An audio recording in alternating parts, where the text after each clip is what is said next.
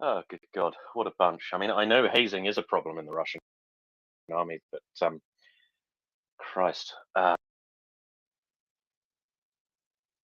Sorry, um, the phone was not responding.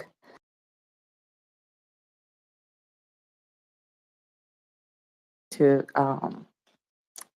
actually contribute. Um, I mentioned earlier that I saw two documentaries yesterday, and one of them was about a tank brigade in Donbass. And one of the things that they said that amazed them was the fact that they kept hammering the same outposts of Russian infantrymen. And every day there were other people there, right? So one of the reasons for which you have had this kind of a stalemate, that's how they called it. It wasn't because it was just because Russia basically sent to die a lot of people. Like they knew that outpost was hammered yesterday and the day before and the week before and the month before. They knew people in that outpost gonna die. They still sent troops there. And therefore, on the paper, on the front lines, like when you draw on paper, you can say we holded this position, but actually the cost of doing that was with thousands of people dead for one position which is only relevant on paper. It's not helping them win the war. It's just not to I don't know how to put this. It's just a pride thing. Like they get to report back home that they didn't retreat. But they don't mention how many men died in order not to retreat. And I think this is despicable. And this says a lot about how they fight this war and how they see and relate to their own people.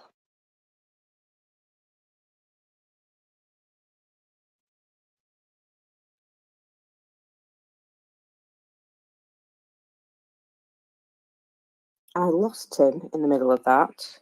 He had a moment, so I'm just bringing him back up. And in the meantime, Nafo Dave, please go ahead. So along these lines, I saw the video you were talking about, and then there was also the audio from the Russian commanders. Did you see that or listen to it? No, I did not. So, well, it was just a recording of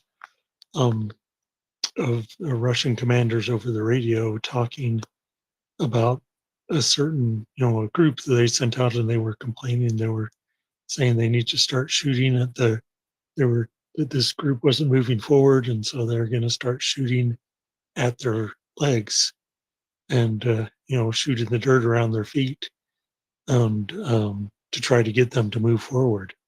And it was, I mean, it was terrible. It wasn't leadership at all. It was just driving the troops from the back.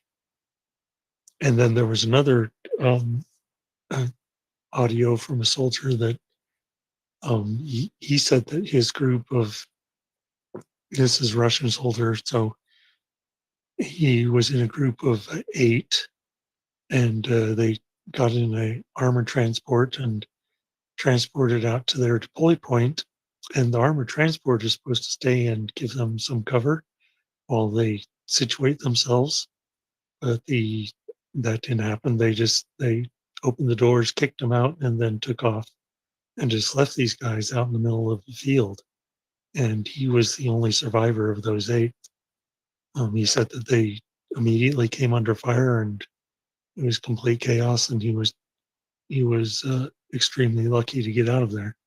Nobody else did. So it just I don't see how Russia can sustain this kind of a uncoordinated, chaotic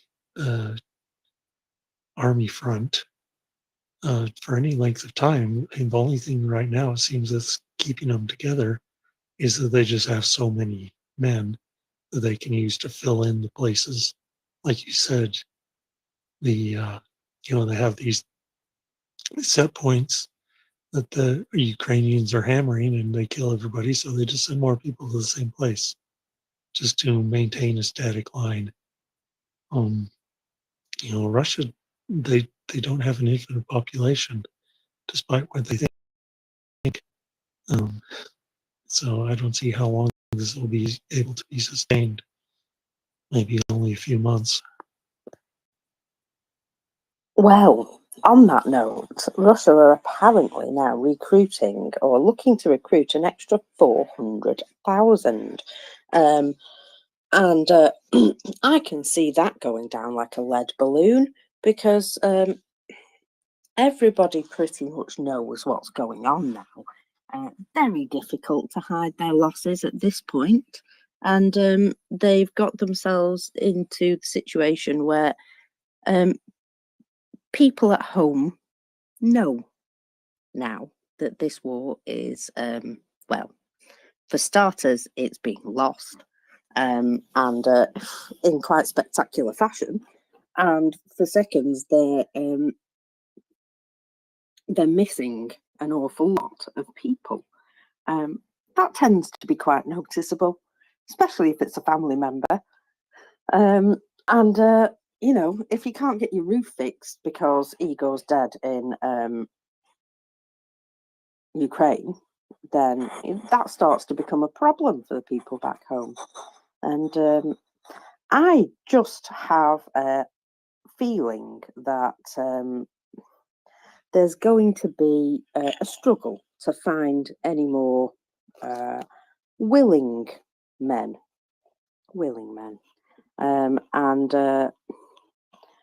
Well, it's surprising to me that they even think that they're going to be able to gather these people together. I have a horrible feeling that a lot of people aren't going to be given much of a choice. There was something yesterday which I noticed, and it was claims coming from the Russian side that the Ukrainians had increased their shelling by tens of times, and basically says the Ukrainians must have had a new batch of ammunition because they've suddenly started shelling the heck out of us. And they've also developed tactics with drones where they come in with a number of drones, and some of them are used as a distraction while some of them go and bomb them. And I think that's hilarious because someone should have warned them that Ukrainians were very good at protecting their land. And they've come up with all sorts of innovative ideas and reasons. I have no idea. I've just been sent a message about something and I have no idea what it refers to, so I'm going to have to come back on that. There are still no numbers for today. something requires them to take a long time to produce these numbers today. I am shocked and surprised. I've got hands. Prince Heather. What if the first number of the losses starts with a 2 and it's totally 4 digits? So you see what I'm saying there? That it might Or am take I? them extra time to count. Yeah, it's like it might be like over 1,500, but start with 2, and it would be like massive, and people would freak out. I doubt that's the case though, but I'm just trying to come You're up just with a excited, logic. aren't you? I want to know the numbers so I can go to bed. That's all. Well, no doubt they will produce them at some point today. I have every faith. And in the meantime, we will go to Amber. I actually have a piece of news that you would like. It's not numbers, it's some other kind of numbers. So, what am I talking about? There have been some statements. Yuri Ihnat, which is the spokesperson of the Air Force's command of the Ukrainian armed forces, declared that they will allow foreign citizens to be pilots of the armed forces of Ukraine, so pilots or employees of the aviation engineering staff, if they have a proper training. He also pointed out that there were thousands of people who have contacted the aviation part of the army, and also Ukrainians who work abroad in various aviation capacities or with various equipments, and they offered their help. So they said, why not?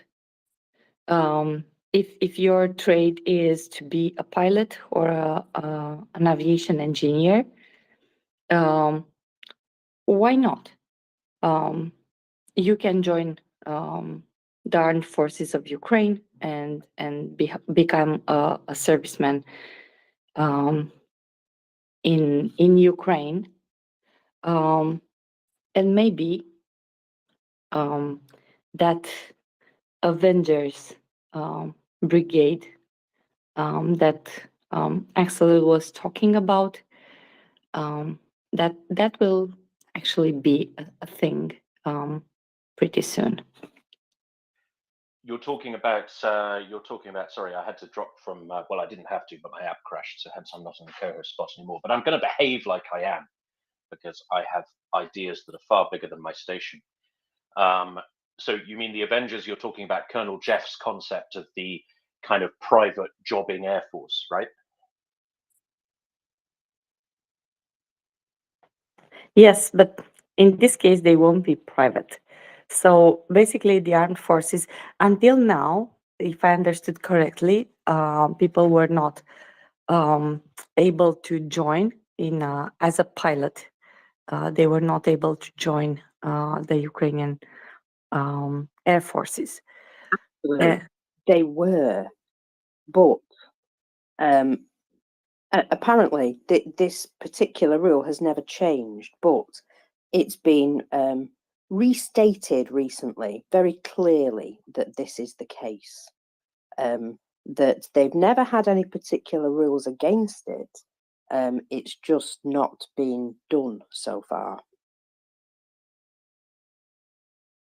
So they actually do have this rule that they are allowed to have foreign pilots in the same way that they can have foreign fighters fighting in their army. But it's something that has apparently never been restricted to just Ukrainians, apparently. But they have made a point of making it very clear that this is the case quite recently, perhaps for a reason.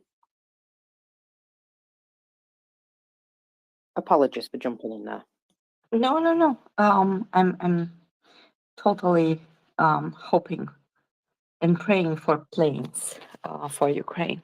I think because I followed the strikes, the Russian strikes on Ukraine, and also the Ukrainian strikes on Russian positions, and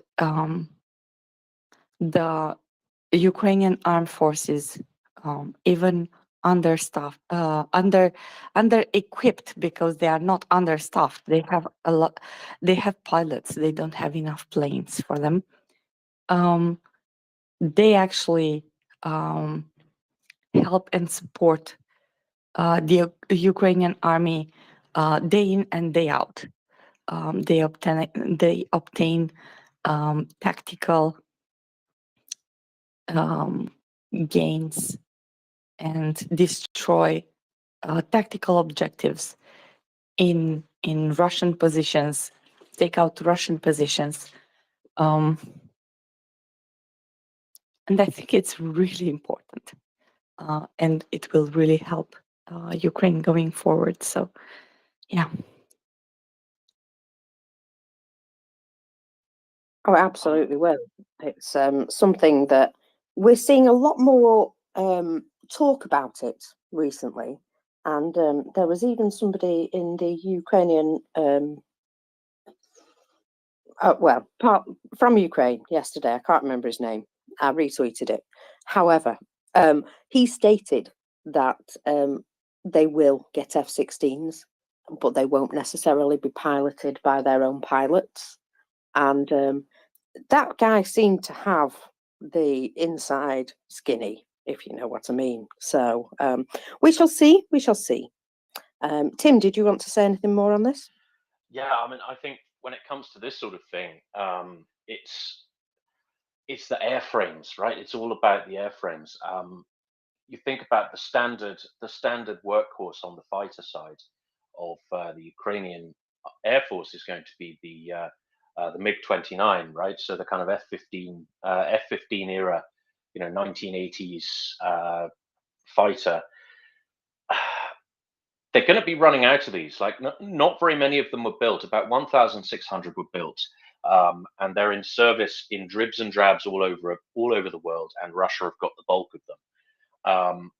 There are not that many countries in Europe who operate them who haven't already given them to Ukraine, right? So it's kind of, who else has got them? Like, who else is left who's on board? I mean, Serbia operates them, but they're not exactly with the program, are they? So there needs to be something, right? There needs to be something delivered to Ukraine to give them the airframes they need to secure at least localized air superiority for their operations. Something's got to give here because there's just not enough of these airframes out there. Do we know anything else about the French? It's said that the French are open to sending, I think it was, what was it, Mirage 3s or Mirage 2000s or something not amazing, but not shit either. Do we know anything else about that? Have there been any movement? We know. Sorry. We know that they are training ground and engineer staff. So we know that some training has started, but no training on pilots as yet. But it would appear to be an ongoing option. Okay, and what else have we got? We've got F-16, we've got Eurofighter. Do we still have Tornado? Has anybody got mothballed Tornadoes? Do we know what they did with those? I don't Apparently think not. they've all been broken down for aluminium or whatever. Yeah, it would appear that there's not enough of them left to make them viable. Ah, bugger. Okay, Eurofighter or F-16 it is then. So they better get cracking. Absolutely, yeah. And I think F-16 is the preferred item, but you know what? If we were going to give them a bunch of Eurofighters, I'm sure they would happily take those off our hands as well. They need airframes, and they need the capabilities that come with those airframes. That's the main thing, being able to fire from further away so that they're not making themselves a target when they're trying to attack. It's going to be massive difference if they can get that extra capability. It's going to make a big deal for them. And it's an injection into their air force of something brand new that they, don't have that capability at all at the moment. And anything that's going to give them the edge, anything, I think. I've waffled for a bit. So Jana, please go ahead. Hi, thank you, Mockers. Good morning. I wanted to talk about something else. So if Chris wants to add to the airframes and pilots, I'll be happy to wait. Chris? Good morning, all. Good morning. I think it's sort of an extension to what's being said. Let me just start, Mockers, by suggesting that maybe you could write down the numbers yourself, and also you might be good at cynical MOD reports as well, and just see how well they match up with the ones that actually come out. So just a thought that was, but the numbers have arrived, by the way. Just telling you. The numbers have arrived. Oh, they've arrived. Oh, too late today then. But in future. So what I was going to say was that the Nordic Air Force, and this point about the Ukrainians who've always had this, ability to employ foreign people, especially and pilots and ground crew. I mustn't. Damon was reminding me about ground crew, and since my father and my stepfather were both chief tech airframes in the RAF, I should not forget the ground crew. So definitely. But anyway, that I think both of these signs are indications of the indicted Putin's and Muscovy's greatest mistake, which is that we are heading towards, unbelievably, coordination and cooperation, which might also lead me on to Thomas Tyner's point about we need to make things in big numbers. But I'll leave it at that, I think. Thanks, Chris. So you're telling me that ground crew actually do something important? Because I thought they just hung out. That's the one, Tim. That's what my dad's used to say anyway. Do you know what the ratio is of ground crew to airframes required to operate? Right, because I'm thinking the numbers. What? How many men are there in the RAF? What, like 30,000? And they operate what, about maybe 2,000 aircraft, something like that. Like it seems like they're quite, there's quite a lot of ancillary stuff that needs to happen in the background to make the things actually fly, right? Tim, I want to say something, but I think I'm going to get the wrong number on that. But I've just got this picture, where they do this picture and they have a plane, a pilot, and then they have all of the support staff. And I'm going to say it's like I don't know, 1 to 100 or 1 to something like that. Some Air Force person's going to come up and give me the right number in a minute, aren't they? So it's a bit like the NHS then. It's just choked with bureaucrats. Don't go there, Tim. Don't go there. Sorry, I'm being deliberately facetious. Thank you, Chris. Anda. So, to my recollection, I asked Colonel Jeff about this, and he said that for 2 planes sent by US outside the country, they had roughly 100 people with them. That being said, I don't know if this number will significantly increase for 3 planes. Probably not. But this was the ratio and the number he gave me when I asked about the number of people needed with one aircraft, or when you basically use equipment. It's not apart from the fact that it's a big plane and it has a lot of parts. There are a lot of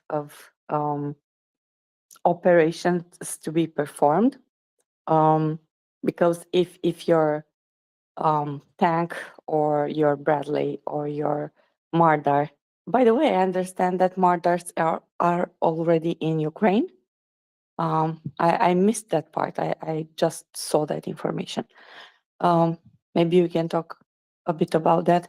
But if they broke down, you can park them, cover them with something, and basically wait for transportation, right? Wait for someone to come to take it and to fix it. If a plane has problem midair, you cannot park it there.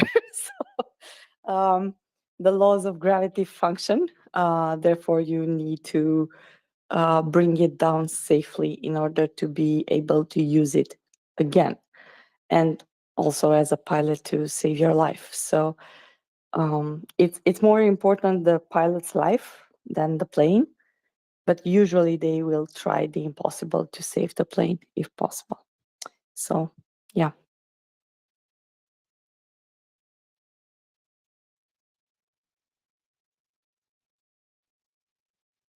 Thank you very much. Anda, sorry, I'm a little unresponsive. I'm in the middle of making potato scones. Chris. So, Anda, that was 2 planes and 100 people, was it? So I got the 100 bit right. Yes. But you know what the problem is there, Anda, right? They haven't included the coffee makers. So I think it's more like one pilot to 100 people. The coffee makers. What I've missed? Are they do they have coffee makers? Oh, only the tank crews need that on a regular basis, and that's why they put a boiling vessel inside the Challenger tanks. But yeah, Ukrainians don't stop for tea and coffee. You should know that by now, Chris. Yana, please go ahead. Yeah, thank you very much. Mockers, I wanted to actually ask you, and maybe you can connect this with the report on the numbers, because the last thing I remember from the last night before I lost consciousness was you talking about some boom, and then I don't remember anything. What, did I dream this, or did anything happen? And if, what was it? Thank you. Well, there's a lot of blackout of information at the moment, but that said, there was 2 large explosions reported in what's it called? Omega Bay, or Omega Beach even. It sounds like a song, doesn't it? In Sevastopol area. So there was something going on there, probably another drone attack. And there was something exploding yesterday in the Donetsk area. That was occupied Donetsk, obviously, and that was recorded. There was a number of loud explosions. I'm just trying to think what I remember about the place. It's near to New York, would you believe? So yeah, near to New York. Now I do have the numbers this morning, and they took a while to come out. They must have been having a rest today, but they weren't having a rest yesterday.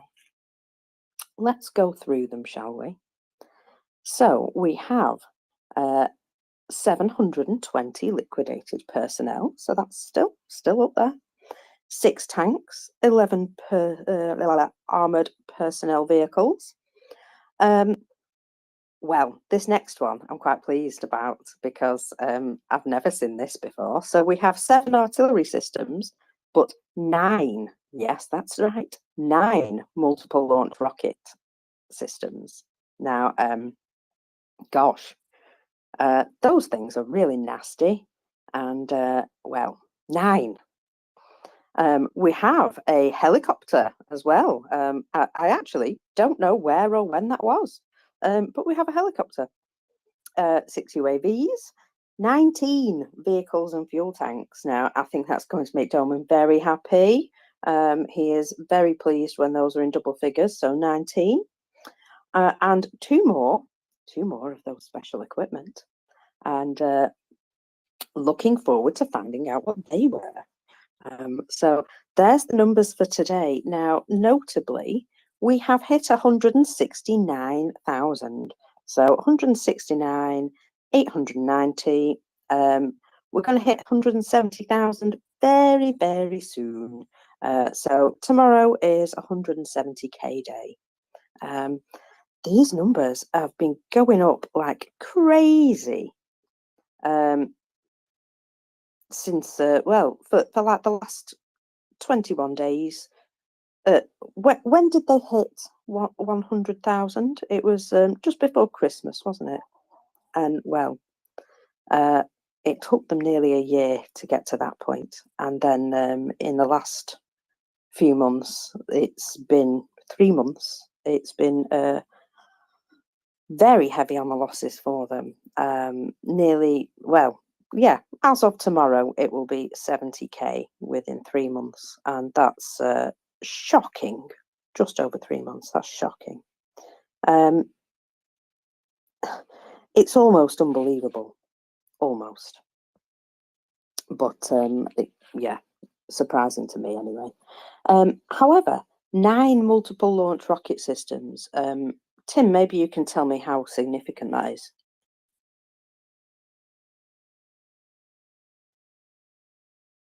Well, you know, can you take those scans? Yeah, sorry, I've got very flowery hands, so I'm currently destroying my cheap Chinese knockoff screen that I bought in Zaporizhia at very short notice because I dropped my phone in the lift.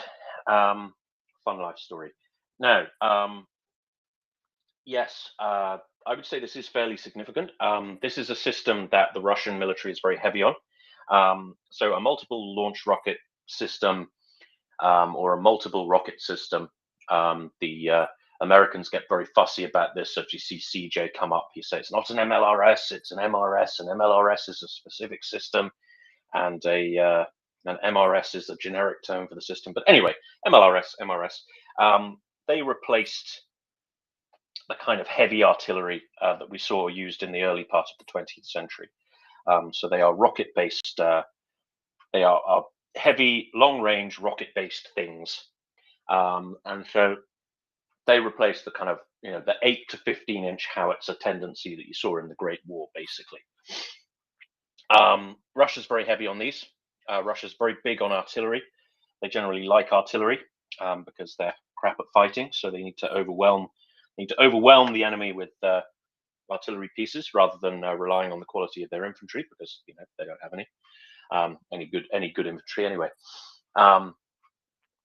So the thing about multiple rocket systems, multiple launch systems, is where they go, right? So they've got a range of kind of 20 to 50 miles typically. So that means they go away behind the line. right? So they will be stationed where they are far away from things, because they can be far away from things because they have very long range, and they will be stationed where they can be protected, and they'll basically be a long way behind the line. So this suggests that the Ukrainians have been striking fairly deep behind lines, using the assets that they have with these capability. This would include HIMARS. This would include gosh, what is it? M270, which is the Western. It's basically a heavy HIMARS, right? So a HIMARS, we like to fetishize it a lot. It's actually a lighter version of an older system. So you think of a HIMARS, it has one pod of missiles, one pod of 6 missiles on the back, and is wheeled. The M270 has 2 pods of 6 missiles on the back and is tracked. So they fire the same thing. They fire the same missiles. So they fire Gimlers, they fire ATACMS. Gimlers is the smaller missile, ATACMS is the bigger one. As I think I've got that right. Yes. So Gimlers is the 6-pod one, and ATACMS is a single missile in 1 pod of 6. So M270 is basically a more horrifying version of HIMARS, and I believe Ukraine have more of them than they have HIMARS. You probably see those kind of assets. It does indicate, this lost numbers does indicate to me that there has been an effort to go after these systems. Like it's not an accident that so many have been destroyed. This is something that Ukraine have been aiming at, figuratively speaking, and literally, I suppose. This sudden desire to get rid of Russian MRS systems could indicate something, could indicate nothing, but I think it probably indicates something.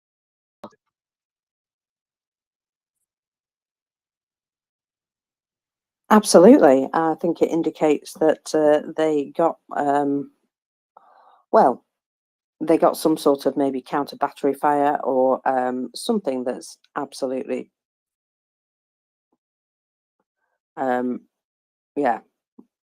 absolutely annihilated. And that just, it makes me really happy when I see bigger numbers on things that I don't normally see on those. I have the MOD update as well. Everybody's got out of bed this morning now and posted their stuff, and so they blimmin' should. Sat here waiting for things, how rude. So I will bring you the MOD report now as well. So the MOD intelligence update for Saturday. Oh yes, it is Saturday, the 25th of March. Russia's assault on the Donbas town of Bakhmut has largely stalled. Gosh, that's a shock, isn't it? This is likely primarily a result of the extreme attrition of the Russian force. Ukraine has also suffered heavy casualties during the defense of Bakhmut. The Russian situation has also likely been made worse by tensions between the Russian MOD and Wagner Group, both of whom contribute troops in this sector. Russia has likely shifted its operational focus now towards Avdiivka, south of Bakhmut, and to the Kremina-Svatova sector in the north. These are areas where Russia likely only aspires to stabilize its front line.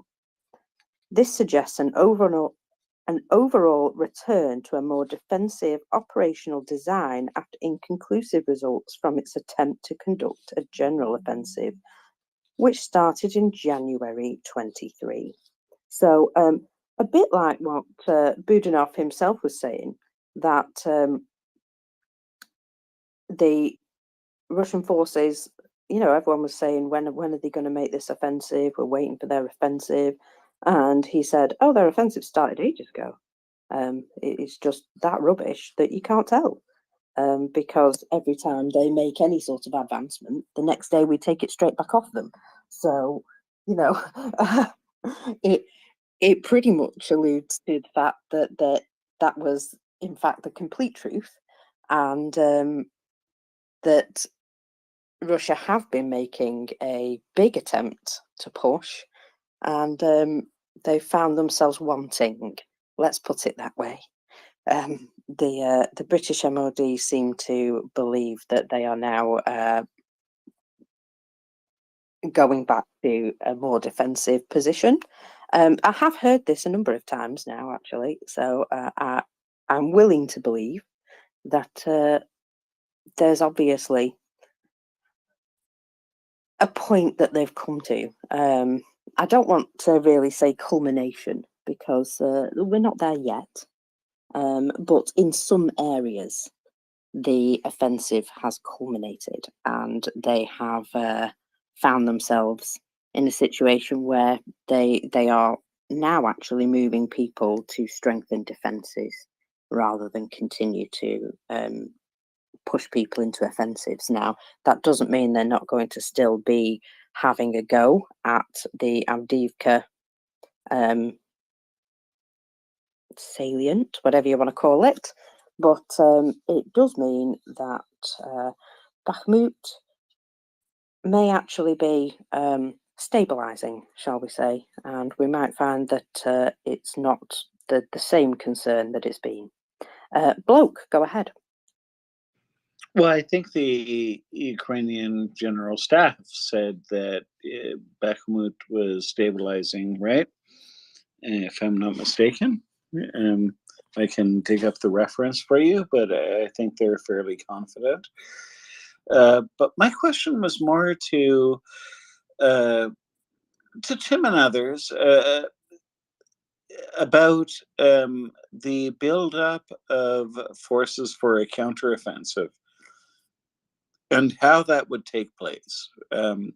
So, for example, we know a lot of Western equipment has gone into Ukraine. We have not seen it on the front lines, which is normal.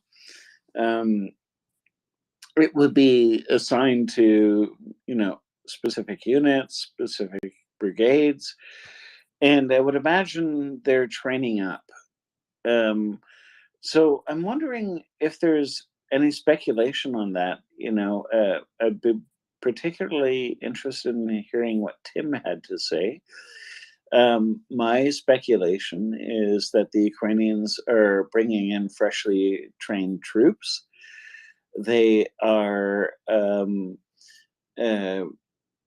focusing on combined armed operations. They are training them in Ukraine.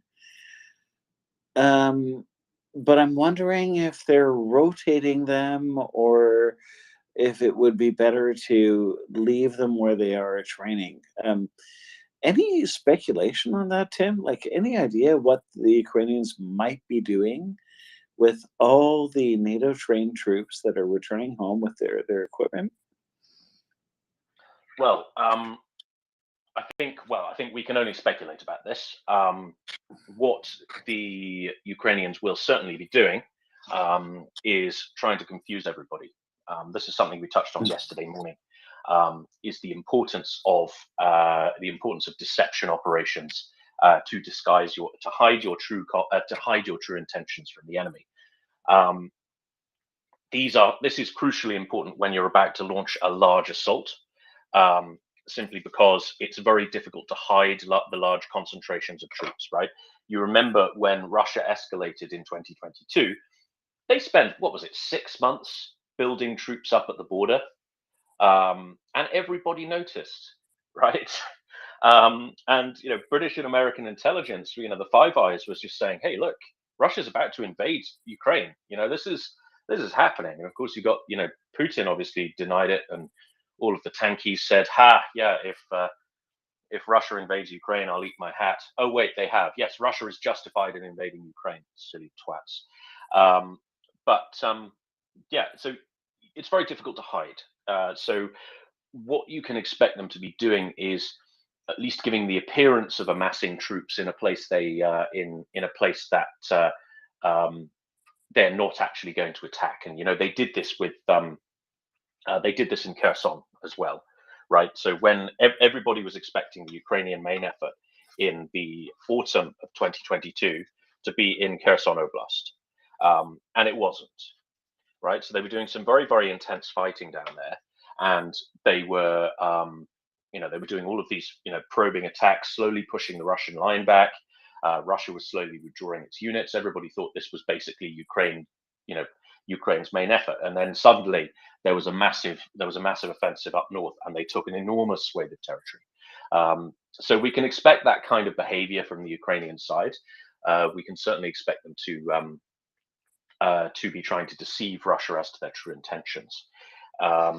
When it comes to how they're going to use the newly trained troops, I would keep a very close eye on where the Challenger 2s end up. That would be my instinct. Why? Right? That's really interesting. Why?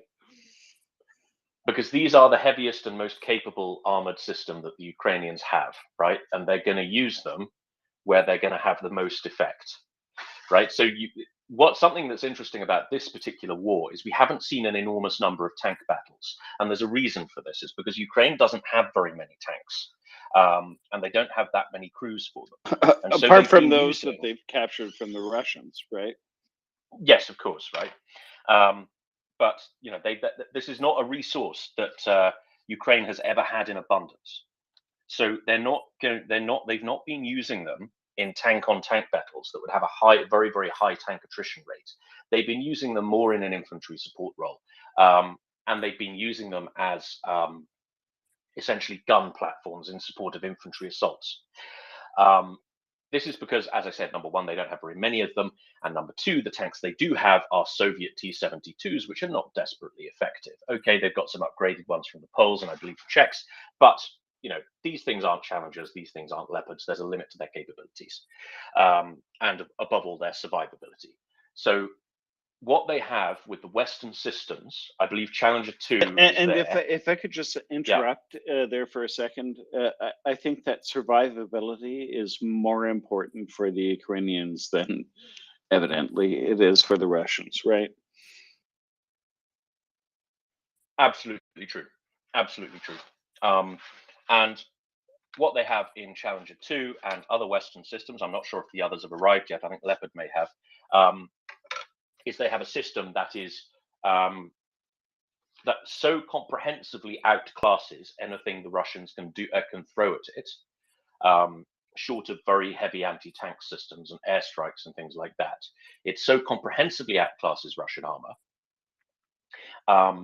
that it will basically sweep all before it, right?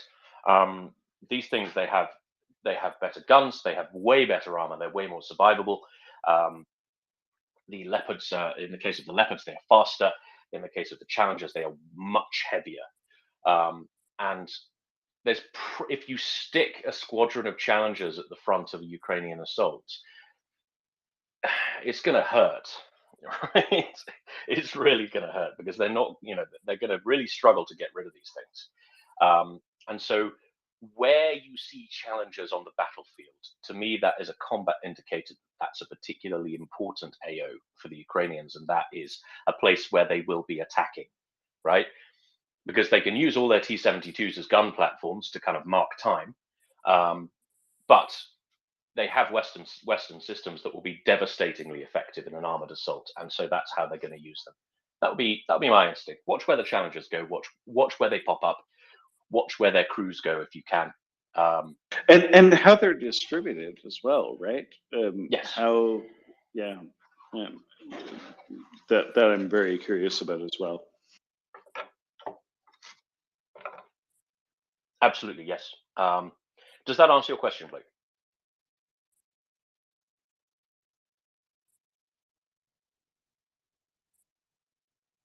Am I still audible? Yes, you are audible. Bloke is not. Bloke, does that answer your question?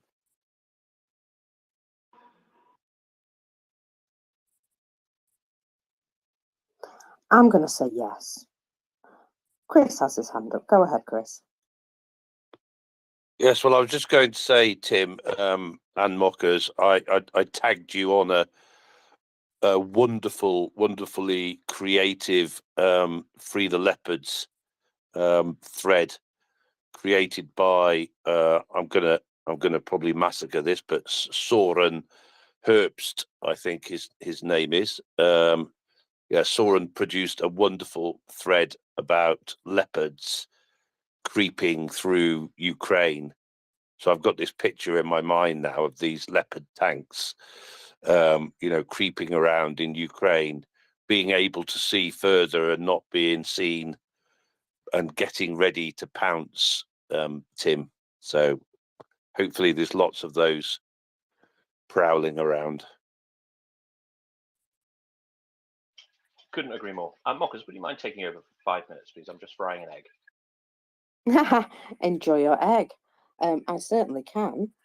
I have something here, which, well, this has been a topic of conversation before, and I'm going to bring you some more of it. So, members of the Russian elite have been criticized by many Russians for not sending their sons for mobilization or war services.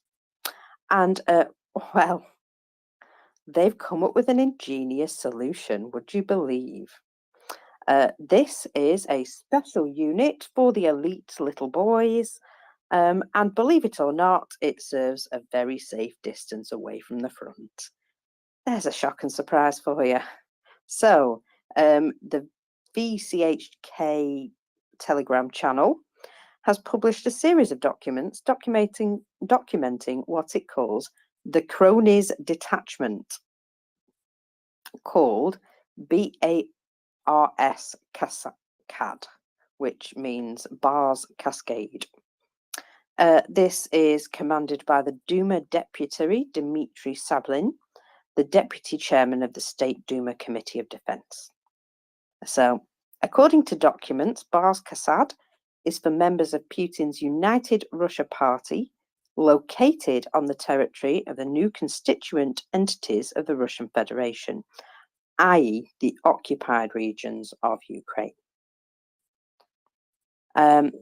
It describes their duties as organising the work of humanitarian headquarters, providing voluntary assistance to the armed forces of the Russian Federation, communication with voters residing on the territory of these regions. So they just go around harassing civilians by the sounds of things. However, the documents show several members of Russia's State Duma engaged on a short, month-long business trips as members of the Bars Cascade, mostly working as drone operators. Notably, they include Sablin's own son, Anton, who has in the past been criticised for avoiding war service. Members of the Bars Cascade filmed themselves launching drones to guide Russian artillery. This says is the most comfortable place to serve by the Telegram channel. It allows for necessary distance from the front line of engagement. So they're getting a cushy little number here, aren't they? So, since around October 22, Bars Cascade has been the main refuge for members of the political elite to receive their mark of participation in the war. 10 members of the Duma currently serve in it, supposedly combining their lawmaking and fighting. The We Can Explain news outlet, these guys come up with quite a lot of good information actually, reports that the unit is a new private military company attached to the Donetsk People's Republic. It is not registered anywhere, it does not have its own legal entity, but has the full support of the State Duma. Weapons for its soldiers are provided by the Ministry of Defense, and deputies buy all the necessary ammunition at their own expense, apparently. Well, they've got the money, haven't they? Put it that way. The unit members have posed with NATO M16s, M4s, and Heckler and Koch G3 rifles, which are very unconventional armament for the Russians. This shows their elite status. They are reportedly mostly special forces soldiers, likely tasked with protecting VIPs. According to a Duma source, it is the professional military who fights in this unit. Deputies, so to speak, take an assault rifle and shoot. They've been cleaned up beforehand and given the opportunity to shoot. They talk so much shit. Sorry. One deputy boasts of shooting Ukrainians in the morning and then distributing humanitarian aid in the afternoon. Chechen parliamentarians reportedly have separate arrangements where they take their own bodyguards with them and stay well away from the front lines. Again, another shock and a surprise there. So they were getting criticised for all the elites not sending their sons into battle. So what they've done is they've made this separate little unit where these looked after boys can go, and every now and again they get to pop out and bother some locals, or stay back in the lines, and launch a couple of drones. And well, it seems like they're having a very cushy war. I'm sure those guys at the front really appreciate the fact that they're getting this assistance from the elites as well. You know what this reminds me of? Sorry, Mockers. Do you know what this reminds me of? Reminds me of those films set during, I don't know, the Great War, or the American Civil War, or the Napoleonic War, or whatever, where the sons of gentlemen basically have to beg their fathers to be allowed to go to war. But the opposite. there is, okay. So the aristocracy are the traditional warrior class of European society, and Russia doesn't really have an aristocracy, not properly. It just has these ridiculous oligarchs and minigarchs. There's no ancient and noble tradition of warfare to them. But it does strike me that actually it is it should be, if you're in touch with any sense of tradition, which the Russians at least claim to be, the sons of the country's gentlemen should really be the core of a fighting force, and they should be very, very keen to do this because that's basically their job. And we're just not seeing it. It's like the opposite. It's like they're finding ways not to serve in the armed forces. It's really quite amazing.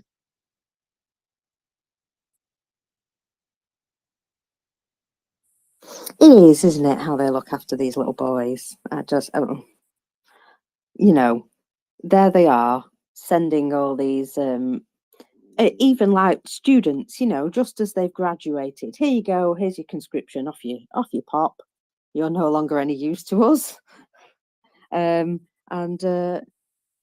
yeah, it's going to continue, I think, to cause and show the division of us and them sort of situation. And it never goes down well, that. It never does. I've been in a workplace like that, and let's just say it was slightly toxic. Chris, you've got your hand up. Go ahead.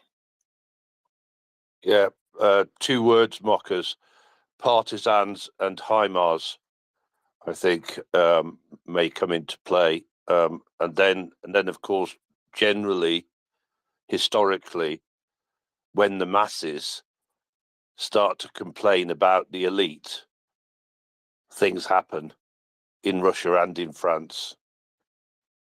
Heads roll.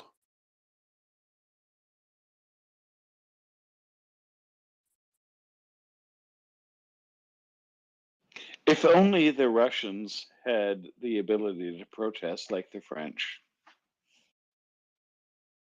Oh, I know. The French have been having a right good old time, haven't they? And yeah, can you imagine what would happen if they'd done anything like what's going on in Russia at the moment? Let's just say there wouldn't be a part of Russia. It wouldn't have happened, and that's the beauty of democracy, right? Well, oh yeah, France is complicated. So. Yeah, but they'd have just. I mean, I appreciate the French do love a riot. We've seen them, protest many a time over many things, but that is absolutely their right to do so, and they like to exercise that right. Sometimes it gets a bit out of hand, but they absolutely know how to tell their government what they like and don't like. And yeah, I think Russia should take some tips from them. I really do.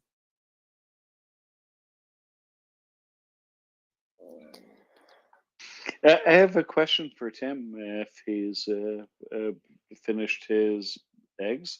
And by the way, Tim, I really appreciate the fact that you bring the English breakfast with you wherever you travel.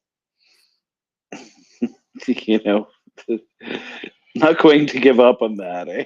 The Well, greatest you know, contribution of the English to Western civilization in terms of cuisine was the English breakfast. was it Rupert Brooke who wrote that you know, there is a corner of some foreign field that is forever England? I think that was Rupert Brooke.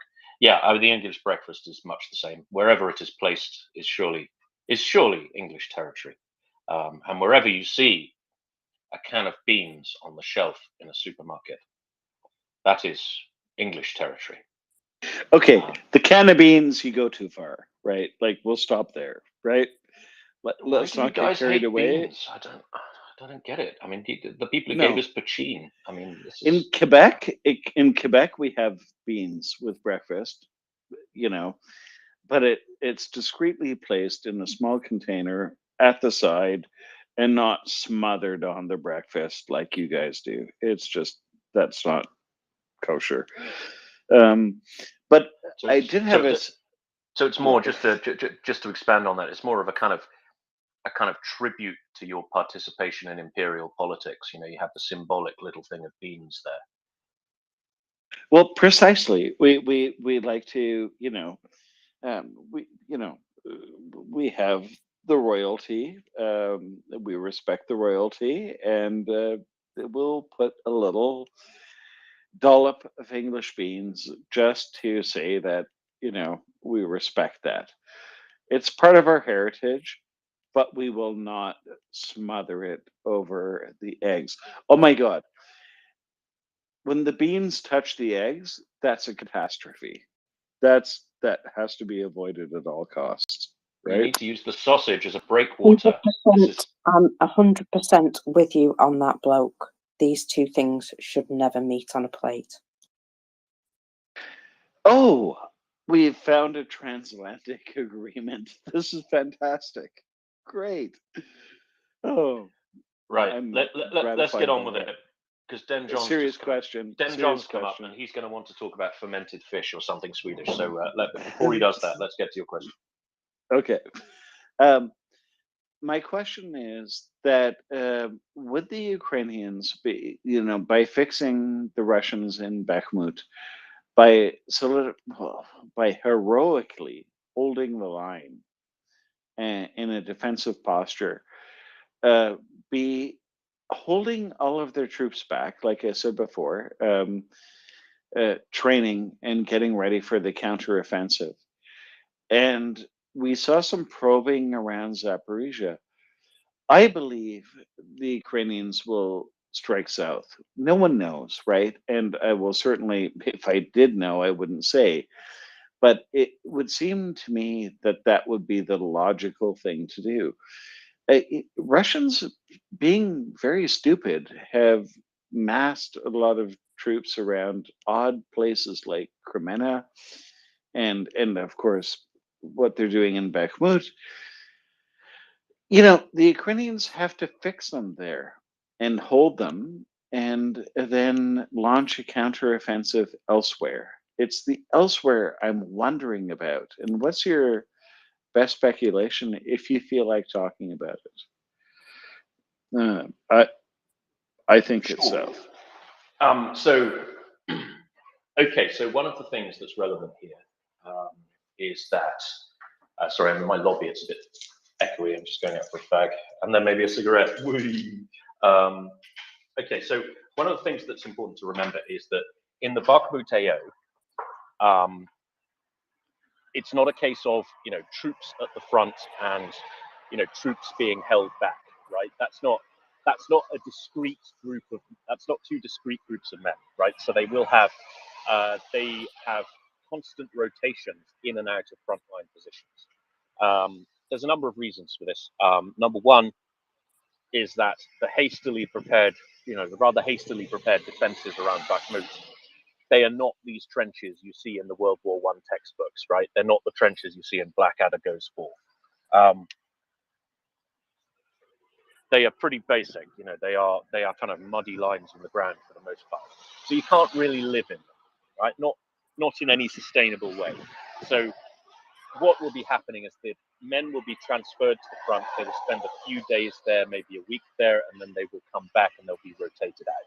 This is not only important for their personal admin.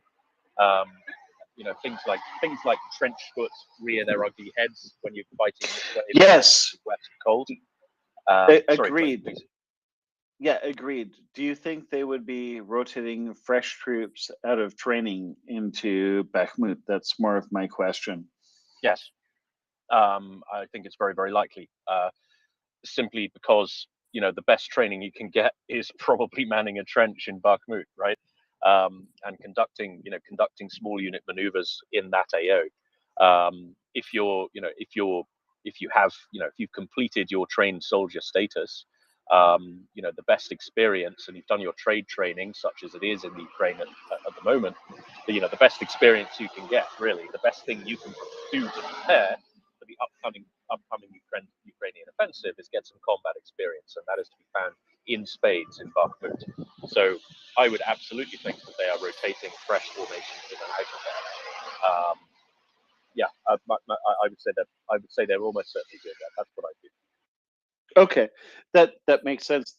That actually gives me that.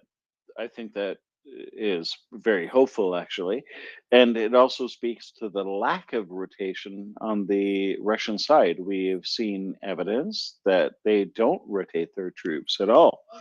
So, your opinion on that, is that true or false? My opinion is that based on what I've seen, is that the Russians are not good at troop rotation at all. Well, I think it's more holistic than that. They can't retreat troops. They can't retreat troops out. The troops are all dying. Right?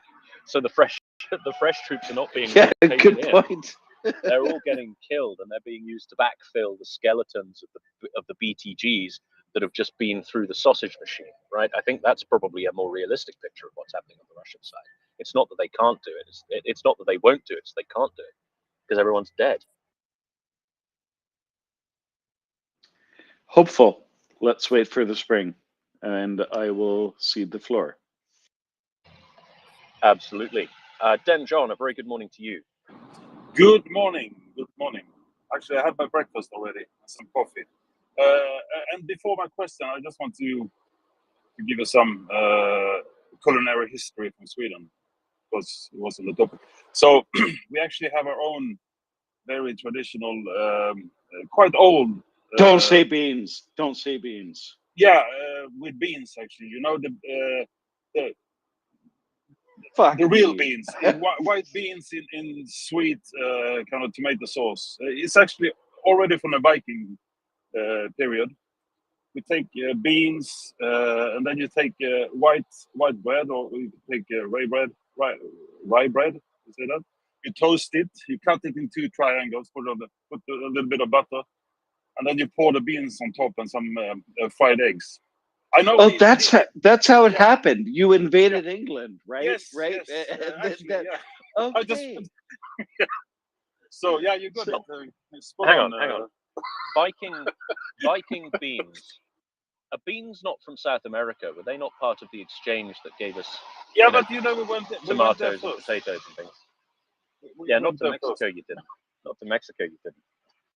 No, I was just. I knew you were gonna twig on this, Chris. That was a joke.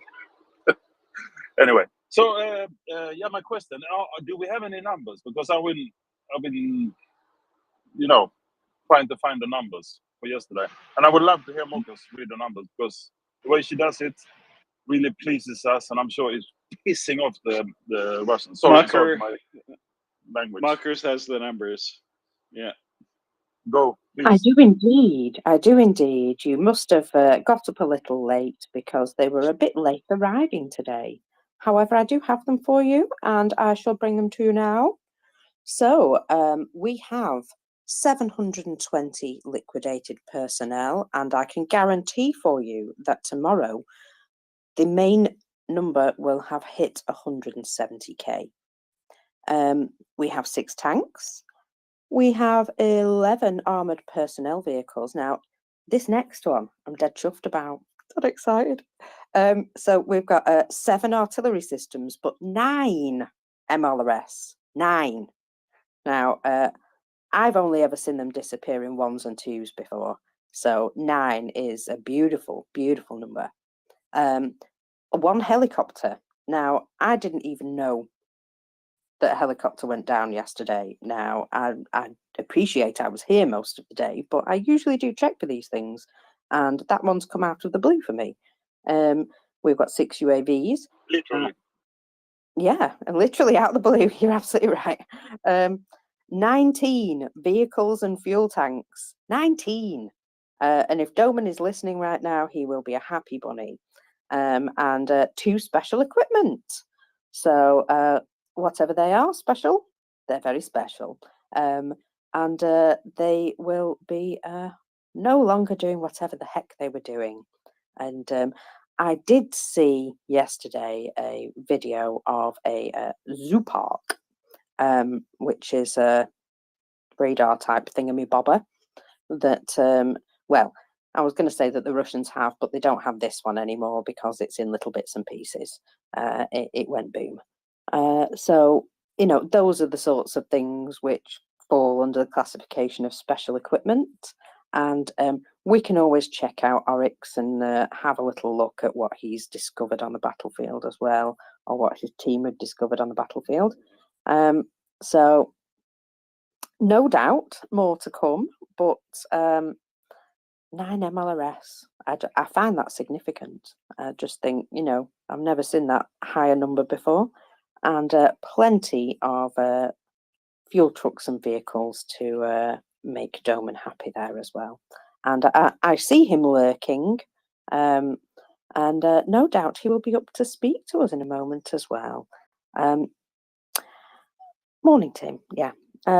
So I also have a little bit of information about what went on overnight, and I'm glad that that just disappeared out of my vision as I was. There we go.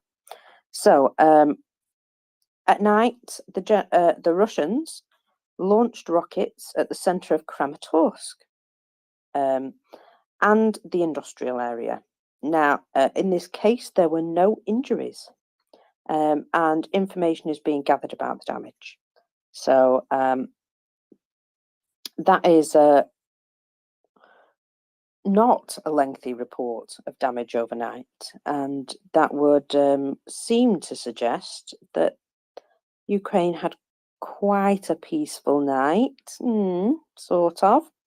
I have a little sort of just main rundown of things that happened yesterday. So I will just run over them quickly, and then we can maybe talk about a few. So Putin can now be arrested in Armenia because of the International Court of Justice warrant. Sweden has announced a new $532 million military aid package.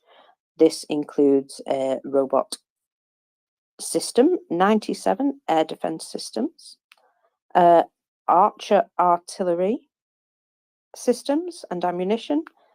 The government has also agreed on the procedure for procurement of Ukrainian UAVs for defense needs for the next 2 years.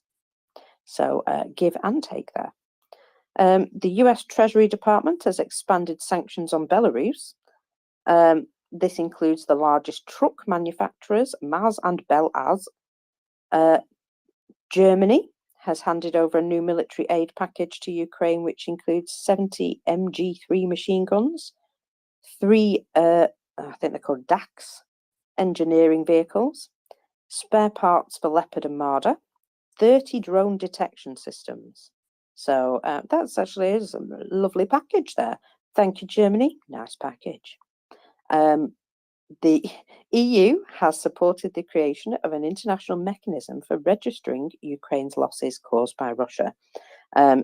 This is something that obviously is not widely reported, but it is something that at some point they need to obviously know the full situation, and they've got people on that. So, yeah, that is a very quick rundown of things that happened yesterday. And people are sending me pictures of beans now, and actually, I'll approve that one. I'll approve that one. The beans are in a cup, so on the plate. So My that's my how my you do it. sympathies, Mockers. It was not your fault. See what happens when you bring up breakfasts. It all gets out of hand. Chaos, absolute chaos. So what was I going to say? Oh, yes. So we've had news. Also, we've seen a number of sources stating that Ukraine appear to have increased their shelling. And also, we have heard from the other side that Russians appear to be continuing to do the same amount of attacks, but sometimes with not as many actual shells at the same time. They used to do extremely heavy attacks, and they're starting to get a little bit lighter. It's notable. It's been noticed, put it that way. So hopefully we're starting to see the tipping point, the turnaround now. I would like to think that that's the case. I'm terribly hopeful. I'm sure things aren't that way across every single sector of the battlefield. I'm sure there are some places which are better supplied than others. But if we're starting to see this happen now, we're starting to see the degradation that Ukraine has been hammering on them for all this time. It's amazing how a superpower can no longer be a superpower if they just don't keep up their maintenance and training and the things that you would expect in a regular military. Yeah. Then John, go ahead. Yeah, what was I about to say? Oh yeah, that was good numbers. I mean, it's good for Friday. I'm sure they didn't work, late, probably. I mean, regarding the 720, which is still it's high, but it's not as high as usual. But it was a Friday, so acceptable.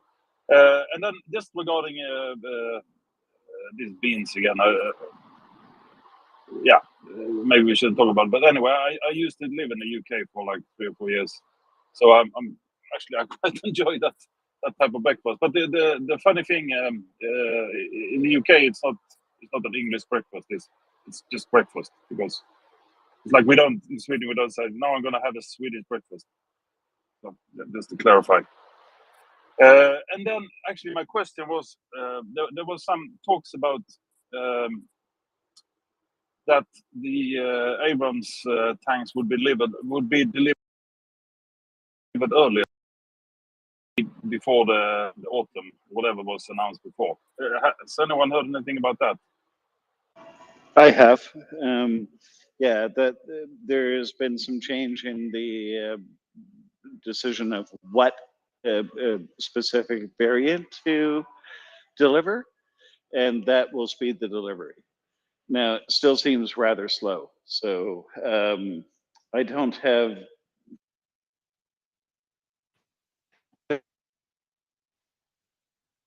They have changed variants, and they've decided to deliver variants that are easier to deliver rather than relying on manufacturing.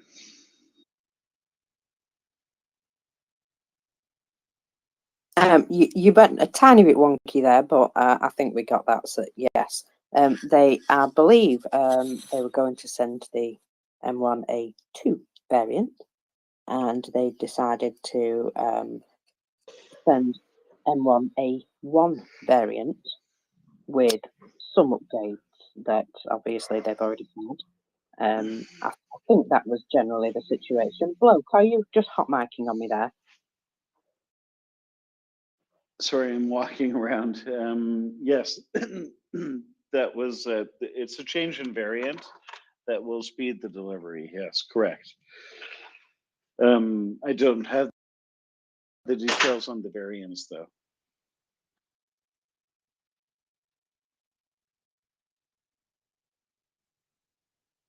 Can you hear me?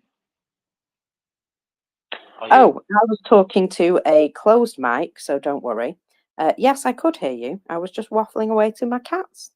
Doman is here, and he's quite a well-informed chap, so I'm going to suggest that he probably has the information. Good morning. I don't know the details of the Abrams because I didn't bother to look into it well enough.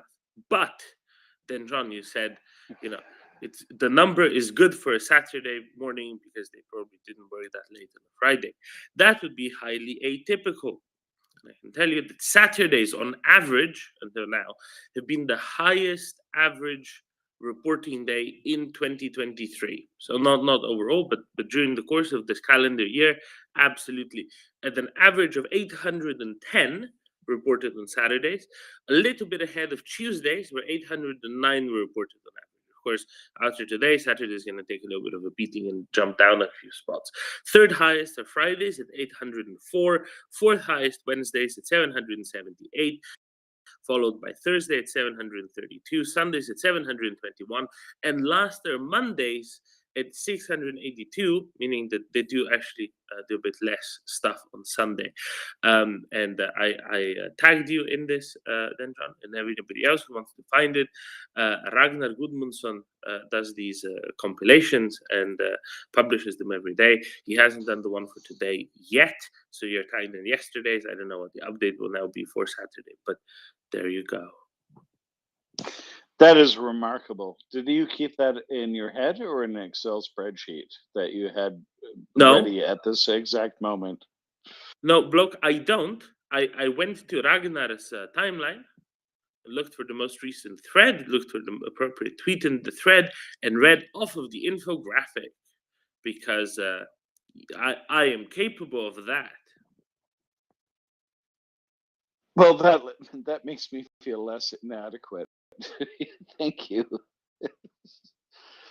Also, one of the great things about the internet is if you want something, you can usually find somebody else who is already doing that for you, like the amazing services of War Translated and the Oryx counts. I think these things are invaluable sources that we really appreciate.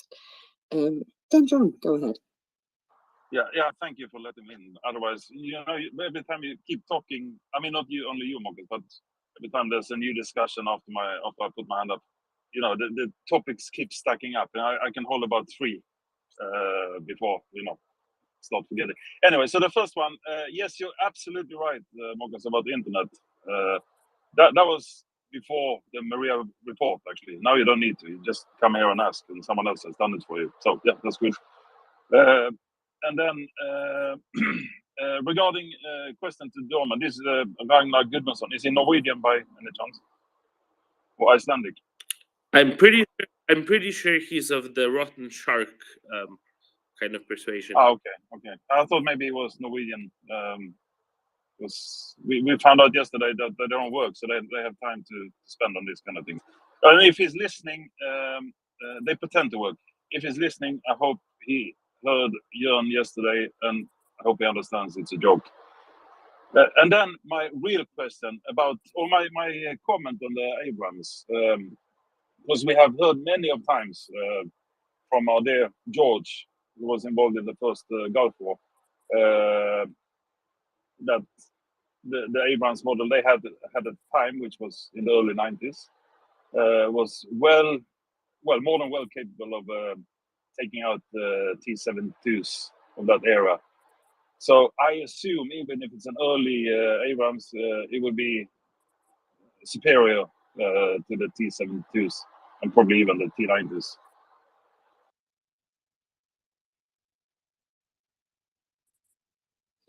Doman? I absolutely concur. Any Abrams are better than what Ukraine operates on average, and far better than what Russia operates on average. So just put them there. I just want to say then quickly, since you're making fun on Nordic stuff. Check out the Thing in the Nest if you've not seen it yet. There is a Danish man who has just the most excellent name on his uniform, and someone who likewise has an excellent what should we call it? An excellent pun for a handle. Found this out, and you will have a great laugh off it, and then we can move on. Blokey will appreciate it likewise. As will anyone, frankly. It's not that. Thank you. We'll absolutely look at that your timeline and I appreciate it. Although I'm still trying to wrap my head around why anyone would have not just stopped at pickled herring. Stop there. There is no need to go further. I don't understand this fermented fish thing. It makes no sense. Stop at pickled herring. Everyone will be happy. Everyone can get behind it. I'm not sure. I saw a video yesterday of two British guys trying the pickle. The surstrumming, trying that, and let's just say that they made a valiant attempt, or at least one of them did. One of them ran away because it smelled that bad. But one guy made a valiant attempt.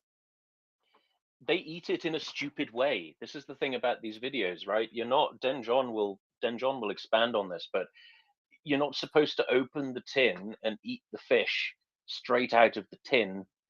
Of course, you're going to vomit everywhere. You know, you're supposed to open the tin in a bucket of water, take the fish out, fillet it, bone it, cut it into little slices, serve it on a matzo with some sour cream.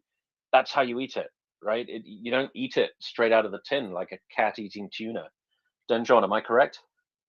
Yeah, you're spot on. I mean, you don't even need tuna out of the tin. You can, but you don't. Yes, you put it on hard bread.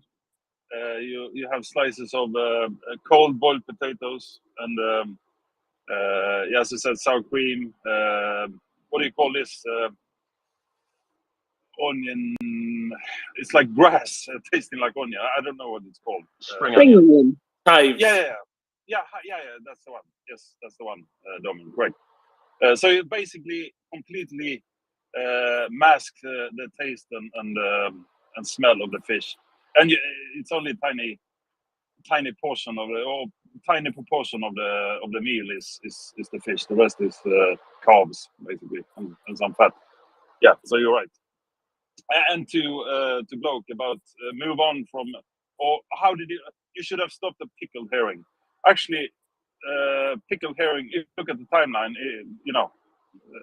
the surströmming came before, and then some people stuck with it. But No, that can't be true. That can't be true. No. Seriously? Hear me out. Yeah, it's true. But then others, they thought, no, shit, this we can't eat this. I mean, it's terrible. Let's see what we have in the kitchen or in the cleaning cupboard. Oh, we have some acid.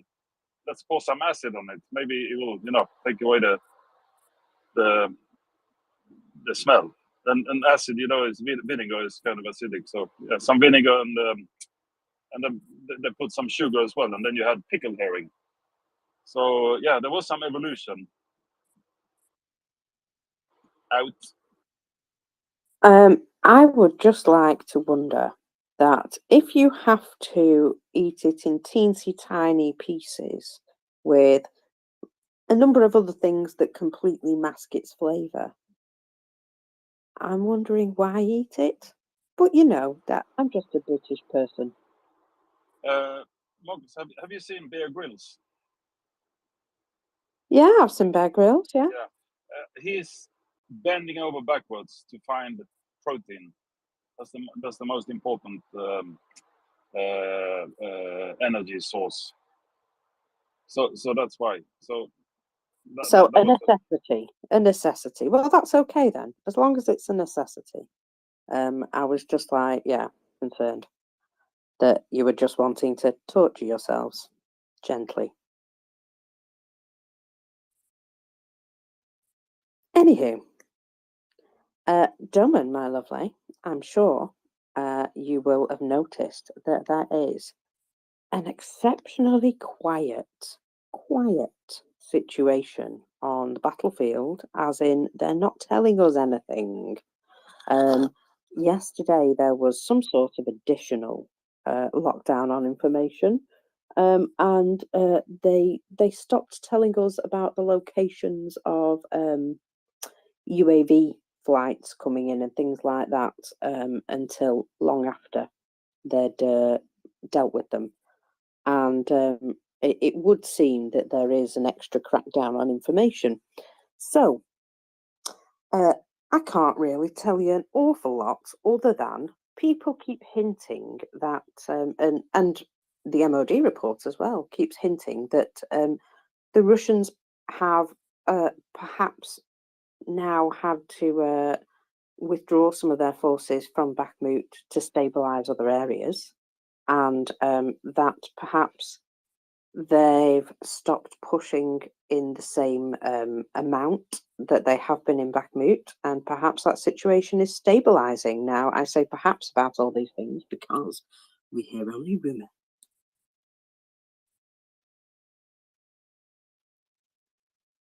Scurrilous rumours, but yeah, the information in general sounds positive. And now I know why Doman couldn't talk to me, because he was in the process of co-hosting. Carry on. Absolutely. And you know, this information blackout is how it is. All I really wanted to say is that then Bear Grylls was spotted in Kiev a few days ago. So you know, beetles beware or something. But I'm sure that Dentron and Blow can continue on this much more reasonable and sensible line of thought. No. I have to go to bed and just dream about this stuff and try to sort it out in my head. It's late. But thank you for all of your input. I still maintain that Swedes should be eating pickled herring instead of English breakfast, especially not with beans. It's been like all of my assumptions have been shattered, and it's your fault, then, John. Explain yourself. That now you correct it, bloke. Pickled herring with beans. That's a new one. It's gonna be on the Christmas table. That is not my fault. That was your fault. It is. That was It yours. Okay, I give up. And with that, I bid you a very good night, because I just can't take it anymore. I think it's just too much. Are you also mad as hell? Sorry? Are you also mad as hell? We don't have that in our nature. We get annoyed. It was a film reference. Never mind. Oh, I missed it. I'm sorry. mad as hell, and I'm just not going to take it anymore. Never mind. Okay. Well, yeah. Good night, everyone. Have a good sleep. And Slava Ukraini. And to Bakhmut holds, to the heroes of Bakhmut, and to the coming offensive. And may the free people of Ukraine be victorious. And it's that simple. And we will do whatever we can to make that happen. Good night. Good night, bloke. Den John, you have your hand back up. Yeah, about the media block. You know what I mean. Not much information is coming from the Ukrainian side. I mean, there's signs from the other side, right? Well, there's explosions on the Crimea, several locations. There was this radio announcement going out. I don't know if it's fake or not, on Crimea, that it was a drill for evacuation or what. And then you have the drunker in the Security Council in Moscow saying that they will use any weapon if Ukraine tries to take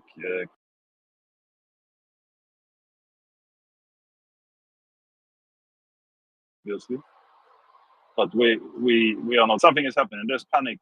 I think sense of panic in Moscow or Muscovy. Out.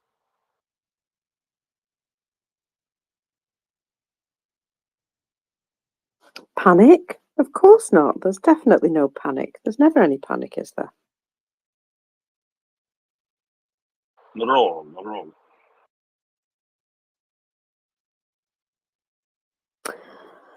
Now, Domin, I mentioned the MOD report there, and I don't think you'll have heard it yet. And I have always not. want to give our newly woken up folks an extra round of it. So we shall go back to it because it is basically backing up what I was stating earlier, that the British MOD have a feeling that Russia have really found themselves in a hard place in Bakhmut. So here is the MOD update for the 25th of March. Russia's assault on the Donbass town of Bakhmut has largely stalled.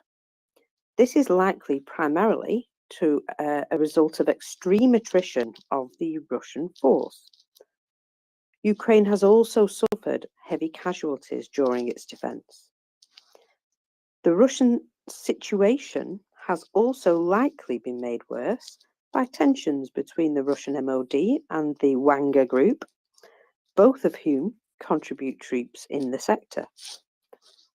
Russia has likely shifted its operational focus towards Avdiivka, and we have indeed heard of additional assaults in that area.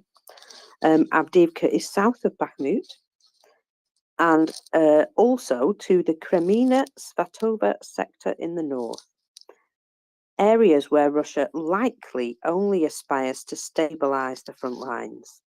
This suggests an overall return to a more defensive operational design after inconclusive results from its attempt to conduct the general offensive since January 2023. So, echoing the words of Budanov there, who said, offensive? Oh, that started ages ago. You just haven't noticed it because it's not getting anywhere. And the British MOD seem to think that that offensive has now stalled, and Russia have worn themselves out, which is exactly what Ukraine was planning to do by holding them in Bakhmut.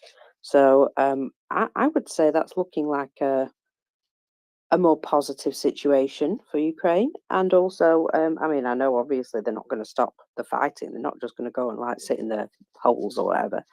But it does suggest that the raids, the human waves, things like that, might just be starting to be phased out. I think that is the logic of it, right? That's what was kind of expected there, was the Russians are going to keep pushing until keep pushing until they have exhausted their forces. And let me just find the quote I am seeking. Here we go. This will be from Mike Martin Threshed Thought. He's a fellow at King's College London Institute for this, what is it, War Studies. Department of War Studies? That Department of War Studies. And he says, this is back in January. The war has two phases. They alternate. The first phase is when the Russians focus on particular objectives at great cost in men and materiel. They do this even though those objectives aren't super strategically important. They continue because the chain of command doesn't work and nobody tells Putin it's a terrible idea. The Ukrainians realize this and conduct the fighting withdrawal or attritional defense to lay waste to as much Russian combat power as possible, while slowly giving up as little territory as possible. The second phase is where the Russians, due to phase one, have hollowed out their forces, which allows the Ukrainians to go on the offensive somewhere else in the country. Examples of phase one, Mariupol, Severodonetsk, Bakhmut. Examples of phase two, Eastern Kharkiv, right bank and Kherson. The question that everyone should be asking is, where will Ukraine go on the offensive with these new tanks and infantry fighting vehicles? So, this was written on the 12th of January, still holds firm, still the one relevant thing, still the one interesting thing. It really is all about that, isn't it? this Russian offensive has been going on, and gotten nowhere, which is good, right? It's gone a little bit, but it's not gone very far, which is a good thing. And any sort of failures within Russian-owned structures, they have only themselves to blame, and they can always just pack up and go to actual Russia. All of these, it amuses me so when you still have these main battle tankies come out and say, yes, but it's all NATO's fault in the end, really, isn't it? We shouldn't have expanded. Russia isn't threatened by NATO. Russia knows it's not threatened by NATO. If Russia thought they were threatened by NATO, they wouldn't be removing their forces from places like Pskov, right there on the border of the Baltic states, NATO member states. They wouldn't be removing the people from places like Kamenka, Viipuri, Alakurti, there on the Finnish border, just after they've gotten Finland to want to join NATO. Firmly, properly, with vast, overwhelming popular majority. They wouldn't be emptying those bases if they were threatened by NATO. They know they're not threatened by NATO. If they thought they were threatened by NATO, they would have, left soldiers there to avert the possible threat. What utter pile of round objects. Then, John. Yeah, 100%, Roman. I mean, the threat NATO possesses on Russia is Russia's ability to expand the empire or retake previously occupied territories. That's the threat to Russia. Once in NATO, you're a hard target, right, for Russia. So that's but there's no threat of, and I guess there's never been a threat from actual military action from NATO. It's the other way around. They can't now invade without strong opposition. And that's the problem they have.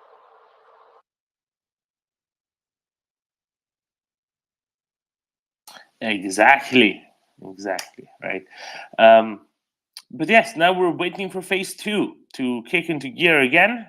I hear that weather's been a little bit drier in some parts, that the soil is getting nice and compacted and solidified to make it a lot easier for various vehicles, both tracked, but also maybe wheeled soon, to drive on, which is important because mobility is key in efficiency in liberating of territory.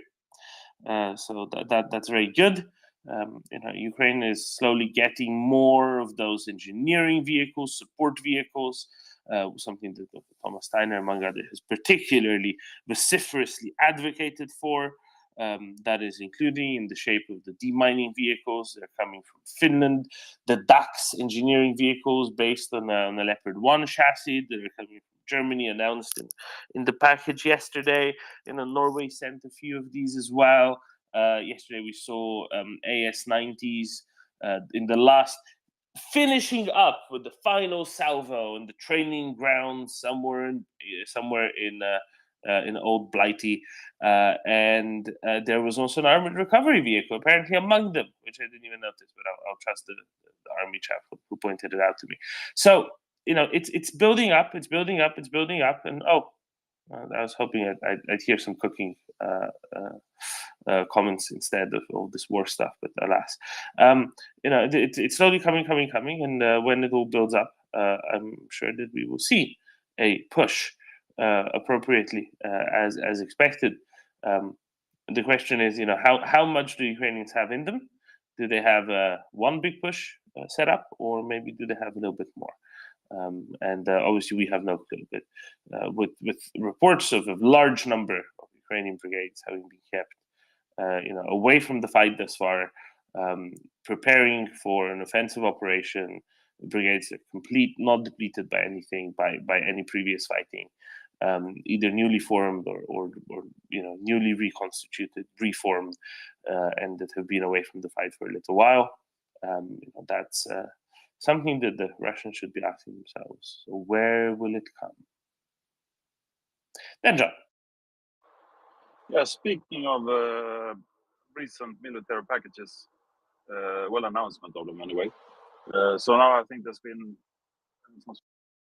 isn't it, the second one? I can't remember now. Probably the second one has been announced. And that was, what did you say, Marcus? 540 million or something. I think in Swedish currency it's like 6 billion. So in total this year it's close to 10 billion SEK, and that's actually that's more than 10% of the budget, defense budget for this year, which is kind of, yeah, it's a lot of money, but and if you just say we just spent in the first quarter, we given more than 10% of our defense budget, equivalent to our defense budget in the first quarter. That sounds like a lot, but also maybe says that the defense budget isn't that great yet.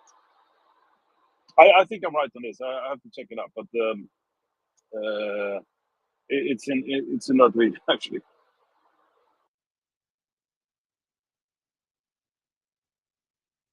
Yeah, I think there's a consolidation of some previously promised equipment, right? Like the stridsvagn, the Sugarthor, the archers, some other things, and it was announced yesterday, 2 days ago, by the Swedish government.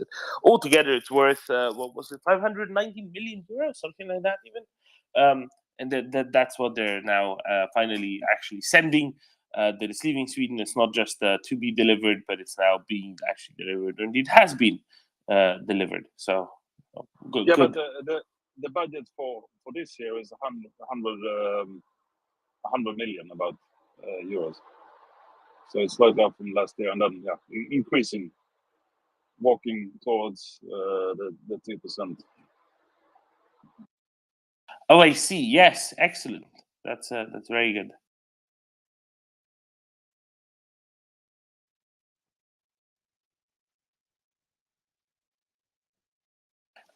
Then, John, there is news.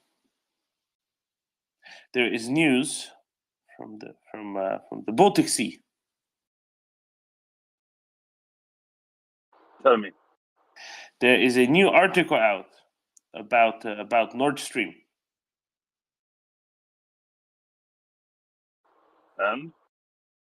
Well, they say that the Russian Navy is believed to have operated the mini submarine at the Nord Stream sites days before the explosions, and that's raising some questions about the investigations. It shows some, for example, Danish patrol boats going in odd places near Bornholm because they were seeing something suspicious and probably chasing around the submarine. They were also joined by Swedish sea and air assets in that.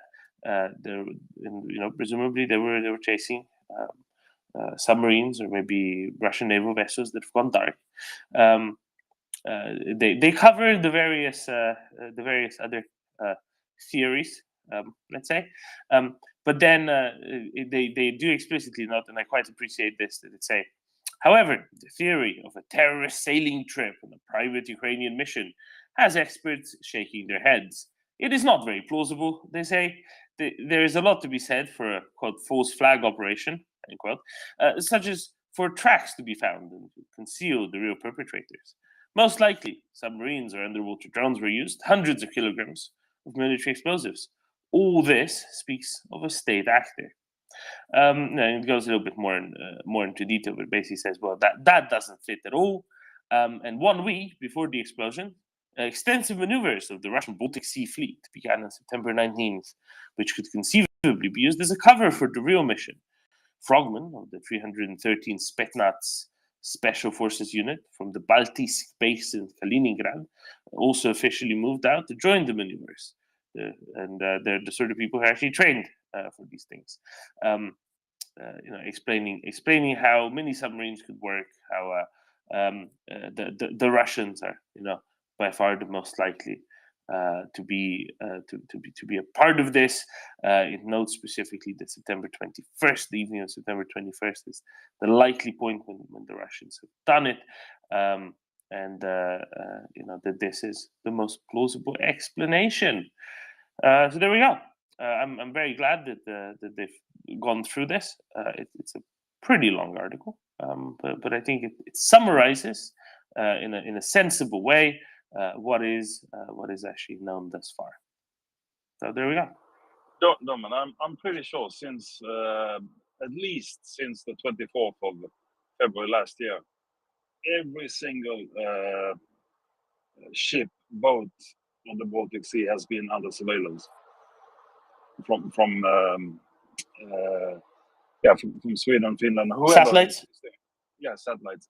Every single vessel has been plotted. I'm 100% sure. So yeah, they know who did this. There's 100% sure there's evidence, but maybe not the willingness to reveal everything yet. And also, I mean, it's likely there's so many who has potential who's potentially got some kind of incentive to do this, and one of them is Russia, of course. Others could be Norway, because now they can sell gas, right? Or the US, because bad Germany, you shouldn't buy gas. And others, activists and so on. But either way, whoever did it, I don't care. It's a good thing. It's gone. It didn't achieve. It didn't achieve the outrage within the coalition. That why did you blow up our pipeline? All it did was ended the gas flow for a very long time, and basically the loser is Russia, because we will sort it out.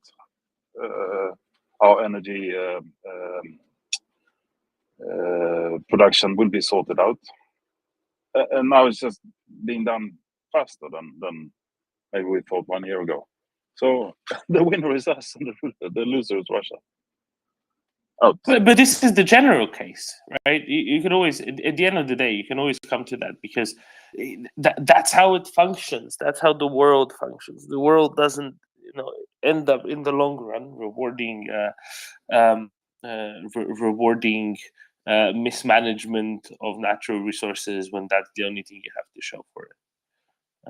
Yeah, except for Russia, because I mean the way they work. When you pull it up, because they don't have the alternatives. We see that in all the industries, and I always brings up these ball bearings. I mean, if you can't even produce ball bearings, which is of course complicated or high tech industry to some extent, but they didn't bother to do it. They didn't bother to do anything. Everything is imported. So if you pull the rug on them, they are kind of shit. What we're going to do now? But we are not like that. A problem is there to further our societies. Actually, every time there's a problem, it makes us stronger.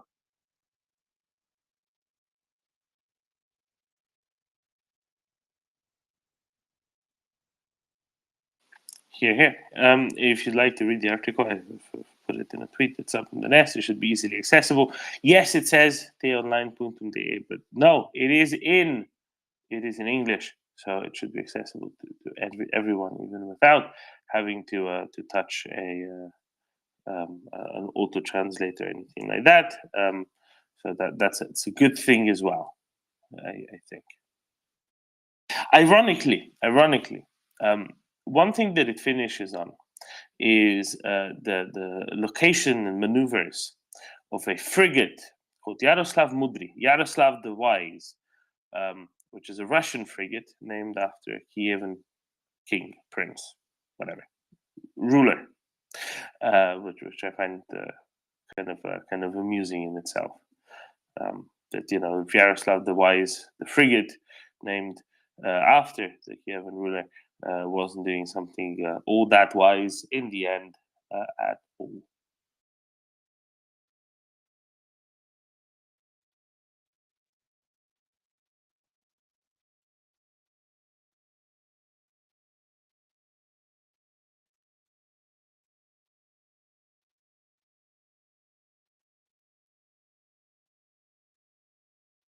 And I see that we don't have the advertisement up in the nest. Now, I don't know exactly what we're going to be doing today, in about 5 hours' time, once we're joined for the weekly segment of the Stories of Freedom by Peter Duran. Are we restarting the story from last week from the start? Are we picking up at the midpoint where we left off? Or perhaps are we getting half of last week's story and then all of a new story? So whatever it is, it will start in 5 hours. But there you go. Chris, please. Good morning, Dermot. Can you hear me? Good morning, Chris.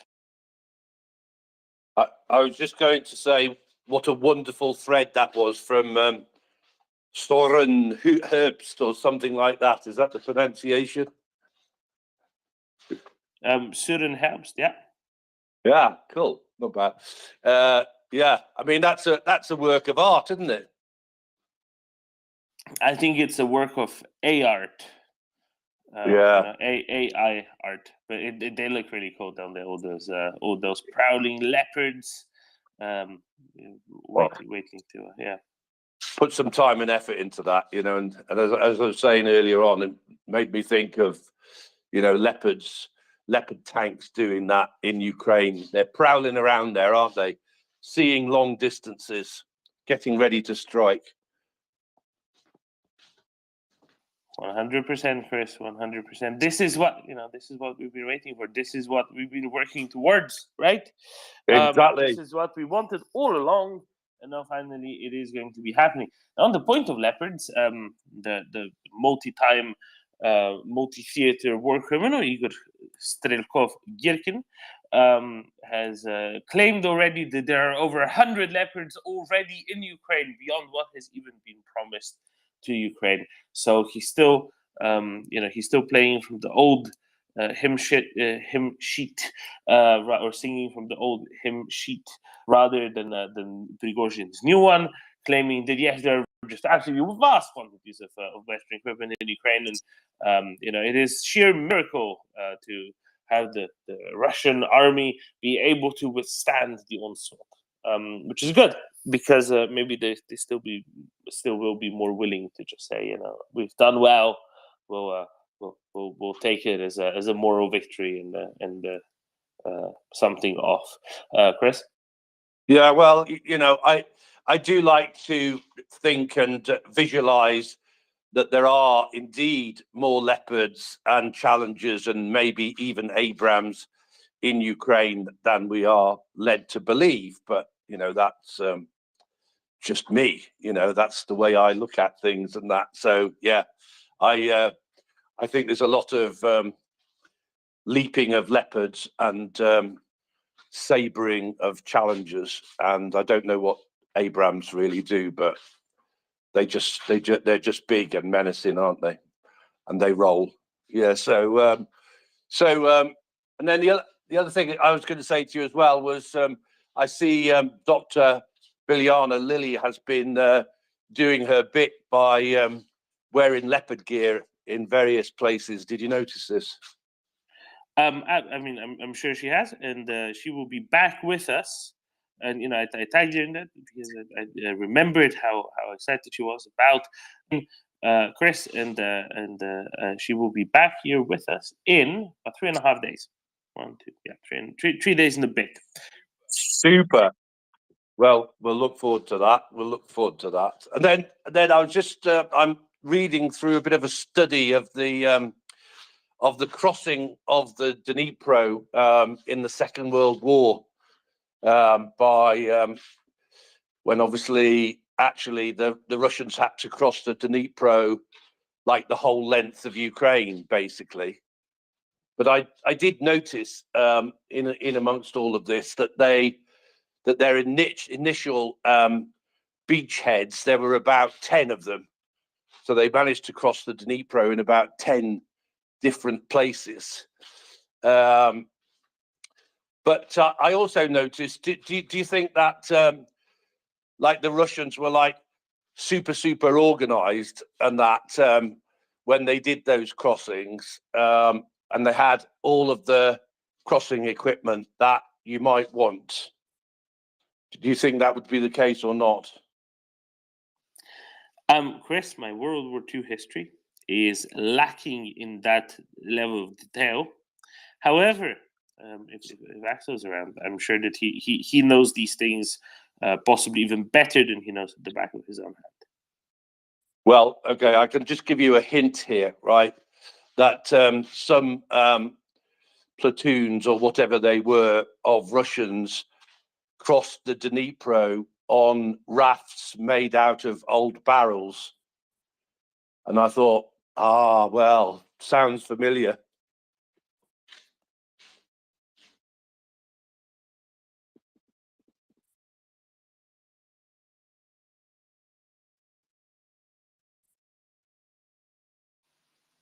Absolutely. I mean, we'll see.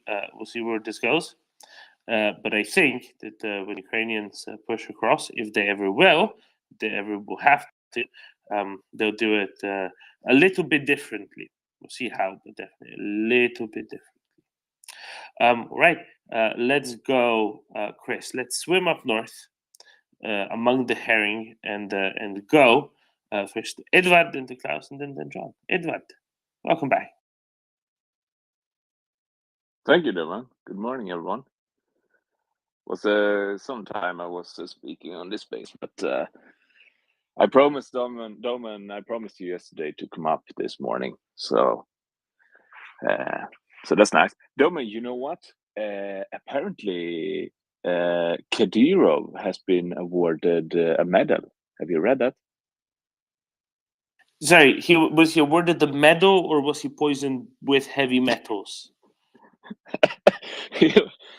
Yeah, he was awarded a medal for human rights defender of the Chechen Republic. And I think that's funny because I was also awarded the medal, Daman. Do you know which medal I was awarded? I'm sorry. Can you repeat that? I didn't hear anything past the Chechen Republic because I was laughing too hard. No, I was apparently I myself was awarded the medal too. Do you know what medal I was awarded? I was awarded the medal of cleaner of my house, Doman, by my house. You know, that's pretty funny. I mean, you have it. People talk about living in a smart home, but you really take you really take that to a whole new level. Absolutely, but I was slapped on my fingers by Daniel, you know, our friend of the space, and he said to me that apparently you're not the one cleaning at home. Daniel said to me, so he got me there, Dama. Apparently, I'm not the cleaner at my home. So that's that. Oh, that is astounding! How did I not hear that Kadyrov got a medal? That is terrific. That is astounding, terrific news. Anybody who needs a laugh, I think got one, got a really hearty one, and we are all for the better for it. This medal for Kadyrov, he thought he was an award for him. It really wasn't. It was a gift to everyone else. Absolutely. Oh my, Klaus, did you get any awards lately? No. Good morning. But I've heard that it's important to get out of one's comfort zone. So sometimes I do a vacuum clean in my house and wash the floors. So that is my way of trying to stay on top. But I was thinking of Gherkins, if he's right and there are more leopards, the communication department of various countries have underperformed, I think. Thank you.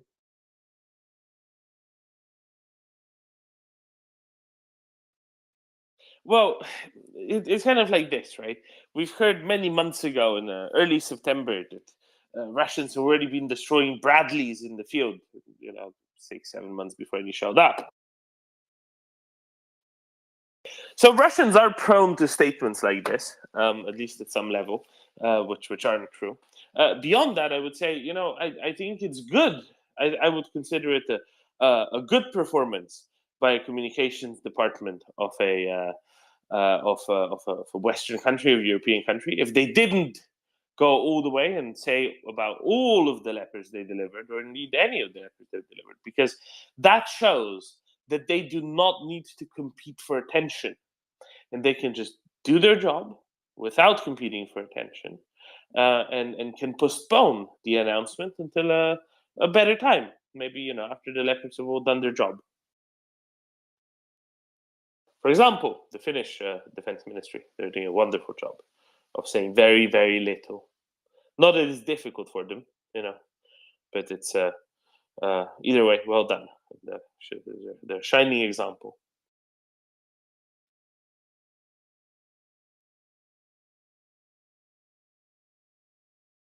Then, John. Yeah, question about this crossing the river, the Dnipro, because the question is always whether they're going to cross at Nova Kakhovka. How do you pronounce it? Nova Kakhovka. Nova Kakhovka, yeah. Yeah, but why do they have to do it there? Maybe this is why I'm not a general, but I mean they have supply lines all the way to Bakhmut, right? Which is in the far eastern regions of Ukraine, meaning somehow they are crossing that river. Wouldn't it be possible to just turn right instead of keep going? Oh, absolutely. Straight, yeah, and not bother with that, and then maybe once they reach that point from the north, they could cross. I don't know. I mean, is it just me, or why bother crossing that river with high risk of being cut off and so on? Or can they be cut off even if they come from the north? I don't think that they will. And if they do, I think it will be kind of a supporting a supporting sort of move, right, as opposed to a main drive. You just can't bring that much stuff over the river sufficiently quickly for that to be the main force. But it can be a supporting or flanking force that supports the main effort elsewhere, and that's a plausibility.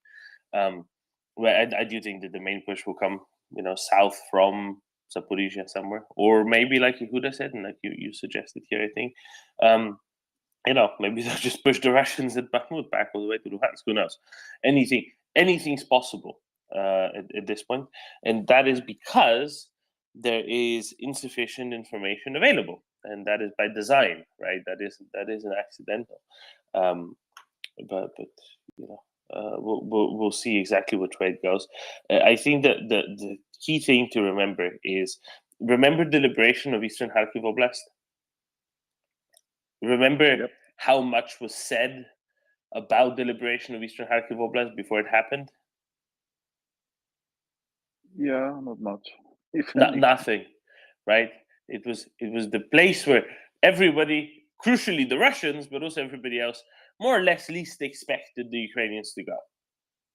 And yet they did, and were wildly successful, and were too successful for their own logistics, and outrun their own logistics, and couldn't exploit it further. But they liberated over 10,000 square kilometers in a week, right? And that's a lot. 10,000 square kilometers, maybe a little bit more than that, is a sizable chunk of land. So is it going to happen where we most expected? Maybe, probably not. But maybe it will, because what if, then, John? What if the place where we most expected, Russians think it will definitely not happen because it's too obvious, and then that is where it will happen in the end anyway. Yeah, you're probably right. We will be surprised, and hopefully pleasantly surprised. Exactly.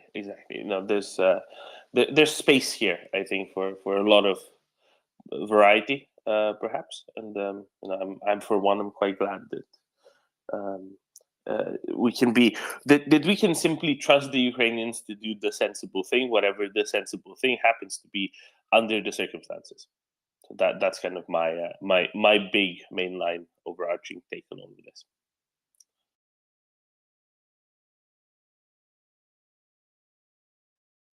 Klaus. Just to make sure that you all understand, I'm a blind man trying to describe colors, but maybe a second or third front crossing the river, but they need to clear an area of Russian artillery so that the crossing point won't be destroyed immediately after it's been built. And maybe they want to try to secure the Zaporizhzhia nuclear power plant, not by attacking it, but simply just cutting the Russians off so they are isolated.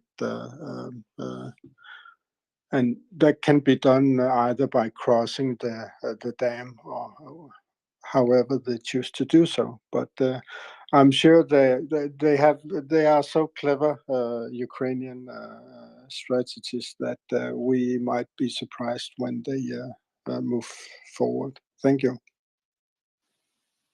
I think exactly right. A supporting effort like this to achieve a specific sub-objective, probably makes perfect sense.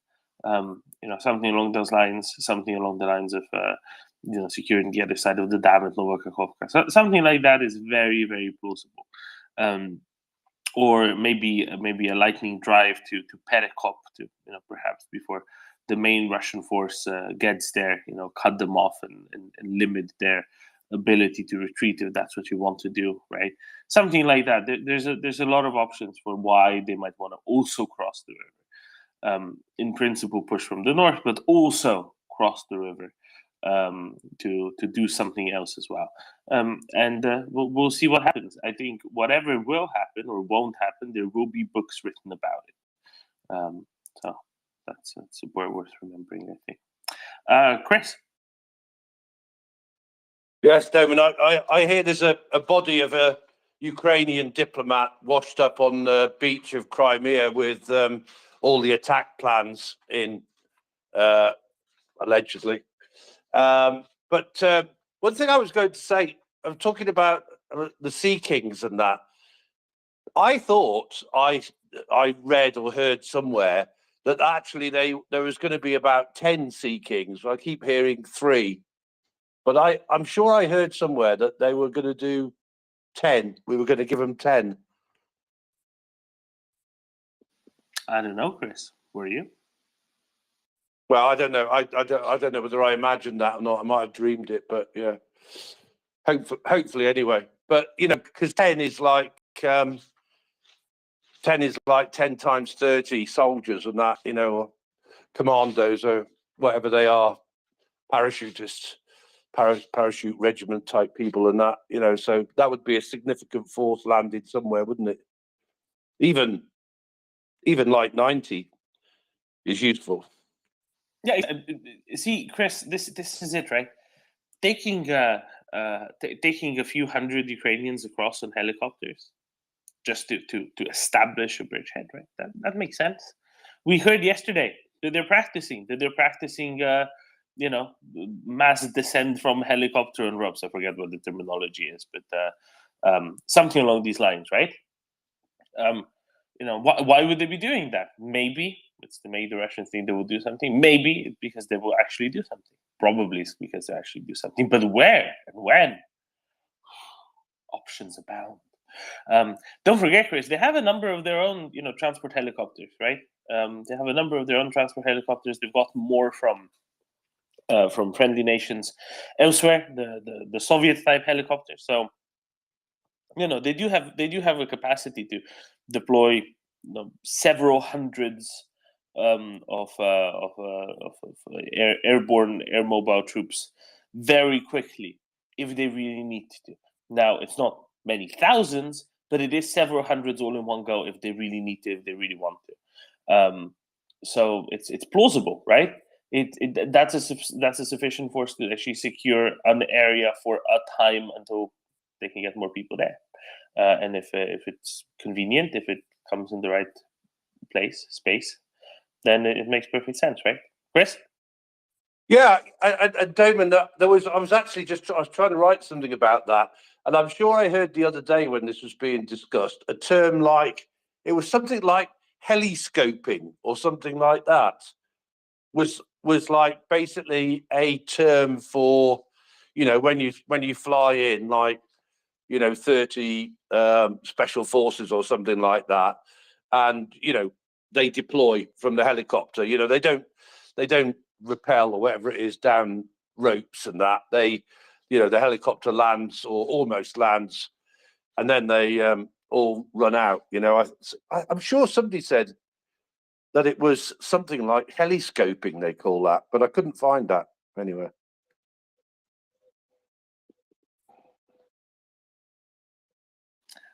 Chris, now that is definitely beyond me. But yeah, sure. I mean, go for it. I do still think that the Sea Kings are going to be used specifically for maritime search and rescue, and I'm saying that because there's been reports of specific reports, very specifically stated from more or less official sources, saying something along the lines of, in France, there are Ukrainian pilots training on after ejection survival.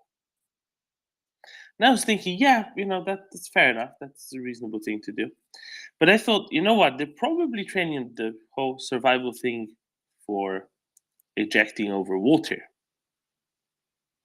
And where would that be useful? And where would Sea Kings be useful there right after that? They would be very useful. And I think that's what it's that's what it's really for. And I think that's what the Sea Kings are really for. If they go and try to do an actual strike on Belbek, Sevastopol, something like that, and are quite likely to get hit, likely have to eject over water. Sea Kings for maritime search and rescue are just that's what they're meant for, right? And it really fits them really well. Chris? Yeah, I'm absolutely sure that that's one of their roles, Doman. But like I say, it just depends how many we've actually delivered, doesn't it? Because you could have some in one role and you could have some in another. And as you quite rightly say, there are also other helicopters and that could Russian ones and that could do a similar job as well. I think that's exactly right. I mean, the point is for the Russians listening that you don't know where and you don't know when and you don't know how hard.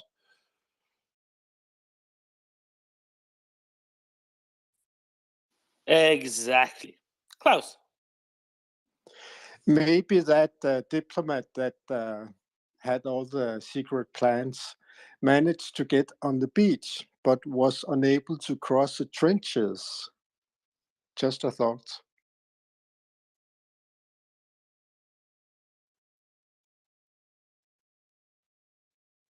Yeah, could well be. Now, Chris, for those listening, do you want to explain the diplomat story? Because it's not something that's actually been reported, right? You're referencing a historical event.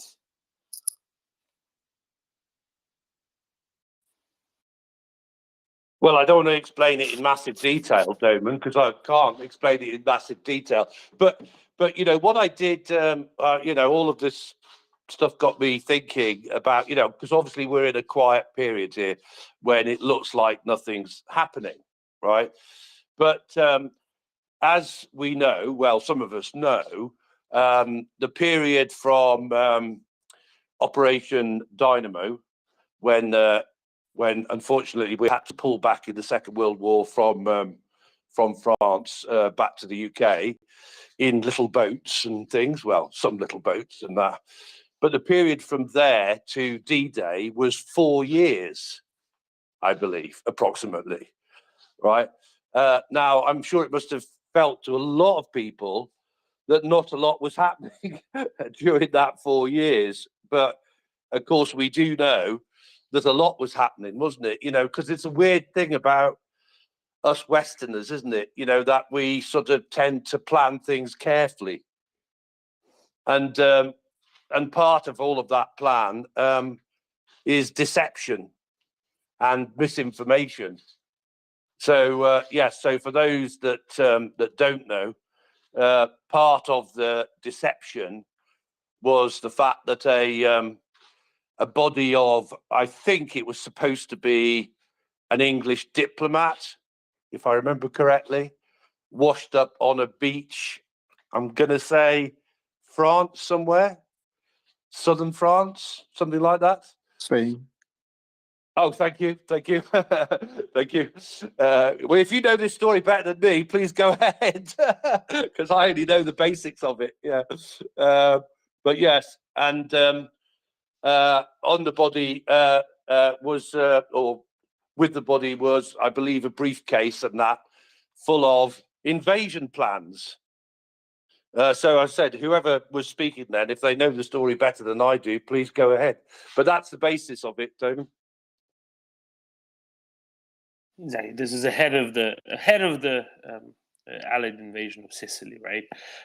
Spain was officially not in the war, right? Spain was officially neutral in the Second World War, but Franco was obviously rather aligned with the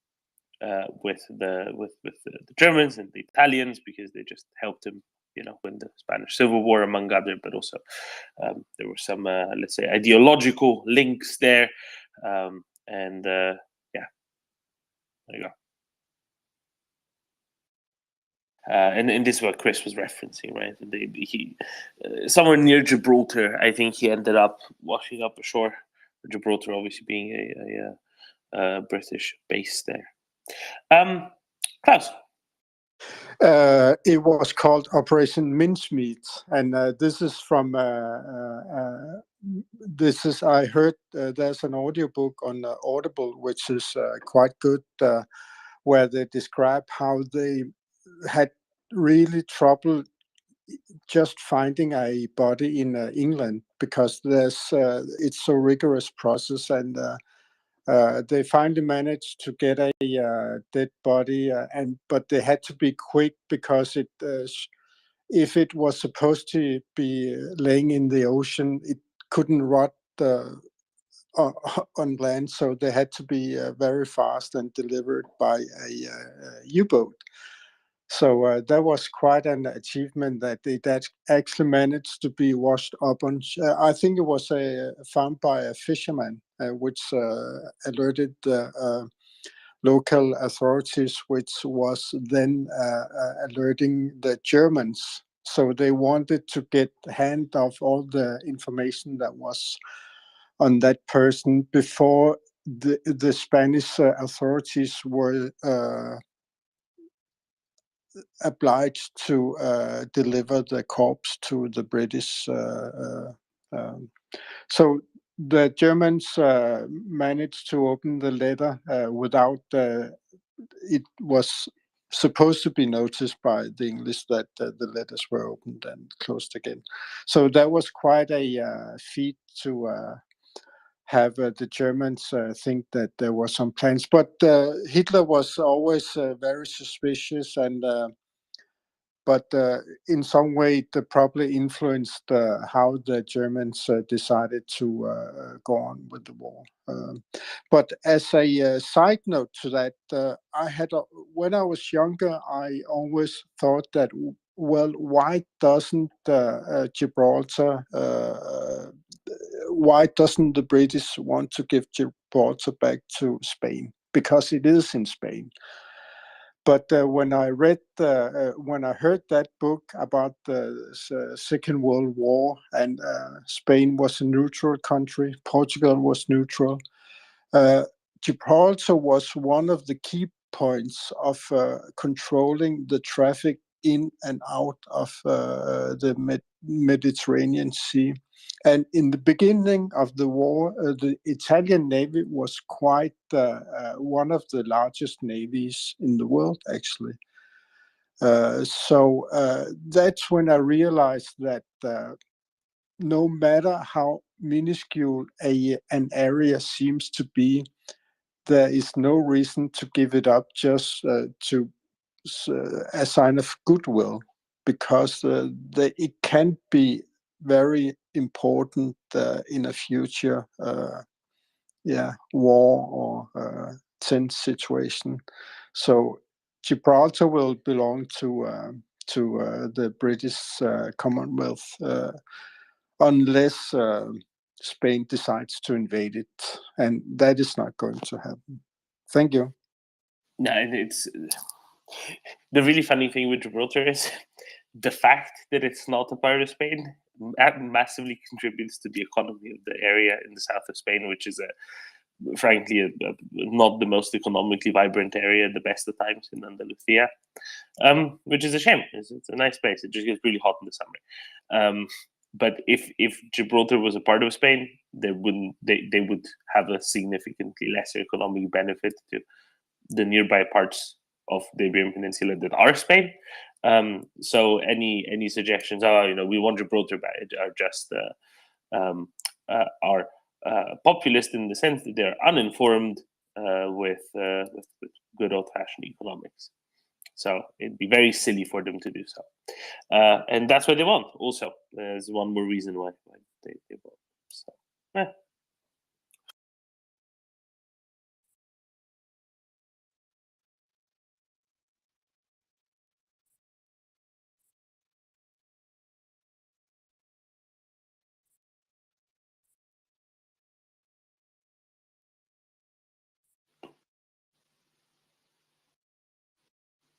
Klaus? Regarding the T-55 that Russia is sending to the battlefront, I was reading an article on Wikipedia, but they couldn't find anything about radio communication. Have they been outfitted with a radio or some sort of communication equipment? They use flags. Okay. you know, like ships in the 18th century when they raised flags to communicate. That's what There's what you don't see. What you don't see is a collapsible mast on which you raise the flag, a collapsible flagpole. So they don't have it up all the time, but only when they need to. And somebody has to go out, raise a flag. No, I'm just kidding. I have no idea how the communications work with it. And I'm sure they can figure out the radio, but I just thought it'd be amusing to imagine a Russian tank with some flags flying in the wind. My thinking was that if it's indeed an old radio communication system, it could be quite easy to intercept the signal and then tell the Russian driver, go a bit south, go a bit west, and then they would be ready to hit them with the artillery, maybe. Thank you. Interesting. Could be. That'd be interesting. I think that they'll just be using sort of handheld radios. I don't know if they can go through the side of the tank though. If they'll need to install some sort of an antenna, I would have just otherwise explained them to, do it kind of in a bodged way, because they don't need to do it for a long time in any given T-55 because it'll get destroyed quite quickly. So they probably won't overinvest in it. I know, Marcus, what do you reckon?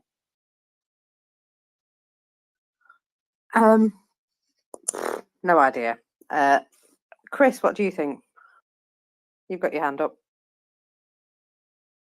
Oh, Marcus, what I was thinking was I was just, since we're in this, what looks like or sounds like a quiet period and that, I think it's just interesting to reflect on this, 4-year run up to the D-Day landings and that, and, so we think that there's nothing happening, but actually there's little chess pieces being moved around all of the time and that, getting ready for whatever is the jump off date. And actually, Mockers, I'm just going to mention again, because I can't remember whether Doman was around when I mentioned it, but two things, were that I noticed. So one was the CATs, the Combined Arms Tactical Trainers.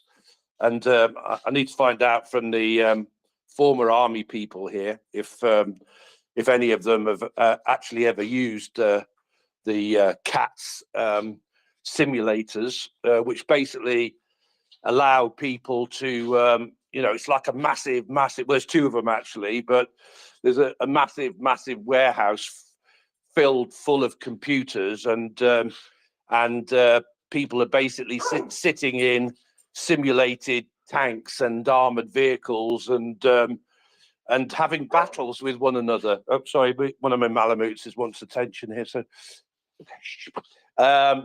so there was the cats, that I was interested in, and then the other thing that I thought was really interesting was the high-level meetings between the Ukrainian High Command and I'll call it NATO High Command. I don't know exactly who was there, but obviously the Americans were there. Where they ran and reran and ran and reran and ran and reran, different approaches for the counter attack. So, like as I say, in the West, we tend to do things carefully and precisely as far as possible.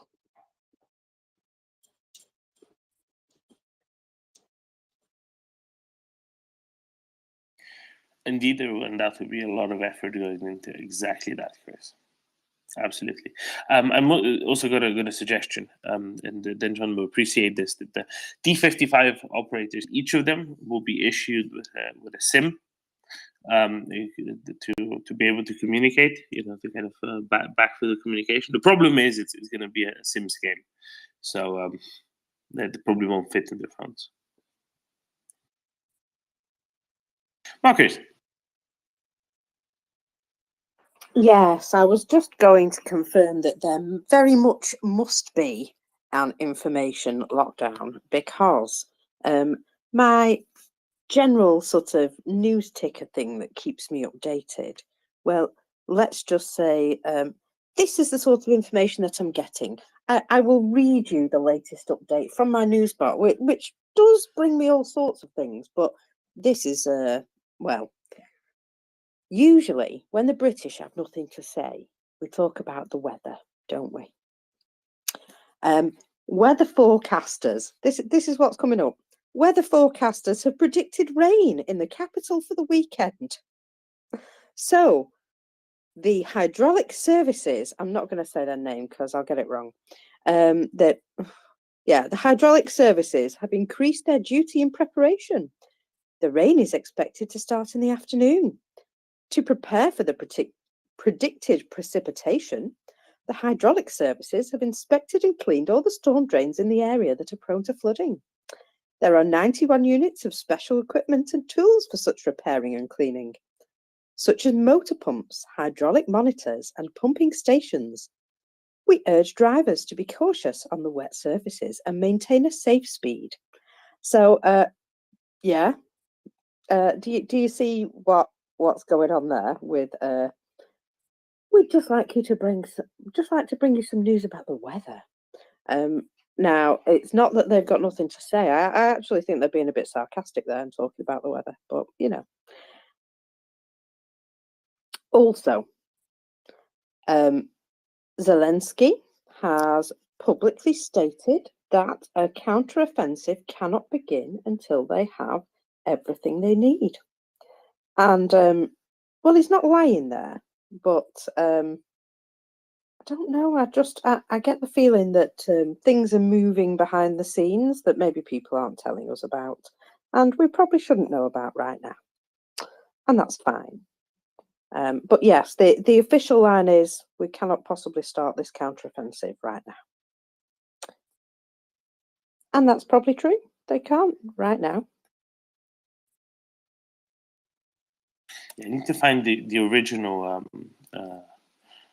full statement from Zelensky about this, and I will. And let's first go to Per and then Chris, and in the meantime, I'm sure I'll be able to find it. Per. Yes. Hi, everybody.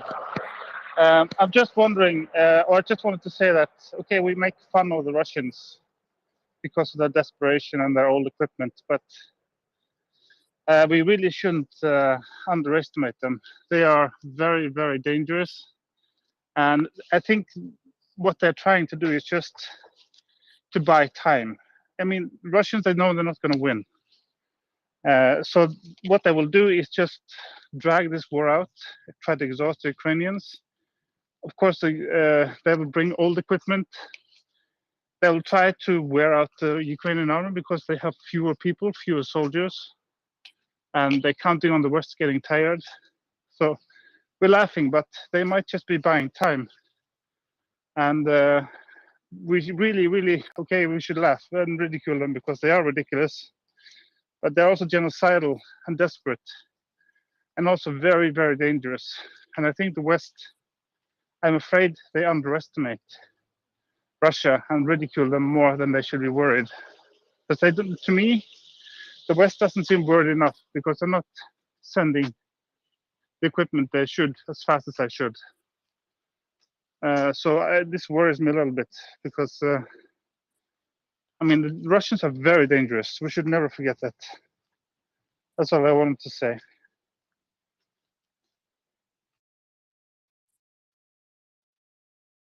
No, you're quite right, and people rightly say T-55, even though it's not a very good tank, it is still deadly. That's 100% true. And you're right, they are desperate. Otherwise, they wouldn't be removing T-55s from storage. But it does also show where the bottom of their barrel is, because the bottom of their barrel is now starting to show, right?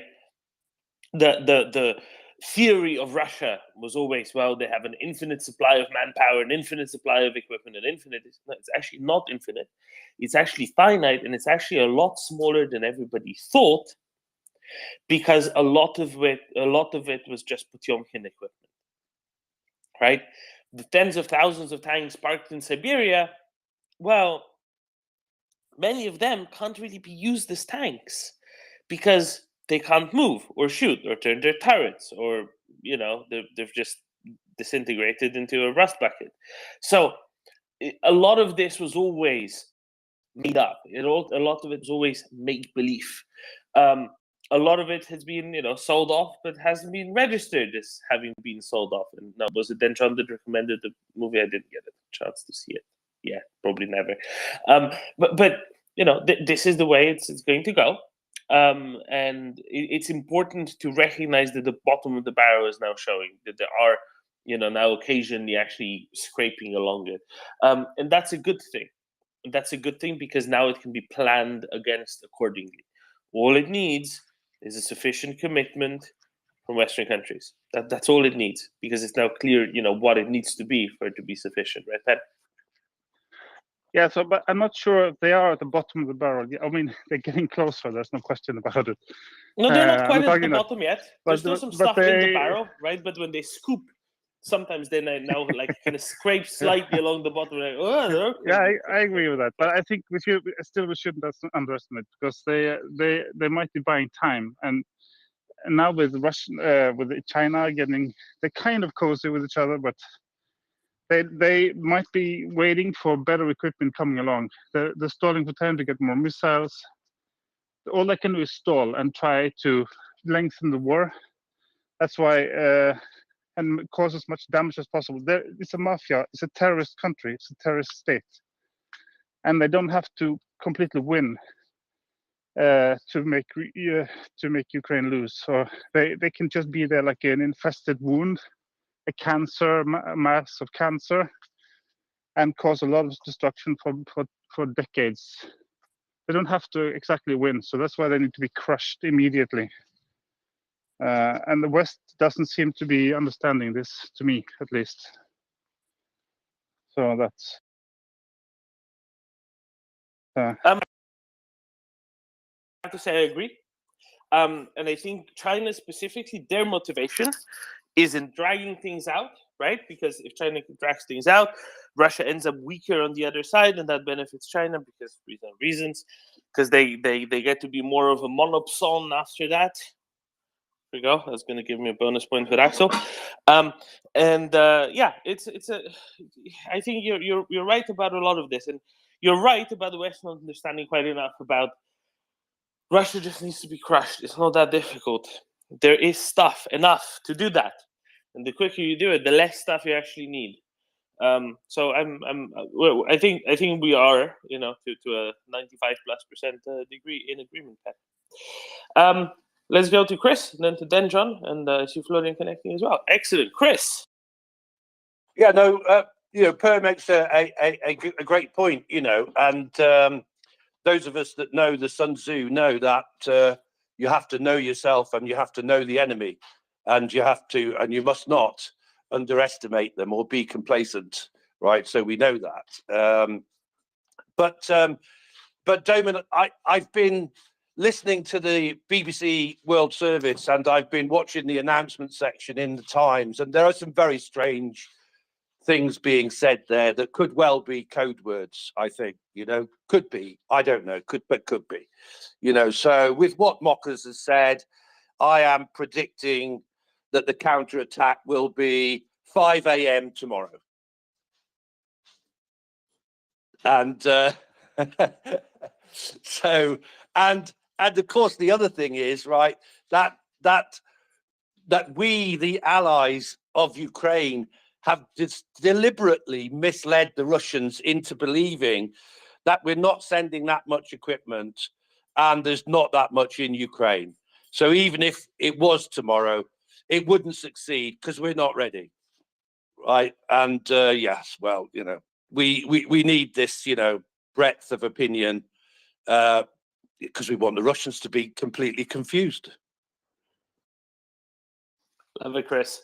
Denjon. Yeah, I also agree to what Per is saying, and that's why I'm not satisfied. I keep mocking the Russians because they're stupid and they deserve it. But I'm not satisfied with what we're doing. I mean, we should be doing more. That's why I'm not happy with what Sweden is doing, sending 8 archers when we have more to send, and we don't really need them. The same with Germany with the tanks, the same with Denmark with the tanks, Norway, and so on and so on. We could do much more, and we should do much more, and we should realize the situation, the danger that we are in. So yeah, I agree. Don't underestimate them. They have to win. They're not doing well, but they're still deadly. A lot of Ukrainians are suffering. So yeah, keep pushing. Don't be satisfied with what we're doing, because we can do much more, and we have to do much more. Yeah, that's what I want to say. But at the same time, let's highlight some positive moves, right? Like Saab going out and saying, "Yeah, we're going to make 400,000 anti-tank weapons this year." That's the right attitude to have. Yeah. Of course. But I mean, if we sit back and say, "Oh, everything is good," even though there is, we can see many positive signs. I mean, this artillery shell deal or organization now being set up. But I mean, all those things are good. But until we see Ukraine kicking Russia out, we shouldn't be satisfied. I concur. Even if there's a plan that we don't know, we shouldn't be satisfied until we see that happening. That's my opinion, at least. Florian. A very good morning. Just one remark. Yesterday, I saw a tweet on that the production at Ural's Waggonzavod is not moving forward. It's standing.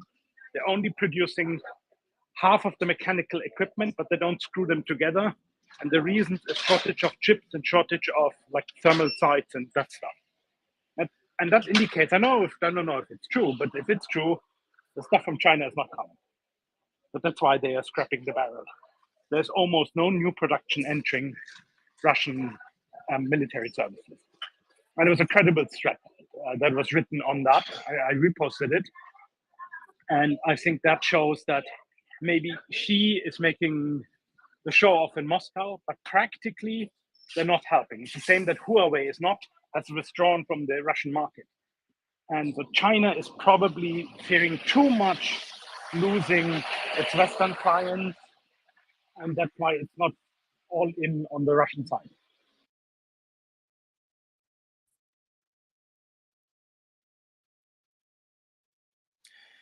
I think that they know that they can't go all the way, right? They know that they can't outright help. That's important because then they won't, right?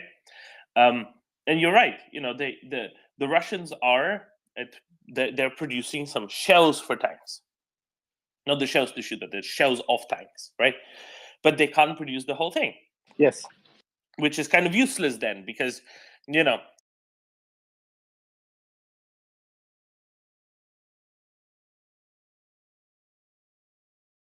rest of the car is more complicated altogether than the wheels are. The rest of the car is more complicated altogether than the wheels are.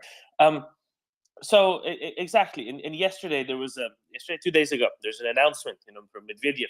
This year we will produce 1,500 tanks, which is more than all of the West combined. It's like, yeah, sure. But you won't produce 1,500 tanks, will you?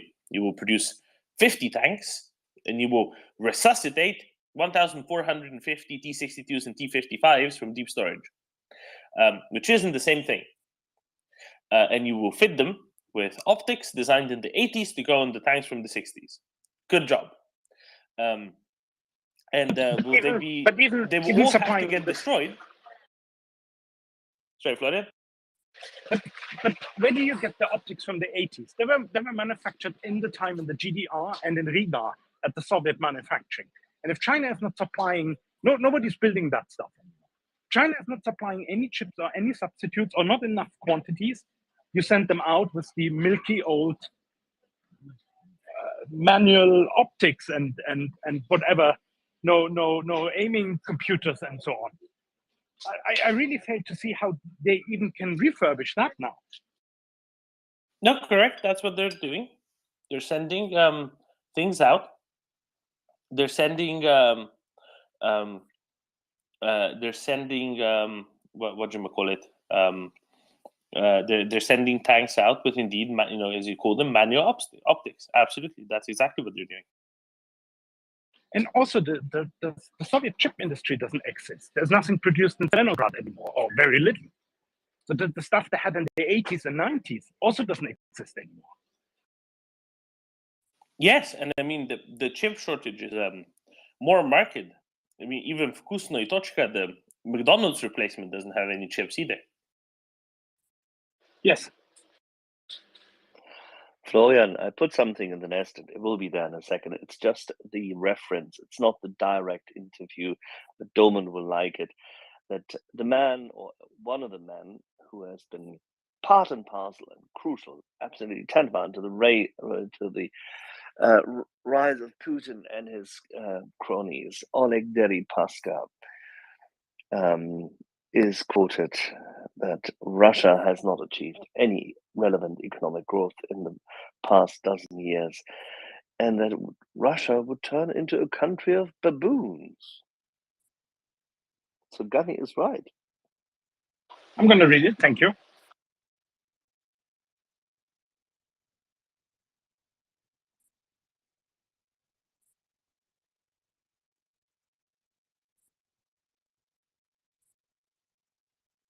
And sorry, Don, I was distracted before by 3, at that point in time, highly engaging poodles and loads of articles and information which came up here when I had returned to the cabin. If I'm not quite mistaken, we really need to make some kind of an honorific kind of, I don't know, placard for Douglas London, Chuck, and David Brookfield for the segment we all did together about state actors, specialized submarine craft, and prepared charges, right?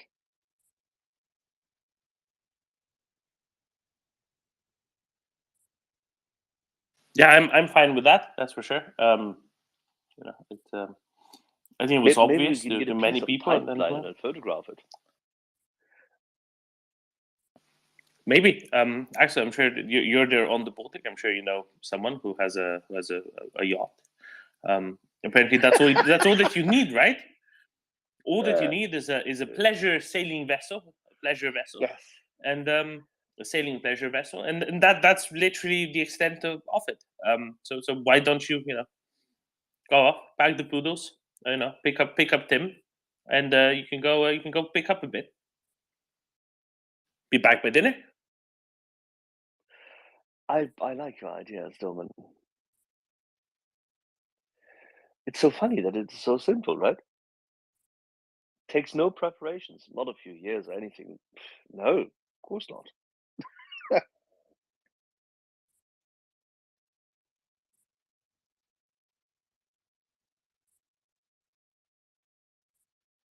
Florian?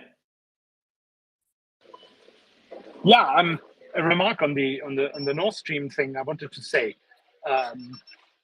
finally the yacht story has been debunked. But what I find most interesting around this was the reaction of the tankies in Germany, because they were saying, no, the yacht story can't be true. It must be the Americans.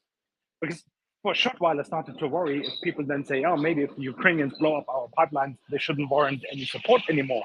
But the whole tanky faction started, no, it can't be the Ukraine. It's a false flag operation of the Americans. It's still the Americans. See Hirsch and so on. So that I found almost hilarious.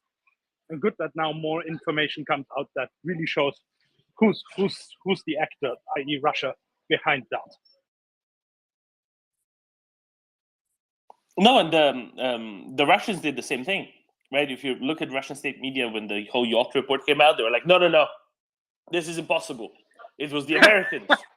Yeah, I didn't get that. Okay, It was the Anglo-Saxons. Yeah, it's very amusing all in all, isn't it? Yeah. Very good. Let's go to Per and to Laughing Tommy. I want to touch on this China angle a little bit more. I'm sure people keep bringing it up, so we shouldn't be too worried about it. Per. You're right. My comment is about China. But first, I want to say that on the point that Russia will be a country full of baboons, I would say they're already a country of baboons. And even worse, they are a country of brainwashed baboons. So it's worse than we think. But on China, to what Florian said, there's a lot of information, and I don't know how we can be sure that China is not supplying anything. I mean, I don't really trust information sources. I think China will do as much as they can get away with, and maybe that will be enough to drag out the war and damage the West, because that's China's ultimate goal. So I don't know how we can be sure. No, they're not supplying. They're not really doing anything. No weapons. I'm a little bit cynical. I don't trust it. So that's that's just what I wanted to say. I believe they will supply, or they do supply. But is it enough to cause damage? I don't know. That's it, guys.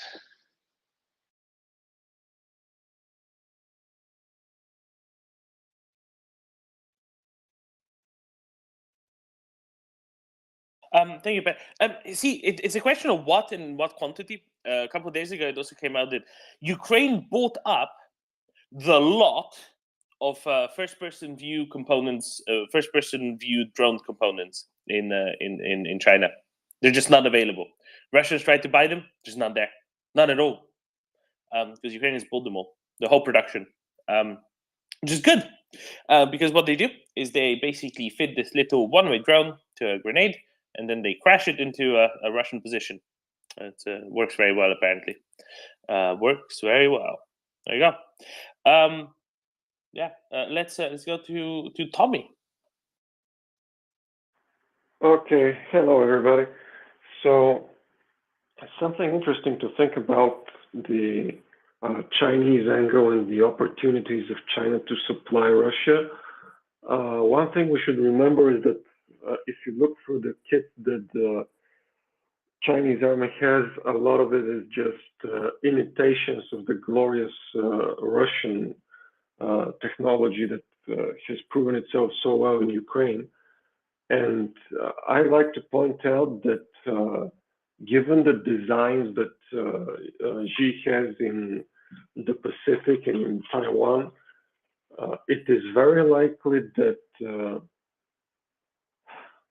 China won't supply a lot, and that's because everything that they supply to Russia, then they can't use to guard themselves against India or to attack Taiwan. So that's factor number one. Another data point that you can watch is the idea that currently China is trying to do a couple of things diplomatically. One thing is that they are trying to compete with the West in gaining more influence and a better relationship with former Russian dependent states like Kazakhstan, Uzbekistan, Turkmenistan, Tajikistan. Also, they've been trying to move in on the Russian,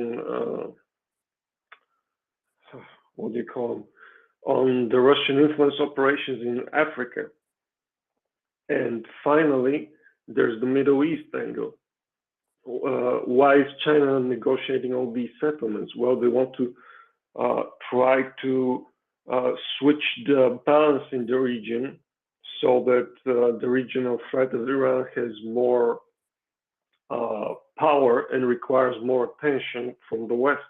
So it's trying to open up other places where they can, where the West has to counteract them. And this is really the thing, because if you look at Iran has no power to withstand the entirety of the Middle East, never mind NATO, but they were being propped up by Russia and China. Now Russia is out of the game. So now Russia becomes another state that is dependent on China. And this has been Chinese strategy for a century. It's keeping Korea in action, keeping Vietnam in the fight against the US and so on. So this is nothing new. This keeps happening. China is building these quote-unquote infrastructure projects in Pakistan, but the reason is that they want a pipeline in case Western allies try to close down the Strait of Malacca. They have to be able to circumvent it. It's all those little things, but the problem is for them is that the huge balance was Russia and China versus the West. And now all of a sudden it's China propping up the entire anti-Western world, if you want to say it like that. So I'm very, very skeptical on the amount of actual aid that China can render. And the only thing that currently worries me is that we have an ongoing escalation of diplomatic tension between the West and the Middle East. And now for the last couple of days, I don't know if anyone else is tracking it, but in Syria, there's been escalatory exchanges between the Syrian Iranian-backed forces and the US. And we are now up to bombing runs, etc. So it might get hot in the Middle East pretty soon. But China has no capacity to wage war on several fronts. This is delaying action, and they're trying to improve their situation in Taiwan. And so we should answer in kind and just keep bottling down the situation.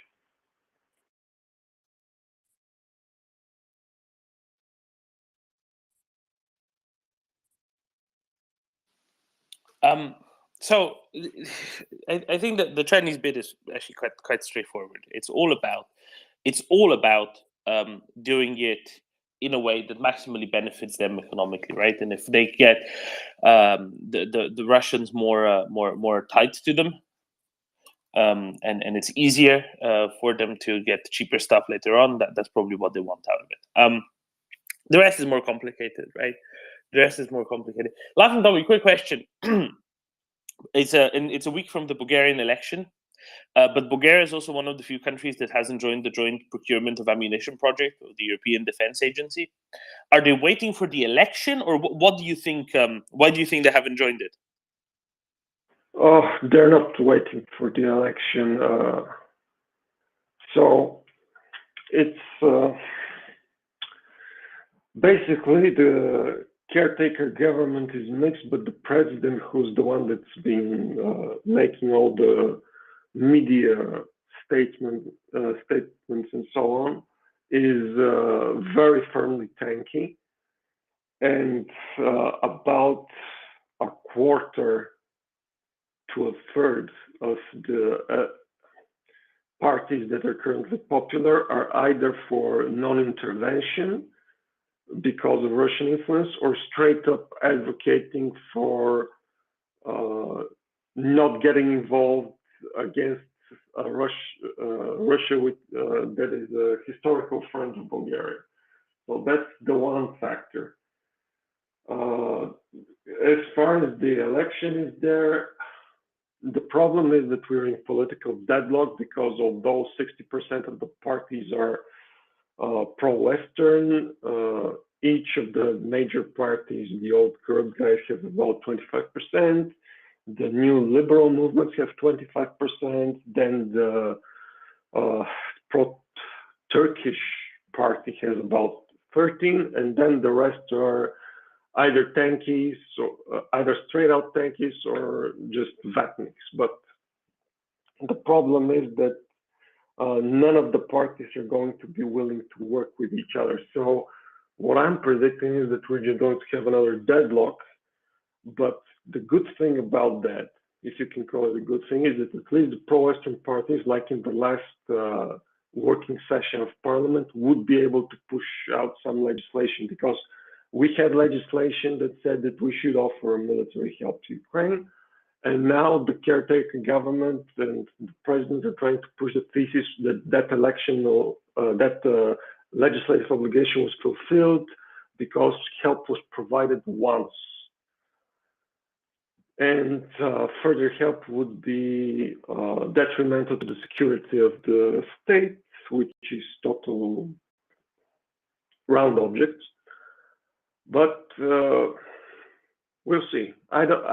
I'm thinking, my prognosis is we're going to have almost precisely the same electoral split unless something noteworthy happens, which in a week I don't think it will, because apparently the people who are voting for the corrupt guys in the last elections aren't particularly moved by the fact that no corruption was proven. And there's not much at this point, I think, that can change the opinion of the electorate. It's kind of funny to me, actually, because the only thing I can think of at this point that even makes a bump is going to be if within the next week the Ukrainians actually manage some sort of noteworthy push, and less people are scared of Russia in the country. But that's the only thing I can think. Otherwise, it's going to hold neutral. But on the other hand, I don't think that the people who are in the Orban camp, that they want to extend support diplomatically and so on for Russia, are going to get anywhere as well. Because even though they're a minority, they're a sufficient enough minority that they're a threat. So it's a deadlock. Let's hope it stays a deadlock. And I hope it's going to move in a positive direction, but at least I'm reasonably sure it's not going to move into a negative one. And on the plus side, the longer we wait, the more the tanky electorate dies out of old age, which is also another factor. So we'll see.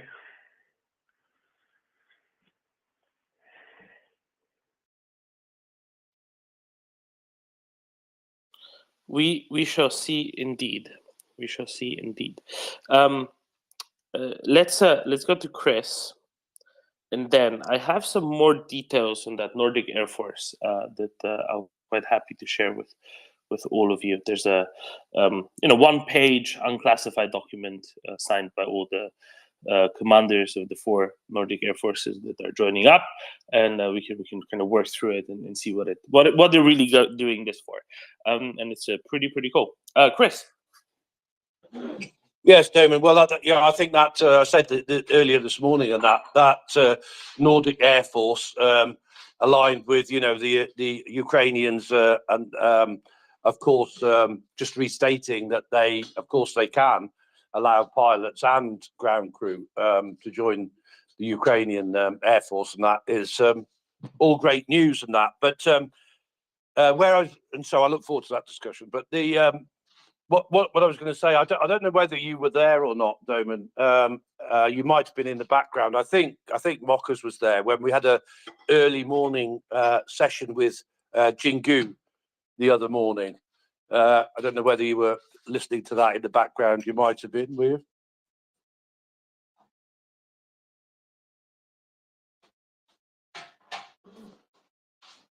Okay, well, I'll carry on. So anyway, you may not have been in that, but Jingu was educating us all in terms of how we should view, China and Xi, and essentially he was saying like Xi is far worse than Putin, has a 100-year plan, and as far as he's concerned, it's probably going the way that he thinks it should go at the minute. And I think it was sort of interesting. I mentioned Zion quite often, and we had Zion in that conversation. We didn't have him in there, but we had some of his views in there.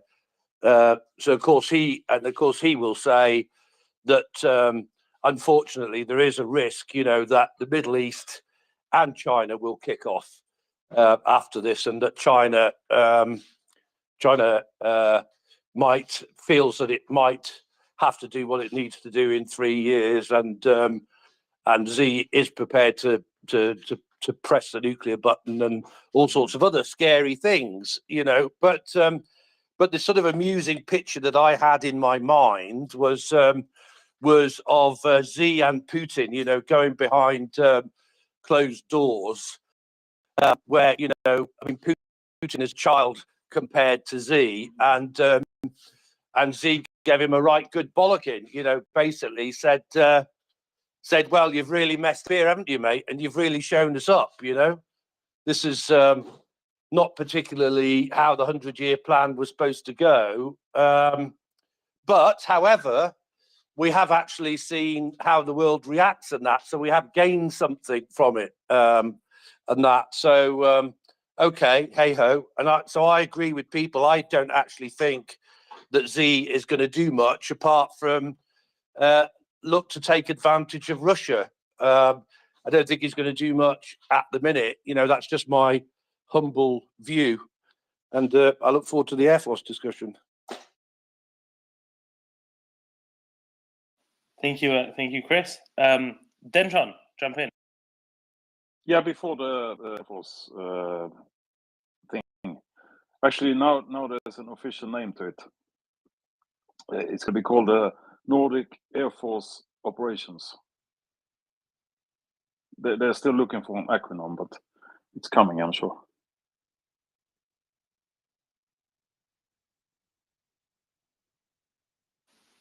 Is it NATO, Denjon? Is it NATO?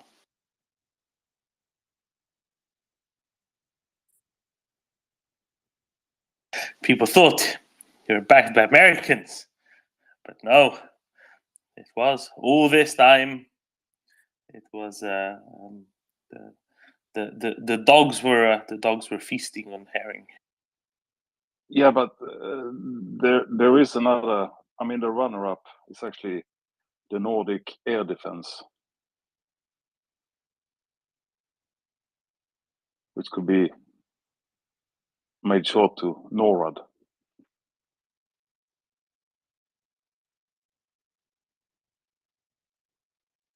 Oh, fantastic! These things need tweets, Denjon. Okay, so let me read out. Unclassified. This is an unclassified document. I've tweeted it, so if you want to read along. Nordic Air Commander's intent. The Nordic political and military strategic level have provided guidance to gain momentum for the ongoing military integration process in Nordic defense cooperation. The integration in defense cooperation will be founded on NATO's concepts and should strengthen the transatlantic bonds. From an air-centric perspective, see, this is the difference. They're air-centric. This is why it's just the Nordics, as opposed to, and if they wanted to include, say, the Poles or the Ukrainians, they'd have to become soup-centric. It doesn't work, right? Okay, from an air-centric perspective, this intention support the Nordic political and military strategic vision. The Nordic Air Commander's intent aims to develop the Nordic air forces to operate seamlessly together as one force in the Nordic region. To reach that aim, this intent directs the development of the Nordic warfighting concept for joint air operations, pursuing 4 lines of effort.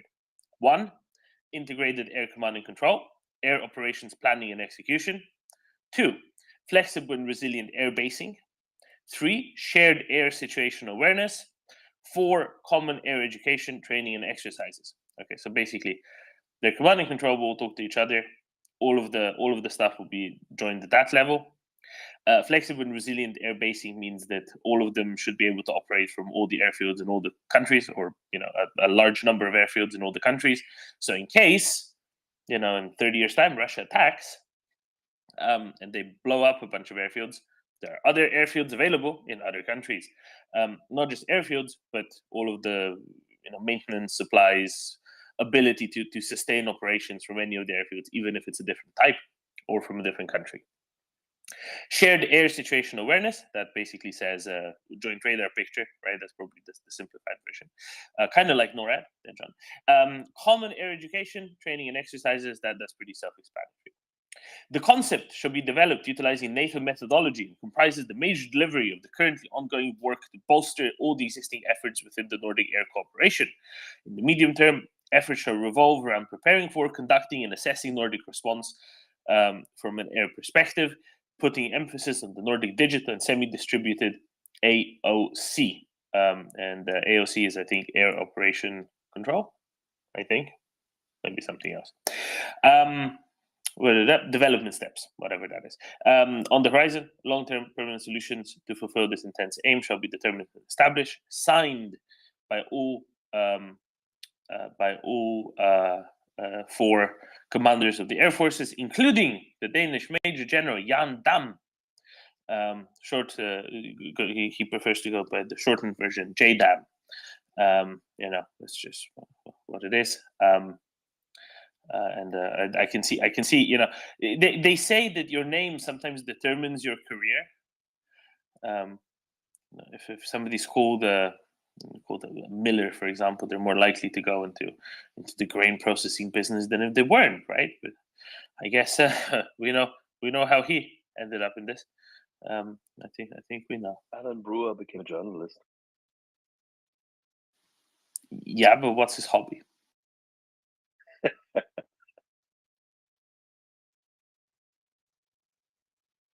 And what are journalists famous for, Axel? And editors especially?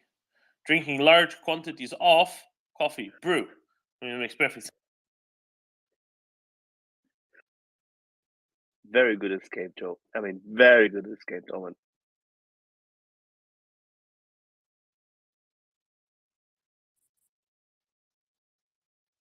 No, but it's pretty good. Of course, 3 of the 4 countries will soon be on the same type on the F-35. 1, that is Sweden, will be sticking with the Gripen, but that's pretty good because it's two types of aircraft. That's not too difficult to maintain, and it's not too difficult to set up all the ground operations for at other airfields.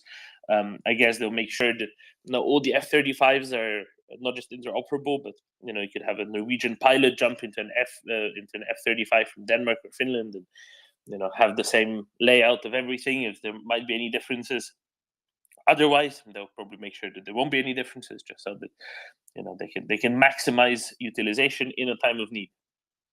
Not that it's that difficult, really, because I think they'll get terrifically well along. Did you see the picture of General JDAM, Axel? No, I did not. I saw the picture of the chaps signing. Yeah, that's General JDAM. Look at his name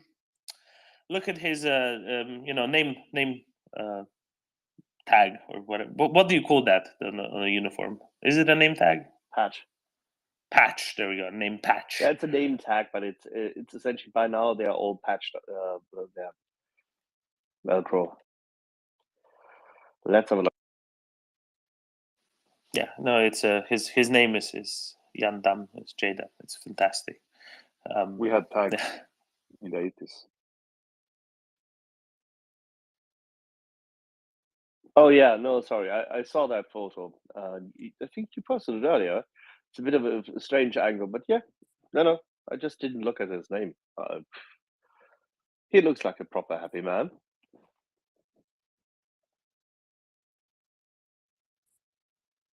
I mean, he's just getting even more kind of toys to play with in a way, right? From a planning organizing perspective, at the very least, puts the air forces up in the up on front pages in the Nordic countries, in front of newspapers. It's exciting. It's fun. I once ran into a maintainer, an aircraft maintainer named Sergeant. Sergeant? Was he Sergeant? Or Master Sergeant? No, this guy's a sergeant. That Sergeant Douglas McDonnell. I'm not joking. Douglas McDonnell. Was he a bit of a mad Yes. dog? No, a very, very calm, humble, super nerdy person.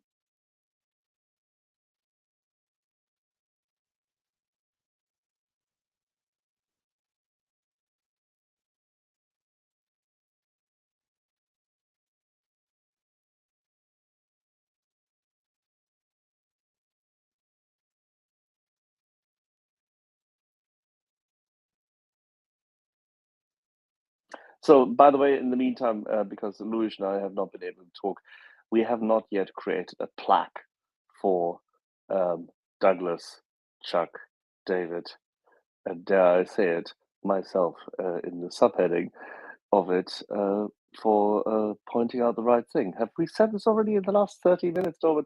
We should be saying this more often, should we not? And where is David when you need him? David is down there among the listeners. I think he's doing some experimentation. Nah, I think he's doing some experimentation. Axel, steep times, milk to tea ratio, all of those things. And my good friend Louis, I can see, is still in good spirits despite having had a tough week. But there you go. And we'll do that plug for Douglas London because he was great. And can I say this? I mean, that was a fantastic segment, and the boys hit it out of the park. I mean, apart from the fact that David could easily dissect what's really possible, what's not, Douglas was putting it into the right context of intelligence, both gathering as well as assessment. And Chuck was able to give perspective as to what makes militarily sense and strategically. I liked it. I still think it was one of the better Friday nights, notwithstanding last night's wine occasion, of course.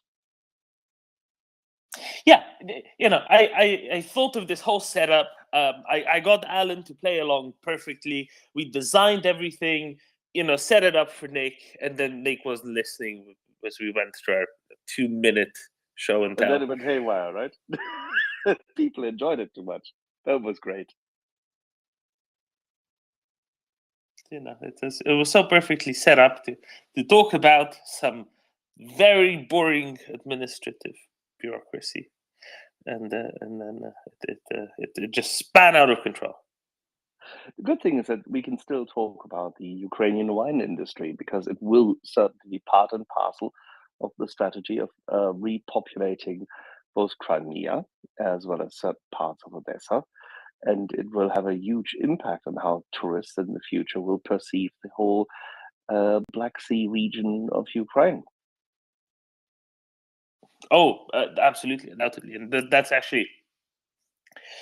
that's the big deal about Crimea as well, right?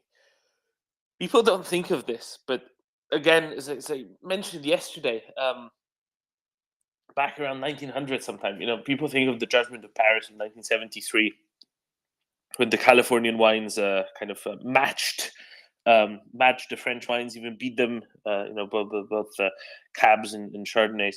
If only But there were what? films made about this. Yeah, okay. On the film point, and you know, I've spoken to some people who wanted not to be involved in it. I have serious problem with that film. One is Steven Spurrier didn't actually go to California. He sent his assistant in the film. You know, Alan Rickman goes. This is a film I've actually seen, so this will come as a surprise. And Why am I not the biggest issue I take with the film is that the Mexican Californian winemaker in the film, well, in the original, do you know who that actually was, Axel? No, I don't. But I've read about the fact that they were not quite perfect. No, that was in the true world. That was Miljenko Grgic, Mike Grgic, now of Grgic Vineyards, from Dalmatia, rather than you know, the Mexican Californian. Rather than the Mexican Californian winemaker who actually, you know, found all of this stuff out. But I think that the movie executives were like, well, Dalmatian? You mean like a We dog? need an American. We need a Mexican. No, and Mike Grgic is, I have to say, he's still alive. He is going to be turning 100 in a few weeks' time. I think he was born in 1923, sometime in April, May, June, something like that. Are you trying to advocate that good wine is a preservative for human beings? I mean, for him, it definitely is. Like he's you know, he's on the verge of hitting 100 years old, and he's absolutely terrific. He's been active both spiritually, mentally, in communication, and he's been outside a large part of his life.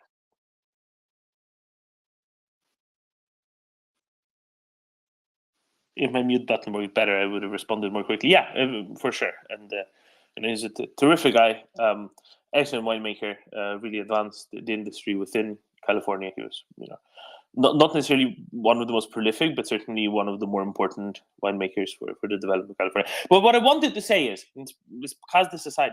People think of the Judgment of Paris in 1976. You know, the 73 Montelena won the whites, right?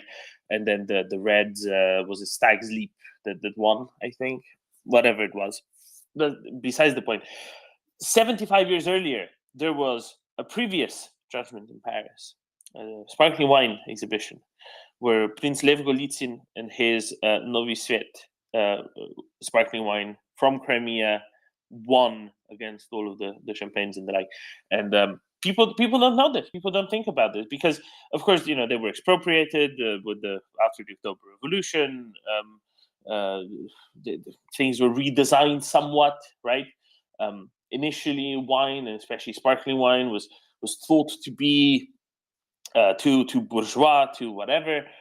Then it was only under Stalin, where Stalin went the other way and said, no, we shall have champagne for the masses, and got actually a former employee of Golitsyn, former winemaker, a junior winemaker at the time for Golitsyn, then 20, 30 years later, come up with the continuous method for the production of sparkling wine. So if you ever see a Sovietskaya Igristaya on the shelf, that's what it's made by. It's usually rather awful. Sometimes it's almost passable, but it's made by a highly industrial process. It's kind of like the Cuvée Clos or Charmat, but instead of, it's in a series of tanks in a continuous re-fermentation and bottling process, which is quite interesting actually, from a process engineering standpoint. Not very interesting from making necessarily the best wine, but there we are.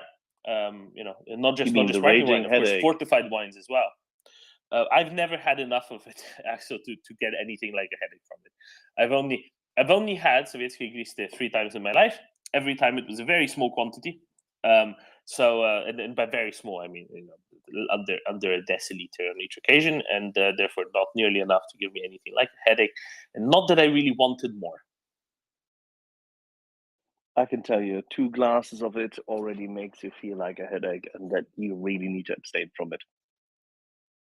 No, that's fair enough.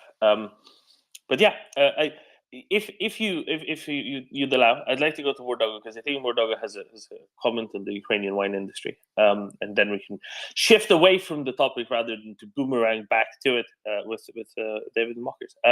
Wardoga, good morning. How are you? Morning. Life is good. Russia is bad, as usually. Or good night, depending on which part of the globe you are. On the Ukrainian wines, if my memory doesn't fail me, probably you're a better expert on that drinks. I think that in Bakhmut, which was like formerly in the Soviet Union called Artyomsk, and that's like a big nostalgia for many Vatniks to have this Artyomsk champagne that they were drinking on their weddings before dropping that. Like, if my memory doesn't fail me, they use even the salt mines in the winery production, in the sparkling wine production in particular. So like they are using like the narrow holes in the salt mines where they put the bottle for like aging, and like it is stored over there, and then as the part of the sparkling wine production they put the bright light on the bottles, and that makes like speed up of the process. If I'm getting it correct, or like there is anything I'm getting wrongly. And the second question, I think I have a list of like kind of the rating of wine producers, and the wines were actually Ukrainian produced in the wine produced in the south is have pretty solid positions in that rating. I will DM you just to have like a better clue, but maybe I think you know even better. So no, please do it. That brings me to the conclusion that you have to differentiate like the wine producers, like those old Soviet industrial style, and maybe many family productions and many family companies who produce good quality wine that is like deservedly appreciated, even being in the rating. I will share that. Okay. Thank you, Wardogo. That's much appreciated. And you're right. It's always it's highly producer dependent, right? There are two big components to it. One is the natural component. One is the human component. Both need to work in sync for really good things to happen. But what's important to know is that there is the natural potential for it, right? So with the right attitudes, investments, people, you can make truly great things. And history teaches us that already, and that's the important thing. Looking forward, looking to the future of a free Kherson Oblast, free Crimea, it will be very important. And this is what I think Axel and I are advocating for. Wardoga? I know a couple of guys who came even from France, who grow the grapes in Ukraine, and who produce as like family company produce the wine. But the personal story I would like to share with you about potential of the winery and generosity and like hostile approach, not even connected with the wine, and it's even not that much connected to Ukraine. One day I've been at the family winery production in Georgia, and there was like a group of people. We went for like a tour to one family winery. Guy showed us his production, completely eco.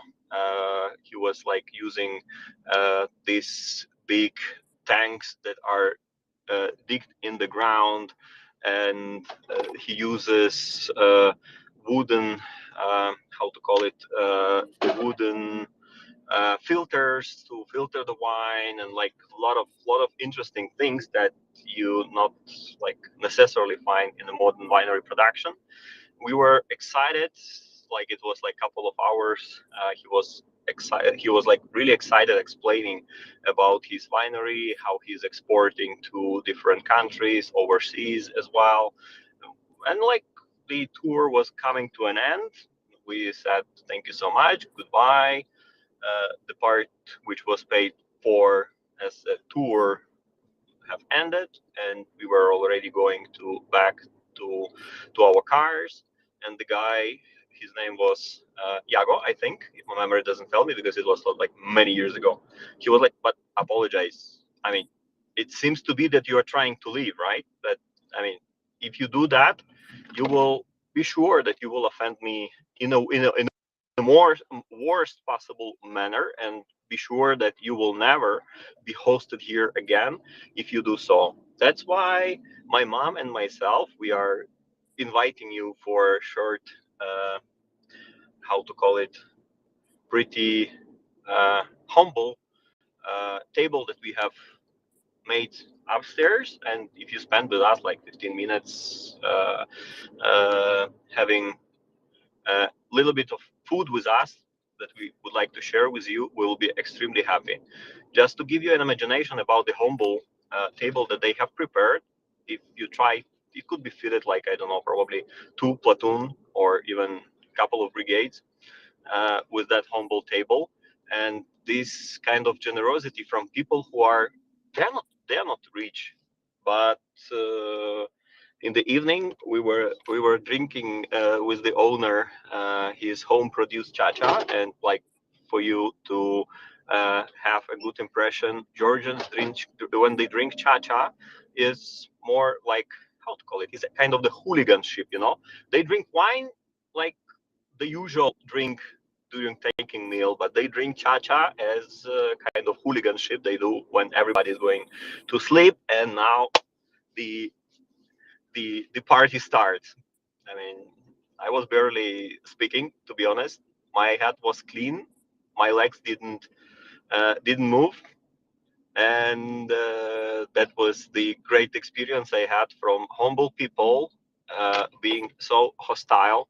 And that reminds me a lot about what is the potential of being, let's call it, humble, but doing the thing you love, and treating every who comes and who decides to invest some time and his attention to what you do. He deserves a better treatment. That's the learning story I've got. And there is something I start seeing already in Ukraine related to that, being really good people, hostile people, humble people, doing the great, starting to do the great things and having the right attention for that. Thanks. Hugs and love from Ukraine. Wodogo, if I may ask, don't you think that, as Dorman and I have advertised, that there is a unique opportunity in moving away from just the, shall we say, low level, low quality, high sugar wines and sparkling wines, which we've seen come out of the region, and differentiate the picture over time and make it part and parcel of what will become future tourism in one of the most beautiful coastlines in the world?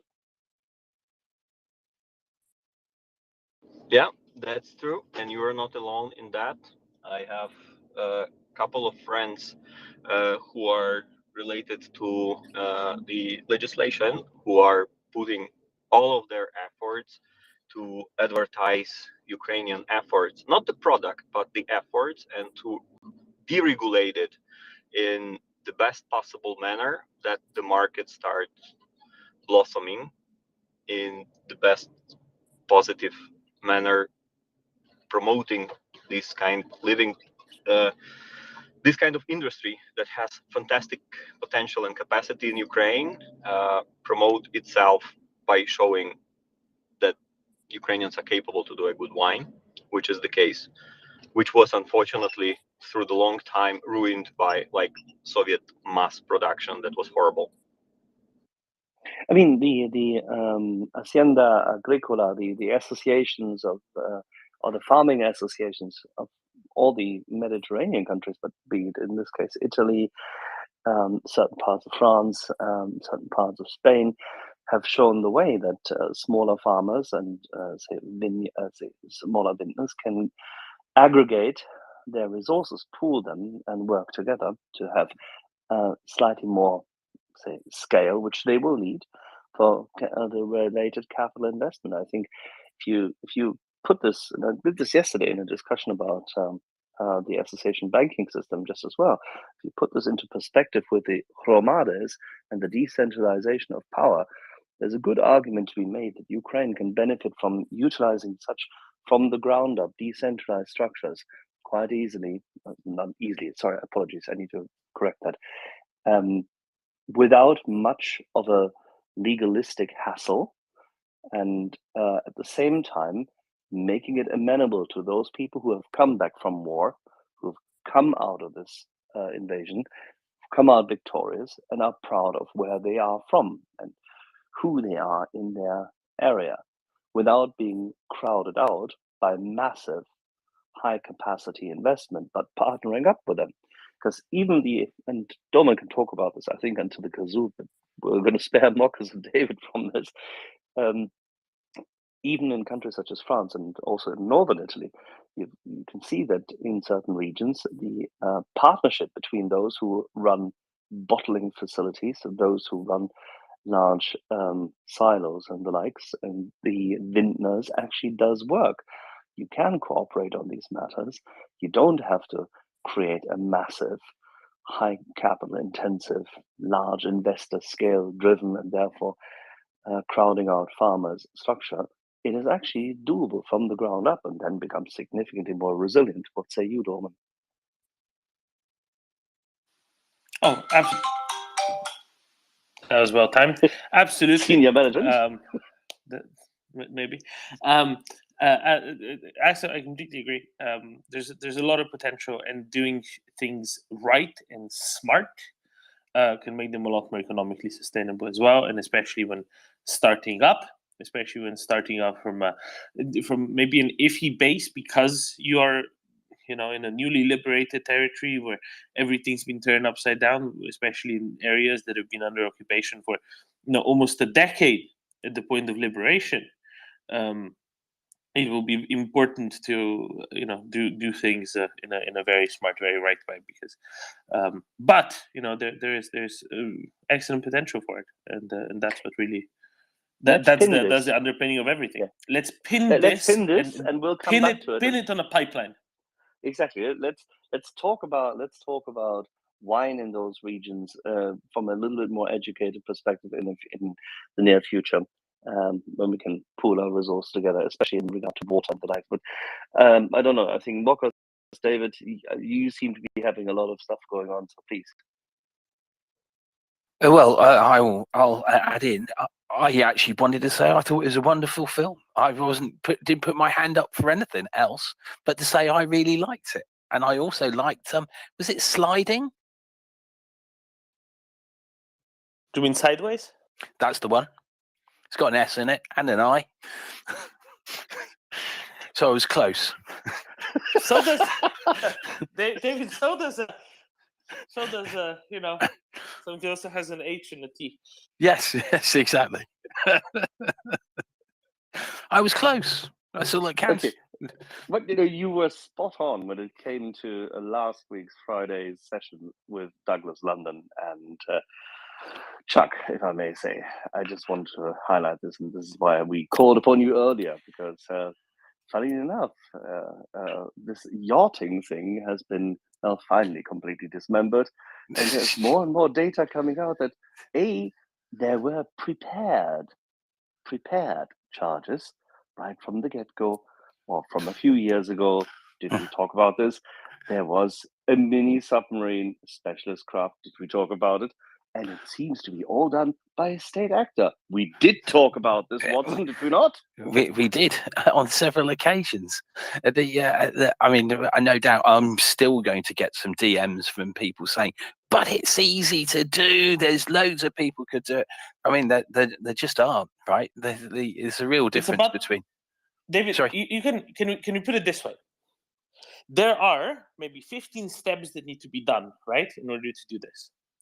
While each of those individual steps might be manageable to people who aren't, highly skilled in this, and you could get just the diving done, or just do this, or just the that. Stringing all of those steps together, where each of them is difficult but not completely implausible, That is the very difficult bit that requires a particularly skilled and resourced actor. No, exactly right. In the same way as the lady next door to me grows some grapes, right? I am certain that while she grows some grapes, and they are tasty because but I'm pretty certain she won't be able to make a great wine. But loads of people grow grapes, you know?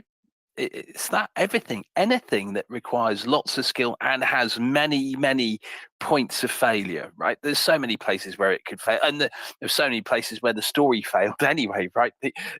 It's just how do you get the I should work it out. I think if we assumed there were just four people and 2 dies, how do you get the 6,000 liters of air that you would need, right? How do you get that on board a ship, right?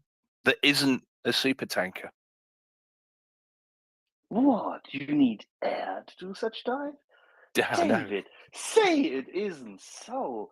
Does that make Oh, that extreme but Axel, diver who was quoted in the article in Germany, you remember, in all these wonderful articles, this wonderful person said, as an extreme diver, I can tell you, I know a number of people who are capable of doing so. This is absolutely doable. Does that make it a little bit strange? Axel, on a very serious point, you know how we've established that Ukrainians are very soup-centric, right? Well, may I read, where did these explosions happen? In just outside the Swedish and Danish territorial waters, right? Very much in the Nordics. Well, reading from the Nordic Air Commander's intent, from an air-centric perspective, this intent shall support the Nordic political and military strategic vision. They're very air-centric. I thought about this too when it was read out earlier. Air-centric, soup-centric. We're going to go all the way, right? We are. What are we here? Maria 8 and MriyaReport centric? Exception. No, we are Ukraine centric. That's what we are. And by extension, soup-centric. Freedom centric. No nonsense centric. I don't know. Mockers, how centric are we? Well, all I know is that we are Ukraine centric. So that's us. I have a little bit of. I was chuckling before that all I'm getting today is general news, but I had a little bit of general news that I could bring to you, which I thought was interesting. It's a public interest piece. Is it from General Mushenko? No. Oh. No, this is something completely different, and you'll love this. You'll love this. So, 8 trams made from steel produced by Azovstal have now been constructed. Tatrayug, the company, acquired the metal before the large-scale invasion, and these trams will be running on Route 33. That's between, oh my God, Troyeshchina and Darnista. Anyway, the trams have a low floor for access, an upgraded heating system, modern ventilation and air conditioning. Additionally, they are designed to accommodate additional mobility needs. And so there you go. There's your nice bit of general news. This is normally my war updates news bot. And this is the sort of lovely stuff I'm getting off it today. No idea why. Mockers, can I ask Probably a quite question? interesting though. Mockers, did you hear from David that the pleasure boat you, Doman, and I were hiring in Hull, we can't go there and blow up the rest of the pipeline? Did you hear? It's impossible. We don't have enough space for the oxygen. That's all right. You can leave me back. You can leave me at home. I'll look after the cat. I would like to point out that a pleasure boat from Hull is probably something very different. Far too early in the morning for that sort of thing, young David. Oh, you meant drinking. You meant drinking. Of course you did. David is great in the pickup. Yes, that's exactly what I meant.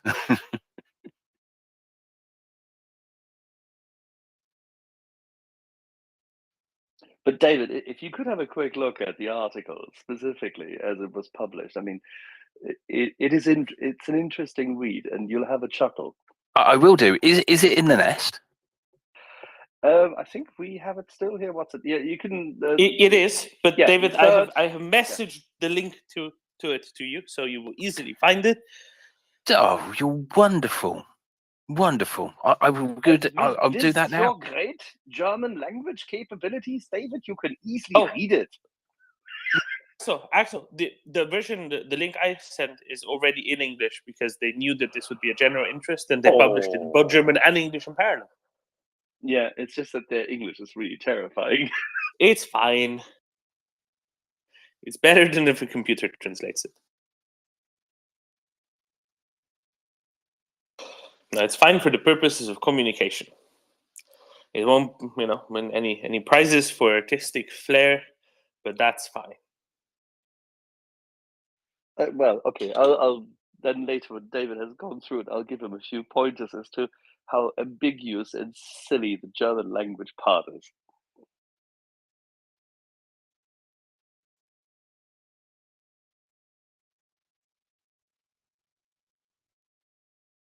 In the meantime, I wish to comment on the trams that Mocker has brought up. So Tatra Yug is not a Czech company. It is instead a Ukrainian company. So they're kind of following the Czech initial model, I guess. But they were founded, supported by the Czech Tatra, but the Ukrainian tram manufacturers, and they will be operating these trams in Kiev, which I think Mockers left out because Tryeshchina is a district in Kiev on the left bank of the Dnipro. Tryeshchina was quite hard hit during the Russian attempt to take Kiev last year, if we remember correctly, right? Being somewhat more on the outskirts. Yeah, and now they're going to have Azov-style steel in their trams, which, it's symbolic, obviously, but I think it's something that is, it's going to keep that memory for anyone who's there. Not that they need a reminder, but it's also a reminder for everybody else that visits, because I would imagine Kiev's going to have quite a few people actually going to visit once the war is finished, and they will go and visit these areas that were horribly bombed, and they will go and see the fact that they've been rebuilt, and they will likely travel on the Azov-style steel tram. And I think it's something that, it's important to keep that and keep it alive.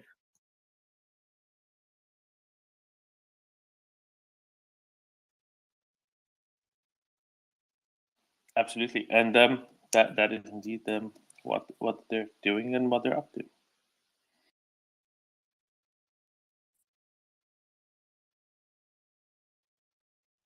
Yes, it's one of those things that, usually I look at my news bot and it'll say there is an air alarm alert, or there is something blown up here, and I'm being told about the location of markets, like food shopping markets and things like that.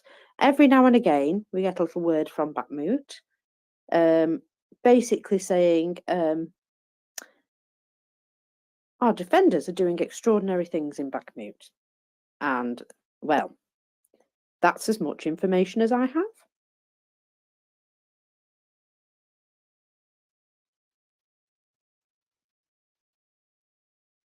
George, go ahead. The magic of the media blackout. Good morning, George. Good morning. Good morning, everyone, or good day for some of you in other time zones. Speaking of Bakhmut, I saw something that triggered some memories for me the other day. I saw that Poland had sent vans, their mobile showers, right, Doman?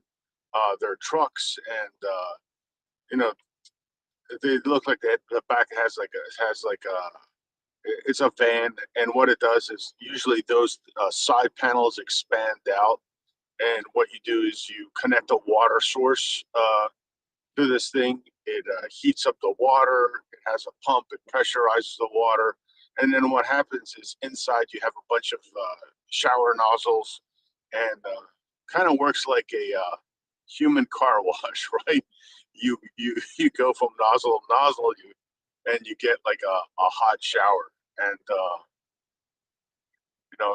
it's a great piece of equipment because I can only imagine what a lot of a lot of these soldiers are going through. Of course, you've got all the stress of the combat. Uh, you know, Personal hygiene is the bare minimum when you have to sleep and eat and fight in a trench or in a ruined building. So having the luxury of a hot shower is a morale booster. I just know from personal experience after having spent 6 months in the desert, washing in what we were using as a laundry tub, which was enough for us to sit in, and our legs would have to dangle out. So it was like a human bird bath after having to use one of those for 6 months with lukewarm water. The Germans, I guess it was the German government through their military, sent us a bunch of these shower vans, and they were great. Now that was toward the end of the war, but still, it was a nice change, even though it came to us 6 months late, if you ask me. But so I'm sure that the Ukrainian soldiers will appreciate having those in Ukraine. It's the small things, Doman, but it's hard to explain what that does for morale, what that does for the human psyche to be able to do that. George, I have a question for you. You say lukewarm water in the desert in Kuwait, in Iraq. If you had just sort of left it out for, I don't know, 5-10 minutes in the sun, wouldn't it been quite hot water quite quickly? No, Doman. So here is the most interesting piece about the desert in northeastern Saudi Arabia, Kuwait, and Iraq. Their winter is actually quite perplexing because all it did from November to March was flipping rain. And rain during the day, and then you had no cloud cover at night. So what happens is when it rains, there is no sun. And as you may know, some other people may not know, there is no heat retention. There is nothing to heat it. So you're talking about temperatures maybe in the 50s, low 40s. I don't know how you would. That's Fahrenheit. So you're looking at like single or low double digit Celsius, so below 15 degrees Celsius at all times. Yes, and everything is wet. Everything is miserable. And at night, oh wow, that's where the fun starts, because the temperature hasn't gotten above like 55, 60 degrees. It drops like a rock at night, especially if you could see the stars out at night, you knew, because we had to pull guard duty. It goes hand in hand with with being an Army or a Marine Corps unit. If you could see the stars at night, you knew that those 2 hours on guard duty were gonna be absolutely brutally cold, and that's what it was. So we had the water, in 5-gallon water jugs. They look like a jerry can, but they're plastic and cream colored. And you would pour the water in this basin, and the water was cold. So what we did was we had these metal bowls or a pot, and we had these small burners, these small stoves, and we would boil that water, pour it into the wash basin, and and the water would get a little bit lukewarm. Now, initially, they had built these shower stalls with these metal tanks above them. The idea would be that, since it's a desert, the water in the metal tanks would get hot, and you'd stand underneath it. It had a shower head with a chain, and you would pull it, and of course, you would get a nice warm shower or what have you. Well, someone forgot to tell us about the weather in that area for the time we were deployed from November on, and that water was absolutely fucking freezing. And ever since then, I hate cold water. I can't stand it, and that's how that story went. But once the Germans sent those, and that was toward the end of it was after the whole ground phase. It was during what I call the mopping up phase, and we had some of us had been left back in Iraq. Like I said, we were guarding units that were recovering broken down Allied equipment. And once we got back to Saudi Arabia, that's where we experienced our first hot shower.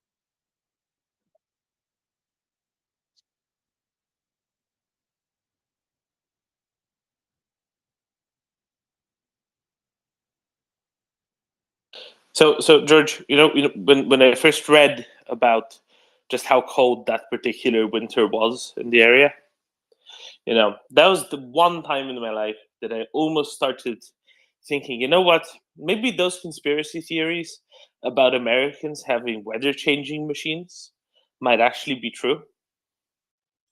Yeah, I don't know. I don't think we would have done it for us. But like I said, I remember the ground war. I think it started like it was a night of the 23rd, 24th.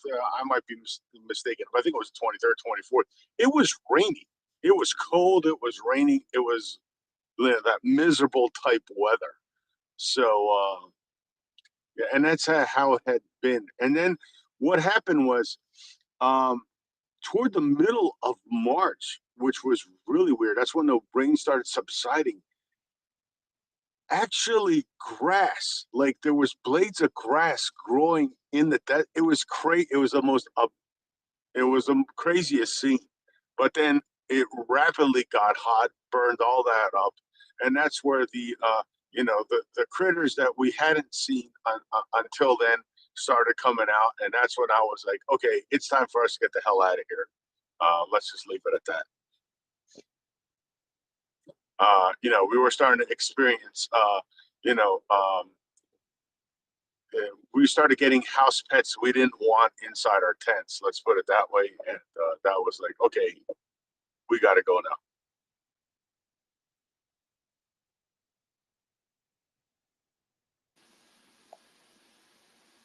Yeah, it was a particularly wet winter for sure, and colder than normal as well. So anyway, it's an important tale here, isn't it? And George, let's bring us back. Let's bring us back to what you really wanted to highlight: these shower trucks being brought in by the Poles. A very good thing indeed. Yes, it's a psychological benefit too. It's not only obviously you want to keep yourself clean as much as you can, but there's a huge psychological benefit from having that luxury. That's what we call it. That's a luxury out in the field.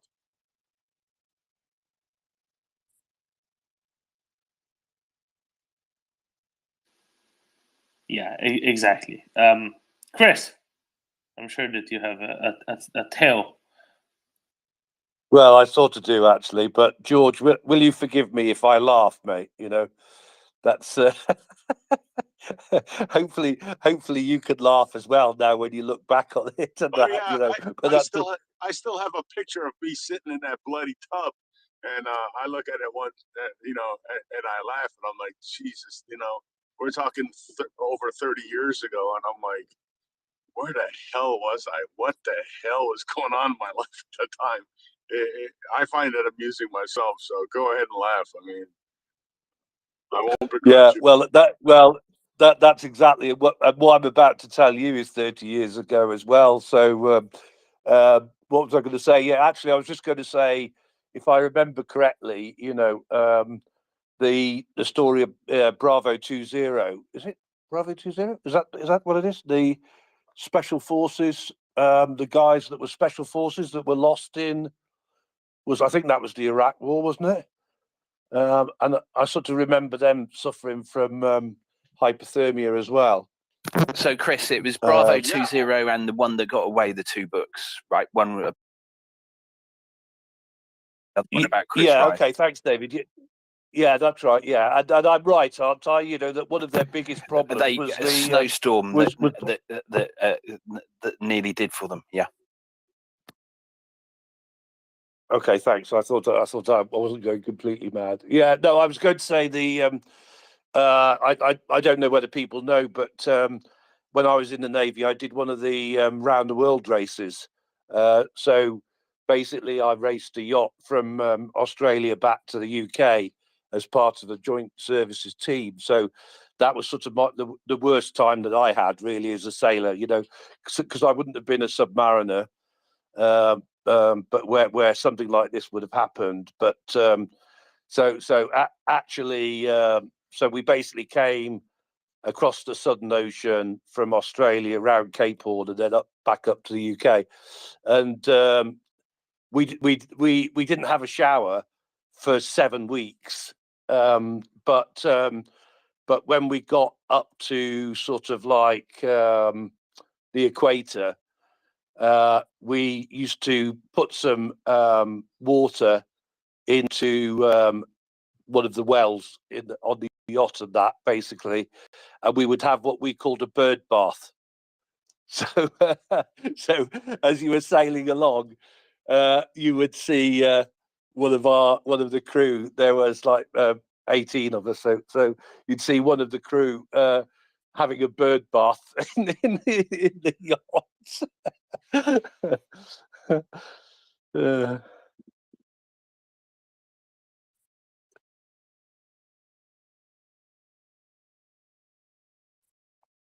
Yeah, if you would have seen the size of the laundry tub, it was quite comical.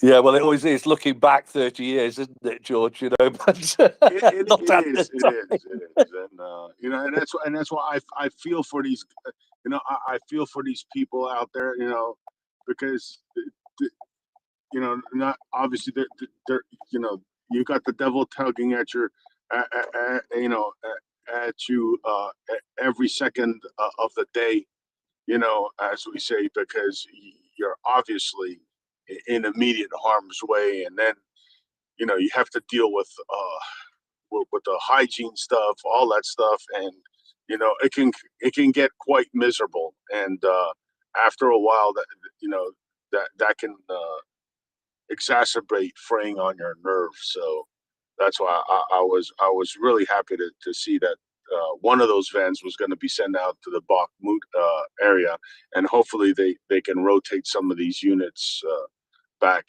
Even if you get one every week or every 2 weeks or every 3 weeks, it's still a huge plus.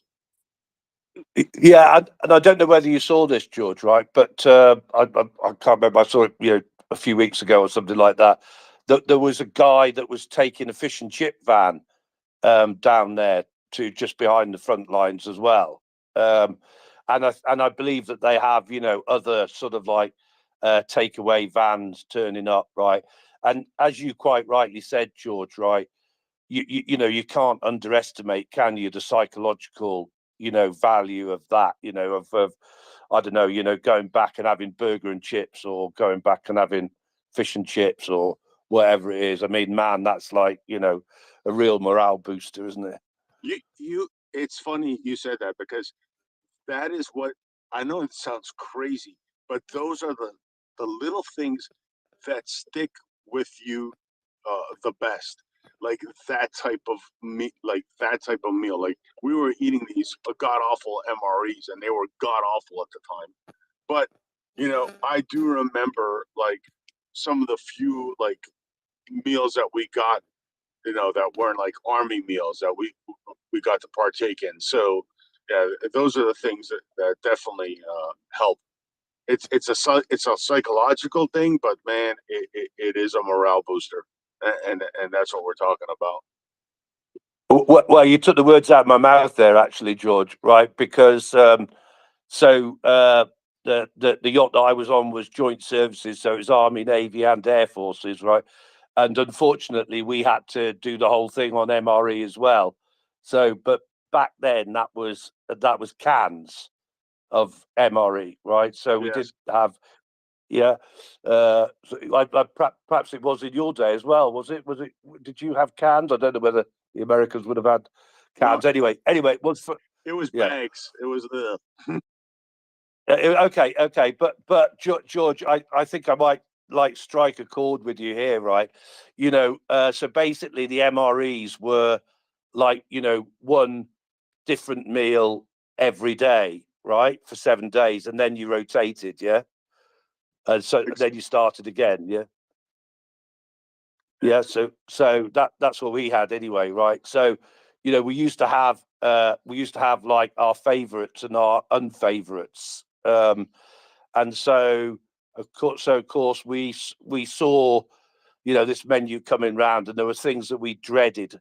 One of the things that we dreaded was chicken supreme. So by the end of the seventh,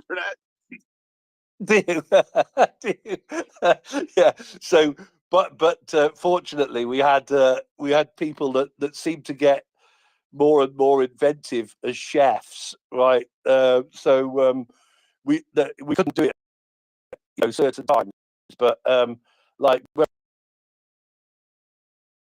we had plenty of water, which obviously water was a bit of an issue, but when we had plenty of water, they would wash the sauce off of the chicken supreme and then fry the chicken in the pan, right? So that we could have, you know, basically fried chicken, if you like, instead of chicken supreme. We called It it. gets down. We called it. We had a version of that called chicken a la king. And let me tell you, I don't know any king would have eaten that rubbish. But really quick, though, I'm gonna jump off here, but I'll be listening later on for our war stories. Peter Doran. With Peter Doran, yes, thank you, guys. And right, and I'm gonna jump off though, but it was good to reminisce there for a second. But like I said, all this type of stuff is good for you, for Ukrainian soldiers, and I welcome it. It's awesome to hear. Dolan, shall we have a quick little chit chat with our friend David? Let's. Chris is all Now, before George goes. Yeah, please. Before George goes, I have a question for George. You know that laundry tub you were talking about? Do you think that laundry tub was big enough to sail out into the Baltic and then descend down to sabotage the Nord Stream pipeline? No.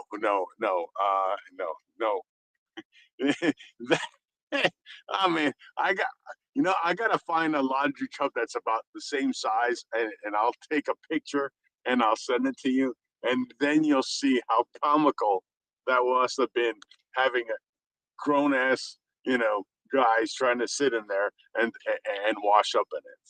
I'll try to find one. George, when you do that, please don't take all the clothes off. No, not going down that road, Doman. Yeah. I don't want to break the internet. No, thank you. Good, that's a good plan. Alrighty.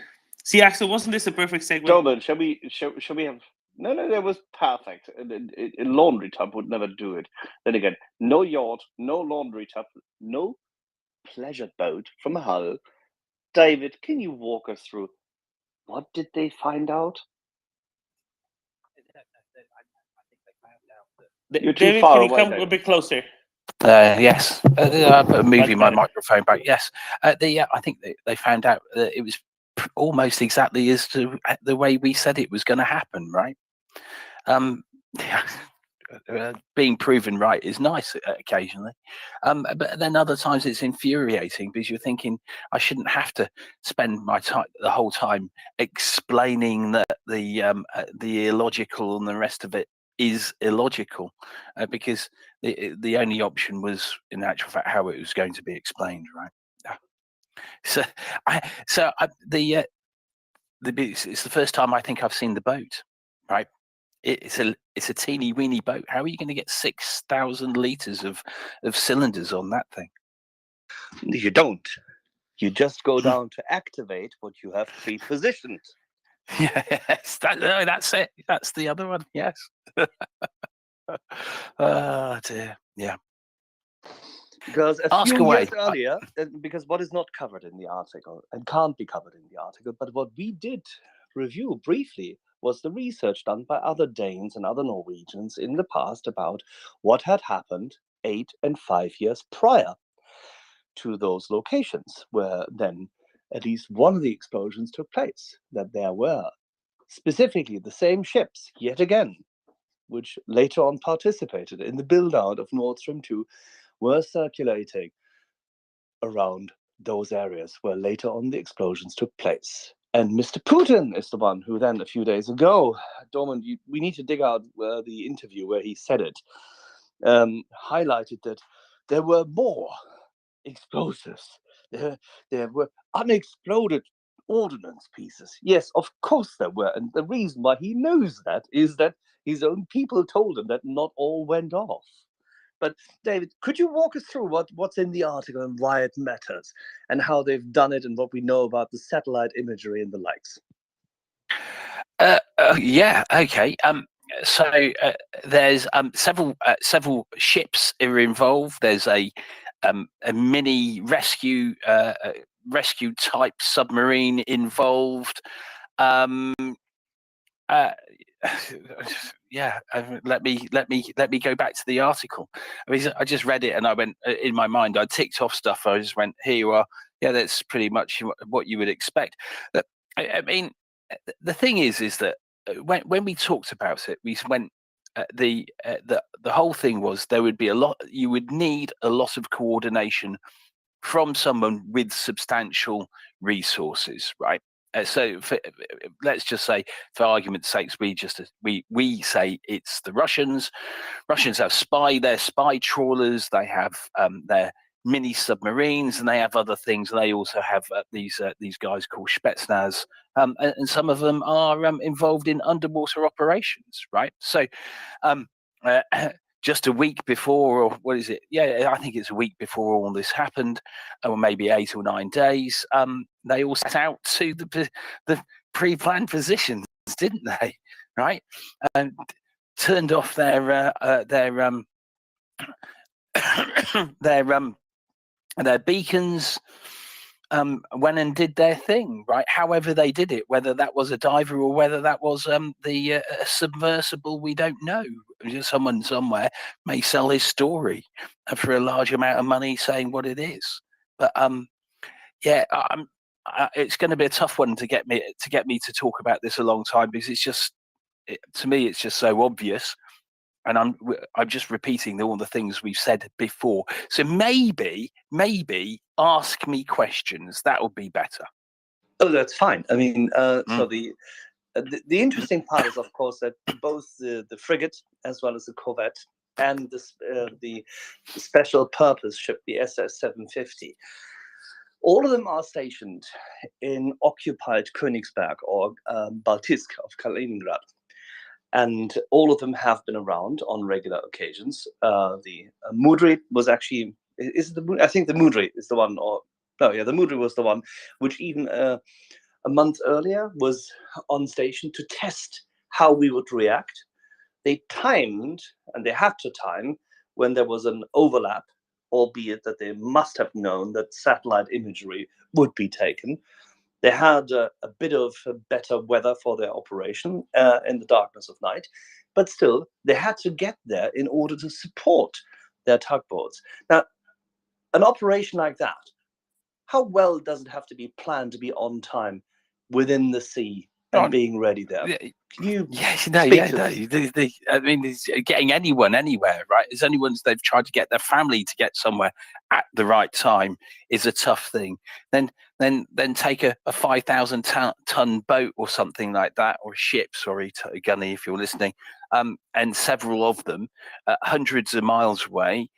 In seas that have got currents and there'll be winds working against you. Yeah, it takes an awful lot of planning, right? He's not one of these, let's just go for, I fancy a trip down, let's go to Normandy this weekend and we'll get on the ferry and drive over. Just this doesn't work like that, does it? Extraordinary amounts of planning, because you've got to make sure all the people are on the ship, all the people you need, right? Every single one. Do you have all the fuel that you need to do for the time you're going to be out, right? And all of the other bits and pieces, the logistics, supply chain that you need. Oh, and by the way, let's not just forget about, do you have the explosives? Do you have the right amount of oxygen? Do you have the right kit? Is it tested? Do we got any spare kit, for instance? Because last thing you want is only one of these things. Only one of these, your one of your head, one demand valve, and then suddenly go, well, that broke, right? So do you have your spare kit, right? And every single other piece that that goes with it in that chain, as Damon said, that whilst and it was probably more like there'll be a couple of hundred different pieces in there that where if it went wrong, everything would go wrong.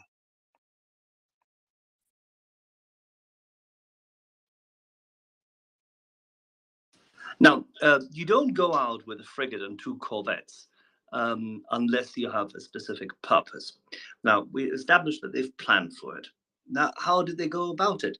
They send their special purpose ship, they send a rescue and a tugboat, and then they station it there.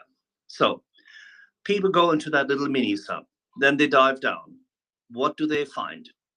Well, they have to find it, don't they, first, right? So that'll be the reason for all the military ships and the rest of it. They'll have underwater sonar and the rest of it. When they get down to the pipeline, then they have to work out exactly where they're going to do it. Have they planned on, are they going to try and cut this along one of the seams? Are they going to try and see if they can find a seam, right? It's a bit dark underneath there. And if you're in a little a mini sub, right, that will be moving. That how much of the silt's going to get moved up. You may have to anchor up for a while to allow the silt to go away, so you can see more. Right, there are many factors that are involved, right, and not least, right, because I don't know how it works with these subs, right. So, can the mechanical arm reach into a storage bay? Or did the mechanical arm have to carry the the cutting charge down with it? This is assuming they used a little submersible to plant the explosives, as opposed to someone doing it. Who knows?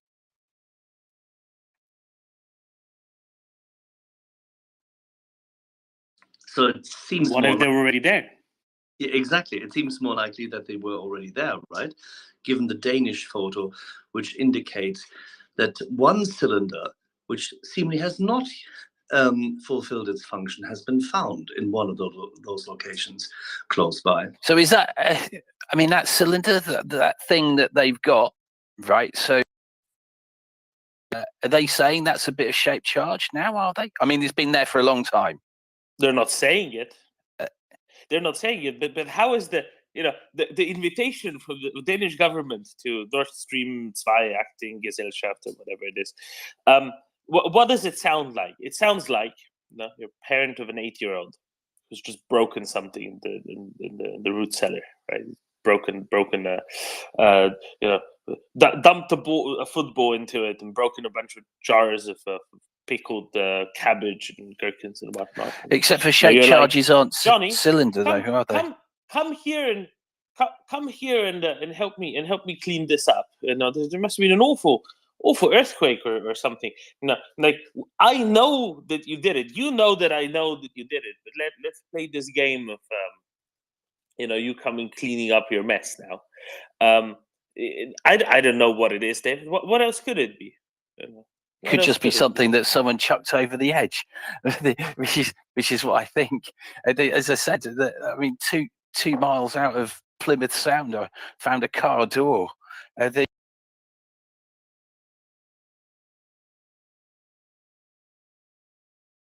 the, the picture, because yes, I will. Yeah, the picture.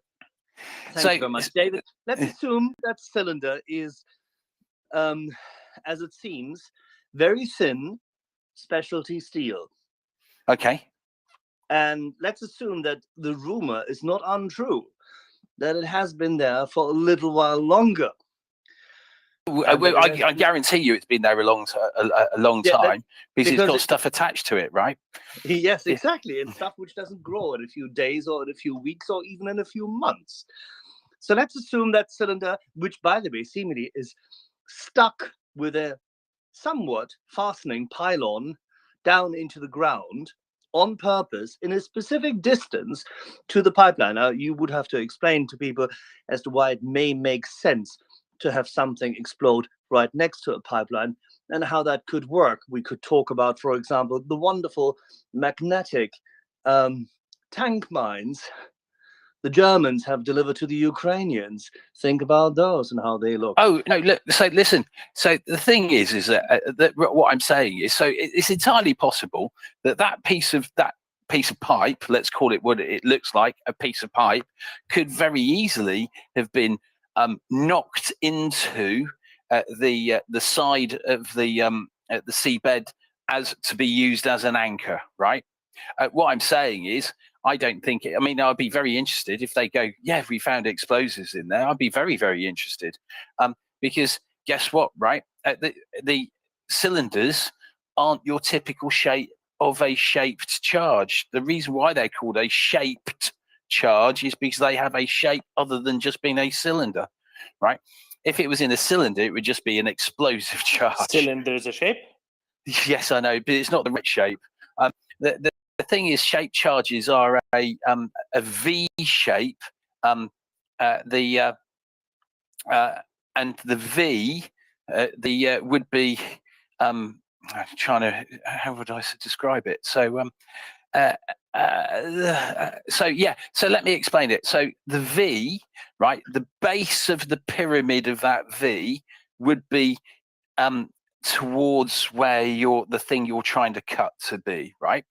So you could have something, if it had been rectangular with a gap in the on one edge, for instance, the V there, I'd go, all right, that makes sense because that's the shape you need, right? So there's a thing called, I think it's the Monroe effect, right? This is why shape charges are used, right? Firstly, they've worked out that if there was a space between the explosive and the thing you're trying to blow up, you get a better effect. And then they also worked out that if you put a easily a metal material like aluminium, tin, as we said, talked about gold, titanium, and the rest of it, something that there's quite malleable, right? Then that works really well as a cutting charge, but it needs to be close to something, right? So you wouldn't. Why would you have that there? That wouldn't be that's not how you would put a cutting charge on it. You would put a cutting charge all around and not to the edge. I would suggest that if that is in I mean, I'd be really interested, but that would be very different from what we saw, right? So David, how big would the cutting charge, the V-shaped one with a base, How big would it have to be? What would you think? How wide and how tall? Not that much. I mean, look, it's got 4 inches of concrete and what, an inch of steel. Ah, okay. So, and if this cylinder Mhm. is simply the specialty steel cover of the cutting charge? No, here's the which it thing, right? hides? So listen, right? I could envisage that could be a container that you had your explosives in. Absolutely, that would fit it. Yeah, and then you would send someone down to activate by, say, Take it out. opening the containers and doing things. That would make sense, wouldn't it? Yeah, of course it would. Interesting. So, are we telling people that potentially they did all this, but they failed to activate all because they maybe ran out of time because a US helicopter appeared a little earlier? Maybe they just missed one. And maybe whatever else, they missed it or something went wrong, which is why Putin said that some things are still left there because they knew that they had failed to activate everything. Oh, Is it look, I mean, they would possible know that this that. is? Yes, They would of course know it. that's all possible, and it wouldn't be out of character with Putin to troll the West by telling them there's something left there, right? Just going, ha ha ha, look, yeah, there's something there. I'm still going to deny it. That would fall in line completely with their thinking. I mean, the in my mind, right? So, do you know how big an angle iron picket is? Oh yes, of course. Right. So I would guess, at a guess, something like an angle. If you imagined a sort of a cubish, something that's a cube in shape, except for the V shape, along the lines of an angle iron, with the explosives in it and the specialist, and with the right metal in it, that would work, be about the right size for me. Would you need to go any bigger? No, I don't think so. I mean, and you could, the way you put the explosives is the important thing, right? Because guess what, right? When you've got, let's just say, I mean, every 10 centimeters might be a kilo of explosives. So that's a lot of explosives. And you don't need lots of metal. The metal will cut because it's ejected out at such a velocity and it's molten. It just cuts through stuff, which is why you end up with a picture that looks like something's been cut by a scalpel. Good point. And before people, by the way, come up and say, "Oh, this is impossible. Why would Putin say so? Because what does he have to gain?" Well, that's the interesting thing about making lemonade if you only have lemons. If already you have exactly that miss, meaning there's a container, at least one, left, and proves that, what do? Yes, first you troll the West, and then later it found out, don't forget, the West always said that critical infrastructure is an automatic Article 5. And he will then try to goad us into declaring it something close, or if we fail to act, to showcase how impotent we are, whilst we probably will remain calm. Yep, and there's all sorts of theories along this line you could put in. Maybe that he'd had some sort of agreement with China along the lines of if Article 5, because there was all the goading. Who knows, right? I mean, there's so many things, and there's the other obvious one, which is the fact that when it was blown up, it meant that they could go force majeure. We don't have to pay all the fines that you for not supplying the gas that we said that we've turned off. And now, David, what happens if the company Nord Stream 2 is now considered to be, or if it could be proven to be responsible for having at least aided and abetted a construction company it contracted to place those things there? Oh, that wouldn't be force majeure, wouldn't it?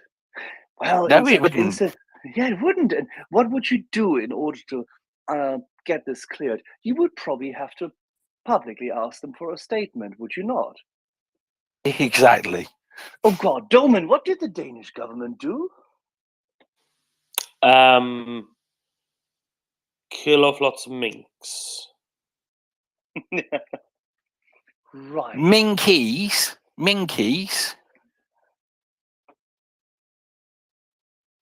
No, sorry, this is too layered a joke. Basically, in the 1980s, little Russian submarines, little Soviet submarines were sniffing around Gotland, and they said, no, it's actually no. The sounds that are heard, they're not from the submarines. Definitely not. There's just minks playing in the water, some nonsense like that. That's what you hear on the things. And the Danish government did actually cull a lot of minks because there was some varieties of versions of COVID developing in them at the start of the pandemic. They're like, no, just cull all the minks, the ones that were in in the fur farms. But apparently it wasn't done quite according to the rules, and it was a big scandal because that's the sort of scandal you get in Denmark. Things weren't done completely by the book. Okay. But I'm now thinking maybe they didn't actually cull any minks.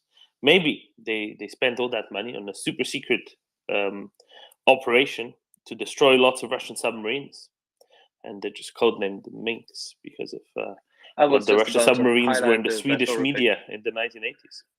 Yeah, I was just about to highlight this horrific element of the pandemic response. But having said this, isn't it funny that now Nord Stream 2 AG, which already is what, Doman, in default, which already has issues. So, Axel, is it based in Germany or Switzerland?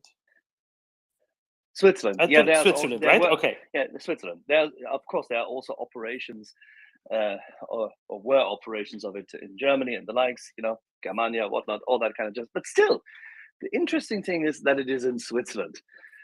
Now, yeah, that'll be fun.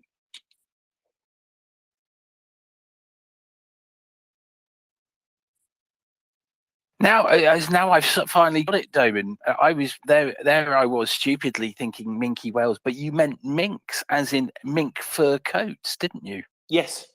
Took me forever. Yes. It's the I do underwater, apologise. the underwater minks you hear on sonar that come from the east. Yeah. If only you'd said the furry minks, I would have known immediately what you meant, right? Spetsnaz minks, and guess what? Why do they have all that fur on them, Doman? To keep them warm. Yes, and what is it when you were at deep depth in the Baltic? It's cold. Yes, exactly. So I completely understand now. Mink coats are designed to keep you warm. There we are. That's why they use them. So before we go back to politics, and obviously just indicating briefly for later, you can put a pin on it right after, but Gazprom is still the majority shareholder. All right. Yes, there's E.ON and Wintershall and whatnot, all of them involved. But if, for example, it could be shown that Nord Stream AG would have either known or is deemed to should have known that a construction company hired by Nord Stream AG from Russia pre-planted and pre-positioned such elements there, with or without explosives mounted, whatever, but elements which were conducive or necessary for such explosion to be exerted by Russian forces with their SS-750 and all of that. If that were proven, then A, there's no force majeure, and B, there are significant repercussions for Gazprom's foreign assets. Oh, it would be a deeply unpleasant point for them, wouldn't it? Right? So deeply unpleasant. Sweet. But let me throw something out there, though, yes, for please. you, right? So here's the thing. So what we do know is that there have been people saying that when they laid the pipeline there was a point at which point they stopped at it and they capped it off, right? And then they would have had to have rejoined the pipe at some stage when they carried on. Do we know if that story is true or not?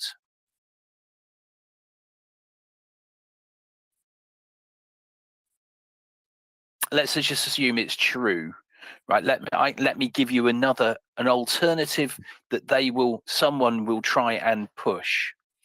The alternative will be when we reattached the pipeline. What we needed to do, let's just say, for instance, that bit of pipe is an anchor point. They'll go, when we put the welding machinery and the rest of it down there, we needed to put an anchor point in. Just throwing it out there.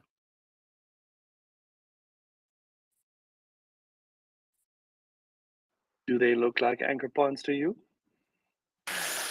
I mean, as I said, look, I've been ruined in this because I've just seen all sorts of weird stuff down there. You go, as I said, why would you ever expect a car door 2 miles out, right? And I do know, as I said, people, especially on commercial ships, throw all sorts of rubbish overboard. So it's not beyond any chance that someone's just thrown something over, and that's what it is. So it looks to me like a bit of pipe, right? And it's in the ground, so it could be an anchor point of something. It could be anything else, and that's the bit. What I do know is that thing wasn't a shaped charge. It could easily be something that carried a shaped charge, though. But no, I don't see it as being a shaped charge. If it is, it's the first time I've seen a circular shaped charge. So the likelihood that it is a container of something is there. Yep. I wouldn't be able to say no, that's not. I should go, yep, it could be that easily.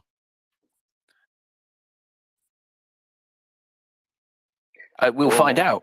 Who's picking up? Have the appropriate authorities said, yeah, we'll go and collect it? The Danes did. Well, so it's already been collected? No. The Danes said, come on, representatives of Nord Stream 2 Acting Gesellschaft, you're going to come with us and you're going to look as we clean up your mess so that you won't be able to then say, no, this wasn't us. You will see what the company that you ran was up to.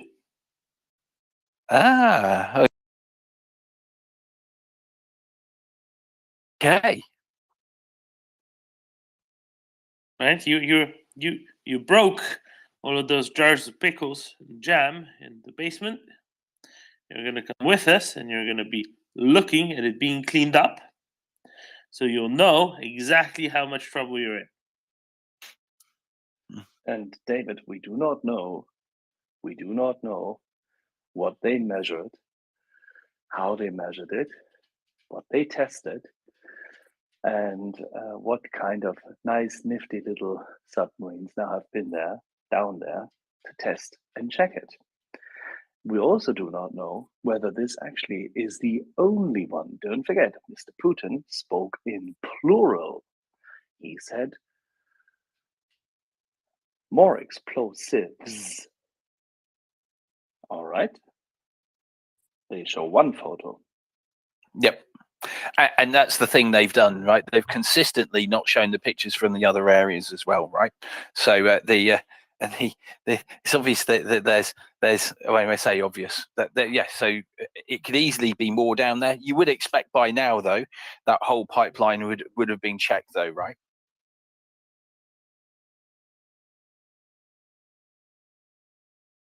Oh, definitely. I think they've been quite busy over recent months, having a thorough comb through everything. I think there are some people who've accumulated a lot of dive time and overtime on this. So, David, I'm curious. Tell us about the door that you found. Was it just somebody following their GPS and they went straight down the ramp that's meant for boats and just kept on driving? There was no car attached to it. The car fell apart underwater. No car attached to it.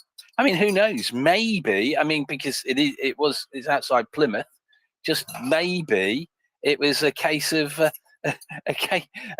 case of because they're not so much money, and someone who was using it as a water ski. Who knows?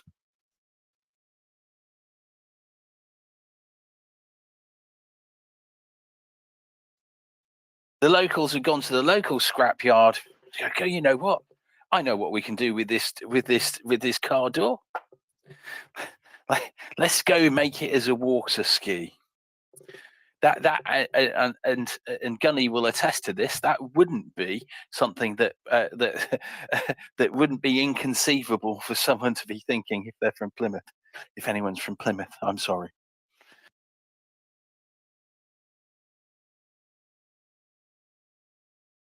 Plymouth, Plymouth, England specifically. If you're from the US, that's fine. Don't worry about that.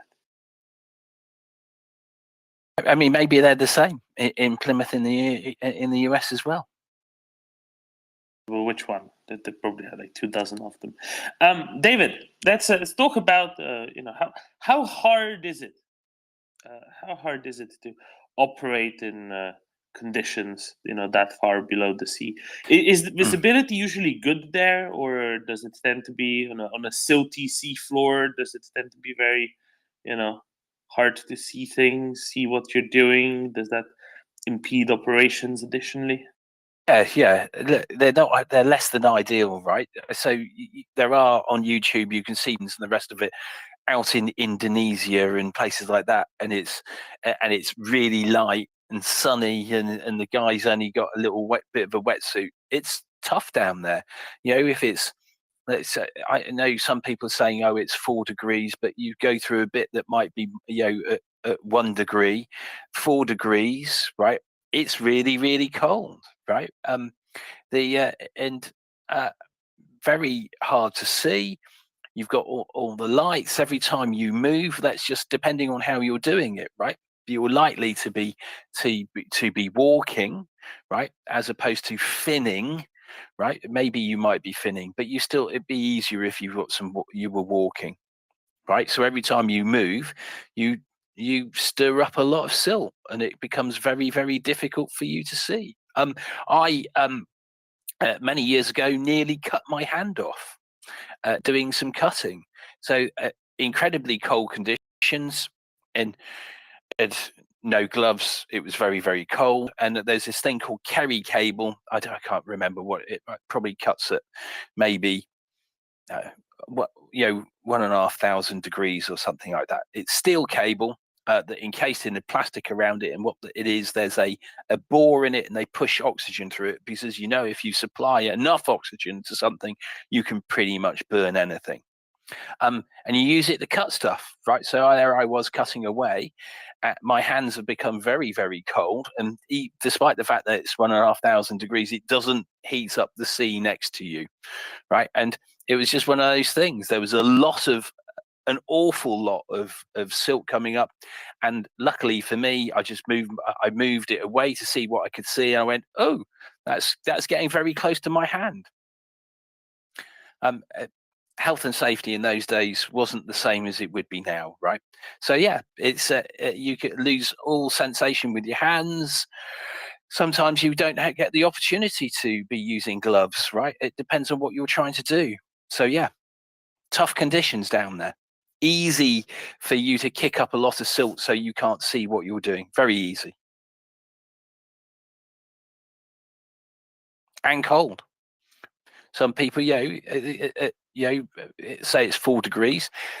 Do not talk about what happens if you had a leak in your suit, right? And all the other things that go around that. That would be a deeply unpleasant experience, and people have passed out just from the cold.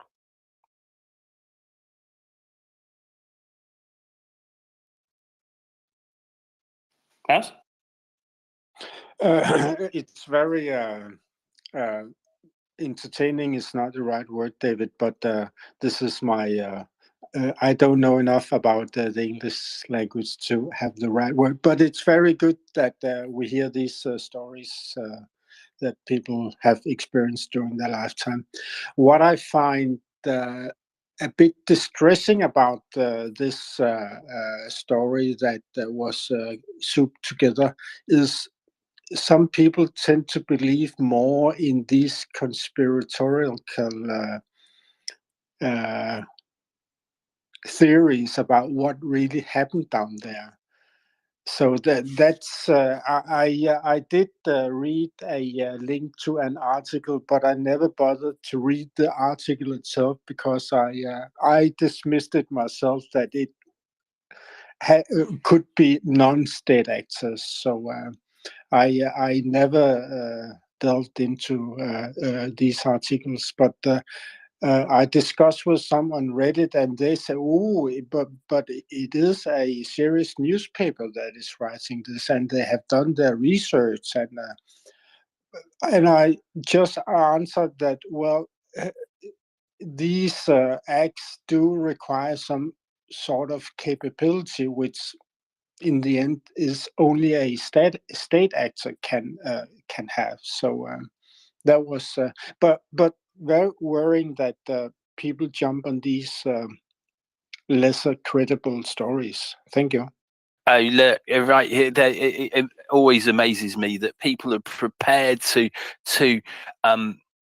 believe farcical stories about how someone would do this. I mean, let's just if we just analyze it, right? You're in the middle of the Baltic, you've got some divers, and you choose a yacht, a thing that requires wind power to get you there.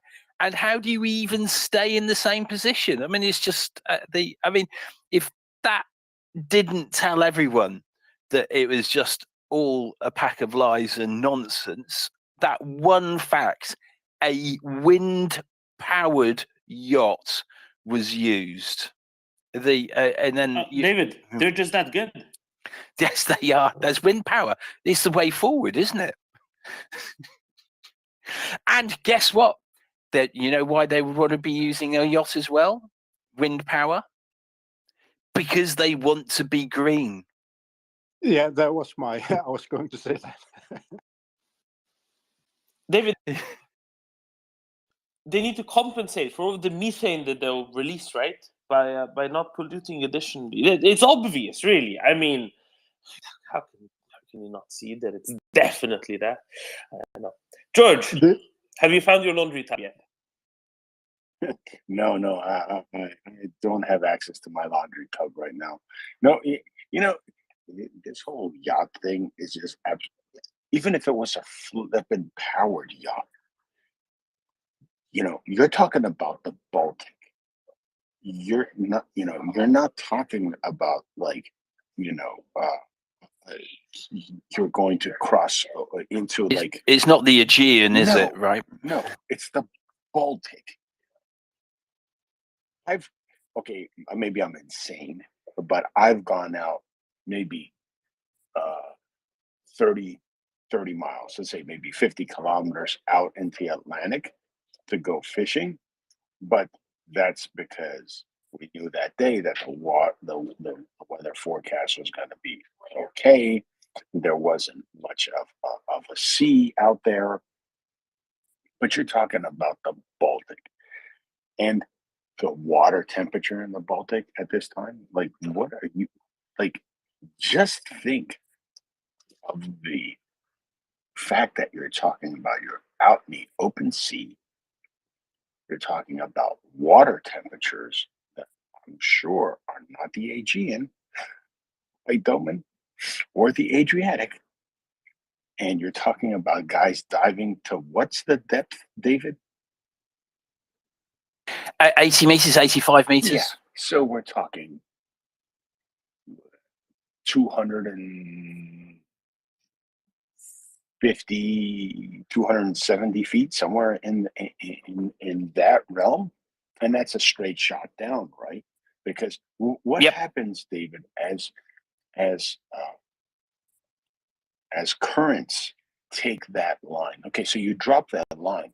Now, is that line gonna be 240, 250 feet, or is it gonna be? Are you gonna have to add to that because you can't drop straight down, right?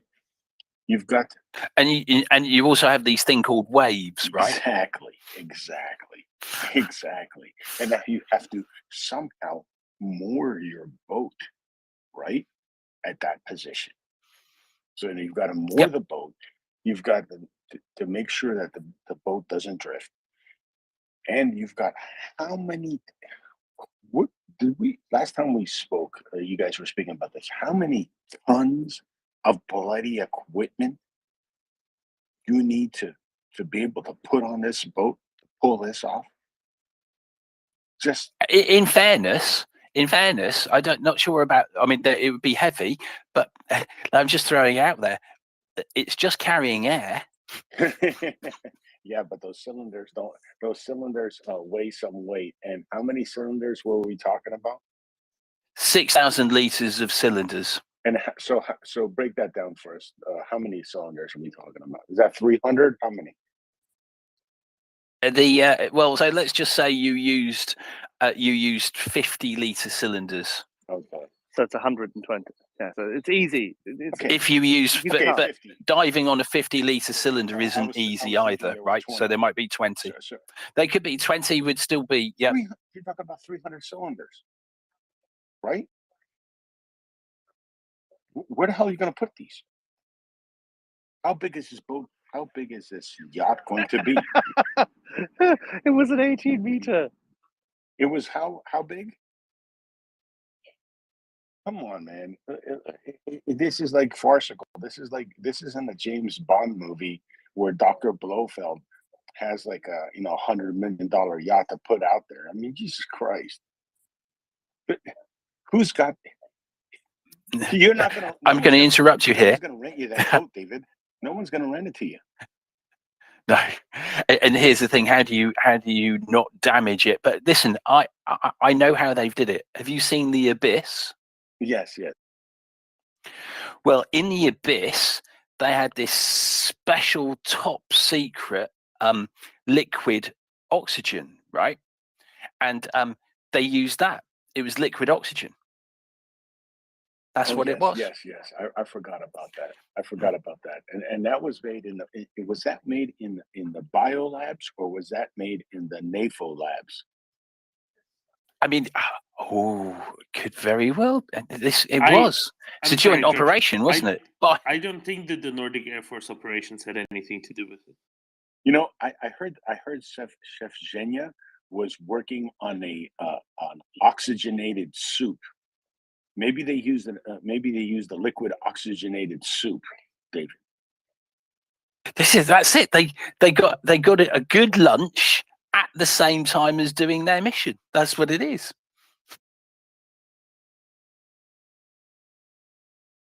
After all, they are very soup-centric, unlike the Nordics, which are very air-centric. Peter, very good morning. How are you liking the conversation this morning?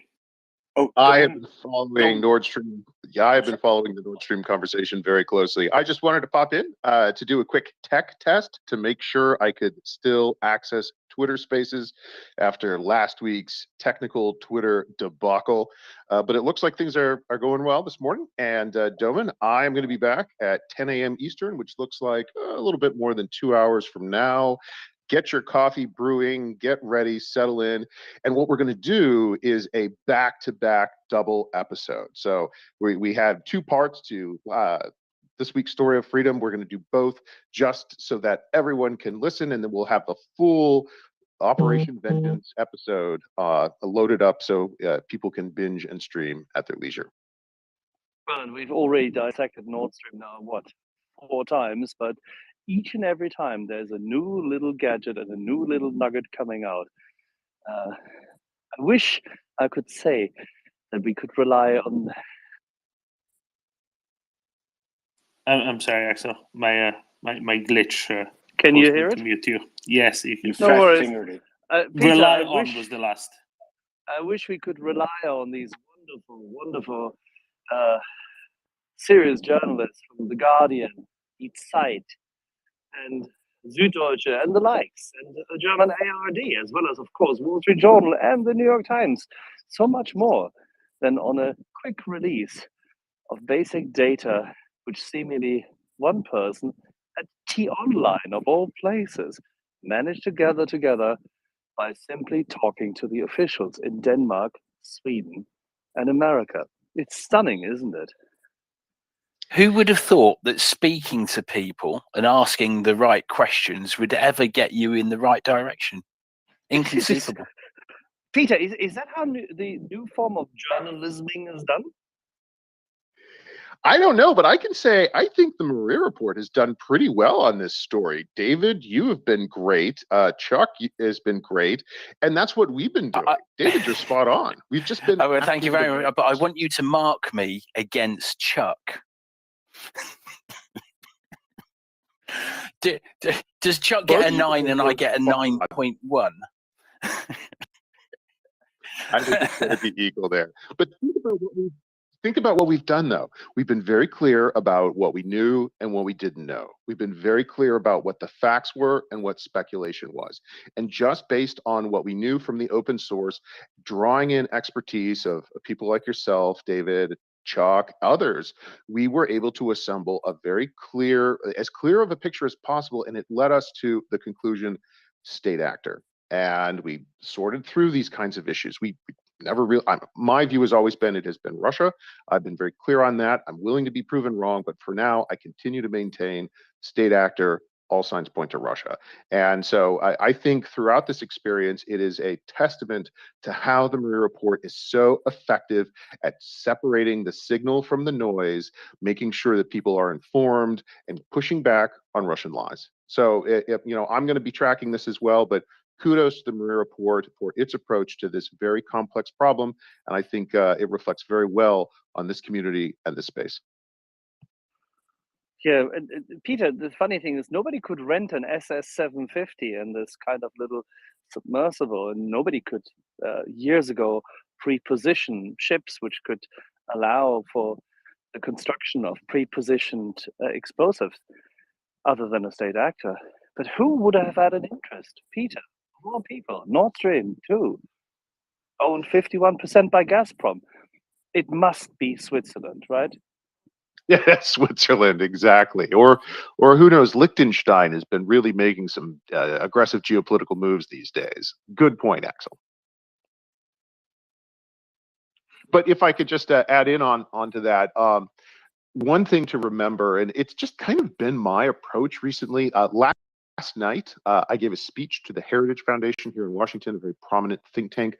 There was a large gathering of congressional staffers and other folks for their Marshall Fellow program. I was in the very first class of Marshall Fellows, and I had an opportunity to give a speech and take some questions and have a discussion with this class of Marshall Fellows. It was an incredible moment. I was very honored to have that opportunity.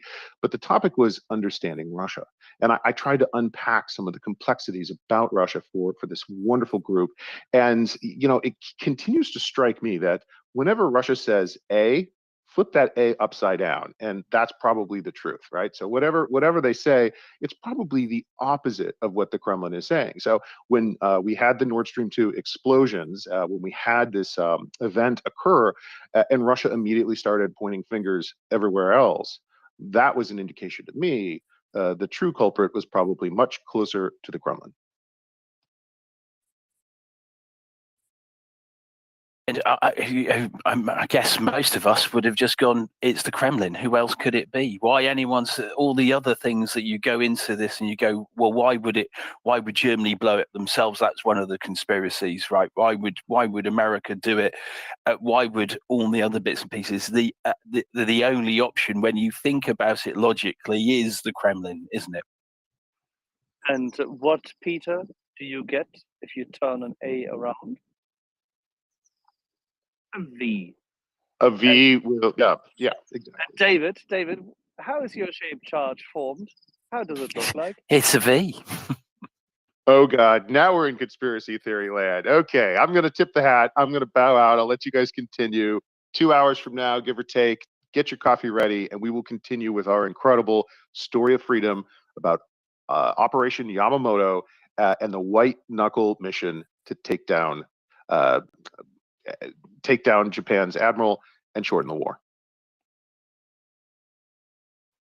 And I will pop in and just say that Doman has crashed and he is on his way back. However, Mr. M is happy to go host for a little bit, and I'll go to George.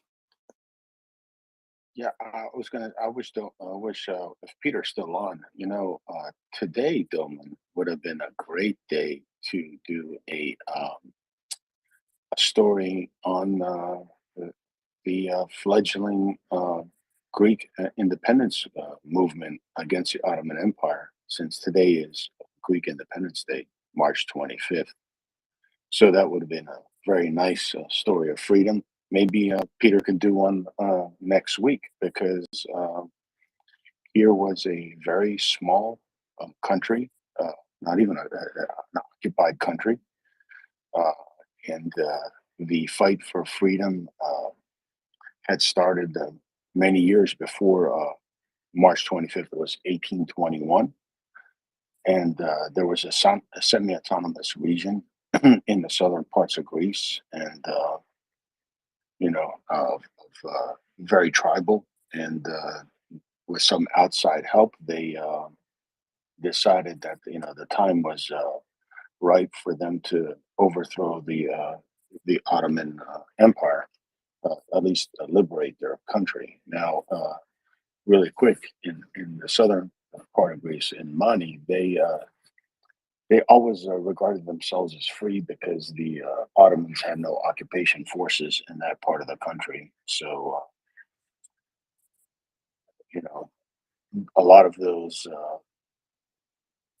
gentlemen became leaders of the fledgling Greek independence movement. And when it was all said and done by 1828, the only parts of what is modern day Greece that were free was the southern part, Peloponnesus, and then a strip of land around Athens. And of course, the great powers decided that Greece should not be a republic, as France would have wanted, but to be a kingdom. And that's where we got I think it was Prince Otto who became king, Othonas, or King Otto the First of Greece. But anyway, it is a very intriguing tale how a bunch of tribal bands would get together. So there was a lot of infighting too. I'm not going to gloss over that, but they had a fledgling navy that consisted of what used to be pirates on the Mediterranean Sea that got together, to take the fight to the Ottoman Empire. But anyway, so we celebrate Greek Independence Day. Two years ago, obviously, was our 200-year anniversary. So I take personal pride, because on my mother's side, two of her ancestors actually took part in that, and one was a captain of what was a fledgling Greek navy. So there's that. Thank you.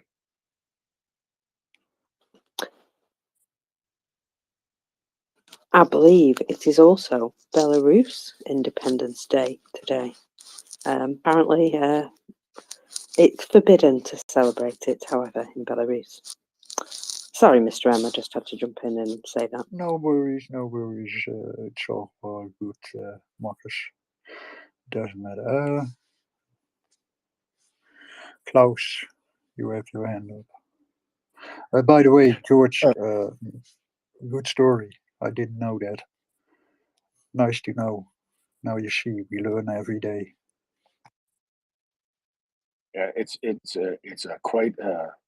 I'm sure Peter is obviously familiar with it, but it's a crazy story, because it took them 7 years. They were victorious up until 1824, 1825, and then because of some infighting and things of that nature, they started to lose ground. And then what helped them was the Ottomans were about to bring in a brand new fighting force from Egypt, from one of their what was obviously a vassal state, but there was a battle. It was called the Battle of Navarino, in Navarino Harbor in southwestern Greece, where there was a combined French, British, and Russian fleet. Believe it or not,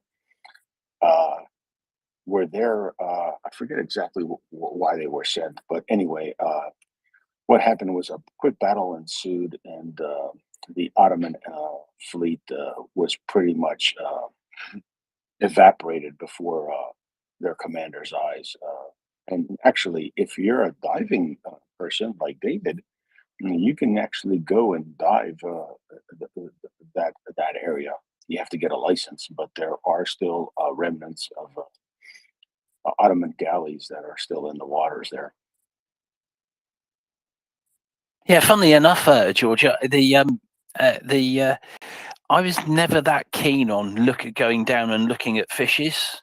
That wasn't the bag I was into, really. I guess that maybe now that I'm older, it might be something that is worthwhile doing. But no, the subaqueous part of diving never really interested me that much.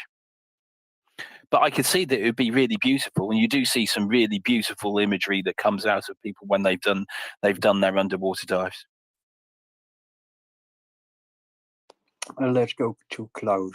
Klaus, he had his hand up. He had something to say. Thank you. A last point regarding this non-state actor. If I was capable of doing something that in that scale, I wouldn't choose a pipeline that wasn't delivering any gas. I would try to go to Sevastopol and see if I could sabotage the gates that is in front of the harbor. I would try to disrupt any logistic needs Russia have either in Russia or in occupied Ukraine if I had the capability. So it's just so implausible that I, as a private person, should go after these pipelines. Thank you. So let me kind of touch upon this, right? Keep hearing that, oh, but why would the Russians have the motivation to blow this up? Well, why would anybody else have the motivation to blow this up, seeing that nobody was going to be getting gas to it anyway, right? And nobody was at that for many weeks. The one thing that I think is important to remember is that for Russians, this is also grandstanding, right? And it's also sending a message. What did the Norwegian government do immediately after those pipelines were blown up?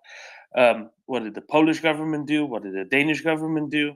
They all started looking at underwater infrastructure. It was on the day that the Norway, Denmark, Poland pipeline was inaugurated. It was at the time when it was very important for Europe to have consistent supplies of gas and electricity from Norway through underwater infrastructure. Immediately there was panic. There was, oh my, can we even secure our underwater infrastructure, right? By the Danes, by the Norwegians. That was the point that the Russians were trying to achieve. Uncertainty, panic, confusion. That's what they wanted from this. Now they took something that nobody really cared about. It's kind of like the Russians were kind of doing the equivalent of the Belarusian special forces. David, you know which ones I mean, right? The ones with where one chap stands behind, waves a flag, and the other ones break concrete cinder blocks with their foreheads. Oh, they're terrifying. Well, exactly, right? They're saying, look at what we're willing to do to ourselves. Hit, head, cinder block.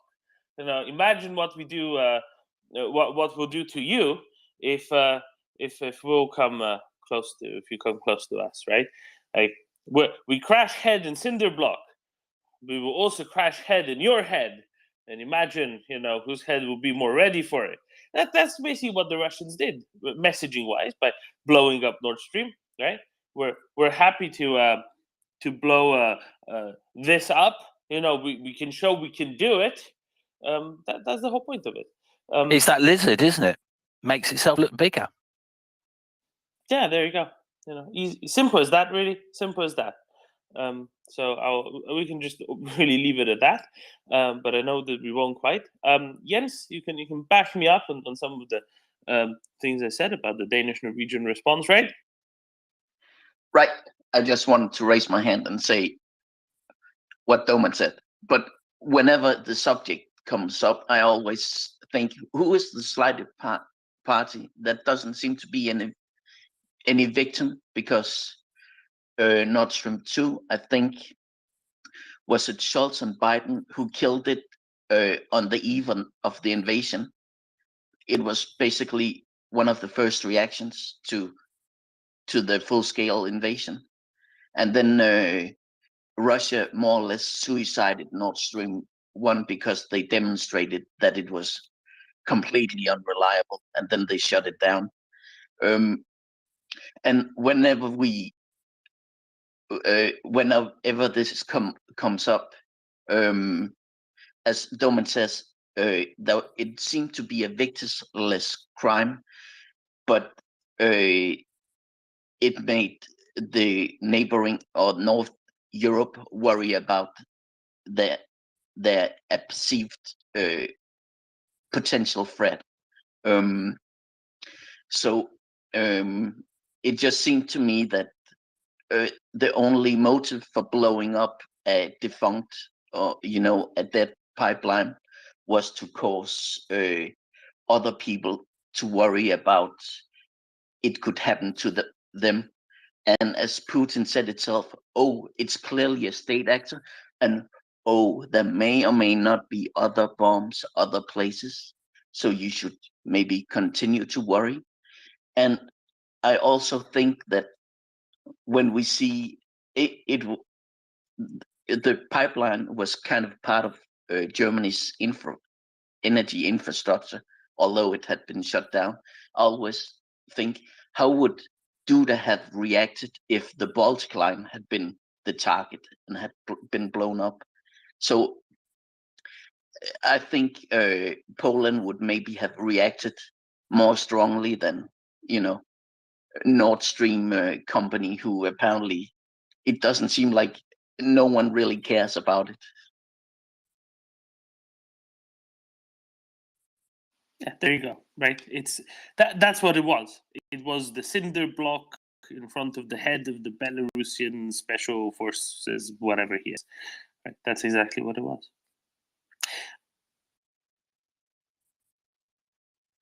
And then everybody was afraid for their cinder blocks, because the Belarusians are going to come. What if they come and they, smash into all of our houses with their heads and tear them all down? Something like that. Ioana, morning.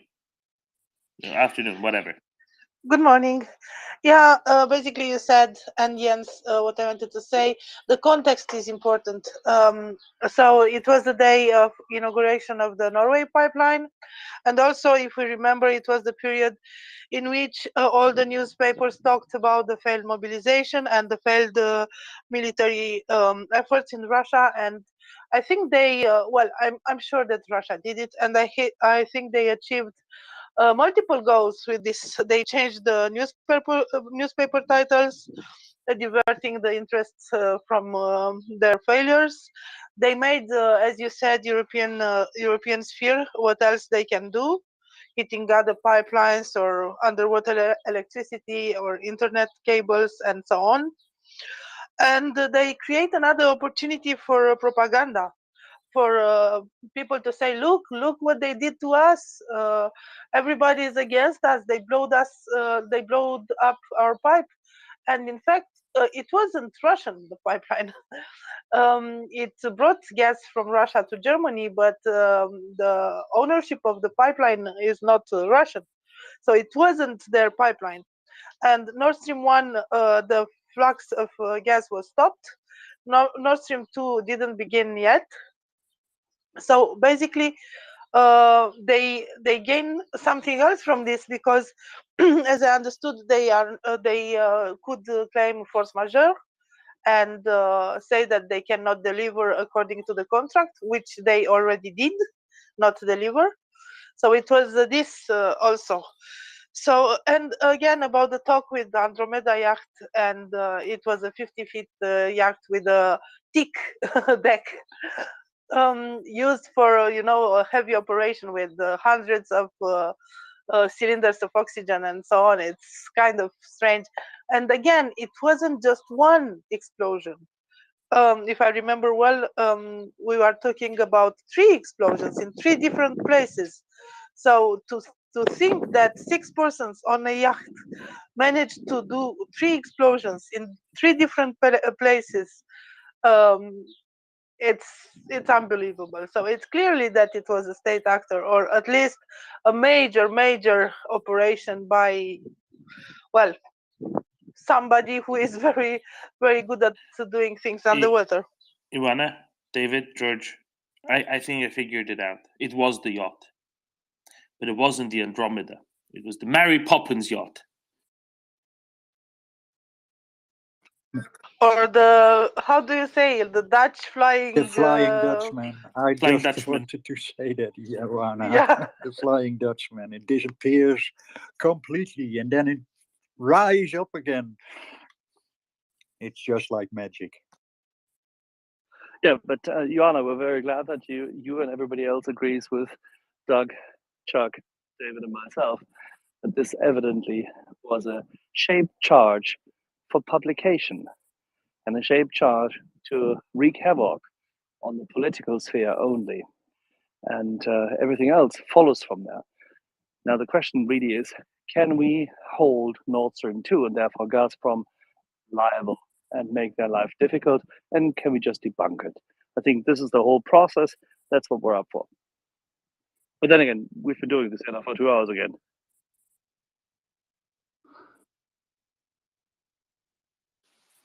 Yeah, and I think it's good that we are. It's interesting. It's it's important. Clearly, news of the day yet again. I don't think it's the last time that we'll be going through this. We always learn something new. I bet a bunch of people didn't know before today that Swedish media called the Russian submarine sounds minks back in the 1980s. And now you do. So. Well, I would like to point out that I was messaged by someone saying that we should, in actual fact, have a competition for the best story. But I think you've won that with the minks, right? But there must be someone who can come out with a better story. Answers on a postcard. What do you think happened? Klaus. It could be SpongeBob, because when I've seen episodes with my kids, he somehow manages to blow things up, and everything was supposed to be so rosy, and then SpongeBob comes along and boom.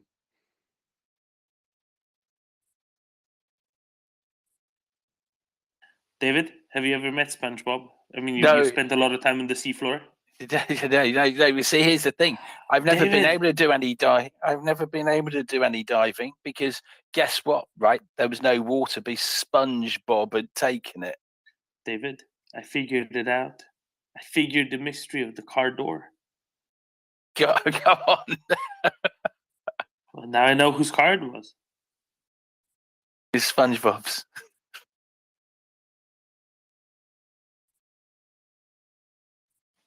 David, tell us how you've blown up some stuff underwater.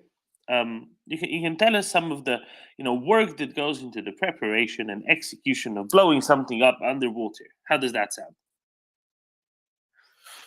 Sort of. What do you want to know? You want me to tell you the story? Walk us through. Yes.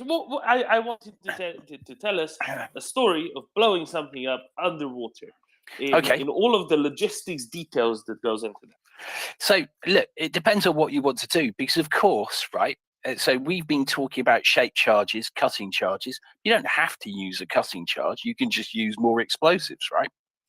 So if Gunny was here, I would be telling him about how we took out the Victorian pier. We didn't use shape charges. We did have a discussion about making shape charges. We just went, why won't you just put more explosives around it, right? So the logistics. Firstly, you've got to get hold of the explosives, haven't you? Right. But the Victorian pier is a bit easier, right? Because you can just put the explosives on the pier. Well, you sort of just need take to them off the pier and then put them under the pier. Well, yes, exactly, right. But then you've got to get the bits of pier out of the water as well, right? So a sensible person would go, right. Let's blow it up near, close to the sea bottom, right, and then take it out from there. So yeah, but you've got to get the explosives, right? You've got to get the right detonators, right? How are you going to do that? Right, the right, deck cord, is that going to work, right? And all the other bits and pieces, and you can't just go to B&Q and buy this stuff, right? Or Walmart. I mean, maybe you can like buy it in Home Walmart. Depot. Yeah. Maybe you can buy it in Walmart. Thinking about it, but anyway, in normal places, you just can't go and buy this stuff. So you've got to go sign it out, and you have to justify how much you need. You can't go, give me 50 tons, and someone says, yeah, okay, here's 50 tons, right? It's not like in the old days with your anyone who's the regimental photographer could just go, give me 6,000 feet of film, and they would just send it. No, things like explosives you have to take care of, right? How many detonators do you need? You need to plan, right? So let's just take the pier for instance, right? I actually can't remember. It was so long ago. But you would go, okay, here's this pier lake. This is the pier lake here. We've got pier lake here. There's a strut here. Do we need to take that strut out, right? Okay. So when are you going to blow? Are you going to do it in pieces, right? Which bit are you going to do first, or are you going to blow it all at once, right? Well, if you blow it all at once, how much explosives do you need? Okay, what might that do, right? Because it's explosives in water, they cause there's a concussion effect, right? Are you going to have a problem with local marine life? Or even, as we found out, the people in the local area are going, my windows are shaking, you have to stop blowing stuff up. Apparently that's a thing. So what do you do, right? And then you go, okay, so what sort of thing are you cutting up? In this instance, it was Victorian cast iron that had concrete in the middle of it, right? So we went for put a reasonable amount of explosives on it. So yeah, it's a complex thing. And then you go, okay, so but you're by the shore, right? So how do you get your divers out to the pier? Jumping off the pier is not something you want to be doing. So you've got a boat, right? So in this instance, it would be an assault boat. You've got a person who's got to tend it, and you've got the person in the boat who's tending the diver as well, right? So you normally you would be on a rope, right? So all sorts of safety reasons for this. Okay, you're taking down your explosives. You don't want to be dropping it, right? Because you're going to have to be spending a lot of time trying to find it, right? And then there's all the other pieces, right? You mark out the area of where you're going to blow, right? You come back up and you go, yep, I think we've got this marked out. This is here, and you confirm what you're doing, right? Diving supervisor goes, okay, right, here you are. So there's other things you need to work out, right? Okay, are you diving further than 10 meters? At that point, you have to start working out decompression tables. If it's not 10 meters, it's shorter, so it's 6 meters, that's fine. There's no decompression, you can carry on doing it, right? But what happens if the tide comes in? When the tide comes in, will that put you below 10 meters? At which point you have to do decompression, and you need to work out at what point were you at 10 meters and how much decompression you need to do. Can you do the decompression at 3 meters? Would you be able to hold on to a part of the? You just put another set of cylinders next to, obviously, not next to a pier that's got explosives around it, and you do it from there, right? And then you have to go out. Okay, so what's the safe distance? There's so many. Look, the things in there, the list of things you need to do, just go on and on and on and on. Does that help? How cold is it? That was a problem. How cold is it?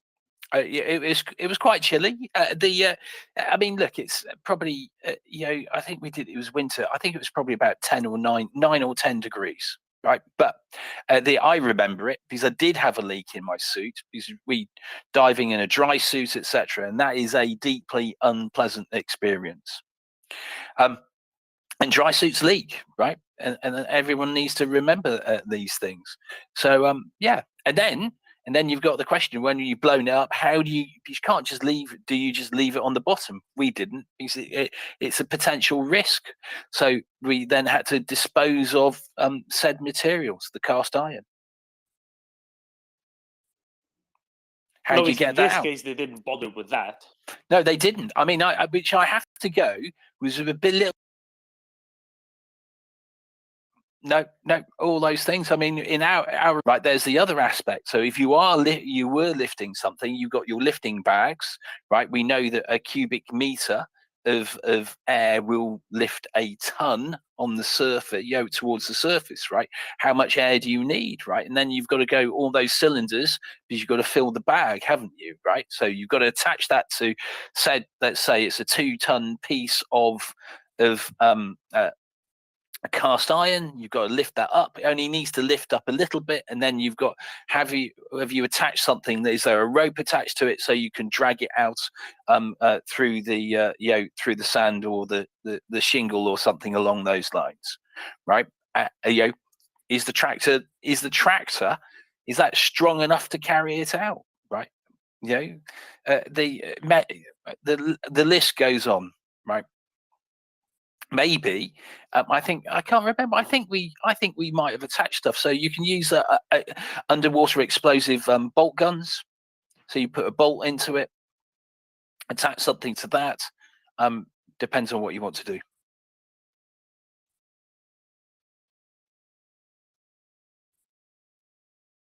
Do you want me to go on? Yes, I would love you to go on. So how much stuff do you need to bring underwater? So when you were doing the pier, how deep did you have to go? How much stuff did you need to bring down? How much time did that take? Oh, we were there for days. I think it was. I mean, I think we saw it as a bit of a jolly because it was fun, right? So I think it was a week we were there, and then a week. I can't. I mean, it was a long time ago. I mean, look, right? I'm old, right? So it's good 35 years ago. Probably a week, because you've got everything has to be thought out, doesn't it? And there's the thing, isn't it? Loads of people make the mistake is happen because someone rushes to do something. They don't put enough thought into something. So when you were discussing what the plan is to do this first, right? And if you don't think it through, there could be unintended consequences. I.e., let's say, for instance, there was a couple of struts attached to something, right? And you were only looking to take out, let's just say it was 4 pier legs, and you're only looking to, but the struts, and you forgot to cut those. Maybe that might make the part of the pier legs to fall in and break. And what are the unintended consequences of that? Maybe you just might have a complete mess on the seabed, which would cause you more problems trying to get the stuff out. So everything needs to be thought about. As I said, the list becomes endless, and then that's also a problem, because people, you might just keep trying to second guess everything instead of getting on and doing it. Sometimes the other bit is you just got to go and do it, and trust that your knowledge is good enough that you won't screw up. Give me 30 seconds. I've got to do something, Domin. I'll be back. Let's make it more like 2 minutes, because that's how long it takes to boil a kettle. Tea time. But it is. I mean, it's been 2 hours. It needs to be done regularly. Why do you think the Challenger 2 tank, almost uniquely among modern tanks, has some other facilities. One to make the tea, and then the other two, later on, a couple of hours later. Mockers, isn't this a most wonderfully British thing? Absolutely, yeah. You've got to have all the modern facilities, and boiling water is very important for your cuppa. Although I would be having to have coffee in the morning because tea is not for me.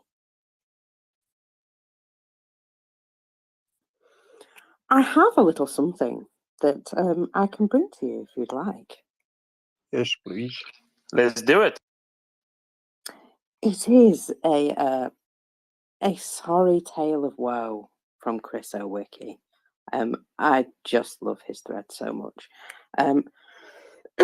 This is a new account of Russia's disastrous attempt to seize Vuhledar last month, using some very poorly trained and equipped mobilized soldiers. One man is noted as saying that only 3 out of 300 in his unit survived, and the concern was that they were being sent to fight with bare hands. Sorry, 3 out of 300 survived. Well, how many percent is that? Well, even I can figure out that's 1%. That's not very good. That's not a very good survival rate, is it? Well, It absolutely is not. it means they are And completely wiped out, almost on 3. yeah, well, 3 survivors is not a unit, I can assure you. So Sorry, I want to disagree with you. Number 3 is a unit. it is the magic number, if you don't mind. Anyway, these men were mobilized from Irkutsk, Altai, and Omsk regions, and their families say that after the professional soldiers of the 155th, oh, we know the 155th, suffered very heavy losses near Vuhledar, hundreds of barely trained mobilized were then sent in. So the Omsk men were given minimal training before going to Ukraine. Their training consisted of firing off a magazine of cartridges, standing on the parade ground, marching while stamping their feet, and that was all they did in 3 months of service before being sent to occupied Zaporizhia. Sounds like a thorough training program, that, doesn't it? So, when they arrived, they spent a week in a trench before being sent to fight at Vuhledar. Their commander's selection was very arbitrary. They apparently just pointed a finger. Those who were absent at that moment, drunk or sleeping, remained where they were, and those who managed to catch somebody's eye were the ones that were moved forward. So maybe it's a good thing that half of them are drinking.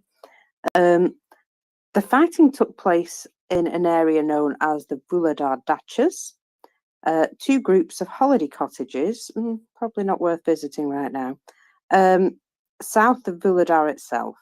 So in this particular location, the Russians lost hundreds of men and dozens of armoured vehicles in the battle.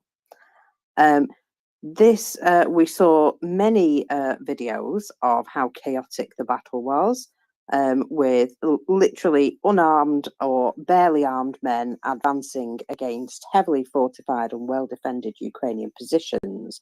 They had no artillery support or reinforcements, and the best they had was their automatic rifles. So the brother of one of the men states that at the Dachas, the positions of the armed forces of Ukraine are very well fortified. Our men are thrown into an assault. My brother's group of 10 to 12 men could hardly hold out there for a week. After 1 day of battle, amongst those unprepared soldiers, he was the only one left. There were no reinforcements. The artillery was working in an incomprehensible way, and at times it was unclear whose artillery it was because it seemed to be firing at us anyway. The soldier Andrei found himself sitting in a cellar somewhere, firing back at Ukrainian armed forces who were well entrenched in well-fortified positions. And in that situation, there was no order to go on the defensive. They were told to assault. And what kind of assault is possible if we are dying one by one, even in defense? The sniper is working on us.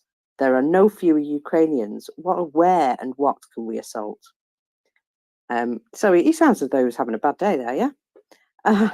According to their problems, adding to their problems. Shame. The men were not trained to work as a group. Doesn't sound like it, does it? They were unable to provide effective covering fire for one another. Many of them were killed in battle just for that reason. Andrei called his brother Ivan at the end of February to tell him what had happened. I heard my brother's voice trembling. Brother, I don't know how I survived. I was the only one left. Then he sobbed for about 10 minutes, telling me how his comrade in arms, 20-year-old guys, died right in front of him. They were terrified of this war and just fell into a stupor and became easy targets. He saw them die and could do nothing to help them. By some miracle, he managed to survive the meat grinder. They even told him that he'd been nominated for an award. All he could think about was how to get out of there as fast as possible.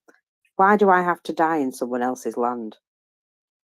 Well, that's a good question, my friend. Good question. So, Andrei was especially bitter because the commanders openly consider them as meat. They forced them at gunpoint to go into suicidal assaults. His unit was probably under the command of the Donetsk People's Republic. And they have quite the reputation for being brutal, apparently. So they were covered by the guns of local contractors. But if you start asking them questions, they are indignant and you will get the gun stuck to your head. And then you will be rushed into the assault faster. Worse was to come. The men were withdrawn from Vuhledar. I'm sorry, this is funny, this next bit. And were sent to attack nearby Avdiivka on the 3rd of March. Avdiivka is just like the you go here to die place at the moment. Gosh, poor lads. No sympathy, sorry. So, apparently 10 days later, Andrei called his family again. I tell you what, he's a lucky duck, this fella. He's a survivor, isn't he? He blimmin' is, right? He called his brother again, and he said he was now one of only survivors from the entire brigade. The brigade is gone. It's just gone. There are 3 of us left. Even after reinforcement in Makivka, and one of us 3 is wounded anyway. He goes on. Guys are thrown into the front line in an assault with 1 automatic rifle. There is no cover. There is no first aid. Many died just from not being assisted in time. The DNR do not take wounded from the battlefield, and if they do, only the slightly wounded. They are afraid of losing any of their own equipment and of lying on shells, so we are forced to go into an assault at gunpoint. If you refuse, you are put in a cage and only fed once a day. The same with water. Yeah, I won't tell you the rest of that. That doesn't sound nice. There is lawlessness and mayhem on part of the commanders, and they will say to you openly, you are just meat for us and nothing else. You can forget any rewards or payments. You do not exist anymore. Oh, that's nice, isn't it? Andrei described how he and his comrades were dumped by the DNR forces on landing strips, from where his unit had to walk across open countryside with 0 cover to attack fortified Ukrainian positions. Not surprisingly, most of them didn't make it. Everything here in Avdiivka is dug up. Everything is poured into concrete. It is simply impossible to survive. They throw the men out in an open field and send them forward. Worse still, their own artillery is so inaccurate, it's hitting their own people repeatedly. In a subsequent call, Andrei said he was trying to preserve his life by taking a new position 2 kilometers away, presumably on a quieter section of the front line. I'm taking a risk because those who leave their positions are usually shot in the back. But I have to say, this is all a complete ass, and I am going to refuse. That's it. F it. Our guys are gone. Those whom I was with from Omsk, all 300, they're just gone. He acknowledged that he was likely to face consequences for leaving his position, either by being thrown into a fresh assault or just executed, but either way it's death. And since then, we don't know what happened to poor Andrei. Andrei's disappeared. So, so that's Andrei's tale. There's a little bit more here. So the men from Omsk were not the only ones to be annihilated at Avdiivka. We have previously documented that the 1439 regiment from Irkutsk, relatives of some of the survivors describe what happened to them. Like the men from Omsk, the Irkutsk men were dumped from APCs in the middle of open countryside.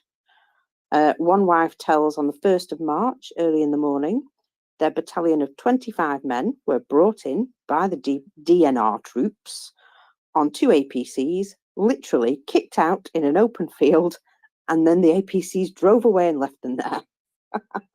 Sorry. They were unsupported, wearing such thin armour you could pierce it with a stick. Before they even had time to look around, the Ukrainians were shooting at them. According to my husband, it was a bird, a drone. Her husband was badly wounded in the Ukrainian bombardment. He was lucky that a comrade in arms agreed to carry him. They do not usually do that. Usually they leave people behind. And of course, anybody left behind goes on the missing list because, you know, they're not dead if you didn't quite see it. And him and this guy that helped him ran and then walked across a field strewn with corpses. That some of them were still warm, which is apparently quite nightmarish. Only 2 members of the whole battalion survived. That was, 25 men, wasn't it? Albeit they were both wounded. Despite the husband's injuries, his commander still wanted him to continue fighting. He phoned the wife, stating that he still had shrapnel in his leg, but tomorrow he was being discharged and would have to go back to the assault, and, believe it or not, has not been heard from since. So, yeah, I thought you'd like that sorry and terrible tale of woe, of which I have zero sympathy for. But, yeah, I hope you enjoyed it as much as I did. I surely did. And it shows us that the Russian army is worse, much worse than we thought. I mean, all I will note briefly is when he says contractors from Donetsk, they mean people with contracts, not, you know, people with regular military contracts, non-mobilized. That's my one contribution. David, take it away. We go to one fast. No, I was going to say that the Russians are doing a better job of killing their troops off than anyone else, aren't they? I mean, I'm just wondering, right? Is this? I was just throwing it out there. Is this someone's misunderstood demographics, right? And what they've done is we need to change the demographics of the country, and this is all just a demographic problem for them. That's what they've done. Here you are. Just leave them in front of machine guns, then that problem is solved.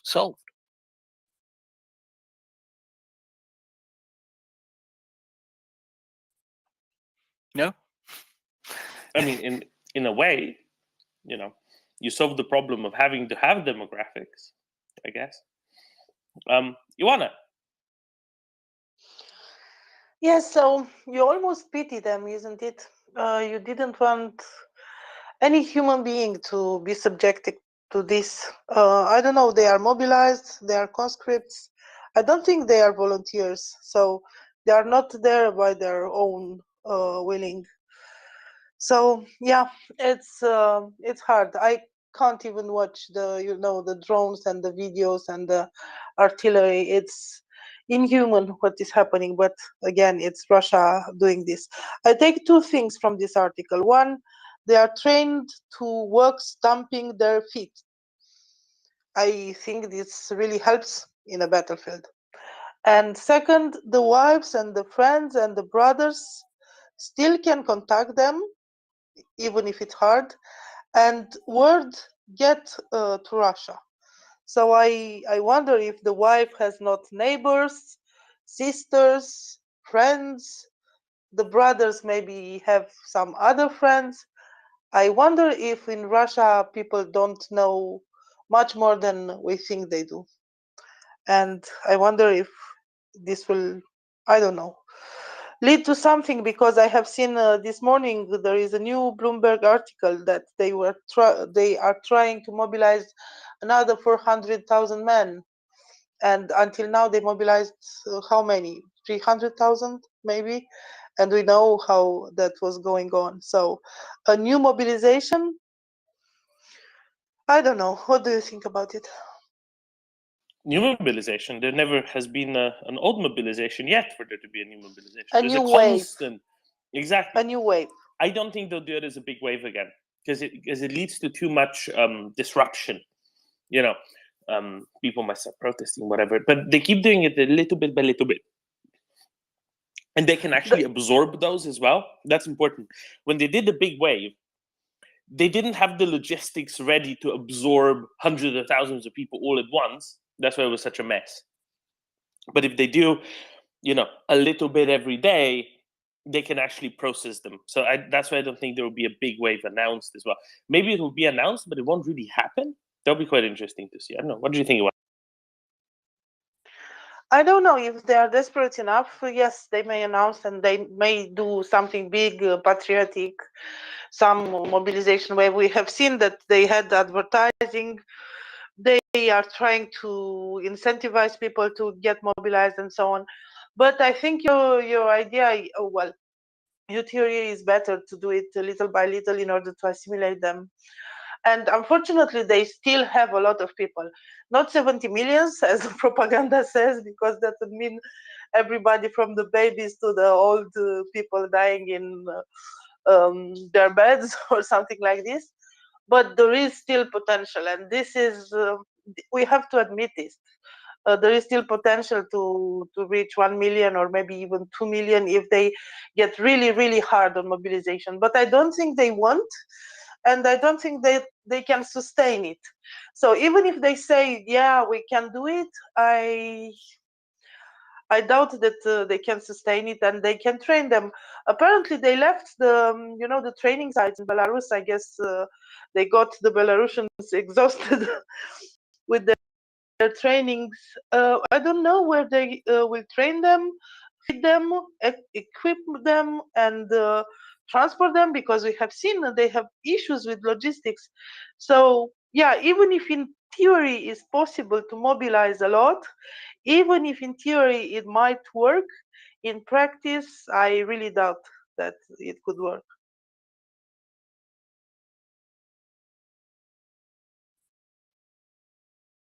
It's a lot of things that would all need to be perfectly aligned, right? No, then this is the thing. It's a lot of activity, a lot of destruction, a lot of death for no actual purpose but itself. This is the really shocking thing with. And I don't know if Russians realize, but the damage inflicted to Russian people is much bigger than the damage inflicted to Ukrainians, in a way. Of course, they are destroying civilian targets in civilian infrastructure and buildings, and they are killing civilians every day in Ukraine. I believe the number is in the tens of thousands if we count MriyaReport. But they are killing their young. Russia has a problem with the natality and has a problem with the workforce, and they are killing their young 20 years old boys. It's a pity. They're damaging their future. I don't know how they don't see this. Why So what? Why do you? No, it's Why do you care? Seriously, think about it. They've been genociding around since they founded the Duchy of Muscovy. They've been committing genocides to the tune of about 224 genocides against different people. They have a locust economy. They've been holding up innovation on this planet for more than 150 years since the arrival of the Industrial Revolution. These guys don't matter. The only thing they want to do is currently, seemingly, I don't know whether they have an idea of their own demographics, they're creating many, many, many widowed women. But that's you know Joanna's who point. has? Why No, don't no, no, they no. care? Yeah. So what? Wait to the point. You know what happens? They're creating many, many single and widowed women in the Far East. Who has many, many single men in the Far East? China, of course. Thank you very much. Yes, I know, but that was my point. It's not that I care. I don't like Russia. I never did. The idea is for them to understand that it's against their interests. This special military operation, how they are calling it, it's not for Russia. It's against Russia. That's my point. And There yes, is no Russia such will. thing as Russia. There is no such thing as Russia. There's only a Russian oligarchy. That has been around since the days of the Tsars, Boyars, and the Oprichina. And this oligarchy controls what happens in one way or another. Sometimes they cut themselves, sometimes they reduce themselves to rubble, but it's exactly that. It's a heterosclerosis of a system. That's what it is. And as a consequence, they don't care about who is Russia. That's a projection. They don't care about their own culture, even. Even that is a narrative and a projection. They only care about power and money. And So they couldn't care less setting out to China. and even the Russian mothers, they are proud to give their sons to die because that's patriotic. Yes, So they don't yes, even. but there is a fault in logic there. They have Logic is patriotic not something you can means. find in Russia. Russia don't use logic. You need a full functional, normal brain for it, and that's sorry, but I see more and more evidence that that is not what Russian thinking is. To interrupt into this, has anyone seen the recent advert that they've been that's been running on the on Russian television? You mean the one with the so-called NATO base in your backyard? Yes, exactly. It's pathetic, isn't it? Yes, or the best comedy show in the world. Yeah. Yes, yes. Of course, they've forgotten that in actual fact, when they went in 2035, right, that the husband wouldn't be alive because he died at age 21, right? In Ukraine, and in actual fact, that the wife would be going, NATO base, wealthy soldiers. Just throwing it out there.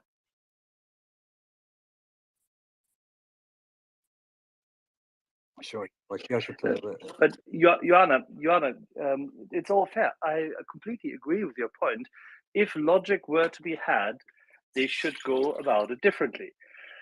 But their logic is not a democratic logic. Their logic is not a Republican logic. Their logic is not a homogenous culture which wants to promote itself. They only do as much as they need in order to survive with their power base. That's all. And the rest is, as just in this article highlighted and read out by mockers, they consider other human beings only for what they are to them in that situation. Completely utilitarian. And as soldiers, they are only what? Meat. They want to prolong the conflict. They want to prolong the war as long as they can, because they think they can finally eke out some kind of a stalemate. And the rest is a deal with China. I agree with you. For them, they are numbers. They calculate in numbers, but even numbers don't work. And I'm not talking about the leaders. I'm talking about the people. Do everything that is needed and not go to war. Do everything. I don't know, hide in the woods or do everything, but not go there. I'm that's my point. I'm wondering if they will not wake up and realize that they are going there to die. And okay, the leaders do not care, but the people that are going to die should care. Well, there are some people who care that they don't want to die, but it's not specifically for that they go to Ukraine in the war. It's more self-preservant, and they want to survive. But the rest, it doesn't care them. And yes, I hope with Yeah, you. anyway, we shouldn't care for Russians. Really, we should care for Ukraine, That's and why. that's what we are doing here. But I'm hoping somehow that this could stop sooner rather than later. That's only the only thing I do care about.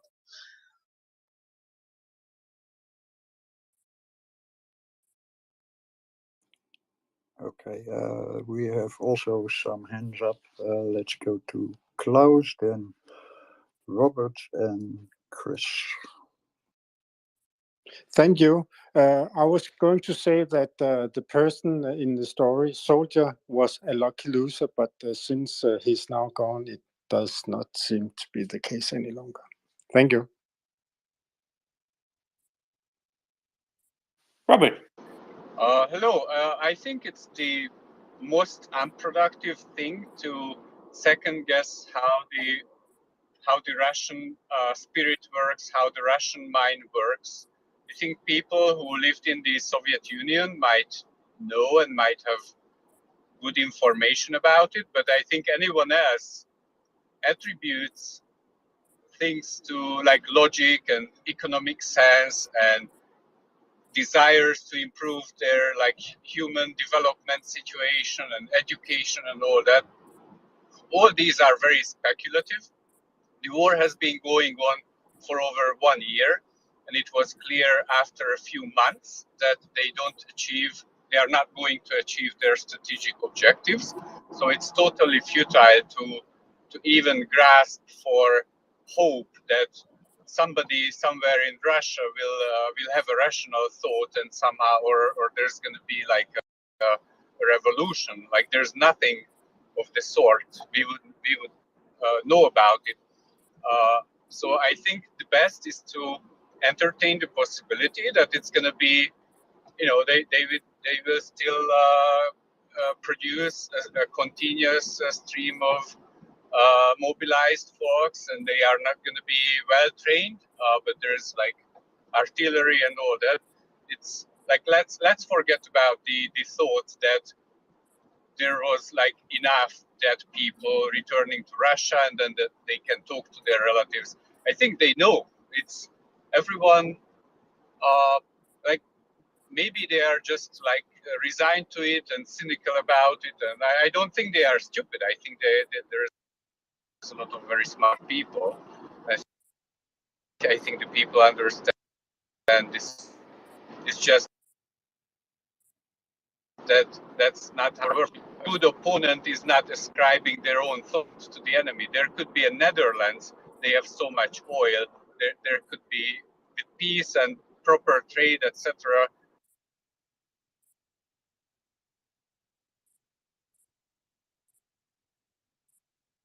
Robert, you're breaking up. It wouldn't.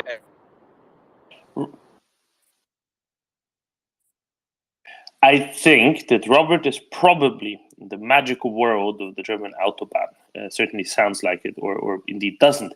Robert, very good point. No, it is a mysterious, ridiculous world in which they live inside their heads, and that's not to be forgotten. 100%. And with that, let's go on to Chris and then to Jens. Chris, go ahead. Yes, Damon. Still waiting for somebody, that knows more about it than me to watch Netflix program, The Last Tsars. But if you watch that and if it's accurate, it clearly demonstrates that the people somehow never blame the Tsar until the very last minute for all the millions of people that get killed, tortured, raped, etc., etc.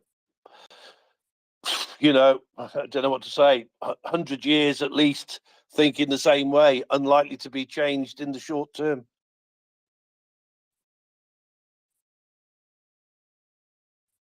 Exactly. You know, this is, some things don't change. Certainly not quickly.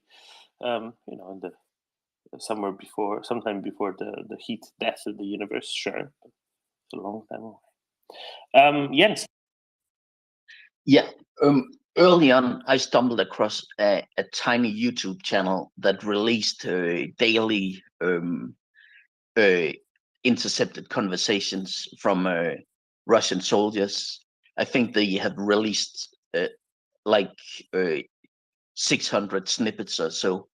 And one of the common friends, I guess I listened to it with some curiosity, trying to get some kind of insight into how Russians were capable of doing the stuff that they did in Ukraine. And it seemed to me that one of the things I took from that was that all of them was more or less aware that they were in a corrupt system and that they were being lied to by television and by their commanders, and that they weren't receiving the support they needed, and that they were being smashed, and yet, although they were aware that their system was corrupt and deceitful, they still held a hatred in their heart for Ukraine. So some of these conversations, I think it was the summer offensive where they were really getting smashed. Some of the conversations between spouses, where you had soldiers crying, yet still they had, where you kind of thought, do I feel some kind of empathy for people that report that all their bodies are getting destroyed? Yet still they used derogatory terms for Ukrainians, and they still hated Ukrainians and still wanted to kill and defeat Ukraine. So they had this kind of, they are well aware of the society they live in, but they still want to destroy Ukraine.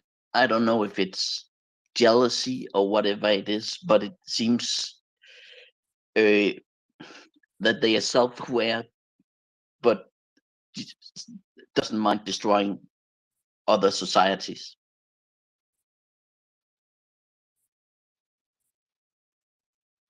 Not just doesn't mind, wants to, right? Other than that, absolutely, but it wants to, because that is their greatness. Especially of late, this great patriotic war has been so deeply ingrained in the minds of Russians, and in the spirit, because they have nothing else to rely on, right? Most of their cultural artifacts, art, music, whatever, is mostly written by foreigners, or at least ones educated elsewhere.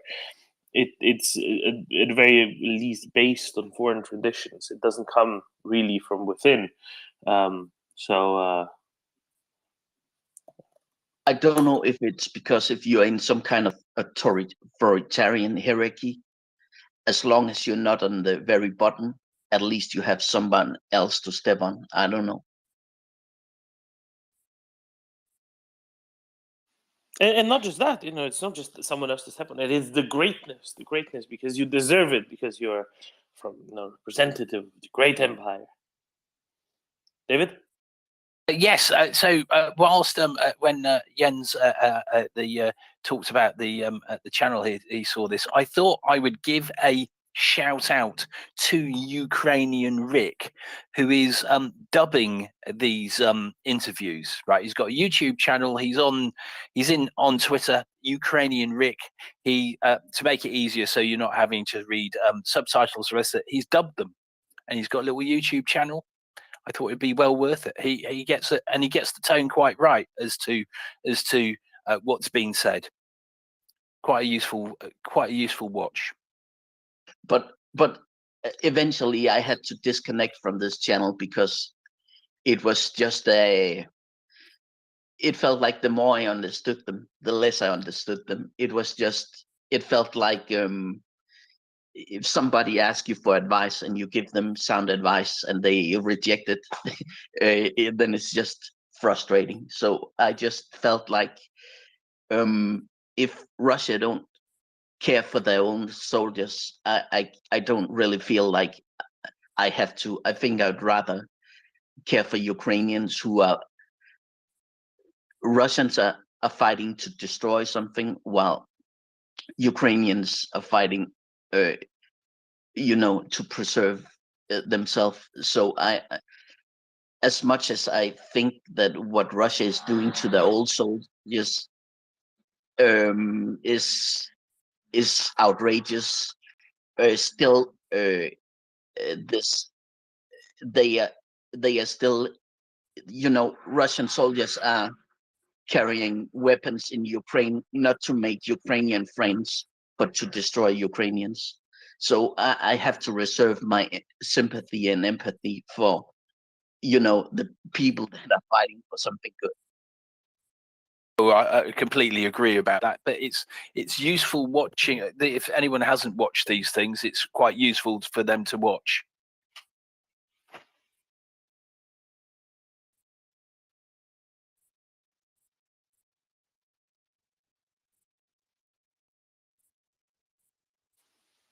All right, thank you all. David, I have a question for you from a listener. Do you need to have a boat stable, anchored, always in the same place when you're doing a deep dive? Depends on how you were diving, right? So if you've got a huge amount of O2, so look, the thing is that this is really, really complex, right? That your life is on the line if you get it wrong, right? And it's not as easy as some people have been trying to say, right? So it depends on what you're doing. So you could do a thing called surface demand. You could just feed the O2 from the surface, right? Depends on what you're trying to do. So let's say, for instance, someone has calculated how much you're going to be for, let's just say 90 minutes of downtime, right? And they go, here you are. So you could just go put a huge shot line down, put some ropes, and those cylinders could go down. And then what somehow you would be swapping out cylinders and all the other bits and pieces if you were doing it, and therefore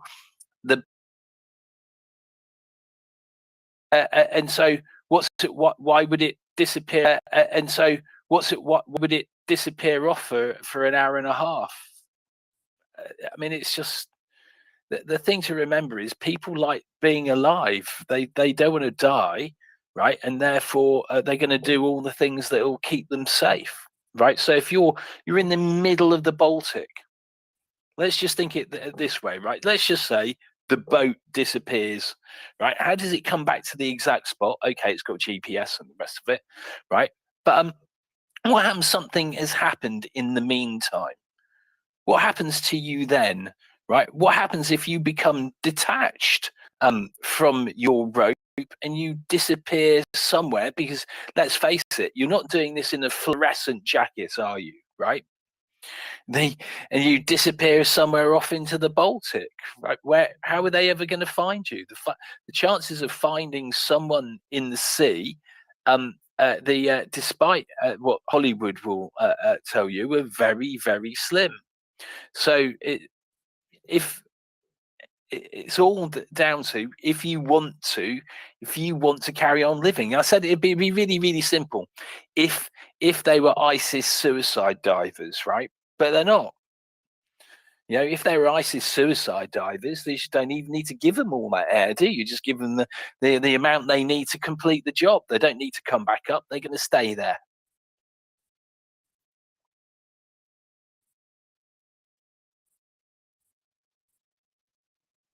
Are there such things? I never heard of ISIS suicide divers, but that's what they're mostly in the desert. In the desert, yes, exactly.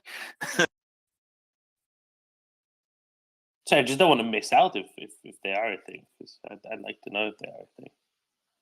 No, that's all. Anyway, but no, I get it, David. I get it. Fine.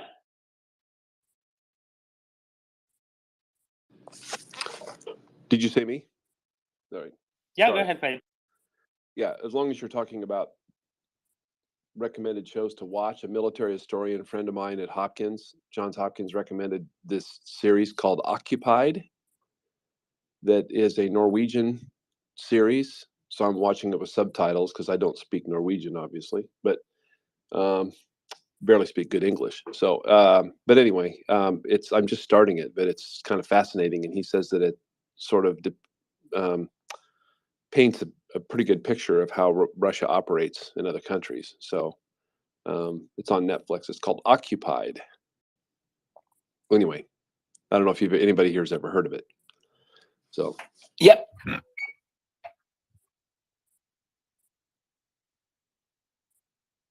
So that's a yes, I have heard of it. I've not seen it though. Oh, some of our Nordic friends want to come talk about them. Don't worry. We will have Jörn up momentarily, because I think it was actually filmed in his backyard. And that's going to make it even better. Jörn, is it true that Occupied was filmed in your backyard? Yeah, most of it is based in Oslo, and I think it's very good. It didn't take off in Norway, but I think most people that see it doesn't know security politics and Norwegian politics. But I think the setting is good. It's very interesting. The Russians use special forces and kidnap the prime minister, and then moving forces to both Norwegian oil installations and important government structures in Norway. And the rest of the government is faced with a choice whether or not to mobilize a fight or negotiate. It's both similar to what happened on April 9th, 1940, when Norway was invaded by the Germans, but it's also similar to how, or the difficulty for the Ukrainian government to respond to the Green Men on Crimea and what happened in the Donbass in the beginning, before Ukraine chose to escalate and fight. If they hadn't chosen to fight and the Russians could have just done this hybrid warfare more and more in bigger parts of the country, they could have lost much more of the country. So especially the first season is very good and interesting, and turns out to be more relevant than I think they could have imagined when they made the series. Yeah, I think it's starting to take off a little bit, and at least in the States on Netflix. So anyway, I'm just starting it, so we'll see. Yeah, if you manage to buy into the setting, I think it's both entertaining and interesting. So I warmly recommend it.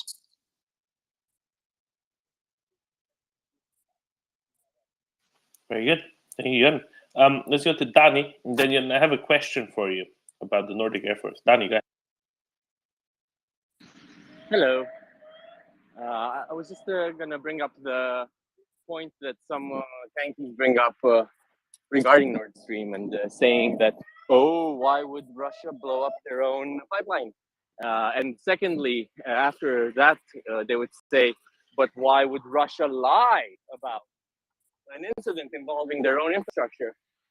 And then I remember 1996 when Chernobyl happened and the USSR covered it up.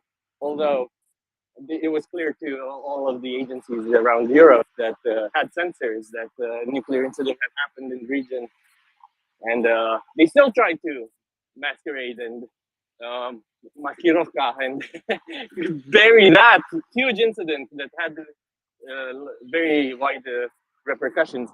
And then when Kursk sank, their own submarine that they lost contact with, and then Putin on Western TV, or somebody resembling Putin, saying, brushing it off like, like, why are you even bringing this up? I don't know. Should I be concerned about my own nuclear sub disappearing on the bottom of the ocean?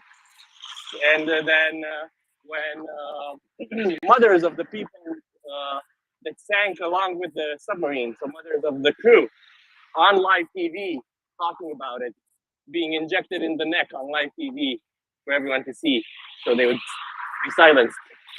Why would they be lying about that, right? So of course they have no history of lying ever. I've never heard about it before. So of course they're not lying now, are they? Oh no, wait.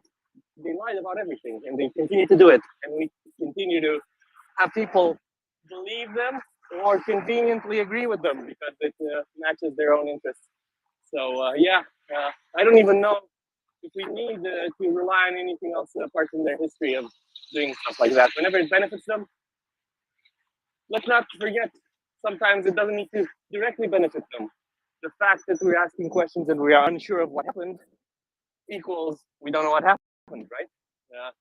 Make up several stories, make it as confusing as possible, have people question it continuously, never stop questioning it. That way you can never establish what the truth is. There's always controversy around it. I think it's one of their tactics to just deflect. It doesn't matter if it's ridiculous or not. If it's ridiculous, even better. It's like when influencers do short videos on their social media, right? And it's a video of something benign. They would never generate interest. But then they insert some wild element into their video that has everyone in the comments going wild and generating discussions about it. It's the same thing, I think. It's deflection, and it's really easy to trick people into not focusing on the matter at hand because, well, what about yacht? What about it? That's kind of what I had to say. Thanks.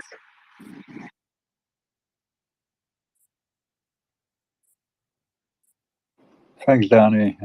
Ming, you have your hand up. Thanks, Mr. M. No, so just going back to Occupied, I mean, it is worth watching. And as Jörn says, the premise is a bit far-fetched in that I think it starts with the Green Party, who are the party in power, unilaterally deciding to shut down literally overnight Norway's oil and gas production. But there's another aspect to Occupied which I found interesting, because as it develops, it becomes more about the resistance versus those who collaborate with the occupiers, which to my mind is actually, and I don't know if you agree with this or not, but to my mind it's actually revisiting Norway's past with Quisling in World War II and the Norwegians who collaborated with the Germans, and obviously who've resisted or fled to England and joined the army, etc. So to my mind, although it's set in the modern day, it's also revisiting those times. Another very interesting aspect of that particular TV show. Absolutely, it revisits absolutely that history and people changing sides several times and showing up with different documents after the war, saying they were a double agent the whole time, and were they just because in the beginning of the war, a lot of people joined NS, the fascist party in Norway, because Germany was winning, but towards the end of the war, and especially the spring of 1945, there were so many people joining the resistance that they didn't know where to put it. The forest around Oslo was just full with people that were freshly minted members of the resistance.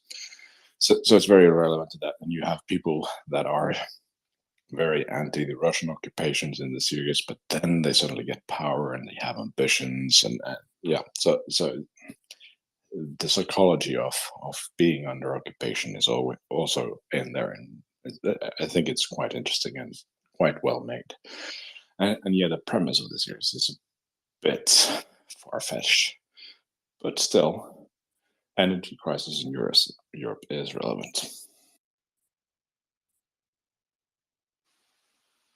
Absolutely, and of course, playing on familiar themes is important. Now, I just have a quick question for Jörn. Did you see the picture of the Nordic generals, heads of Air Force, signing the documents to found that joint Nordic Air Force?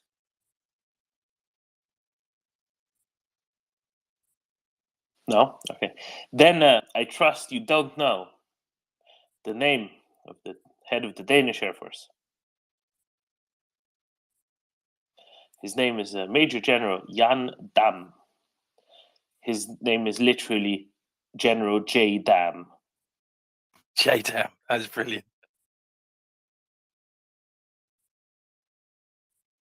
Do they call him Van Dam Jam Dam? I don't know. You'd have to ask him. But I think he's just too good. I think he's just too good. I think we stunned Jörn into silence because it's just too good a situation, too good to believe. But wait, David, I will send you this real quick just so that you get to appreciate the sheer glory of it. It is now in your Twitter DMs, David, because I think it's just too good to almost too good to believe, really. Klaus. He also looked a bit heavier than the others, so it's very fitting. Thank you.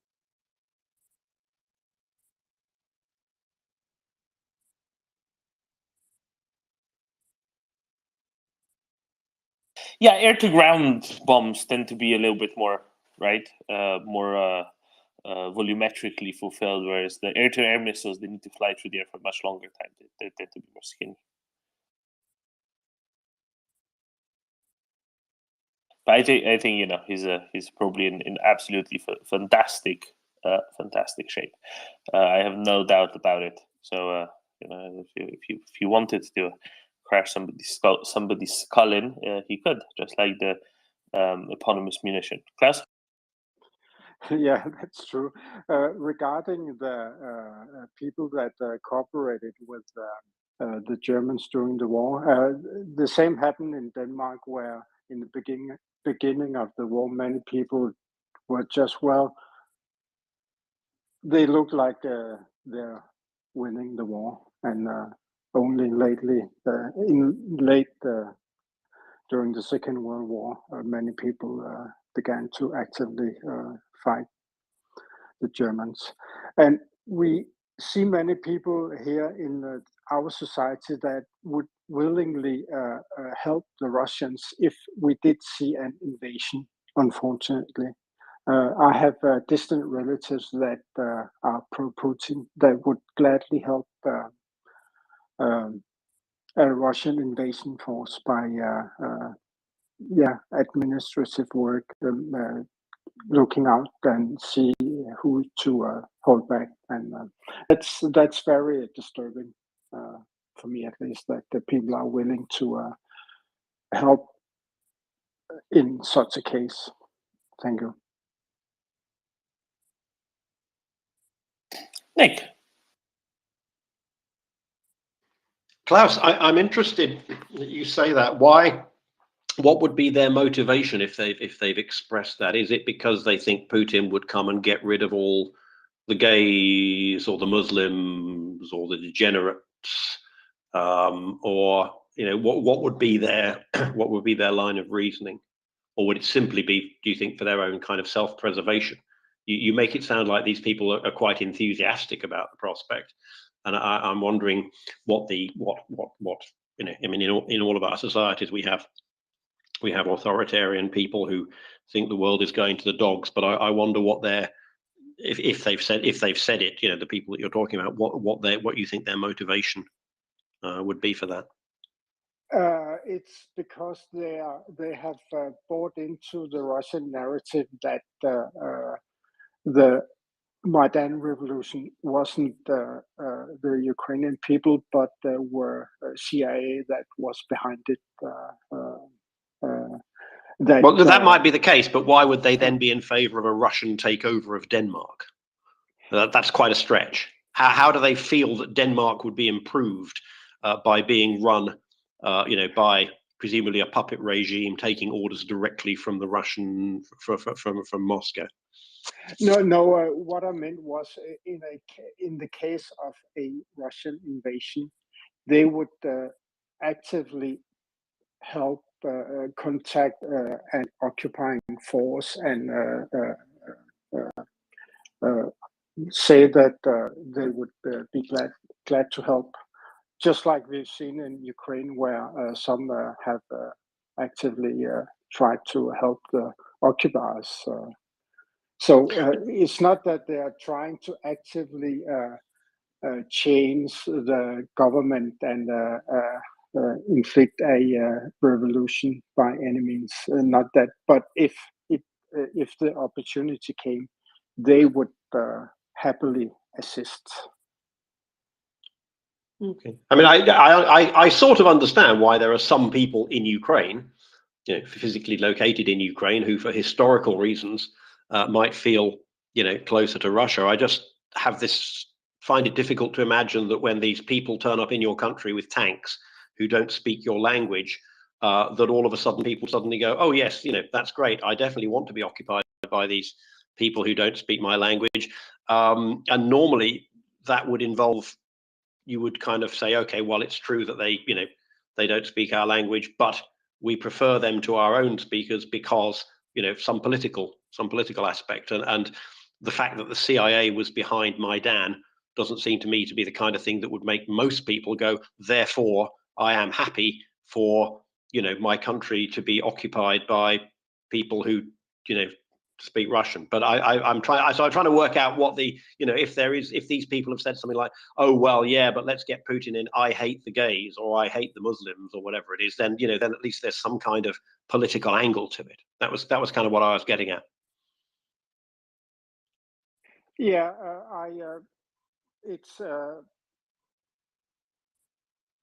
one. I saw one Facebook message before the invasion started last year, February, where there was an image about a camp where the Russians had equipment stashed away in preparation for the invasion, and there was maybe 2 or 3 football fields, and he sort of asked in this Facebook post that, does this look like 100,000 soldiers? And others were, yeah, it doesn't look like. So the narrative back then was, no, of course Russia isn't going to invade. And then when Russia did invade, he wasn't so active, but he had some followers who was deeply into that. This is, of course, because Russia needs this geopolitical Lebensraum, so they can't afford to have a NATO country as their neighbor, and it's always the West that is actively recruiting countries to be a member of NATO, so they are a threat to Russia, and it goes on and on. And for instance, when we had this missile attack on the railway station with only civilians, it wasn't, of course, just civilians. It was a military target, and so on and so on. So, oh sure, but I mean that's Facebook, and those people are either being paid or in fact don't exist. And here's a picture of something that is not a Russian military base. Does it look like a Russian military base to you? And they're not going to invade. The sort of line of, they're definitely not going to invade. Why would they invade? Oh well, they had to invade. All of that. But I was just kind of interested in you seem to be suggesting that you knew people personally who, if the Russians turned up tomorrow at the German-Danish border, would be there waving flowers. And so that was that was what I was getting at. But maybe I was confusing that with if it's on Facebook, yeah, I guess probably it's less. It's probably less serious. As I say, most of those people probably don't even exist. You might find errors in their Danish and stuff. And I'm sure there are a few people who can be paid that. But I just don't have the feeling that the average tankie, it seems to me, is much more in denial about the problems of Russia than actively welcoming, signs on, getting their county annexed to as an oblast, and the occasional right winger who thinks that Putin is a stand-up guy because he'll resist the degeneracy of the West. You come across those, but so that was my question. Okay, I don't think we need to go any further.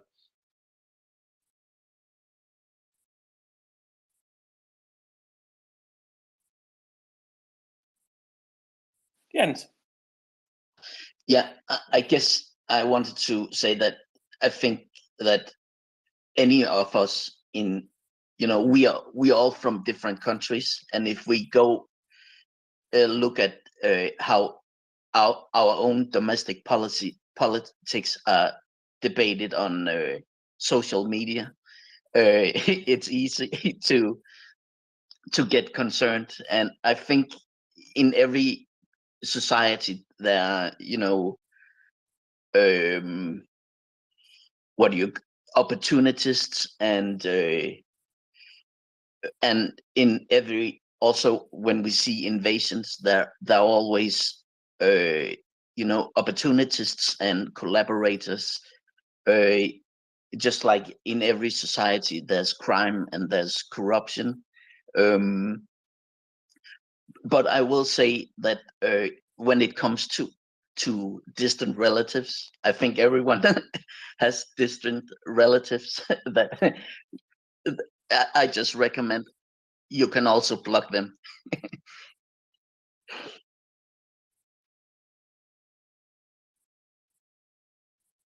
Marcus. Hello. I just thought I would tell you that a transformer box in the Moscow City Business Center, the transformer box apparently for the Empire Tower, is on fire.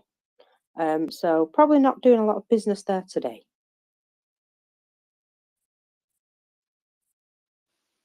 Wow, they'll just have to do the empiring somewhere else. Yes, well, I will retweet something to show you. But yes, that is probably it's the weekend, so there won't have been anybody doing any work or anything like that. But out in the middle of the street, right there, transformer box on fire.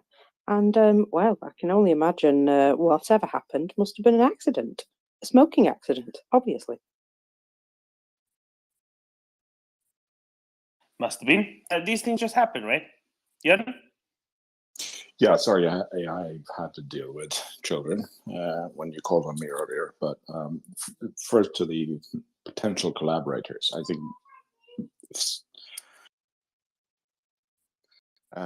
many of those who are pro-Russian are just idiots, don't know their own good, and have fallen for false information. And they would have a very steep wake-up call if they came under occupation, because of their sort of non-alignment views wouldn't work very well in a Russian occupied area or in Russia itself. So I think as a category, many of them must.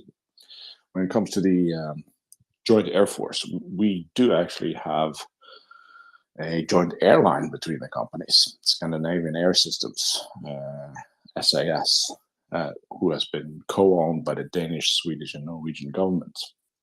And there's a tradition there that it's only the Norwegian branch that makes money, that turns a profit, always. And the Norwegian government doesn't have a stake anymore. No, not anymore. I mean, historically and now, it's only the Norwegian branch that makes money, and therefore the CEO is always from Denmark or Sweden, and never from Norway.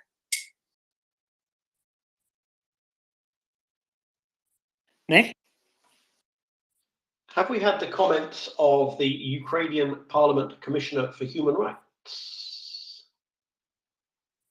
No. Oh, so Dmytro Lubinets, the Ukrainian Parliament Commissioner for Human Rights, asked during a telethon whether the International Criminal Court's warrant for the arrests of Vladimir Putin, but also Russian children's ombudsperson Lvova Belova, would facilitate the process of returning Ukrainian children. Ukrinform reports that he said, "I cannot say many details publicly, but I will say, as a person who is directly involved in this, after the arrest warrant was issued, we received signals that may indicate that Russia will start returning Ukrainian children on a systematic basis." So for the moment, this is a report of what the Ukrainian Parliamentary Commissioner for Human Rights said, without citing directly any sources, but it nonetheless seems to me to be, if true, well, huge if true, huge if true. Well, they are the source. You just said it, Nick. They are part of the source. Yes, sure. Okay. I mean, he isn't able for the moment to reveal any more details, but that strikes me as positive news. I'm always, you know, a little reticent when we have the, but that's all the detail he could give. If that develops, if we start seeing that, so maybe Mrs. Lvova went to Putin and say, "Hey, you know, you aren't ever going to end up at the International Criminal Court, but I might, and I'd rather like to not. Thank you very much." And I imagine some of the people in her office may have been getting a bit uncomfortable. So perhaps we will see some movement on that. So yeah, I thought that was good news. I can give some little more details. So there is also Maria Lvova-Belova, the chief of kidnappers of Ukrainian children and war criminal wanted by the ICC, claims she is ready to release 56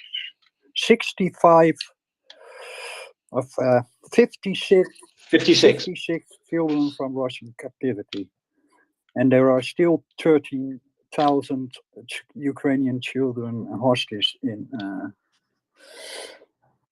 Russia. Did she say anything about the 15-year-old she and her strange, potentially pedophile priest have adopted? I haven't read the article further, but I can give you the link. So I will send you the link. I'd be surprised. I mean, if she doesn't start with that, she cannot be taken seriously. It is, as we said, in the last 48 hours, whilst the trickle of Ukrainian kids being released is good, and it's positive for each and every individual, it still is nothing else than a Russian scheme. It's a narrative. They're trying to distract us from the large number of children held hostage, sold into sexual slavery, abused, and that the number is substantially bigger than what has been solidly already reported, because we're talking significantly larger numbers of absentee children unaccounted for. Of course, there are. How many children are missing? More than 100,000? That's a good question. In Mariupol, given the fact that many of them have been killed, it's unclear at this point in time. The indications from the governors of the Zaporizhia Oblast, from the Kherson Oblast, and from, I think it was, is it Haidai? I think Haidai was it as well, who is in charge of the Luhansk Oblast, and evidently, well, the unoccupied part thereof. The numbers were far in excess of 200,000.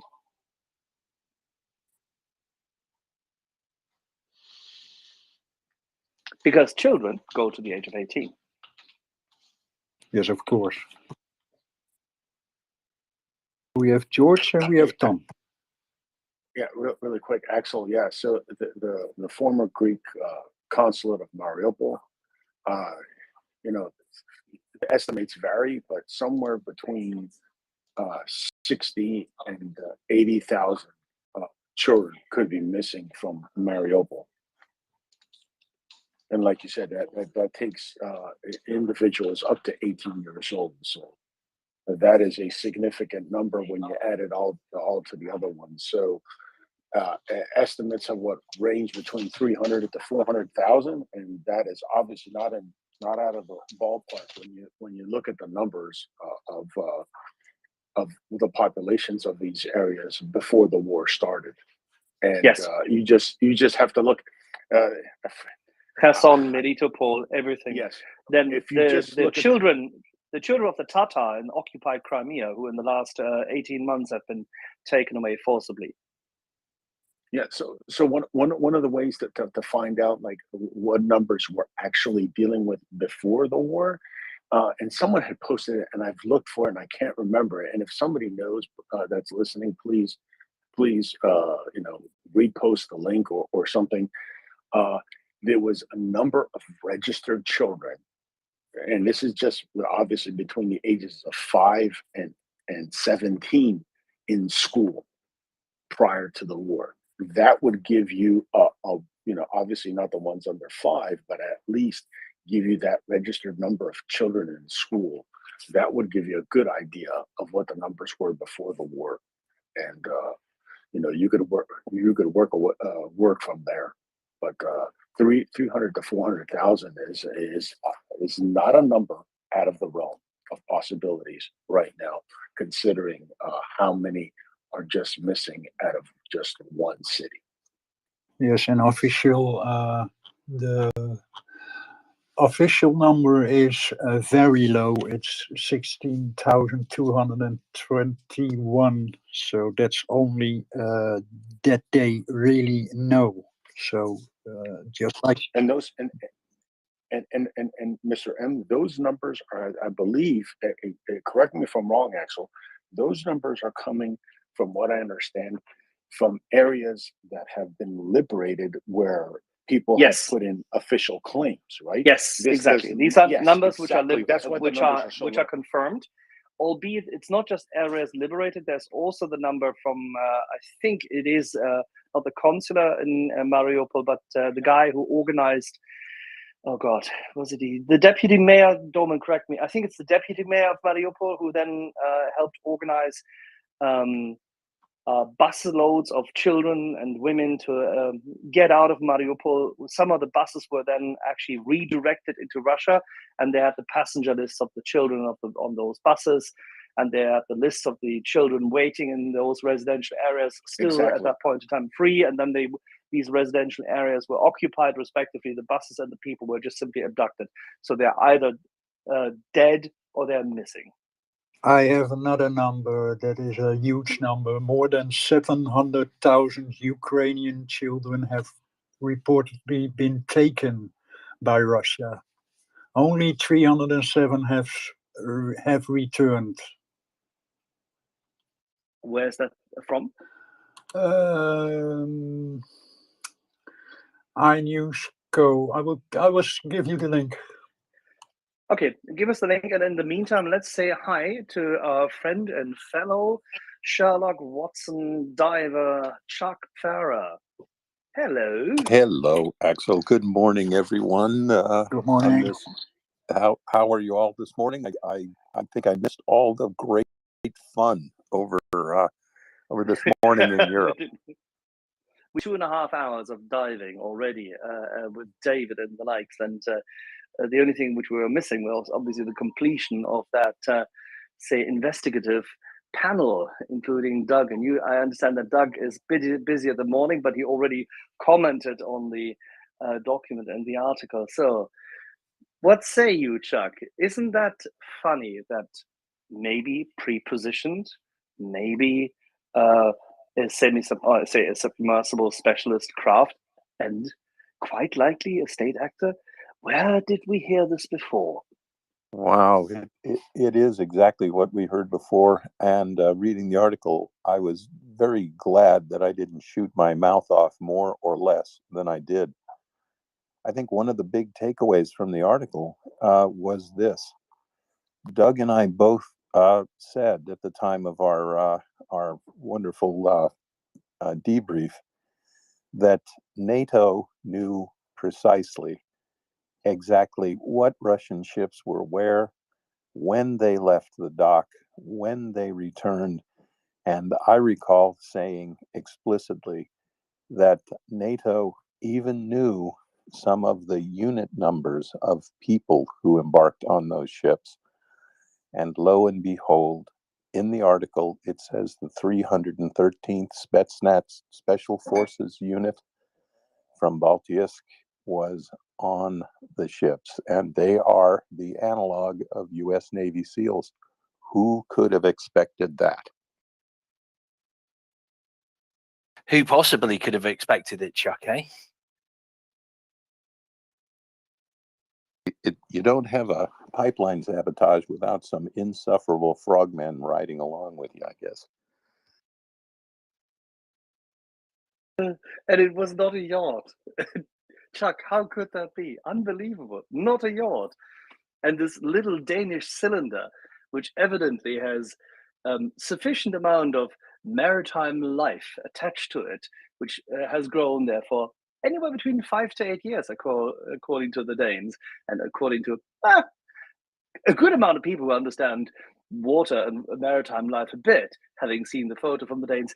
One of those cylinders is still there, which is consistent with Putin's statement that there are multiple explosives, plural, by the way, still left there.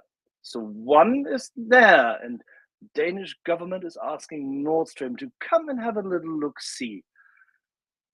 Maybe they know already what it was in those cylinders. What do you think? Well, you know, the the cylinders. I'm still voting for the saddle charge. I'm still voting just from the way the explosives, the scene of the explosions look. I'm still in the ballpark of a sort of half circular. There's actually a name for this geometric shape, Axel, and you're the guy with the incredible lexicon in multiple languages. But it is sort of a half circle that is, if you were to take a rectangle and bend it into a half circle. You mean a sickle charge? Yes, exactly. And that, from the explosive damage I saw, and again, I have only seen video, but it's an hour and a half of video from one of the explosion sites. And I am virtually certain that that site, what this saddle charge was used there. I saw the cylinder as well. My mind just went to where yours went, how long it takes to grow, underwater critters on something.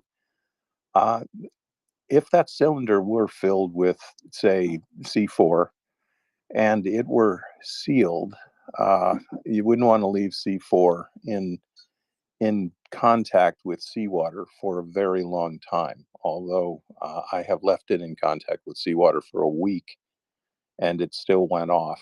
I think the company that manufactures that wonderful substance, it says you can leave it a little longer, but we didn't like to do that. A cylinder next to the pipeline, like the one we observed, if it were filled with explosives and you detonated it, it wouldn't do the pipeline any good. But it isn't the kind of charge that you would want to say, I put this cylinder next to the pipeline and it's going to do its job, because the charge calculations are wrong. Could it be a storage cylinder?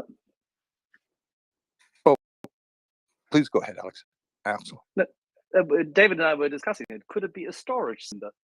Pre-positioned, easy to activate. Somebody goes down with that submarine, unclogs what's in there, uses it. Thank you. Yeah, it certainly could be some sort of underwater cache point. Absolutely. They're going to have to recover it to see, of course, what it is. But then again, a little bit of Cold War trivia. They should be extremely careful in maneuvering with it. Forgotten by most Americans, maybe unknown, but during the Cold War, Russian embassy and consular officials fanned out to different places around the United States around the places where there were Russian consulates, and of course around Washington, D.C., where they did exactly that. They cached in special containers both explosives, small arms, ammunition, radios, other things that might be useful in a kinetic operation. And they were hidden in these containers that were called lightnings. And they were roughly cylindrical. They were bigger than the one in the Danish photograph, but they had a latch and booby trap mechanism on them. If you tried to open them without the right manipulation of the latches, it would blow up in your face. So it's an interesting thing when you find an enemy cache. You don't just go monkeying around with it.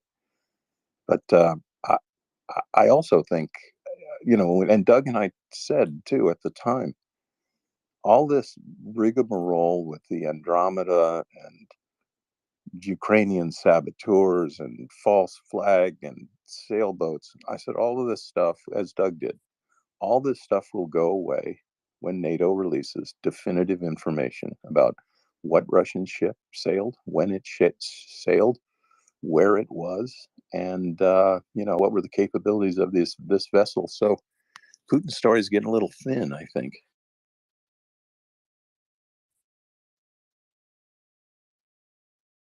That's interesting in one regard, Chuck, because T-Online is essentially the publishing vehicle of Deutsche Telekom's,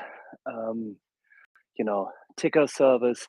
It typically takes up articles from various news sources, R&D, Redaktionsnetzwerk Deutschland, but also Deutsche Presseagentur and the likes. You should have a little look-see. This is an interesting piece because they rarely ever post articles which they've concocted themselves for fear of liability and the likes. And it's an interesting thing that not a single German newspaper did this, but T-Online did this. And it's very detailed. It's very comprehensive, well worded. It looks like a briefing.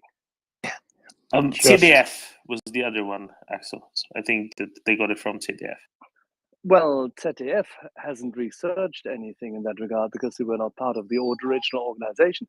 They are, however, of course, the, so to say, competing other state channel. So it'd be interesting who of the journalists actually was involved in researching what was posted under one name there. Doman, who is the journalist named at ZDF? Give me a second. Well, while we search that, you Not said sure, briefing. actually. You said Go ahead, briefing. please.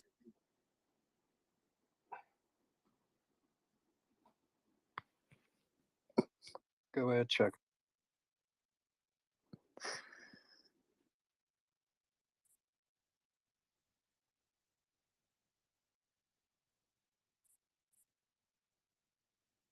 I think Chuck is Have we talking lost to a Chuck? muted mic. Well, but actually, you said briefing. That is the first thing that I thought as I was reading this, is that it was incredibly well informed. It got to the point. It listed ships by name. It listed units. In most journalism, that tends to get more and more lightweight the older and older we get. They'll hang 100 or 200 words on one fact, just one. We have another New York Times example of journalism recently. We have the same thing. One fact, maybe 200 or 300 words of comment. In this article, every sentence had a fact. And that is rare in itself for journalism. Most informative. And this should really put to rest any alternative theories here. This is what happened. It's no surprise. And even the details of what apparently were rehearsals, what apparently was first a testing of the security system with a frigate probing into this area to see exactly how long it's going to take either Danish or Swedish naval forces to react. A cover for movement, this faux naval exercise, a cover for action, which is ships in the vicinity, and a cover for status. All of those things are necessary: cover for movement, cover for action, cover for status. They're all necessary in a covert operation. I know my brother from another mother, Doug London, would, this is what he would take over. But looks like we have both clandestine and covert portions of this Russian naval exercise. And that's how they did it, folks.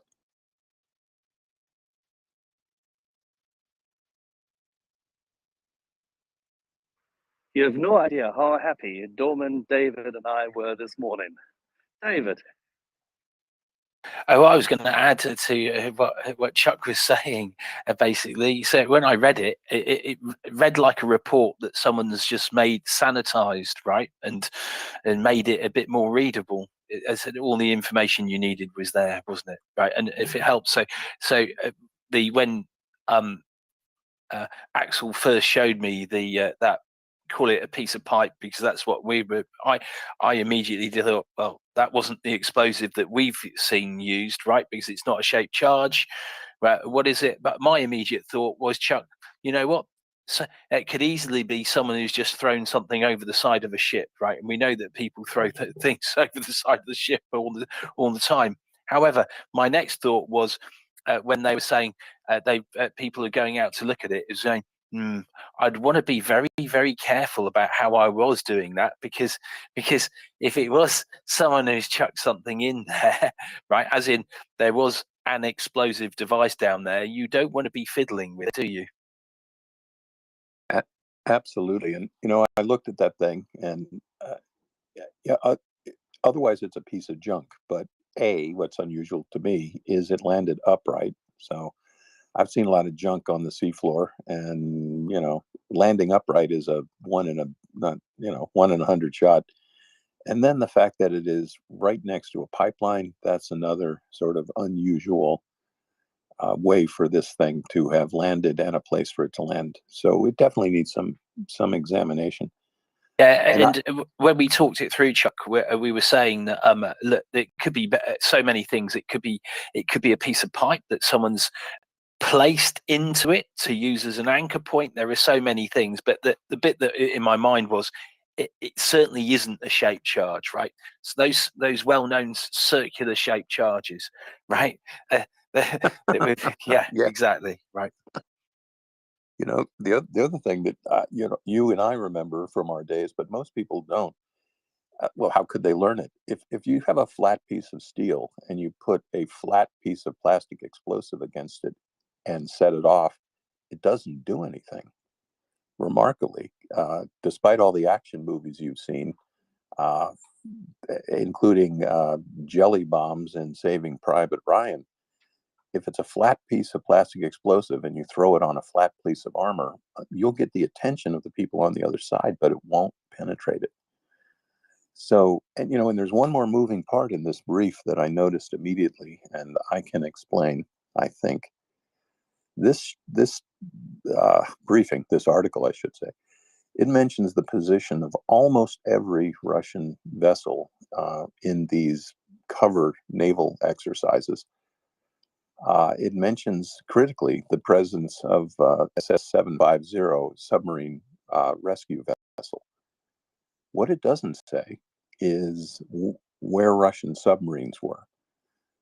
That doesn't mean that there weren't any Russian submarines involved in this exercise. Quite the contrary. But the movement of submarines, anyone's submarines, NATO submarines, enemy submarines, neutral nation submarines, that sort of information in military message traffic is always kicked up to a higher classification. I won't even tell you what that classification is, but it's higher. The presence of a Russian submarine rescue vessel tells me that they put submarines to sea. Why do I say that? Well, the Kursk. That's why they put submarine rescue vessels to sea, and especially in exercises. The other thing is that rescue vessel, by itself, she isn't the most stealthy, and she's not the most necessarily capable vessel to put out to emplace those shape charges. I am still thinking this was a submarine-borne operation.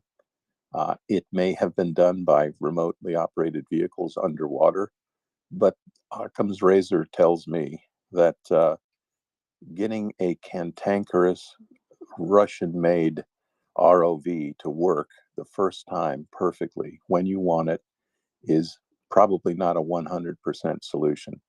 But taking a highly trained Spetsnaz platoon of underwater saboteurs, feeding them breakfast and putting their wetsuits on, that's probably going to work. The other thing that NATO knows, and we mentioned this one too, they know exactly when submarines, and noticed I said plural, left those Russian naval facilities.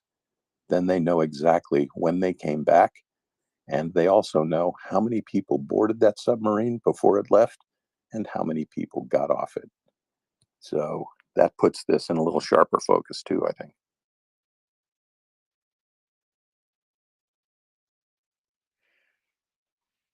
How long would it take for them to execute this? Is the timing which was given between the withdrawal of surveillance forces the night before and then the Danish boat appearing in the morning and a US helicopter traversing as a result of some picture alarm, is that sufficient for them, or would they actually even not care, given the fact that they are there anyway to execute it? Well, they, I think we go back to what would the time on target be for the saboteurs? How much time would it take if a submarine put a SEAL platoon within, this presumes a lot, but let's say that submarine could get me within 50 or 100 meters of the pipeline, or perhaps right next to it. I would need probably, and again, things have to go right, I'd need 2.5 hours on target to get those charges in place. It could be much less than that, especially if I had been rehearsing this operation for a couple of weeks. This was a strategic operation. This is an operation that was tasked by Russian, National Command Authority, meaning Mr. Putin himself. You want something like this to go right. You don't call your Russian Rambo out of retirement to get him to run it. You take your most current and your best operators and you divert them. You put them into isolation. You brief them on the mission, but not the location, and you embark on a training regime at an undisclosed location. Anyone who's read my book, SEAL Target Geronimo, knows that this is what was done with the SEAL teams that hit Osama bin Laden. So these guys are trained up. They are put on this submarine. The cover for those submarines moving is a small scale Russian Baltic exercise. And the submarines get them close to the target and, let's say, in and out in 2 hours. But the good thing about running this from a submarine is that whatever decompression is necessary for those divers, once the divers are recovered, the submarine can turn away from the sabotage site and decompress the divers in the submarine. So again, that's what I'm thinking happened. But I can't completely rule out the remote operated vehicle. But my money is still on this was a submarine, totally subsurface operation.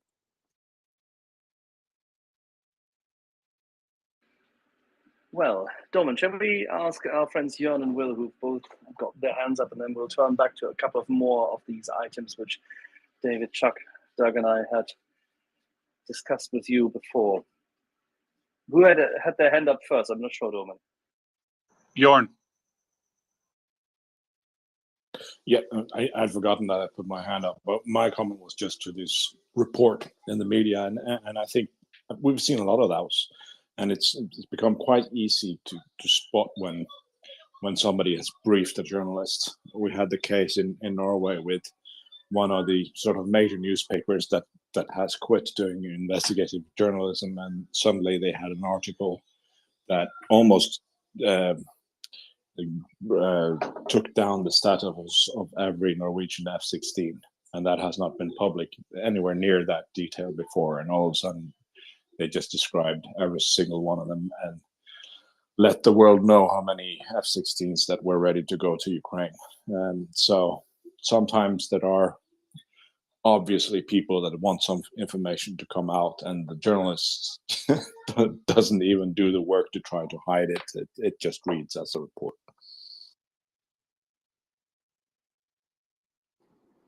You know, that often happens, and there is a mutually manipulative relationship between government sources and willing journalists, and it goes back and forth. Information is traded, and services are rendered. And if folks, if you don't think that happens in the United States, Alice and I would like to take you down a rabbit hole.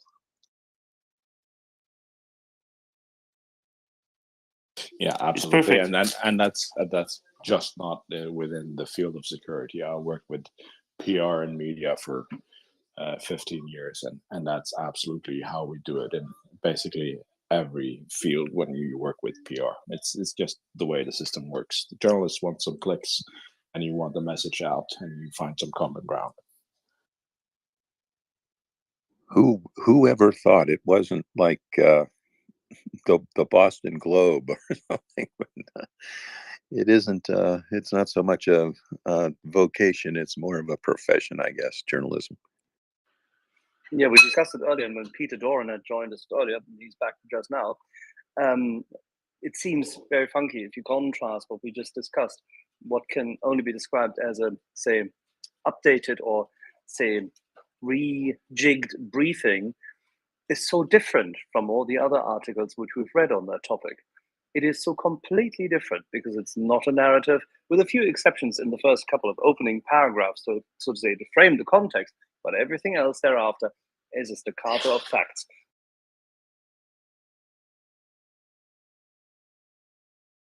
Investigation is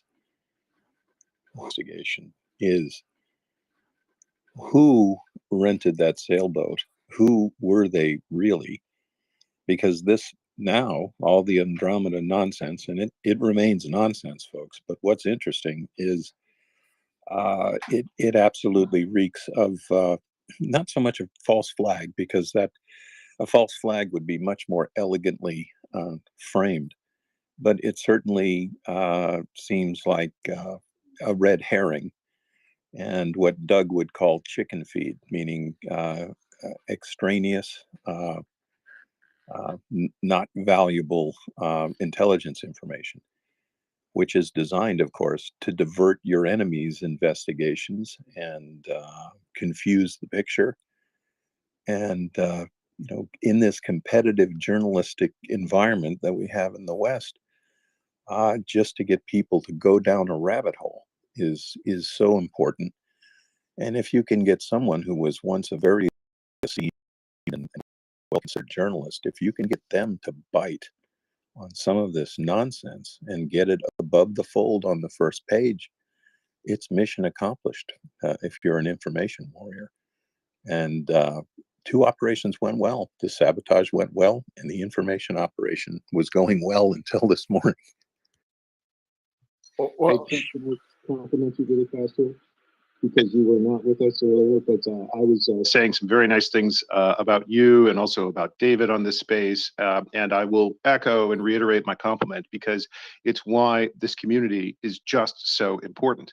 From the very beginning, over many months now, we have been separating fact from fiction, what we know, what we don't know, what is speculation, what we can reasonably assume.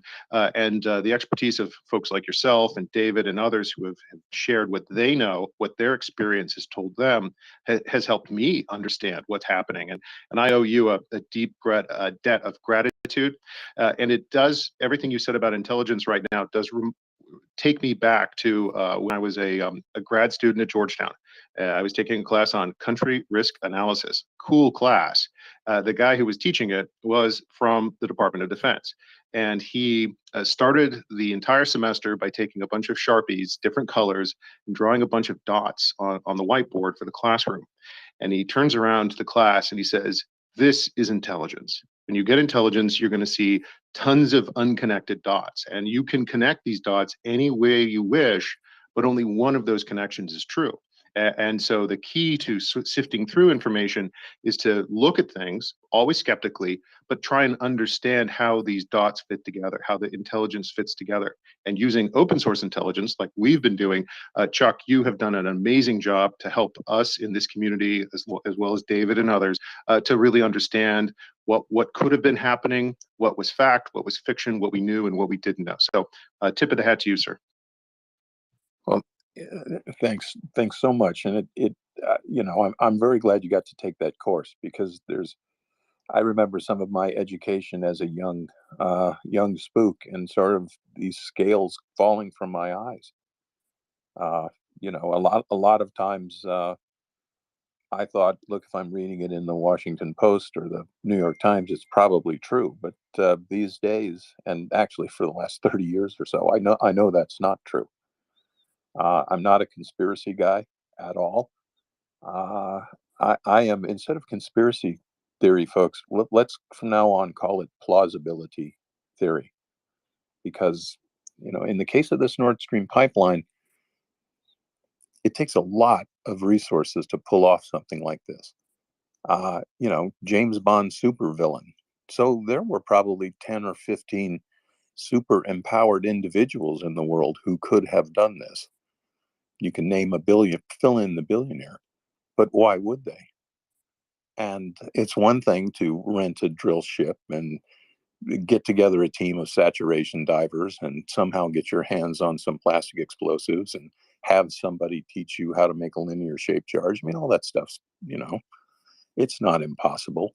But isn't it much more likely that a nation state with trained combat swimmers and available submarines and the ability to conduct a distraction operation, isn't that more likely?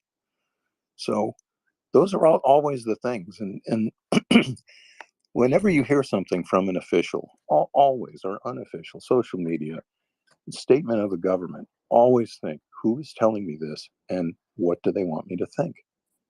And half the time you will enter onto now some transactional logistical arrangements, right? You can see, well, that could be plausible. Maybe that happened, or you know what, this doesn't float with me. Now, Chuck, there's one more thing which comes up, of course. Now, the Danish government has invited Nord Stream 2 to come and have a little look-see. We discussed it a little earlier, and that these cylinders may not be that safe. And we do not know how many of these cylinders they can show them still, or whether they've taken one out already. But isn't it beautiful that the Gazprom majority-owned Nord Stream 2 AG now has to send people to come and have a check as to what the construction companies from Russia they had chartered to do the work, once pre-positioned, what they allowed, and what has happened. No force majeure there. That will be very interesting. And the way these pipelines are laid, and the way they are created, and the way they are laid on the sea floor, there should be an abundance of videos, footage. As these pipeline sections are settled onto the sea floor, ROVs film them. You want to see, that the pipe is actually laying securely on the seabed, that you didn't put it over some uncharted other cable or an anchor or an unplotted shipwreck. So it'll be interesting to hear what Russia comes up with regarding the video that goes along with the construction of the pipeline. So we will see that. I have a suspicion that at least one of these cylinders has already been removed. And I don't know what their purpose could be. And again, I can't, I can't categorically rule this out, but their shape probably isn't indicative of an explosive device. But look, I could be wrong. Russia could get what it pays for. If it said, look, I want bombs placed periodically on the pipeline, and they went to Putin's friend's bomb making company and he just filled some cylinders with C4 and put them next to the pipeline, I can't rule anything out. But it'll be very interesting to see what's in the cylinders, and it's going to be fascinating to watch the Russians start tap dancing about this, especially since they begged and pleaded and whined and wanted to be part of the investigation. Now they can investigate these random cylinders all over the seafloor.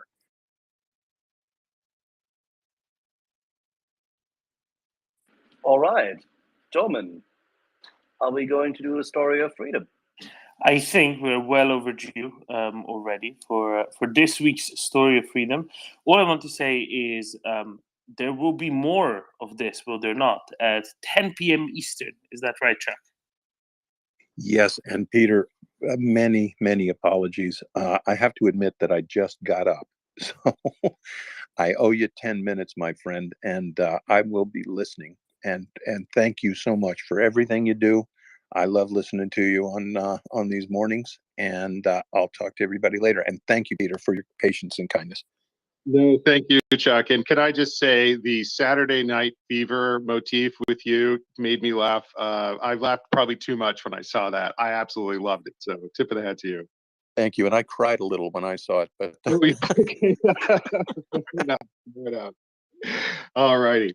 Well, all right. So some backstory for everybody. Last week we had what I call the Twitter tech debacle. And the show was interrupted halfway through. We got a late start because I couldn't access Twitter Spaces because of an update from the Twitters. So what I decided we would do is to call this officially part 2, but to maybe do a double header. So it's kind of like watching Star Wars episode 4 and 5 back to back. We'll combine them together, and that means you're all going to need a very bracing cup of coffee because we're going to go pivot. We're going to make a pivot. We're going to go from intelligence today, in today's world, and go back in time to the arrival of some very, very interesting intelligence during World War II. Intelligence that could have shortened the war. But what would America do with that intelligence? There are a lot of questions that would come from this. And it would all come down to the question of vengeance. Operation Vengeance. Yes, that was the name of it. And if you were listening last week, or maybe you missed that episode, so you haven't heard of this operation, well, strap in, put your flight suit on, because this is going to be a very, very special double episode. And in this double episode, we're going to use that time machine of the imagination, that thought experiment that we employ on these stories of freedom to reconsider one of those particular moments in time that changed the world. Now, all moments in time technically change the world in some way. Most of those changes are very small, but today's story of freedom, well, it's going to change the world in a very, very big way. And it all occurred in the heat and blazing morning sun of the South Pacific during World War II. So, as maybe some of you recall from last week, we have to go back and picture this scene because flying just over the wave tops of the Pacific, we are plunged into the cockpit of an American P-38 Lightning fighter. And some of you were very gracious and kind and actually posted a great picture of this scene. I've retweeted it, but I believe this picture, which is a painting, is very historically accurate to what happened. And you'll probably recall that this famed Lightning fighter, well, that was the very powerful, very fast, twin-engined fighter developed by Lockheed right before World War II. This particular fighter that we're going to follow along this morning, well, it was called Miss Virginia, and it was piloted by a crack American pilot. He was a young first lieutenant named Rex T. Barber. Barber had just maxed the throttle of his turbo-supercharged engines, and he was pulling his aircraft into a steep climb and a bank to starboard up from the wave tops. At that moment in time, Barber's engines, they would have been roaring in his ears. And as his propellers were clawing at the air and pulling his aircraft up, and we can feel those G-forces in that time machine of the imagination that we use as we too pull up from those waves. And then we can see it. Off there in the distance, as we make our turn, we can see it. It is a flight of very dangerous Japanese aircraft. There are 8 of them. And our pilot, Barber, he is in a race against the clock. His orders this morning come directly from President Franklin Delano Roosevelt. And whatever happens in the next few minutes, no matter the cost, he must take down a Japanese bomber inside the defensive formation, those 8 aircraft ahead of him. Whatever happens, he must not allow that bomber to land at its destination just a few miles away.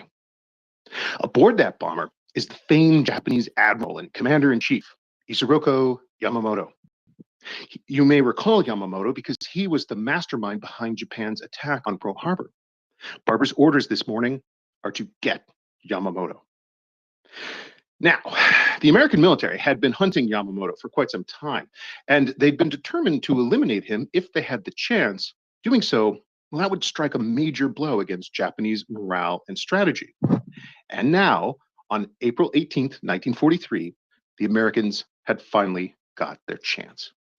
You see, Barber and the fellow American pilots who were flying with him on this morning's mission, well, they were in an aggressive climb up from the deck that morning, but they also had a secret weapon that was helping them, a secret weapon on their side. It was intelligence. And it had given them the chance to extract their vengeance. This is Operation Vengeance. And to perhaps understand that code name, we have to go back in time from this tense moment to remember exactly how and why Barber was here in the South Pacific in the first place, trying to beat the clock and shoot down a Japanese bomber. Now, I hope that everyone recalls the stunning surprise attack by the Empire of Japan on Pearl Harbor. The day was December 7th, 1941, and it was that day that would live in infamy and be equivalent only perhaps to 9/11 in our own era. Admiral Yamamoto was the mastermind behind that Pearl Harbor attack. This shocking aerial assault that he planned, well, it killed 2,402 Americans, wounded 1,282, and it plunged the United States into a war that it had tried to stay out of. And for this, America wanted payback. Operation Vengeance. By taking down Yamamoto, Barber and the Americans, they hoped to shorten the war. And I really like this episode of Stories of Freedom today because it really does combine 3 essential elements and insights into the American way of war.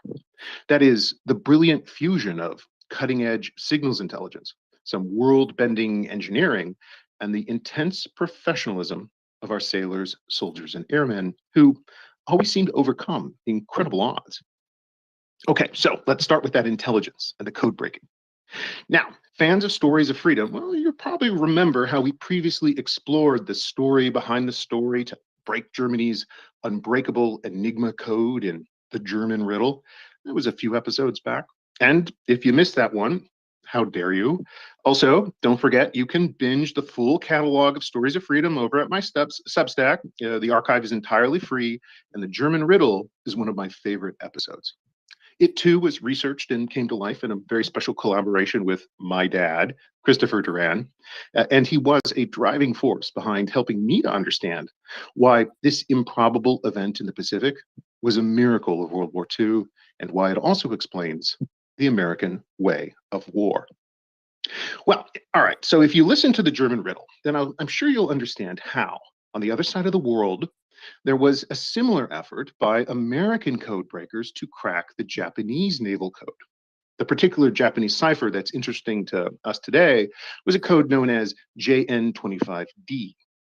And the group tasked with breaking it was this team of brilliant American cryptographers known by the code name Magic. In 1943, the Magic team had come a very long way in reading the unbreakable codes that the Japanese Navy used to communicate during World War II. And that's how, on April 14th, 1943, the magic cryptographers came upon something very, very special. The wizards at magic had deciphered a very unique Japanese transmission.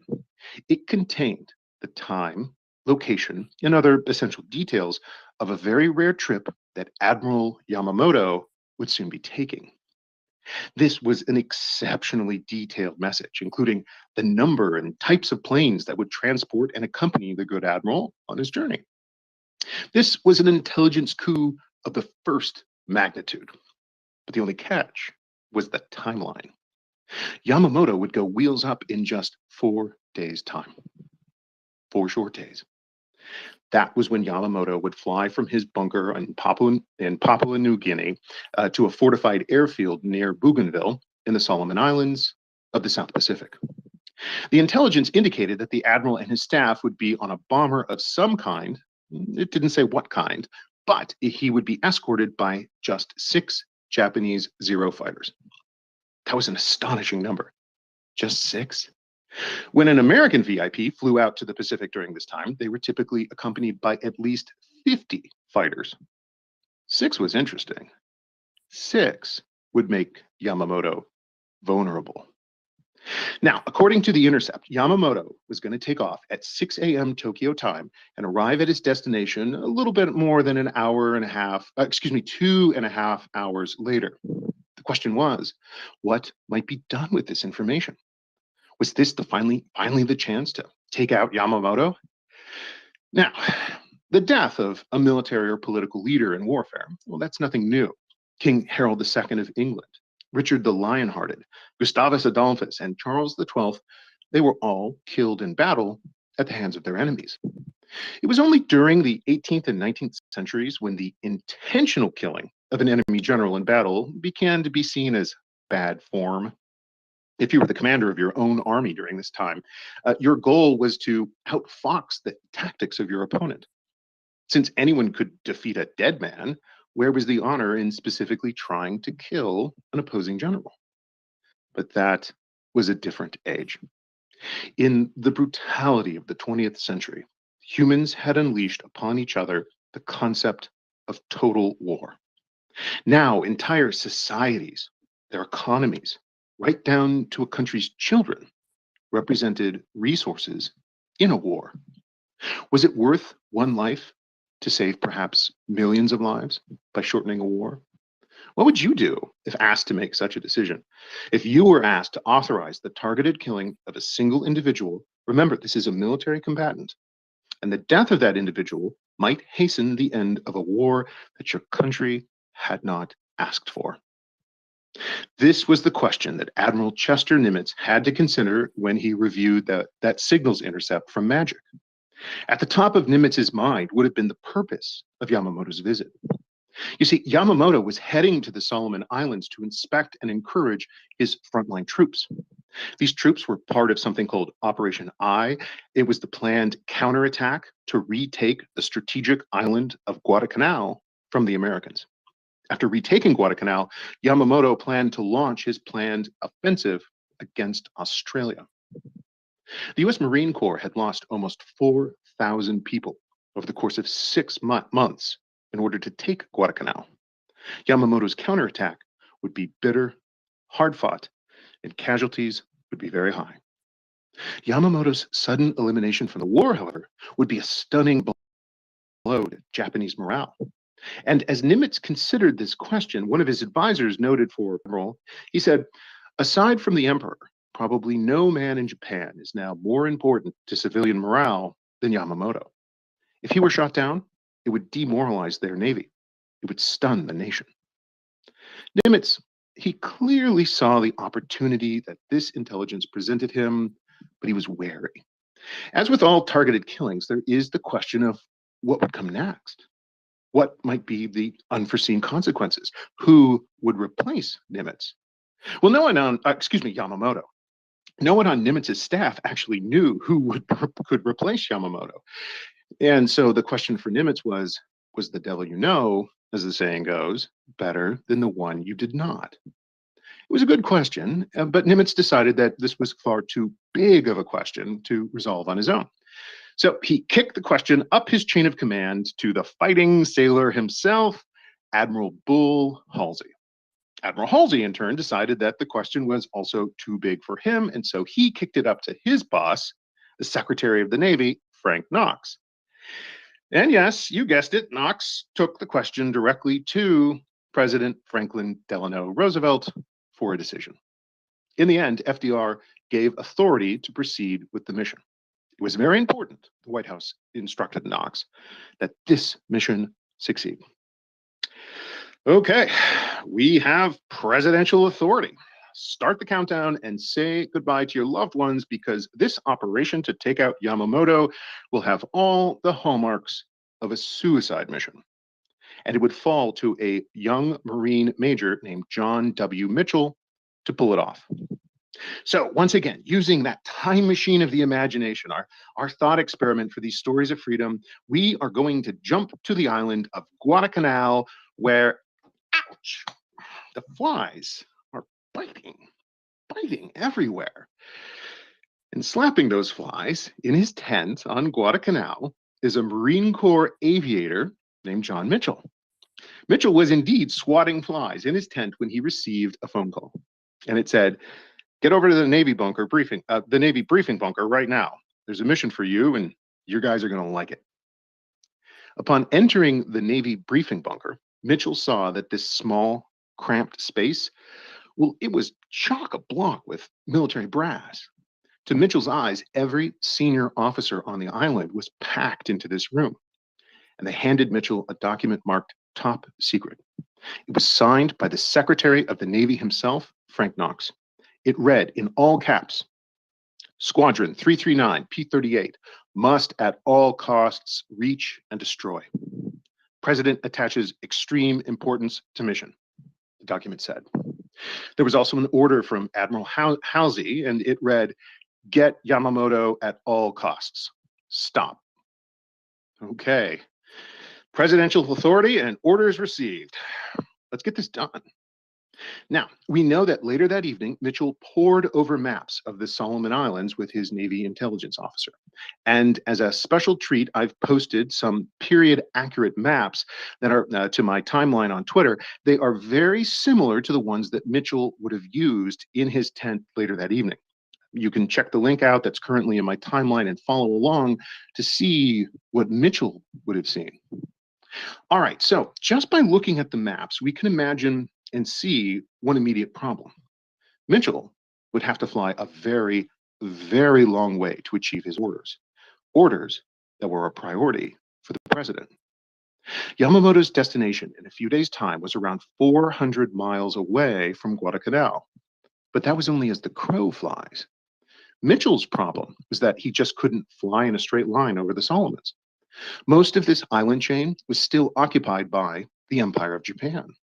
His flight would be spotted, its location marked and plotted, and before he even got close to Yamamoto, Mitchell and his pilots, well, they'd probably be met by this angry beehive of Japanese fighters.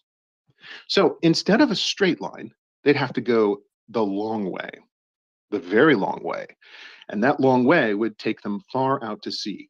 Then, very carefully, they'd have to work their way back to achieve surprise. But now there was the bad news. Those extra legs on the outbound journey, well, they would add an additional 200 miles of distance. That meant roughly 600 miles out and 400 miles back for a total of almost 1,000 miles. Nobody, and I mean nobody, had ever attempted a 1,000-mile combat intercept in the history of military aviation. But those were Mitchell's orders. If this wasn't a suicide mission, then it was going to be one hell of a long shot. It was a daunting task, and during this planning phase of the operation, Mitchell put his odds of success at about 1,000 to 1. Even then, this mission was going to require some incredible navigation.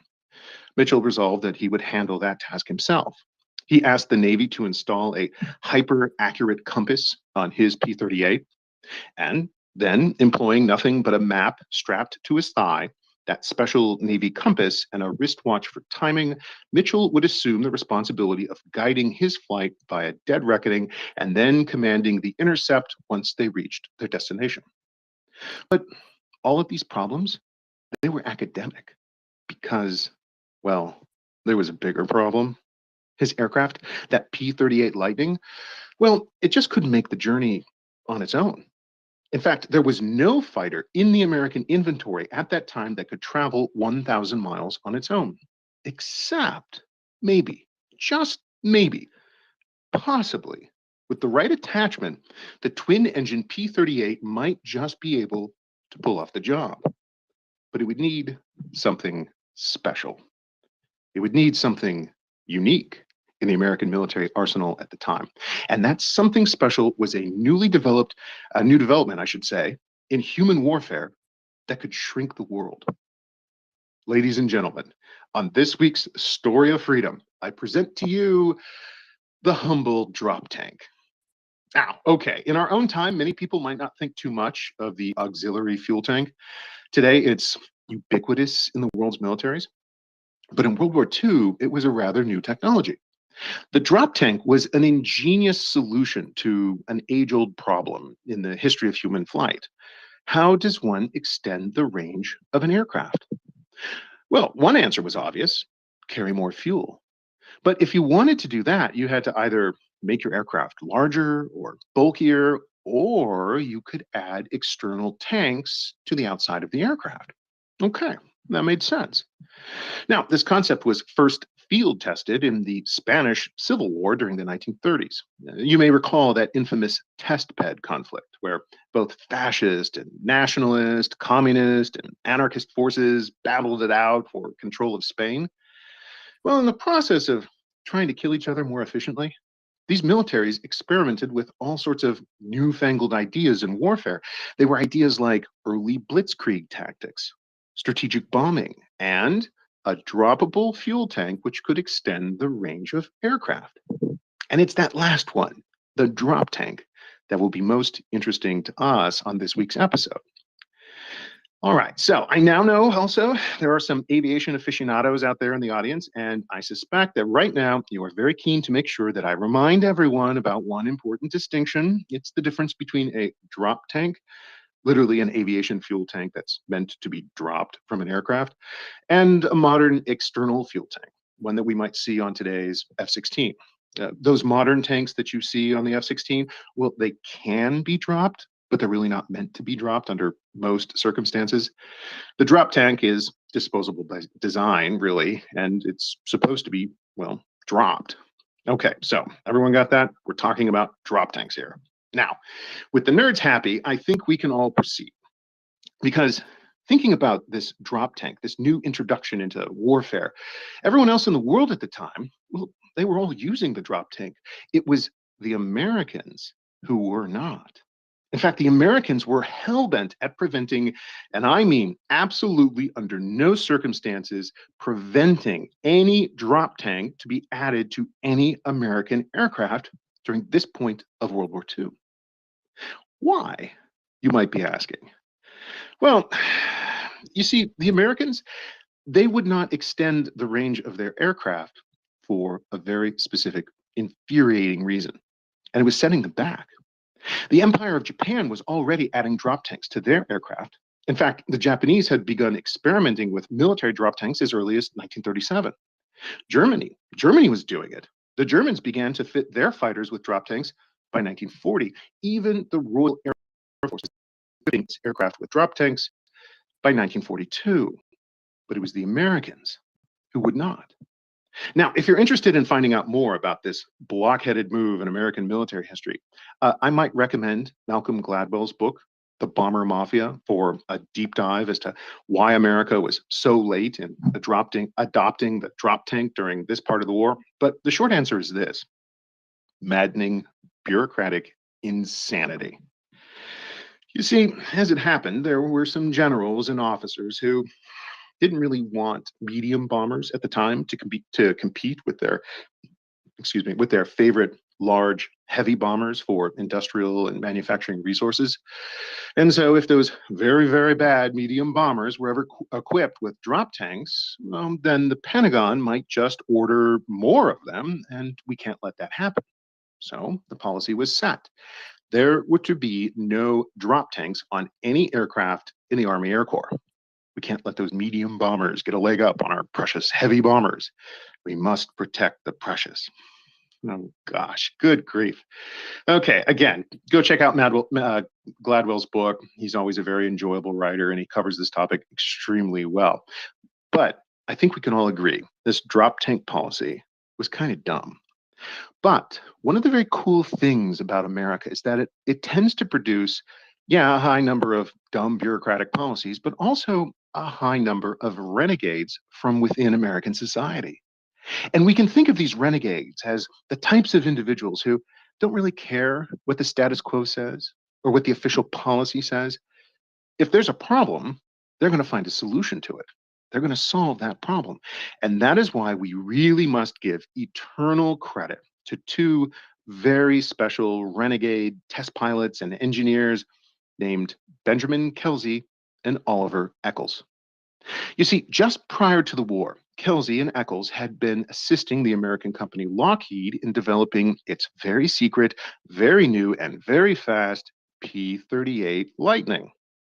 The Pentagon and the Air Corps, well, they could go pound sand as far as Kelsey and Eccles were concerned. Their new aircraft, this P-38, this aircraft was going to have drop tanks. So, working together in secret, they essentially convinced Lockheed to, against the Pentagon's policy, develop a specially designed drop tank for their newfangled P-38. Only there could be no written record of this agreement, no paper trail that might tip off the Air Corps as to what they were doing. And so it was on account of a handshake deal with that Lockheed agreed. God bless America. Thanks to Kelsey and Eccles, Lockheed made its very first delivery of 100 brand new P-38s for the war effort, and each one was capable of being equipped with, you guessed it, the forbidden drop tank. And it was not a moment too soon, because out there in the Pacific, in April 1943, only the P-38, equipped with a drop tank, was capable of fulfilling the president's mission requirements for this urgent, hastily assembled operation to splash Yamamoto. And it was those drop tanks that held the solution for our man, Major John Mitchell, amid the biting flies of Guadalcanal. Now, even with these new drop tanks, the numbers were still looking very, very tight for Mitchell. At least on paper, the drop tank made it possible, theoretically, for the P-38 to fly 600 miles out, loiter for less than 15 minutes in the hopes of catching Yamamoto, and then returning in a straight line to Guadalcanal before the Japanese fighters caught up with them or their fuel ran out. For this seemingly impossible mission, Mitchell decided that he'd need 18 aircraft. He would break them into two flights, one to provide top cover, and the second flight would be essentially his killer team. This second flight would be his shooters. And the shooters would be the ones who would splash Yamamoto's bomber. Mitchell? Well, at this point in the war, he was already a very accomplished pilot. He had several confirmed kills to his name, and he wanted the best aviators that he could assemble for this mission. And so he essentially raided all of the top pilots from every other unit that was stationed on Guadalcanal at the time, and included among them was one guy that I hope we all remember. He was our young first lieutenant named Rex T. Barber. Barber was a very aggressive pilot. He had 2 confirmed kills to his flying record by April of 1943, and on his last mission, Barber had just ripped 4 feet off the wing of his P-38 while pouring bullets into a Japanese ship that he was attacking. Barber had pulled up so late from his dive that the mast of the ship that he was attacking had ripped a hole in his wing as he scraped over it.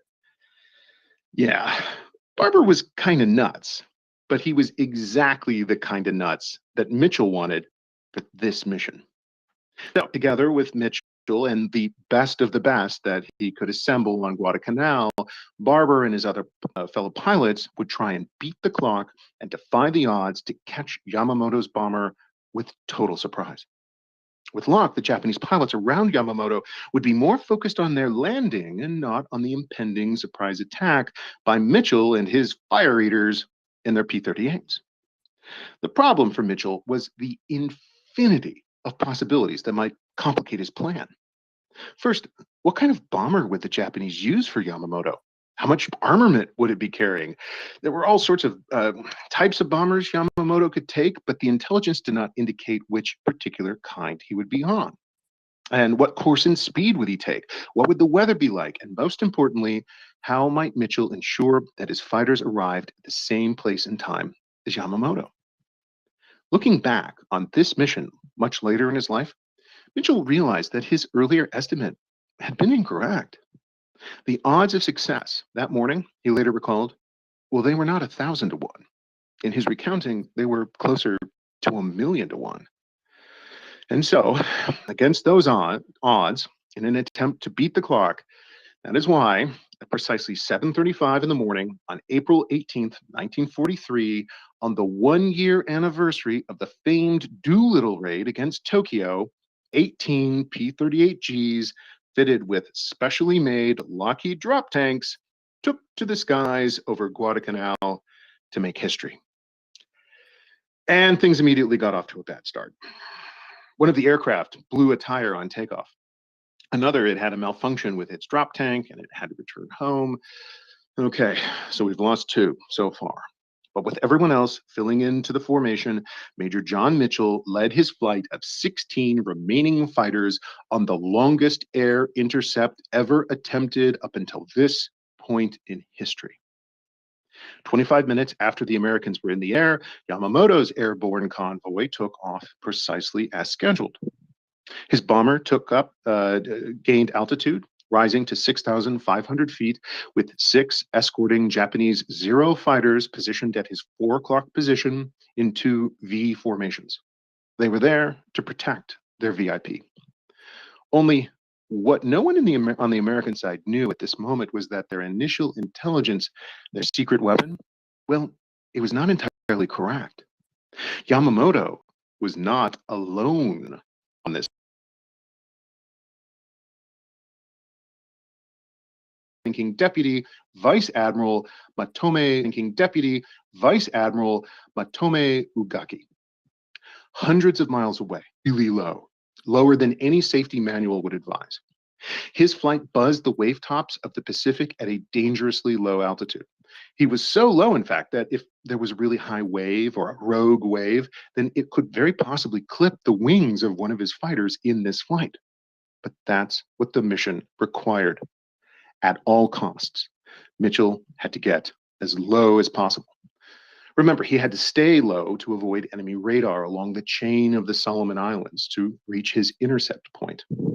Now, Mitchell, he hadn't slept much over the preceding days, and his cockpit, which was designed for high altitude operations, was getting very warm and very steamy as the journey wore on. Personally, I can only imagine how the adrenaline of this mission and the uncertainty of what he would encounter when he reached his intercept point, well, I can only imagine how that would have kept Mitchell alert and awake as he buzzed the wave tops of the Pacific. Either way, his dead reckoning navigation and timing that morning were impeccable. At 9:34 a.m., just 1 minute ahead of his plan, Mitchell and his Lightnings arrived at their intercept point. And there he was. Yamamoto's flight had just begun to descend into view through a light haze of the morning. The Japanese aircraft showed no signs of alarm. Mitchell had achieved a complete tactical surprise. And then he launched his fierce, determined attack. As planned, the P-38s immediately dropped their auxiliary fuel tanks and maxed the throttles of their twin 1,000 horsepower turbo-supercharged engines. They climbed up from the wave tops and turned their noses towards the bellies of their prey above. As Mitchell led the top cover team, 2 pilots in his killer team, First Lieutenant Barber and a big talking fighter jock named Tom Lamphere, well, they turned their smaller formation to close on Yamamoto. Only, as now all the American pilots could see, the brief had been wrong. There wasn't 1 bomber, there were 2. And just as suddenly as this realization hit the Americans, the Japanese fighters that were escorting the bombers all dropped their fuel tanks. They had seen the Americans. The fight was on. Now, no battle plan survives first contact with the enemy, as the old maxim goes, and that was precisely the case this morning. It would only be years later, after extensive historical, legal, and archaeological investigations into the next few intense minutes, that we would ever have a very good idea about which bomber actually carried Yamamoto and which one conveyed his deputy. All that Mitchell knew at this very moment was that his plan was falling apart. Remember those newfangled drop tanks on the P-38? Well, one aircraft in the killer team, for one aircraft in the killer team, the drop tank malfunctioned. It would not drop. That killer team pilot turned his aircraft into a steep dive in order to rip the thing off at high speed, and his wingman followed him. That just left Barber and Lamphere to close in on the bombers, both of which had now turned their noses steeply towards the ground, and they were diving in this crossing evasive maneuver. The whole plan was going to hell really fast. Lamphere opted, instead of going after the bombers, to charge headlong after 3 of the Japanese Zeros, and as the mayhem unfolded, Mitchell, he yelled into his radio, breaking radio silence, but he yelled into his radio, "Get the bombers! Damn it all, get the bombers!" And the bombers were destroyed. Vengeance had been delivered. Both Yamamoto and his deputy were downed with no survivors. And only one American aircraft was lost in the engagement. The sacrifice of one American pilot in exchange for Yamamoto, that was a high price, but an acceptable one given the stakes and the odds of success. By the time that Mitchell and his remaining fighters returned to Henderson Field on Guadalcanal, some with just one engine still spinning as their fuel was almost spent, there was this sigh of relief. The drop tanks had done their job. And it was at that point, immediately upon landing, that one of the greatest controversies in aviation history would begin. You see, the moment that he opened his canopy, that one pilot, Lamphere, well, he started claiming as loudly as possible that it was he who had been the real hero that day. He was the one who shot down both bombers and a Japanese escort Zero. It was he, Lamphere, who had pulled an impossible 180. Boys, it's Lamphier.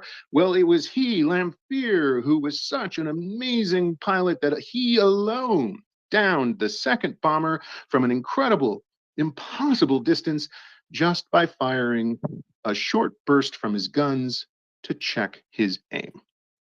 Lamphere was just that good. Wow, golly, that Lamphere sounds like the greatest pilot of all time, at least when Lamphere is describing himself. Except none of the other pilots on the mission that morning had seen Lamphere do any of these things.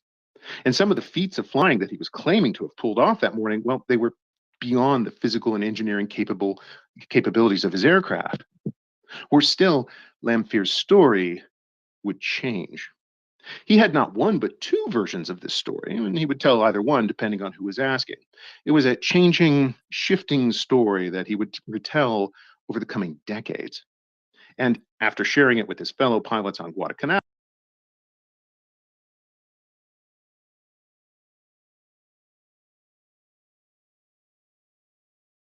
feats of flying to Time magazine. Later that year, Time featured Lamphere in an extensive spread on the mission to splash Yamamoto, and the magazine credited him by name as the sole hero pilot. Lamphere then repeated his tall tale to the New York Times in September of 1945, and later to Reader's Digest in 1966 for an article titled, "I Shut Down Yamamoto." And then there was our guy, First Lieutenant Barber. Barber constituted the other half of the killer team, along with Lamphere. And for decades, Barber maintained a very straightforward, clear, and unchanging account of what had happened that morning. Barber's story never wavered. In fact, it was almost boring. After positioning his aircraft behind the first bomber, Barber methodically raked it with his guns until it caught fire.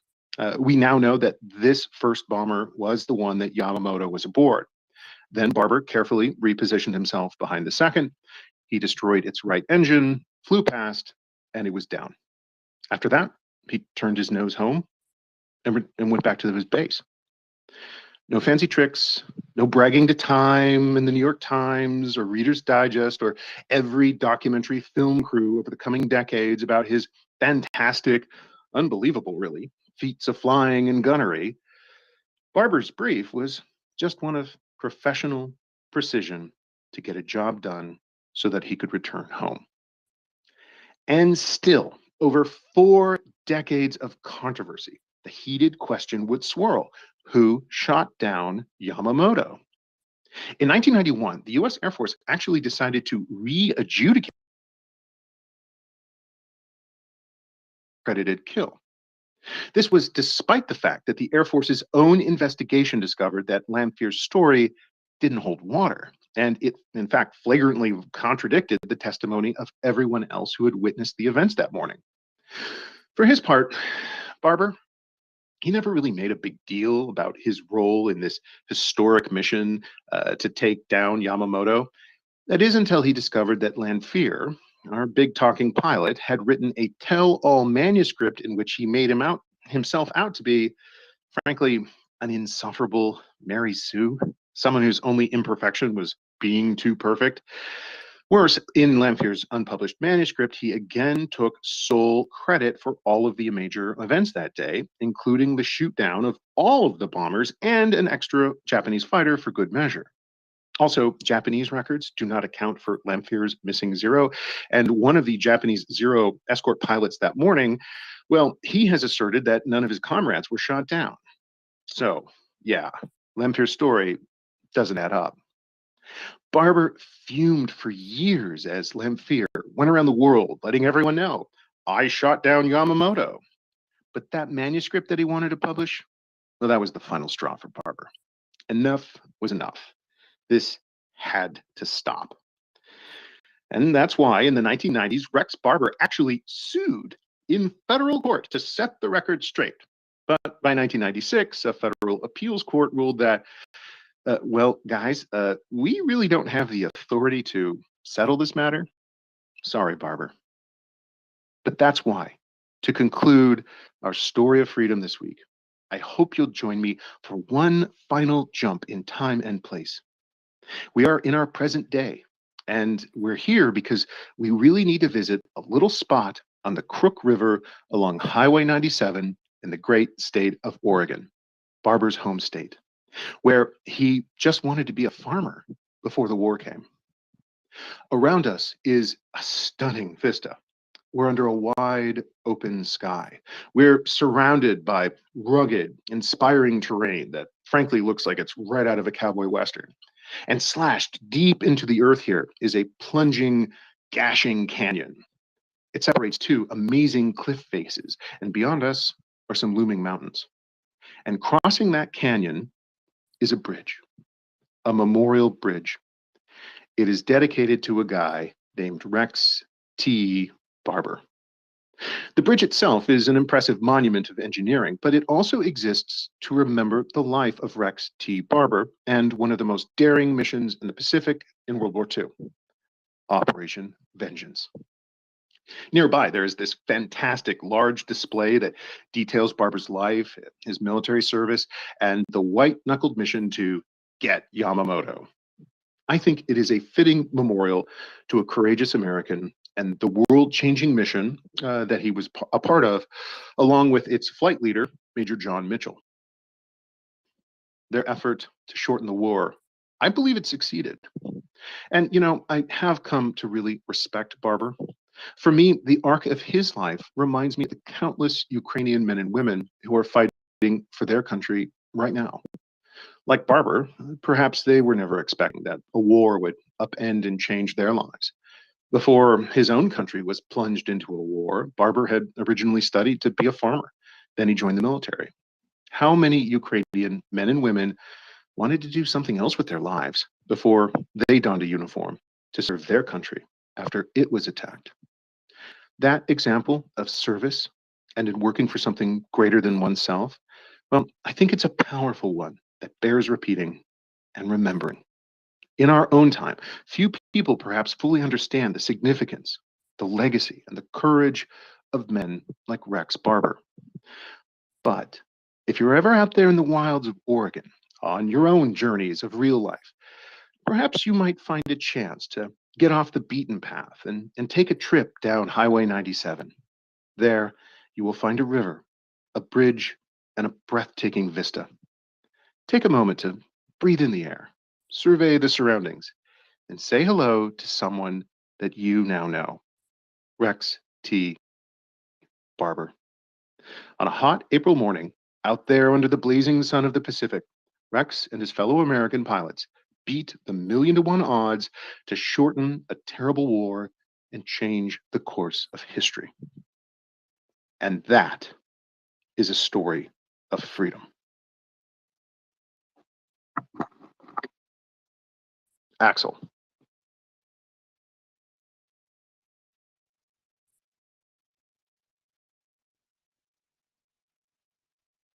Bunkers.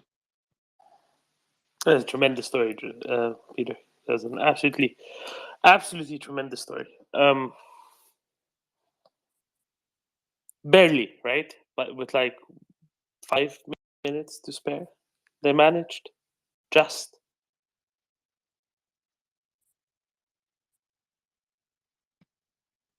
They just pulled it off. In fact, the calculations were so tight, many of the aircraft were on literal fumes as they were coming in. Some of the pilots had to shut off one engine. The timing was just so perfect. And this was before GPS or, guided navigation. It was literally just a very accurate compass, a map strapped to Mitchell's thigh, a good wristwatch, and some incredible navigation.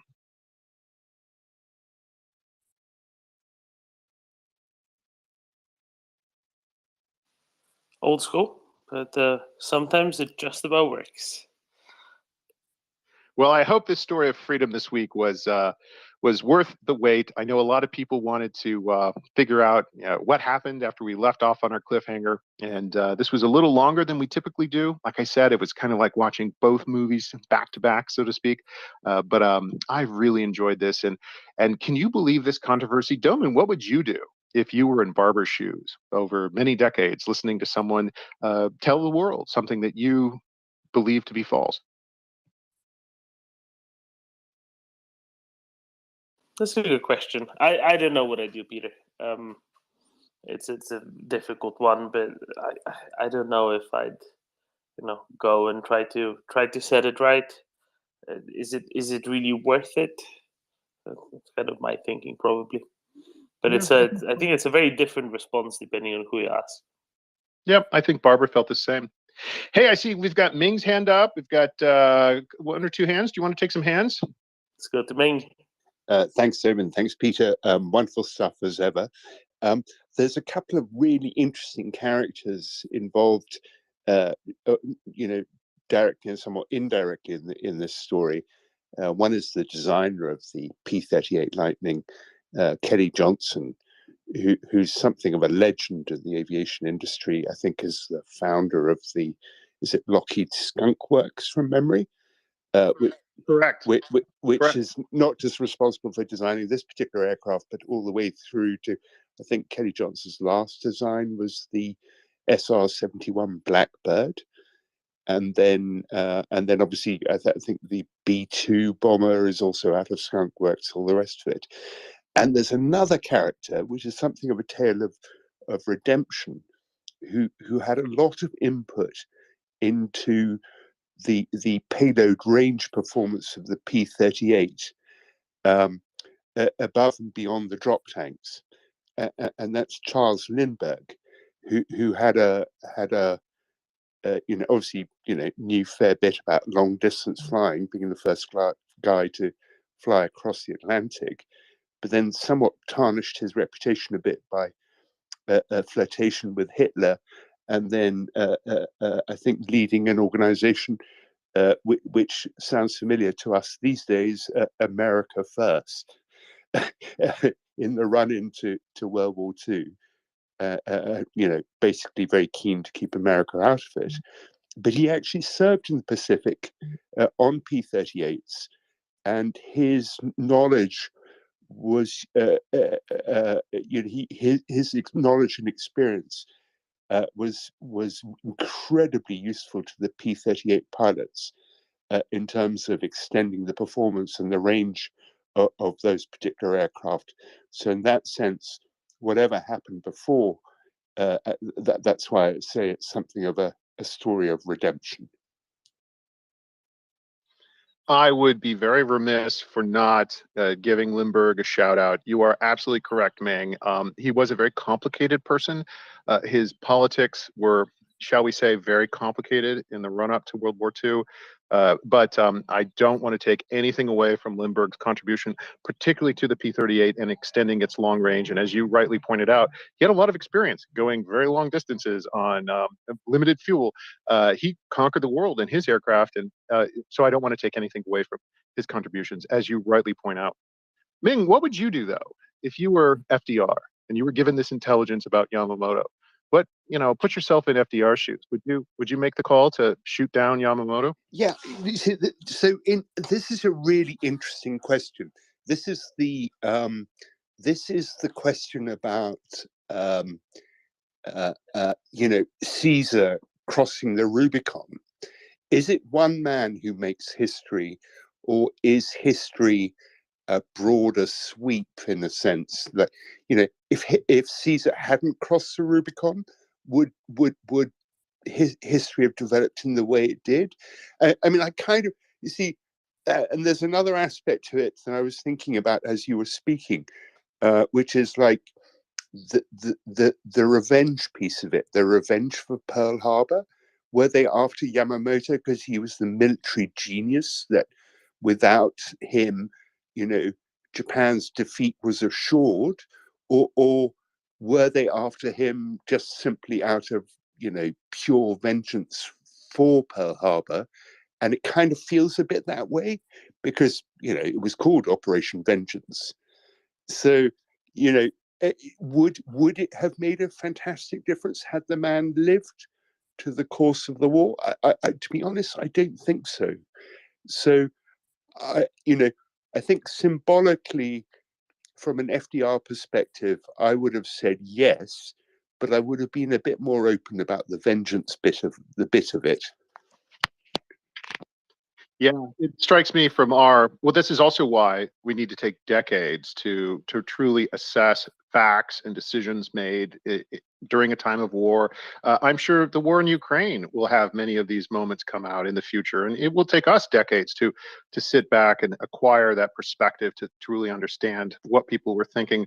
I also wanted, perhaps you noticed, I wanted to be somewhat kind to Yamamoto. I certainly have grown to respect him. He was a very worthy opponent, and let us not forget, it was a great historical irony that it was Yamamoto who argued very, very forcefully against going to war with America in the first place. He had studied in the United States. He spoke English. He loved American culture. He really understood America, and he understood Japan would lose if it went to war.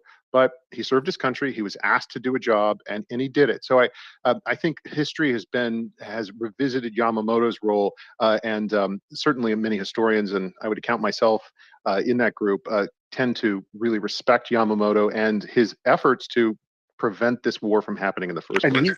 But then he's the one who, and I don't know if this is apocryphal or not, but he's the one who's quoted as having said, "I fear we have awakened a sleeping giant," very, very prophetically, obviously.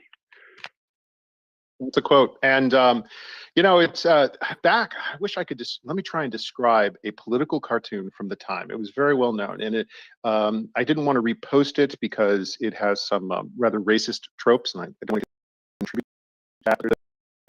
An image of an individual who represents Japan, and they're in a hurdle race, like in the Olympics, you would jump over hurdles, and Japan's and he's in the race too, but his hurdles are and he's in the race too, but his hurdles are and for me, again, setting aside the context and the racist tropes that were very common during propaganda of that era. This image has always stayed with me because I think it underscores the nature of the fight that America faced. Its initial hurdles were high, but then they would get lower. Japan's initial hurdles were low, but they would get higher as the war went on. We should also maybe highlight that the racist tropes, as you just highlighted, or as you just described them, were a reaction to the absolutely indecent, atrocious behavior of Japanese tropes and their own racism towards others, which had already started out by them not only confining it to the world order and to the world press, but also showing it in the sack of Nanking.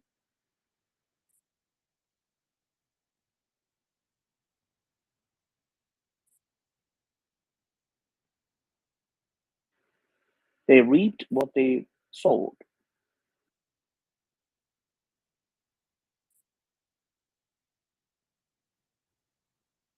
Can you hear me there, Axel? I froze up there. Yes, now we can I hear but you. you were gone for a sec. Yes, correct. So I always like to provide some background reading. I mentioned Malcolm Gladwell's great book. I thought it was a fun read, The Bomber Mafia. But I would also mention a great book called War Without Mercy.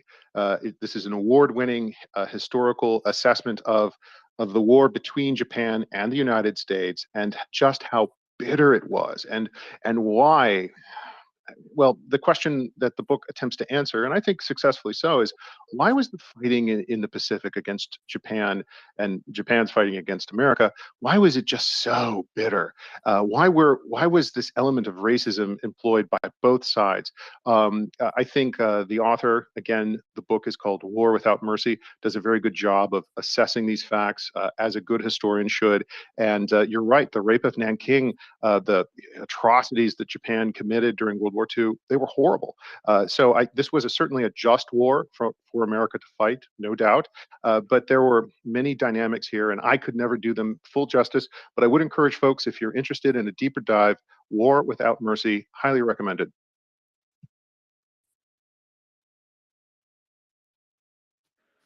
Let's go to some more hands. G-Man. Afternoon. Thanks, Peter. That was amazing.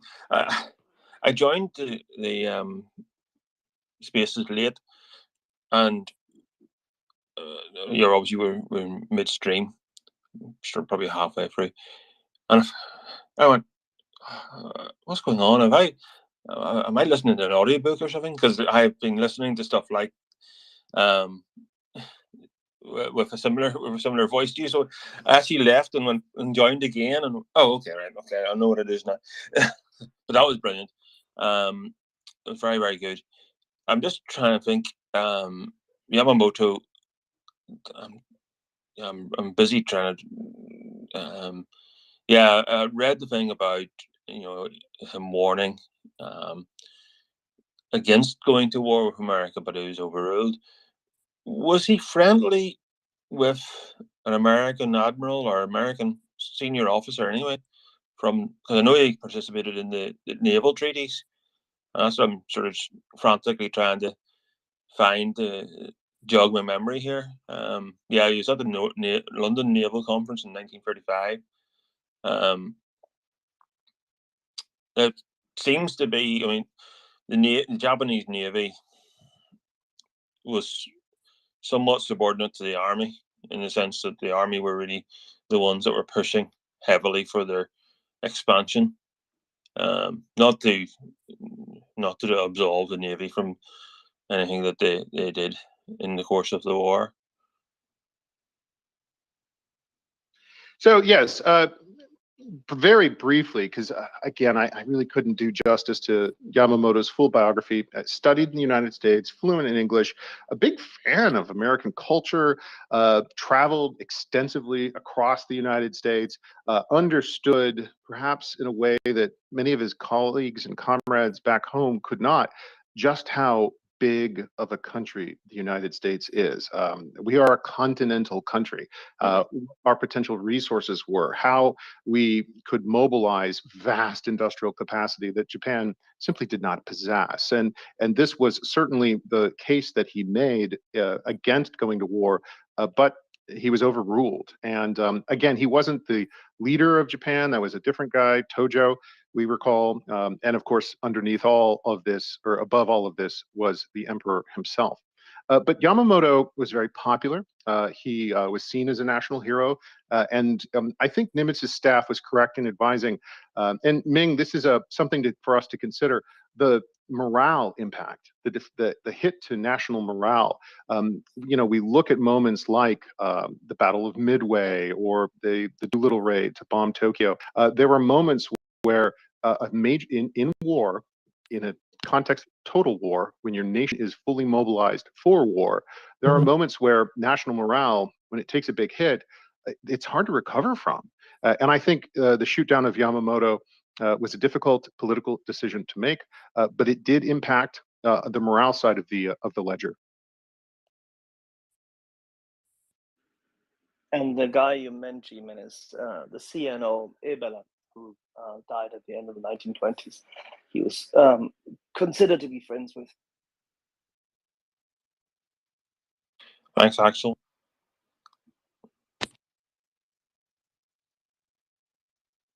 I think it was Abdullah who was next.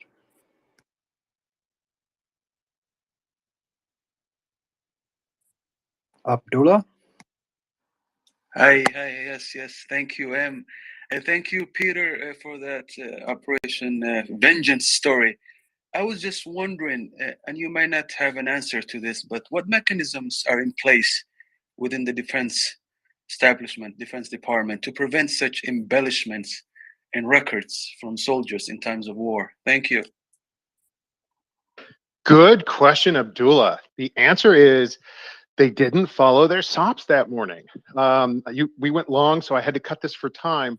One of the problems, and no one really knows why, but when the pilots finally returned back to Guadalcanal, when Lanfear opened up his canopy and started immediately saying, I was the guy who shot down Yamamoto, they didn't do a debrief. So what was standard operating procedure, even at the time, was that all of the pilots should have gathered together. They each would retell what they saw. There would be a full debrief. There'd be records taken, notes could be compared, and there would be an official report written. None of that happened that morning. And so, like I said, that was the moment when the canopies opened, that the great controversy in aviation history occurred, because they didn't follow their SOPs. And no one really knows why. Maybe it was the heady excitement of the moment, possibly, but they didn't do what pilots would typically do under a normal mission. But this was no normal mission.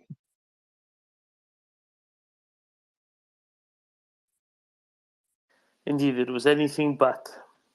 Let's go on to Anthony, then to Paux, and then we have George, Chris, and Ming. Anthony. Yeah, hi, thank you. I can remember a few years ago going to the Museum of the War in the Pacific. It's in Fredericksburg, Texas, and I remember going to the bookshop and finding Lanfear's books with signatures. Apparently, they had done a seminar of the various pilots that were involved in that action, and he wrote these books, and I picked up a copy. I can't find it this morning, but somewhere in my collection I have one of Lanfear's signed books. The other thing I wanted to point out was the second bomber that was shot down contained Admiral Ugaki, who was Yamato's chief of staff. And if you look, and Ugaki's wartime diary was published in a book called Fading Victory, and you can see Ugaki's firsthand account of the attack. He writes it in a special entry on the 1-year anniversary in 1944, April 18th. In his entry, he describes what happened that day. Apparently, in the second bomber, Ugaki was shot down. The other survivor was the paymaster, and the third survivor was the co-pilot. And so he goes into some of the details of his recollections of that morning and what he was told about the wreckage with Yamato. The other interesting thing I wanted to point out to talk about the arc of this history was that Ugaki, which was Yamamoto's chief of staff, he didn't immediately become commander-in-chief of the combined fleet. It was Koga. Admiral Koga succeeded Yamamoto. But later in the war, Ugaki would become commander of, I think it's 6th Air Fleet, which was based in Kyushu. And they were the primary kamikaze force that fought in Okinawa. So it's like vengeance and then vengeance revisited. So I just want to bring that point up. Oh, that is fantastic. I would actually hold on to that Lamphere book, frankly, especially if it's signed. I wanted, one of the reasons why we do these stories of freedom is to revisit the past, to understand the role that people played. And I don't want to take anything away from Lamphere's contribution that morning, but, he did spend many years saying things that we know were actually untrue. Doing an inverted 180-degree turn, people had pointed out, I'm not a P-38 structural engineer, but people had pointed out Lamphere couldn't have done that in that specific aircraft that he was flying because it didn't have the later addition of the reinforced aileron stabilizers. So he couldn't have pulled off that maneuver. And okay, there's a lot of data points we have to assemble, but the fact that no one else witnessed these things and Lamphere's tale did seem extraordinary, and it conflicted with what everyone else was saying. That's why we take decades sometimes to get that perspective, to assemble the entire record. And when the Air Force revisited this question, they didn't have to, but they did. They essentially split the baby, and they just added Barber to the historical record with a note that Lamphere's story was openly inconsistent. But that's why Barber then sued, because that wasn't enough for him. And I think after decades, he just had enough of it.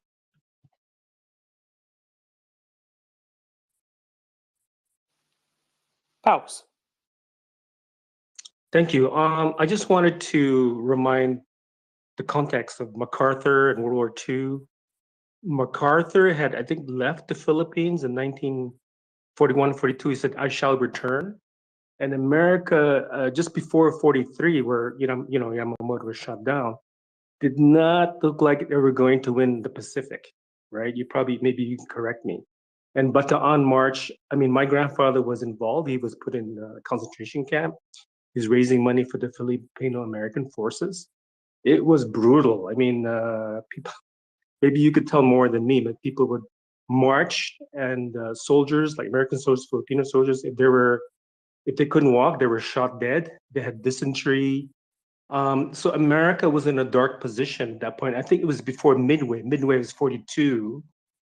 So I think 43, like you said, would have been maybe a morale booster. It'd be like catching not Jolene, the other guy. Maybe someone, one of the commanders, not Shoigu, but someone below him in Ukraine now. Or Gerasimov. Yeah, okay. And my grandfather was unable to talk about his concentration camp experiences.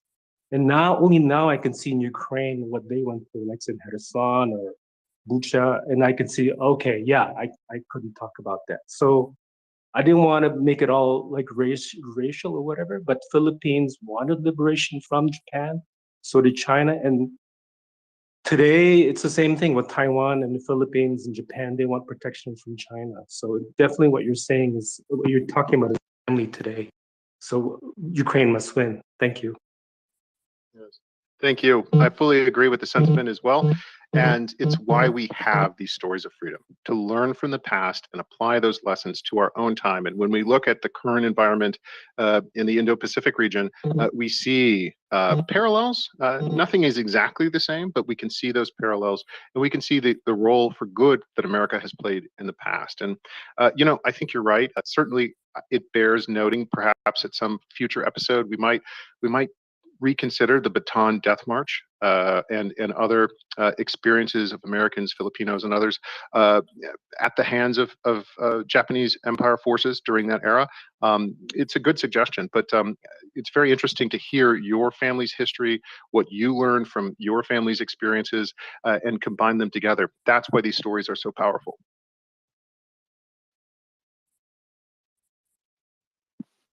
Thank you, Peter.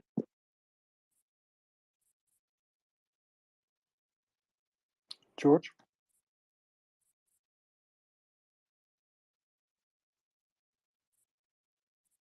Maybe George. Hey guys. Oh, there you go. Sorry, I just off thumbs this morning. Now I was gonna just say, hey Peter, great story. If anybody's got a chance, I posted a little video from a movie that shows the final seconds of that attack on that Yamamoto's bomber, that was being used as a transport, and as a Zero fighter escort by P-38s. And one of the problems was, and this is, I guess, the irony of it, right, Peter, is that the planes took off from Guadalcanal, and wasn't that the first U.S. victory in the Pacific? Was the Battle of Guadalcanal? Yes, at the cost of 4,000 Marine lives. Yes, and it was, and if anybody's interested in that history, there was multiple books that were written by survivors of the Battle of Guadalcanal, and it was an HBO miniseries called The Pacific that was made on it, including one of the books was A Helmet for My Pillow by Robert Leckie, who was from the Philadelphia area. He had fought at Guadalcanal, so if anybody's interested in that. But great story, Peter, and thank you. And like I said, the problem with the Japanese planes was to get them to make the speed, because they always had a problem with engine horsepower output. So one of the problems they ran into was they would make their planes really light, and that meant that the planes didn't have self-sealing fuel tanks, even though the Japanese had the technology to do that. They left those out of it because it made the planes heavier, and they had no armor. So especially what the bomber called the Betty bomber, which was a Mitsubishi manufactured plane. As soon as it got hit with a couple of rounds from any of the American aircraft, it would just light up. The American crews would call it the Japanese lighter because it would just burst into flames. So I just wanted to throw that tidbit in there for people that are listening. But thank you so much. Thank you very much, George. Also, I appreciated your comments earlier today about Greece's independence. Let me look into that, because I thought it was a great point. Also, thank you. The flies. Absolutely everyone. I've never been to Guadalcanal myself, but everyone who was there, soldiers' tales, journals, firsthand accounts, everyone talks about the flies. And that's when I saw this reference to Mitchell slapping flies in his tent. I thought, oh my gosh, there's the flies again. What on earth was going on in Guadalcanal with all of these flies? It's those little details of life that I think really bring a story to life. But you were absolutely right also about the Mitsubishi bomber. That was, in the end, the bomber that both Ugaki and Yamamoto were aboard, their individual bombers. And in that first bomber, Barber blew it up. It caught fire, and then he repositioned behind the second. He shot out the engine, and it just started losing altitude and sinking to Earth. And that's why that painting that I referenced earlier in the Story of Freedom is so interesting, because it captures all of what I know to be the documented facts of that very important moment. Shall we talk about the elephant in the room, Peter? Go for it. All right. So the strike on Yamamoto was not only morally correct, militarily justified, and strategically necessary, it had the impact which one hoped for.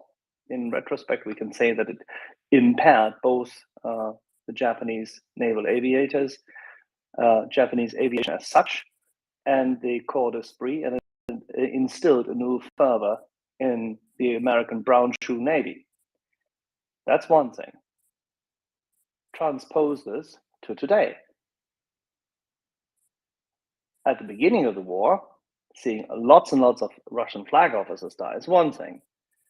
But wouldn't it be also completely correct for Ukraine, by all means necessary, to target those who give orders and who are important for whatever measure, and not necessarily by quality as Yamamoto was, but maybe by means of their evil and their power in the Russian Empire?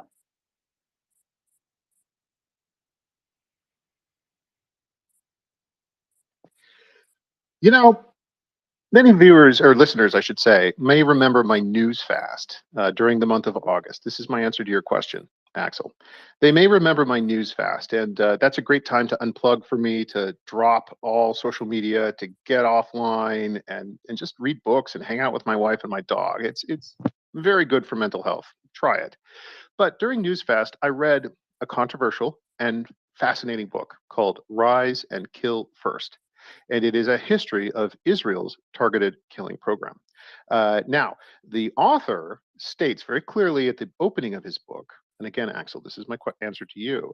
The author states very clearly in the opening of his book that he's opposed to the targeted killing program, and he had written this book to reveal many of its problems. But the fundamental problem was when you embark upon a targeted killing program, you're changing the course of history. You are isolating an individual and you're going to kill them.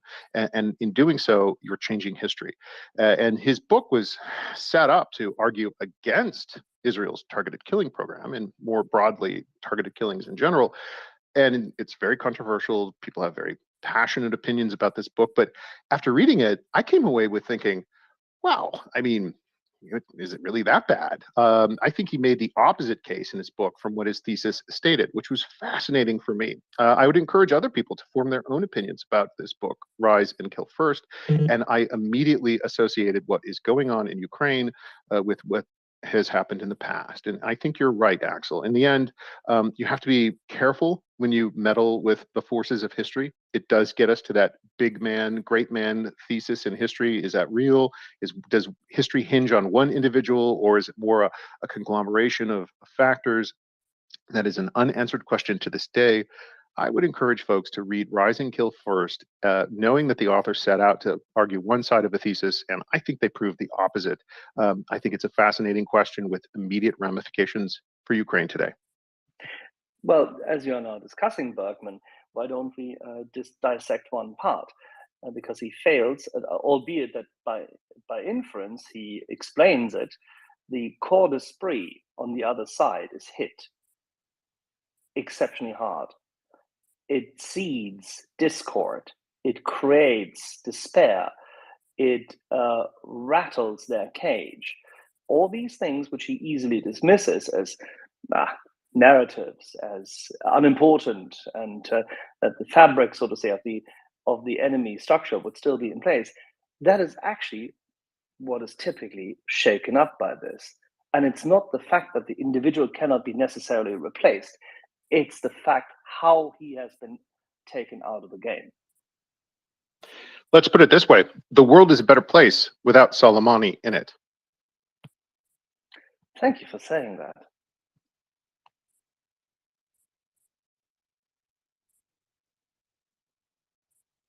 Let's do a couple more hands. I do have my hard stop coming up, but maybe a couple more hands if we go quickly. I don't know the order, but I thought it was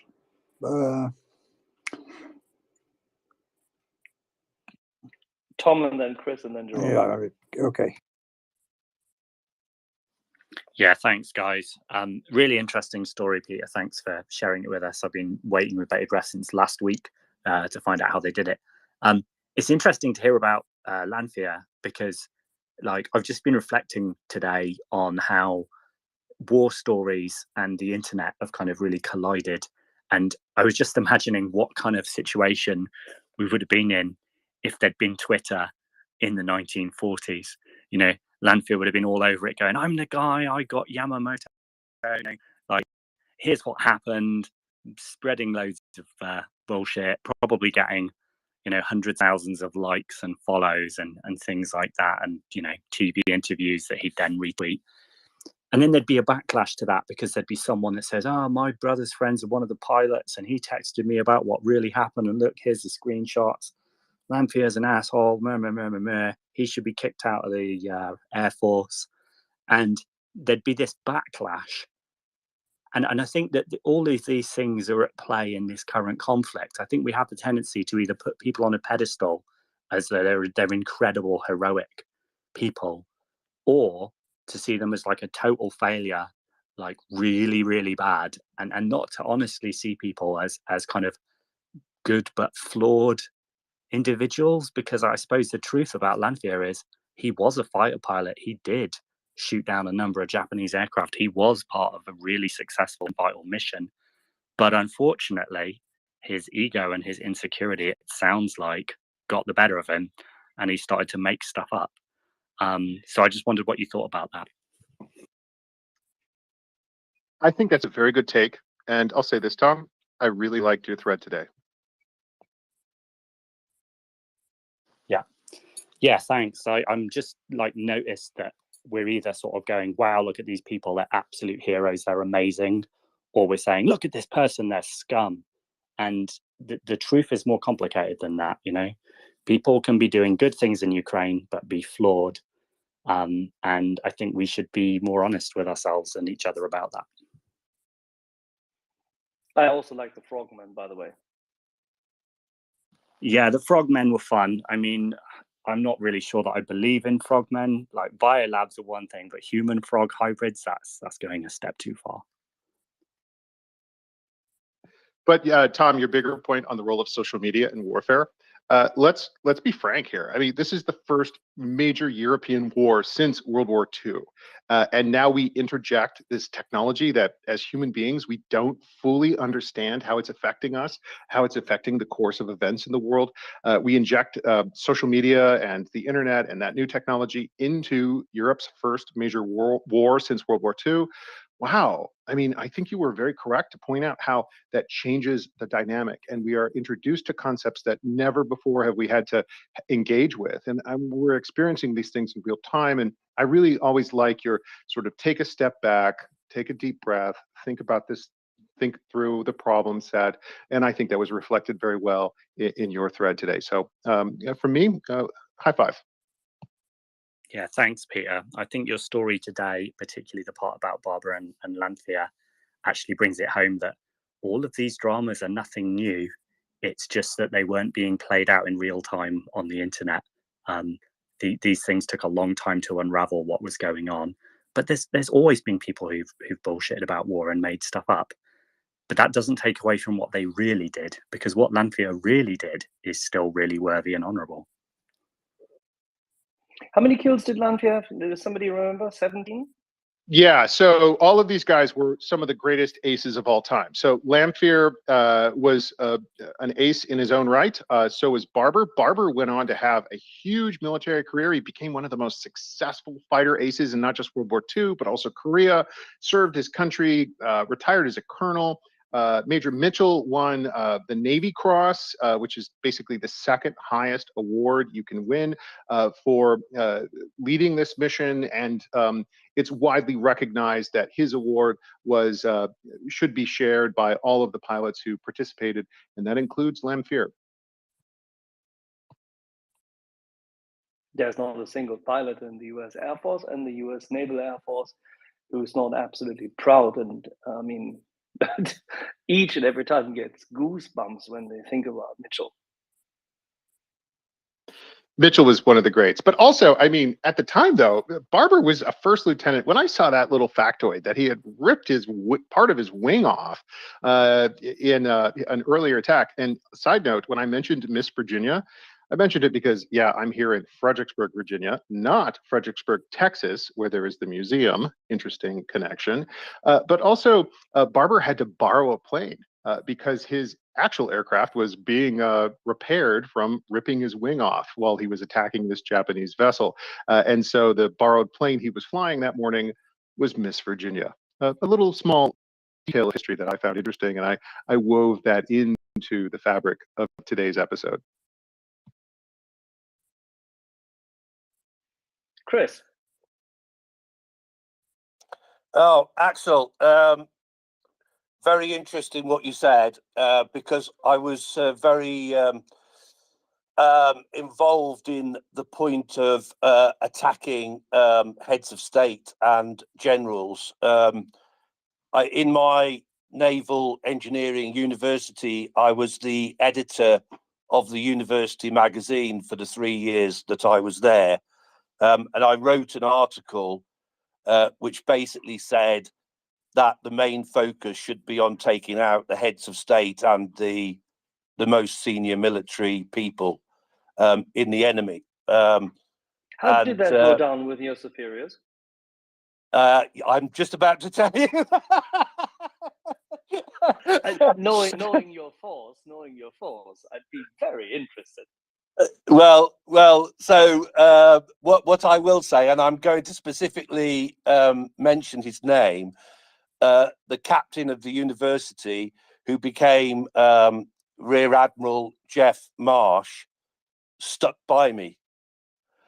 There were a lot of other people, including the flag officer Plymouth and the commander of the university, who didn't, who wanted my guts for garters. But my captain stuck with me and said, he argued for me in like so many ways, Axel, it would take me a long time to explain.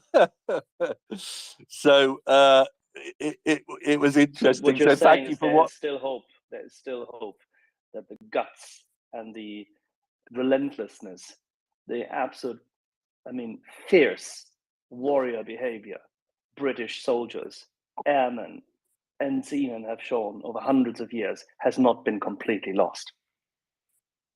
Well, thank you. I could give you a long story of my controversies in the Navy, but I won't bother.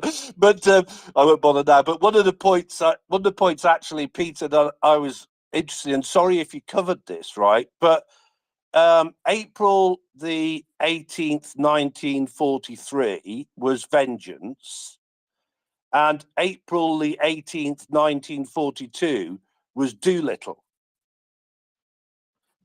The 1 year anniversary. That's right. So I had mentioned that because it would have been in the minds of the pilots.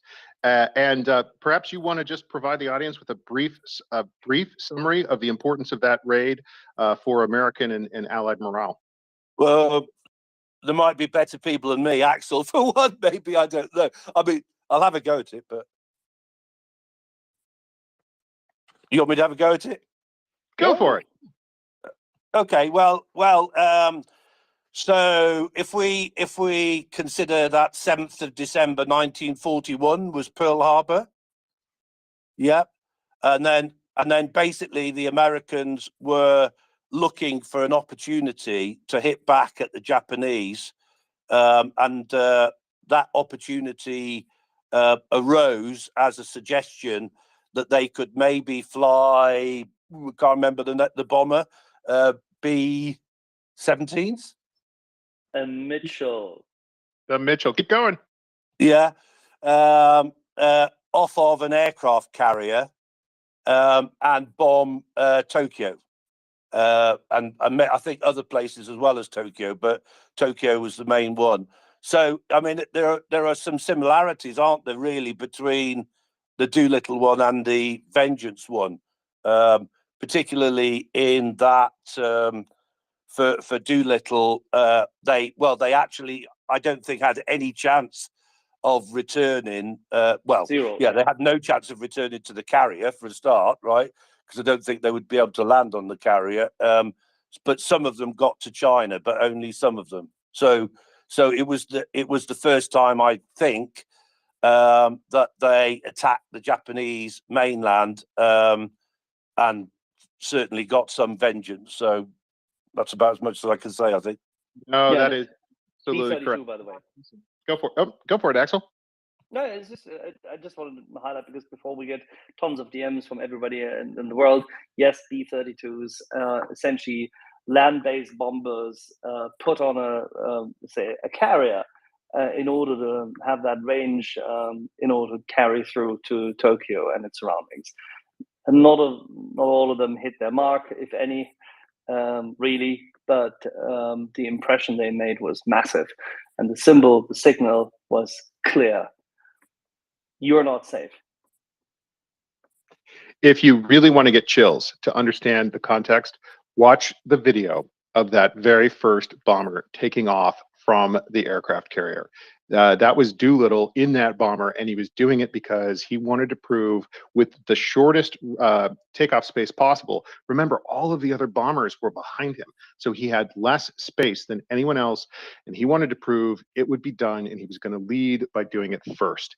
And you'll see that bomber kind of sink a little into the air before the propellers claw at the atmosphere. He creates enough lift to get off of that aircraft carrier, and there was this huge sigh of relief, because up until that point, yes, they had trained, yes, they had practiced, yes, in theory, possibly it might just work, but up until that moment, no one really knew if it was possible. And it's that level of courage that I think was so important. And also, let us recall, some of the pilots actually made for the Soviet Union. Officially, the Soviet Union, they were our allies during this point, but they became POWs in the war, and they stayed in as basically POWs of the Soviet Union for the entirety of the war.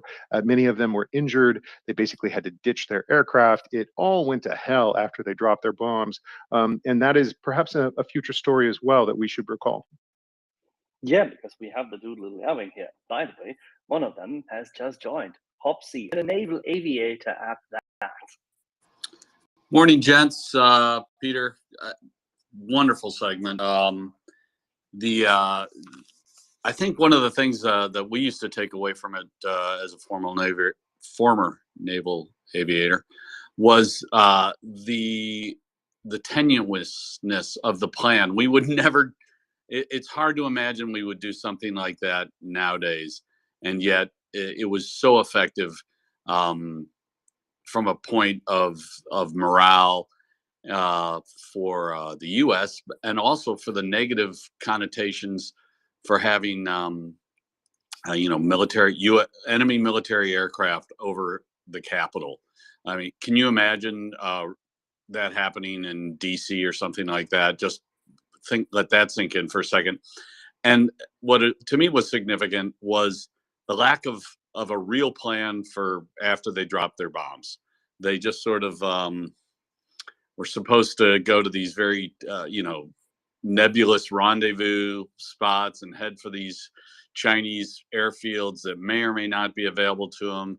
Not a lot of weather information was available to them for their recovery, and none of that mattered.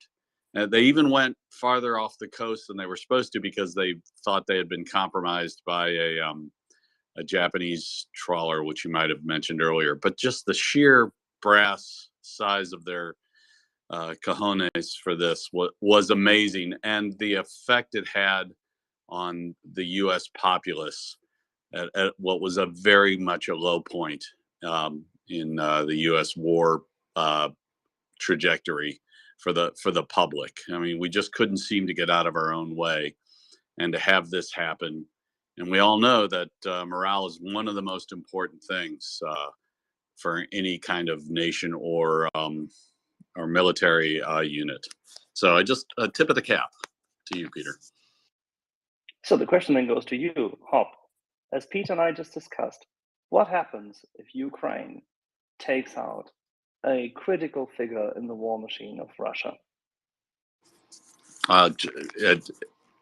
It's a good thing, to put it mildly. You put on the uniform, you don't suddenly get to be safe because you rise above a certain level.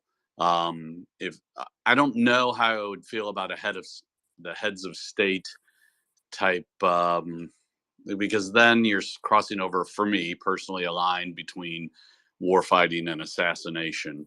However, that's for philosophers and brighter minds than myself to ascertain. But if you're a brigadier level or a corps commander or something like that, and a deep strike operation takes you out, you're in the military, and the benefits of that are so huge, because when that commanding officer dies, all his plans, dreams, aspirations, hopes, and knowledge dies with him, and you're just assuming that his adjutants can fill his shoes. Well, we all know that's not true in every case. Sometimes they're better, a lot of times they're not. So I think it's completely legitimate for, if an admiral gets sunk on a carrier, he was on the carrier. Hop, thank you so much for serving our country. I really appreciate that, and I definitely resonate with your perspectives.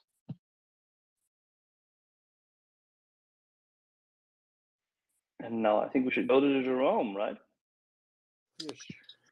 Thank you, Axel. And Peter, I just want to thank you for, and I feel like I say this every time I speak, but my father was World War II vet. He was a mechanic on planes in the Pacific, so he really brought back, who knows, maybe he crossed paths with some of these people. But just speaking to the bitterness, one story he relayed to me, I'm sure maybe you're familiar with it, was when they retook some of these islands, they come across the pit where the Japanese had taken some of the POW pilots, thrown them in, burned them up.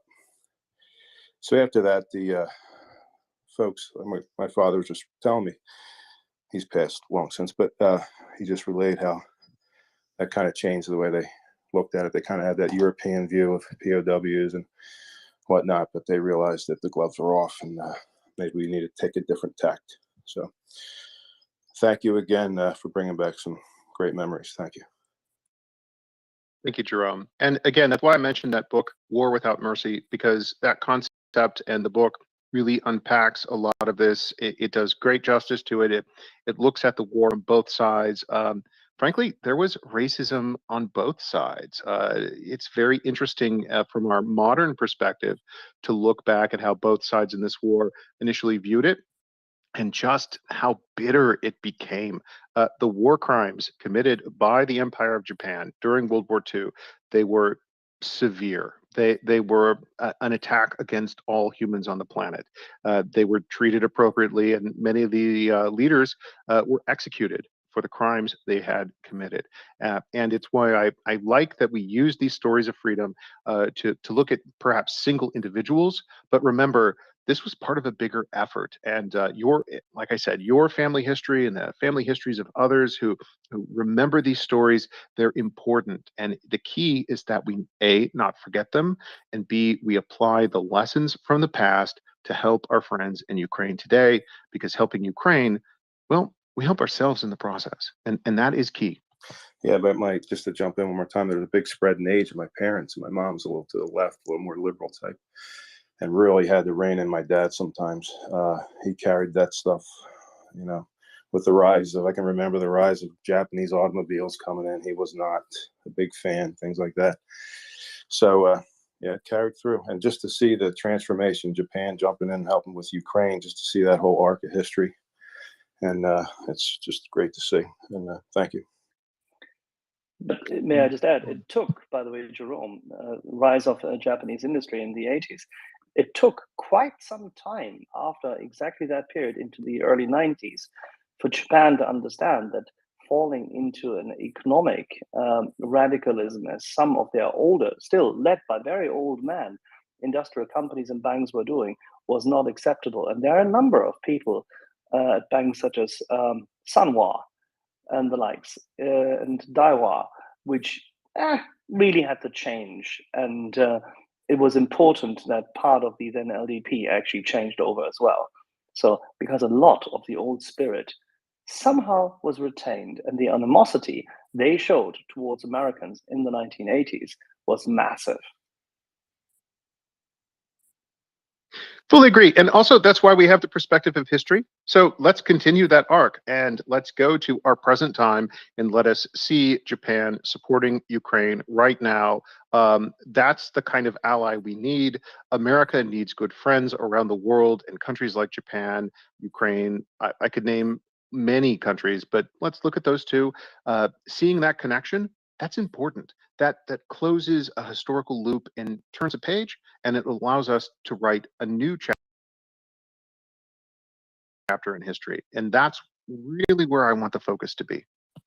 And Peter, good that you highlighted this, because if you remember the tweet which I shot out with our friend Tom Logan, the American who's been, for now more than 35 years in Japan, speaks Japanese, Mandarin, as well as Korean, was that the smile of Kishida-san of having done this and met with President Zelensky and therefore opened the door which Shinzo Abe has pushed up open yet again, and stepping through it and being part of the coalition of the free and the willing is astonishing. That smiling photo will probably resonate in Japan for a generation.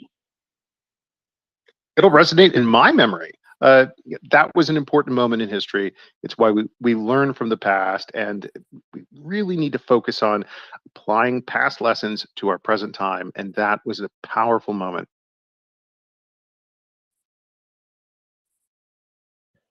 G-Man.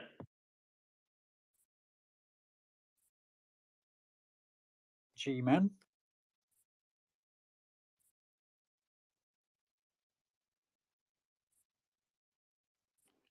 Okay, George.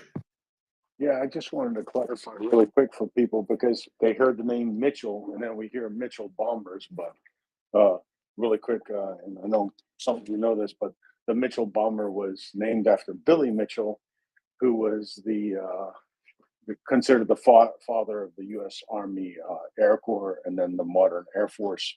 And Billy Mitchell is a interesting study in his own right. He was one of the first proponents in the world for using aerial bombing to defend the coast of the United States instead of fortified forts and heavy capital ships.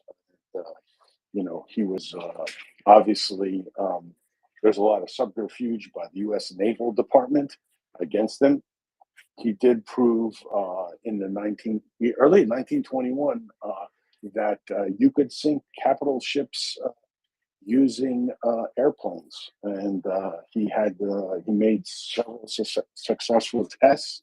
Of course, those were swept under the rug, and then he was very vocal, and he was court-martialed for insubordination, and busted down the colonel, and then eventually made his way back to brigadier general.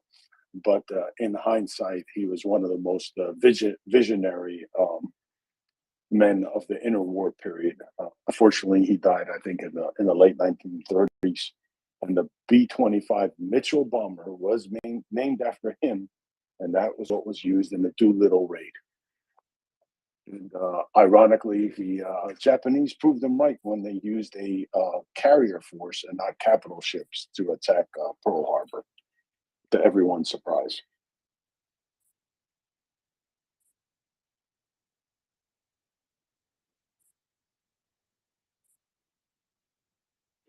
What did I say earlier? Did I say 32? Was I completely nuts when I came inside? Hopsy, please correct me. B-25s. Jesus fucking Christ. Yeah, B-25. Sorry for What swearing. did you say? What did you Yeah, say, Axel? B-25s. I don't know whether I must have mumbled something wrong when I came in with the dogs. I apologize. No, Doman no, must no, have. no, no. Doman, next time. Did I say something else? Because I got DMs from people that were saying if the It's not the 17 as somebody else said. It's B-25s. Yes. Yes. Thank you. I got DMs and people would post in the back channels whether the Mitchell bomber was named after the guy that took part in the Yamamoto raid. No. That's why I wanted to clarify that. Yeah, I mean, also, George, that wouldn't make any sense. Like, the bombers attacked Tokyo a year before. Exactly. Mitchell led his flight. So, I'm very careful with World War II because I think we can all agree on World War II. There are a million historians who have covered it, and you have to be very precise in your details because Exactly. it is so important. No, and just if you get a chance, Peter, it would be nice to be to do a story on Billy Mitchell, because he was a commander of all the Army Air U.S. Army Air Forces in France by the end of 1918, and his story is a pretty significant one moving forward. For Air Forces, because there was a lot of people outside of the United States that really, got interested in his writings and really jumped on a lot of his theories. And without Billy Mitchell, there would not be anyone who ever would have been a flying ace named Doolittle. Well, we're going to be here every single Saturday to recall our stories of freedom. And, there's 52 weeks in the year, so we're going to need a lot more stories of freedom. Thank you so much, George. Thank you. G-Man, are you on the mic yet? Yeah, sorry, being distracted a few times. Just interesting. Somebody, I think it was Peter, just talking about hopefully Japan will will rise up, and they're already helping Ukraine, and hopefully they'll continue to do so. And just on the arc of history, because in the First World War, Japan was allied to the British, and a lot of the British actions in some way were performed by Japan in the Far East. But I think there was a German outpost in north of Japan. I can't remember exactly where it was, and it was Japan that took it out. And then obviously, by the Second World War, that had all changed, and Japan was an Axis power. And now they're coming back around, and UK have just signed up with them for a joint defence development for the aircraft, and so there's that. Also, just looking at what happened today, or what today is. So this is, as far as I understand, it's Medal of Honor Day in the United States, which is pretty fitting. And then tomorrow marks the final victory at Iwo Jima. So it's I've been watching the Pacific quite a bit over the last few years. So these are brilliant. It's great to have these opportunities to just think about history and then apply it to the current situation. There's so many parallels.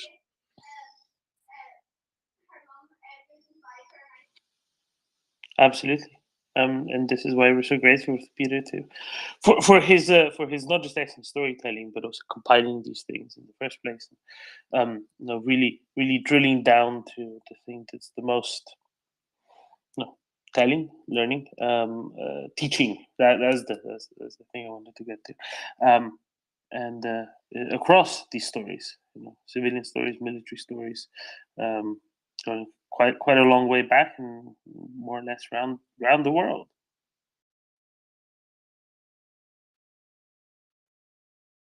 Jinka, go ahead. Yeah, I can make two comments. The first is that I do have a little bit history background with regard to how the Japan got into the war with China and the rest of the world. I can answer G-Man's question a little bit. So that gives you hopefully that will give you a little bit perspective. But first, I want to say that right now, when we talk about Japan, it's actually very similar to Ukraine, right? The Soviet system projected Nikita Khrushchev, who you can say is a Russian-speaking Ukrainian, to the top. The free democratic system eventually projected Zelensky to the top. Every nation has good people and bad people. So the Imperial Japan projected Tojo to the top. The free and democratic Japan projected Kishida to the top. Pretty much in the same way. So they are very kind of different, but in working the same way. So it really depends on who you project to the top. If in America we project Oath Keepers and Proud Boys to the top, it's a different country. So that's the way to look at it.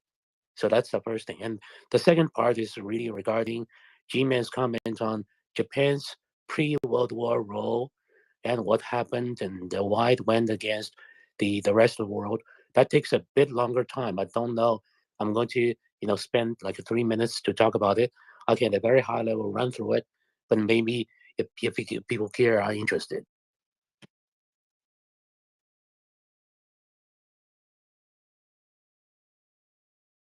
Axel, what say you?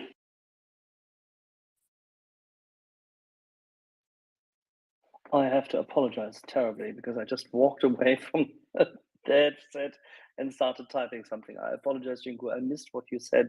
How can I? Would you mind repeating it, or would you mind summarizing it?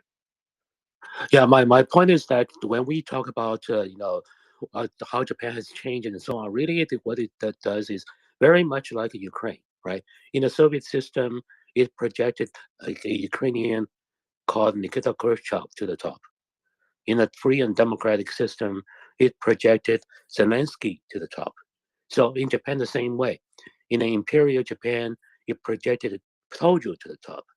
In a free and democratic Japan, it projects people like Kishida to the top. So Kishida is more like, so there are always people like Kishida and Zelensky in every nation, but there are always people like Tojo and Nikita Khrushchev in every nation too. So it really depends on what system works and who gets to the top. That determines how a nation is going to behave and look like.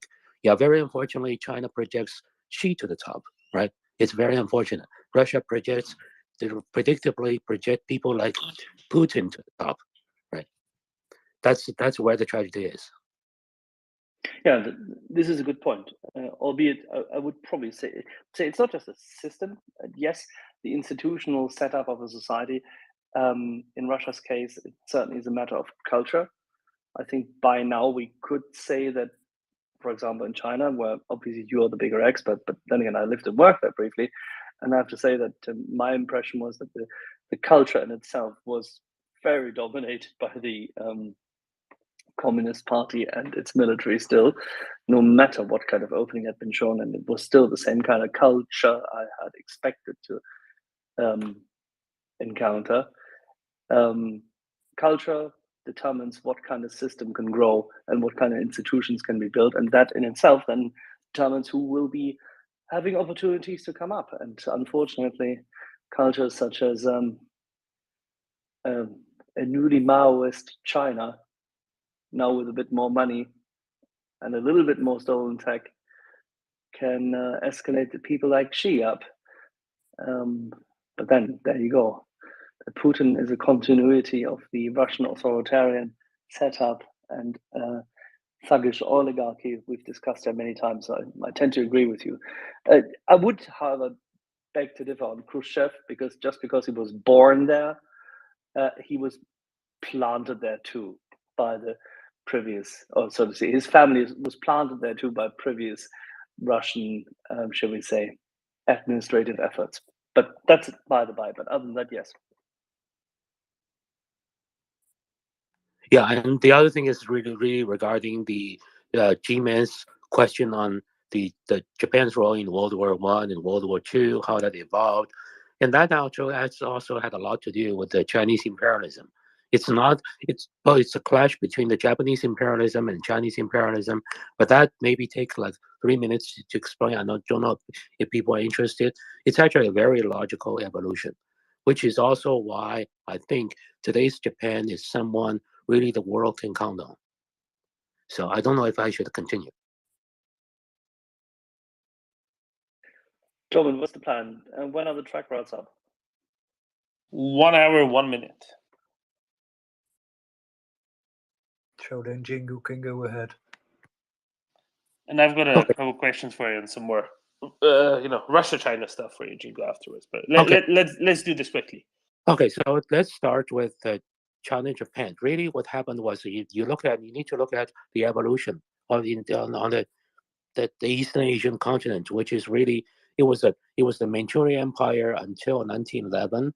Then what happened? So the Japan actually that in the late 19th century, they actually very seriously tried to emulate the West. Okay, so Great Britain actually came to Japan as his protege. So that's why Japan has been for a very long time following Great Britain and including building its navy, everything.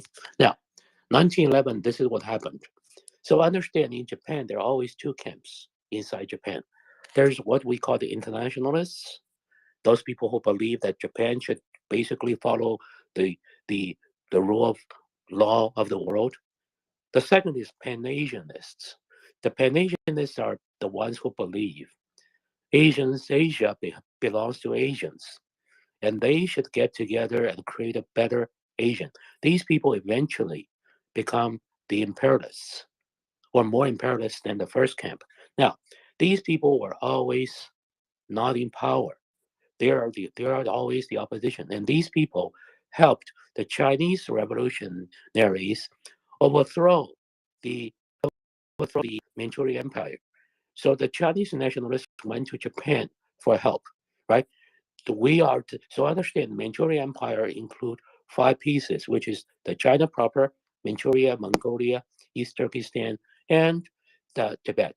So the Chinese nationalists went to Japan and say, please help us throw out those Manchurian occupiers. The Japanese did. Guess who did? The Pan-Asianists. They did. They they actually played a major role in helping the Chinese revolutionaries overthrow the Manchurian Empire. Just imagine today the international volunteers. At that time, they're the Japanese volunteers, and probably they constitute not 70% of the people on the ground. So they did that. Now, after that, the Chinese imperialists looked around and say, guess what? Our definition for China changed. It should not only include China proper, it should include Manchuria, Mongolia, Tibet, and Eastern Turkestan. Oh, by the way, we think we should seek support from Russia. And Japanese imperialists, the pan-nationalists are like, wait a minute. That's a big no-no because the Japanese pan-nationalists, they hate Russians' guts. So you used us to overthrow the Manchurians. Now you're going with Russia. What a betrayal. So they turned against the Chinese revolutionaries. Eventually, these Chinese revolutionaries, with the Russian support, after 1927, became the whole in China was dominant. The Republic of China reconstituted after 1927 was basically a Russian ally. And they got what eventually got into the conflict. Now, the Japanese pan-nationalists also had a conflict with the internationalists. They basically accused the internationalists, you guys should never trust the Westerners.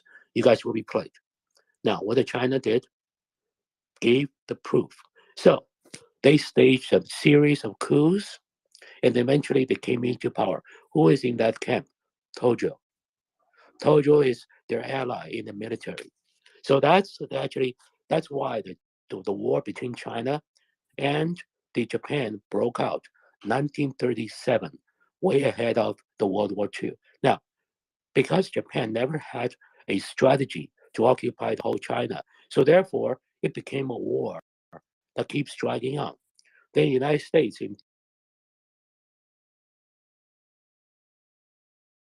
Yamamoto was not a fan of fighting. Yamamoto was not a fan of fighting the United States. However, he was always preparing for it.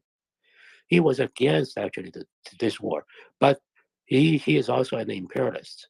So eventually, Japan was pulled into it, and all the Japanese war criminals, basically the world executed after the World War II. 99% were the former Pan-Asianists. And because of that, Japan relinquished its imperial form. Japan ceased occupying Korea, ceased occupying Taiwan. It basically gave up all the land it once occupied as an empire. That's actually what's happening after the World War II, and it transformed itself, right? It basically you can say that World War II, the end of it, is really restoration of the internationalists back into power and running Japan until now. The internationalists were not perfect. However, they were not aggressors in the world. They actually internally fought against the Pan-Asianists to start the war.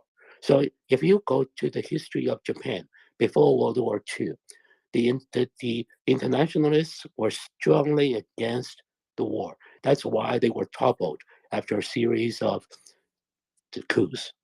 So that's the history. So if we look at what's evolving in Japan, we would conclude today's Japan is actually a very reliable partner. They will not slide back. They also have tremendous amount to offer when it comes to the soft power, goodwill, technology. If Japan forms an alliance with India, arguably Japan can have more positive influence over India than the Western world. That will be a big, big blessing to the world. That's my point. Thank you, Jingo. Okay, that was really good. Nice and concise. I got a question for you, Jingo. Because I think you've probably gone into this at times when Europe is asleep, including myself. And I'm just curious, what do you think the Chinese gambit is with Russia, with Xi visiting the wanted fugitive war criminal Putin? And specifically, I'm curious what you think of my theory. My thinking is that China wants to prolong the war, but not necessarily have Russia win it, because a Russia cut off from the rest of the world, which is and also very weakened, benefits China because they can exploit them, economically as the only ones who are willing to buy from a otherwise pariah state, kind of like they do with North Korea, except Russia actually has stuff that's of interest to China. Your first part is correct. Your second part is correct. Your point. Yes, China benefits from a weakened Russia. However, understand this: Russia's continued existence and its perpetuation of its current imperialistic form and totalitarianism is vital to Xi's own ideology. Understand, in China, it's a totalitarian state. So Xi is not in his 80s yet. So therefore, to Xi, remembered what Xi in the parting words. Xi left with Putin, right? In that video I tweeted. He said, "This is part of the 100-year fundamental transformation. Let's both lead it." That's basically what you get in the translation. So to Xi, Xi also remembered, he's very consistent, right? He called Biden. He told Biden, "This is a century your bullshit democracy will fail. The Chinese system, which is a totalitarian system, is far more efficient. It makes decisions faster. And you know what? We throw people who disagree into the jail, so we execute a lot faster. So you guys will fall on your face. Watch what we will do to you." Imagine the boldness. He doesn't give a damn about any courtesy. Okay, he's very consistent. So if you put these together, understand that in the totalitarian state, Xi is someone with a chip on his shoulder. Okay, he's out there to prove totalitarianism will win. The only reason Russia is losing is Russia is not decisive enough. Why the heck you don't effectively, quote unquote, effectively use your nuclear capability to achieve what you need to achieve? That's in Xi's mind. So that's why we need to be very, very careful as to entirely base that on the rationality, on, let's say, the national interest. Communist Party of China doesn't give a damn about China's national interest. Why? Because if it's good for China's national interest, they would have stepped down yesterday. They don't give a damn. So their idea, mentality is China must be strong as long as we are in control. If we are not in control, the China's not worth keeping. Exactly like Medvedev was touting, right? A world without Russia is not worth keeping. Exactly the same mentality with these communists. So to communists, the number one thing is the communists stay in power. And very specifically, my faction, stay in power. Under that precondition, now let's talk about what's good for China. So Xi is viewing Putin's continued grip on power as something that's tying to him very personally. So that's why he said, you and I, you're right, this is part of the 100-year transformation. You and I will both lead it. What transformation? Exactly what he told Biden, right? This is a century we totalitarians will prove your freaking bullshit democracy will fall on its face. That's right after Biden won the election. Imagine the boldness. Imagine the personal conviction. Imagine what kind of having chips on the shoulder she has. That's my point. And what a Thank you. loser he must feel that he is already by having seen that the coalition of the willing is so vast and includes Kishida-san. He does not feel he's a loser yet. Understand this. This is a person with a sixth grader education. Okay, that's number one. Number two, if you look at all the narratives, okay, his generals, his think tanks are blaming Russia's hesitancy to use its decisive assets, meaning specifically nuclear, to achieve its political end. That's what he's thinking. He's thinking Russia is doing it all wrong, right? Russia is being, the hands are being tied by itself because Russia still are mindful of some of the rules. He So was he's still, not mindful of. Xi is still in the denial phase where he believes that essentially Russia is not hitting hard enough, right? Yes, basically you need to think about Xi. Here's the thing: many people in the West don't understand. Chinese Communist Party is 20 times more unhinged, 20 times more radical, 20 times more insidious, 20 times more barbaric than any of their Russian counterpart. That's the West tend to get otherwise. Totally wrong. We lived under that regime for 20 some years. We knew. All right. Thank you, Jingu. Dorman, I think you had more questions in regard to Russia and China, right? Yeah, I got one more for you, Chinga. This Chinese peace plan, on the face of it, Article 1 says the sovereignty of all countries will be respected, right, or something along these lines, which sounds great, which sounds absolutely terrific, because of course Ukrainians agree with that. Of course, Ukrainians agree with their sovereignty being respected. But tell me, what does this mean to the authors? What does this article mean to those who authored the peace plan? My recommendation is don't give a damn to what they're saying. Okay, in the Chinese Constitution, on clause number 35, it says People's Republic of China protect the freedom of speech, religious freedom, and all the rights of its people. Very specifically said that. It has never taken that seriously. The only reference point you need is China's involvement with North Korean nuclear negotiation. Every single time, every communique, China emphasizes it wants to make sure there's no nuclear development in the Korean Peninsula, right? And we know what happened. Okay, so understand the golden formula. The golden formula for the Chinese Communist regime is this: the West has a mess. They have to invite us to get involved. Therefore, by inserting ourselves into it, we get a reprieve to do what we need to do. It started with Nixon. It went on with 1980s. It went on after 9/11. It's trying to do it now. So therefore, whatever they put on the paper, don't even waste a second trying to understand it.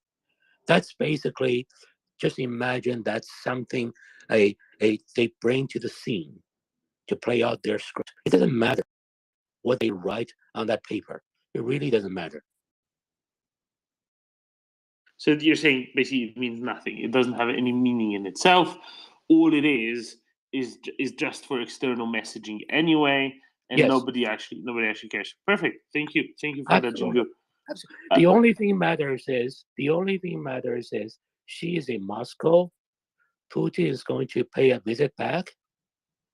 Then, right after she is in Moscow, you need to understand the number 2 man of Xi, the current Chinese premier. Where is he at? He's in a city called Zhuzhou in southern China. What is that city for? What is he saying?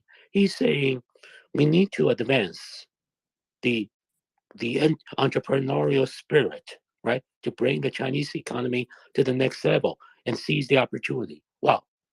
Wow, you think that's great, but you need to understand what Zhuzhou is. Zhuzhou doesn't have private economy. Zhuzhou's economy is to produce ammunitions. Did I tell you where things are going? So she went to Moscow. His right-hand man went to the place where the ammunition, shells, artilleries are produced. And then Putin is going to pay a visit back. It does not matter what they put on the paper. It does not matter how many people are in each visit's delegate. Just like you hardly remember what Boris Johnson agreed to deliver or not agreed to deliver on his first trip to Kyiv. Doesn't matter.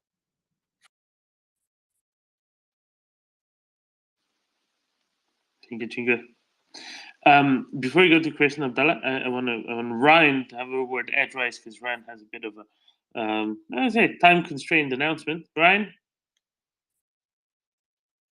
Hey, Delman, how's it going? Ryan, what's going on in Zamość? At the moment, we have one of our drivers who was headed towards Warsaw. Unfortunately, someone either pulled out in front of him or unnecessarily slammed on her brakes in front of him. He attempted to avoid a collision, and he appears to have been about 85% successful in that endeavor. He just nicked her bumper, but in the process, he also curb checked the van. And we now need to source some mechanic services in that particular town. I have no idea where it is. I didn't zoom far enough out on a map to actually get my bearings, but apparently finding a shade tree mechanic on a Saturday in Poland is a lot more difficult than it is in the place where I call home. Zamość is right next to the Polish-Ukraine border. It's about halfway between Lviv and Lublin. We do have a very reliable mechanic who's located much closer to Krakow, but I think that's approximately 100 miles away. Quite far away. Yeah, exactly. So if we could find a mechanic in that particular neck of the woods in Poland, that would be amazing. We're happy to pay standard rate for labor services and parts. We're not asking for any freebies here, but we really just need to get back on the road and get that vehicle in working order and load up the stuff that was left for us in Warsaw so we can get back here to Ukraine and get back to work. Brian, is this a Fiat Ducato? Am I looking at this right? Indeed. It actually has a BMW emblem on the front of it, but that's just... That's great. But I'm sorry, I'm just looking at this one corner of the van. It really is a Ducato. You're correct. So, if you know a mechanic in or near Zamość, Poland, if you're Polish, Go talk to Ryan, please. Ryan's DMs are open, I think. They better be, Ryan. Yes, they are. And go and get him a mechanic in Poland who can fix the front wheel and forks and whatever it's called. The stuff that holds the wheel in its place. Basic suspension of a parts. Fiat Ducato. Yep, exactly. There are if they work with Fiat.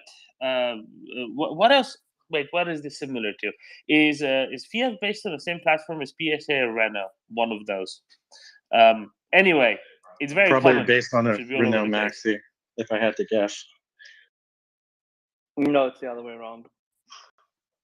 I'll trust you. It's the same as PSA, right? Yes. It's the same basis as a Peugeot vans.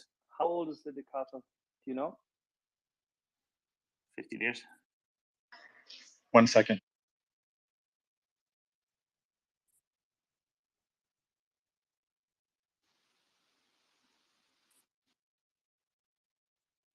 Damon. It's an 04 Ducato. Okay, so it's the same I as will correct if that needs to be revised. It's the same as a Peugeot, or exactly. or a Citroen jumper, or whatever the Peugeot was called at the time. I forget what it was. So all that stuff, any of that works. Very common things around that bit of Europe. So should be easy to get. Boxer, is it a Boxer, the Peugeot? I think so. Anyway, Ryan, did you get any DMs yet? I have not yet. Give me a second. I've got 2 conversations going on here in person and trying to hear in my headphones as well. No, not yet, but I'll be patient. I'm sure. I trust that someone is listening from Poland and making a phone call to their favorite mechanic or brother-in-law right now. I also have put a tweet out in Polish for you, Ryan. So maybe that will help also. Perfect. Thank you, Mr. M. Other than that, we made about 75 food kits this afternoon. And we are prepping and game planning a few of our next endeavors.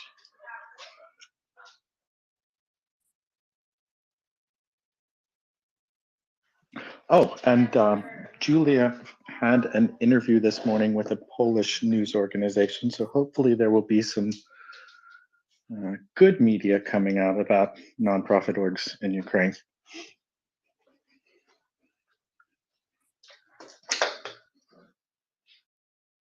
Excellent. I'm really glad Julia is getting a little bit of media exposure. So I think she's very good for it. So good job, and hopefully someone can find someone in Zamość. If you know a mechanic in Zamość, talk to Ryan. Ryan needs a mechanic in Zamość to fix his van, or his buddy's van, but still. And with that, let's Ryan just hang about. Let's see if we can get anywhere. Quick correction, that is actually a 2008 Ducato. I don't know that it matters. An 04 and an 08 are probably very similar, but just to be specific.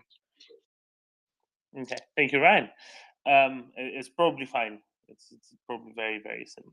Let's go to Chris, then Abdullah, then Per. Chris. Yeah, well, just get on that for Ryan, Doman. I've just picked up, Mr. M's tweet there, so I can share that. But obviously, I can share that across like LinkedIn and Facebook as well. I've definitely got Polish people on there. So if he solves the problem, fine.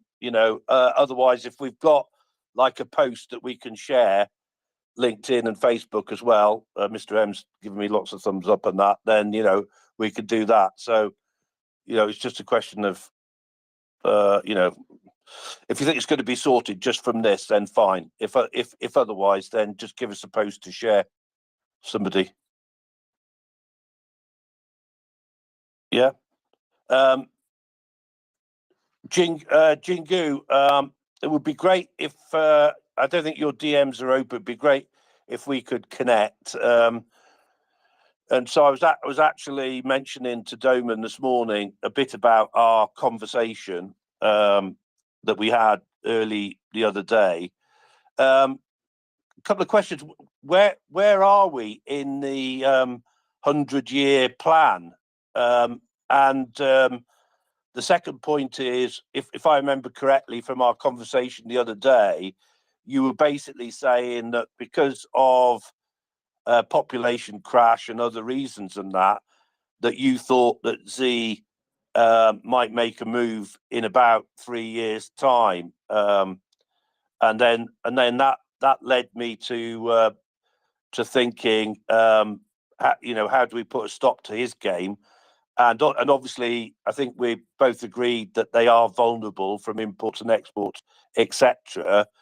But I'm also wondering if they're a bit vulnerable to boost phase anti-ballistic missiles surrounding China.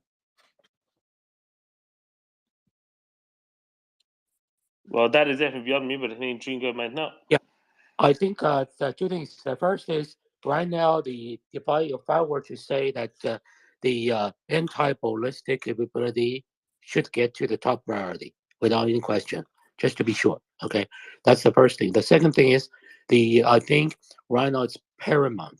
It's paramount to get as many qualified Uyghur American, Tibetan American, Mongolian American scholars onto the China desk. Guess what? Who understand Russia the best? Ukrainians, Georgians, even Polish. They have a much more objective view about Russia.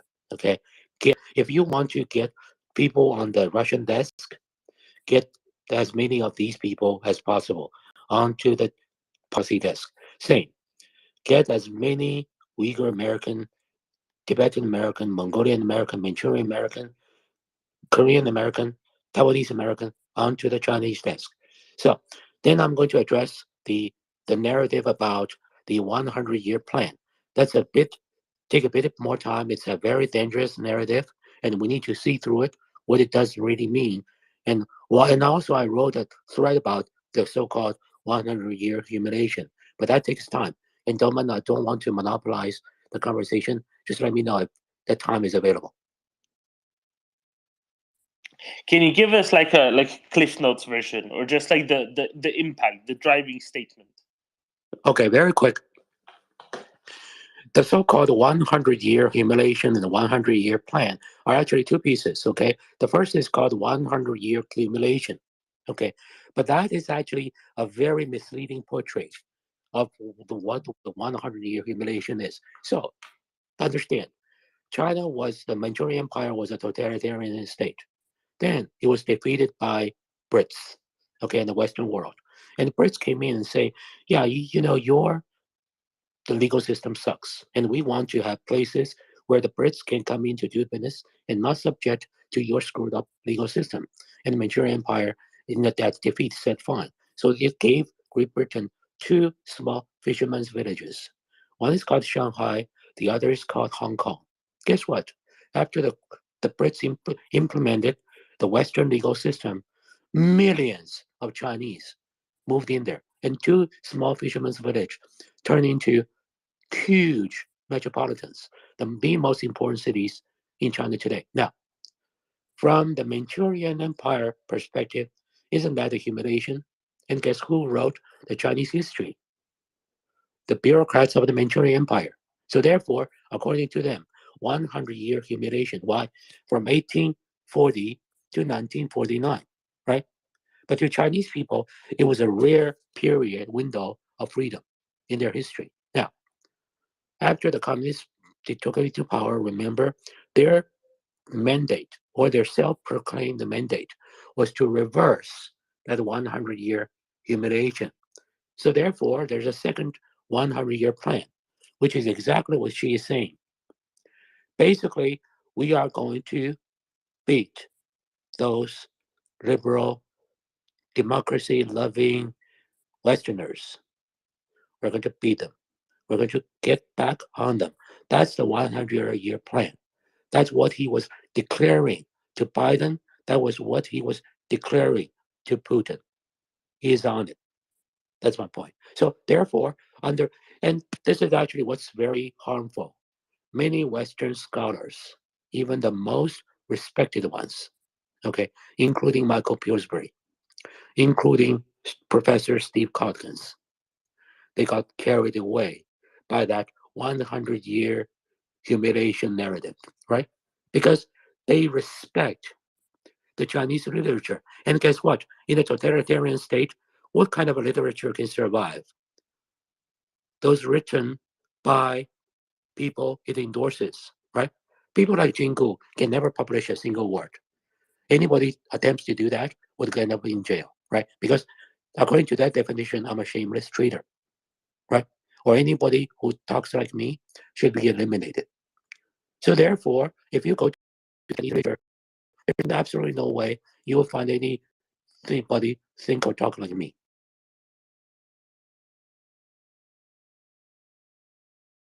The two fishermen's villages you don't give a damn for became the number one, number two destination for millions of Chinese to move in, right? What a humiliation. That's my point. How do you see in the triangle of humiliation then the outpost of Singapore?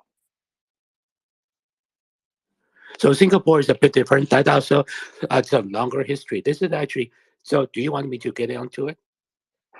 No, what I would like to do is we should make this a segment and talk about it for 45 minutes in a go. And I think Doman, you and I should plan this a little bit because I think it's one of the more fascinating tales how actually the Chinese embraced the freedom which the British legal system gave them, and how property rights, freedom of the transfer of such property rights, the freedom of expression, liberated them like any other human being. And as a culture, they were quite adaptive to it.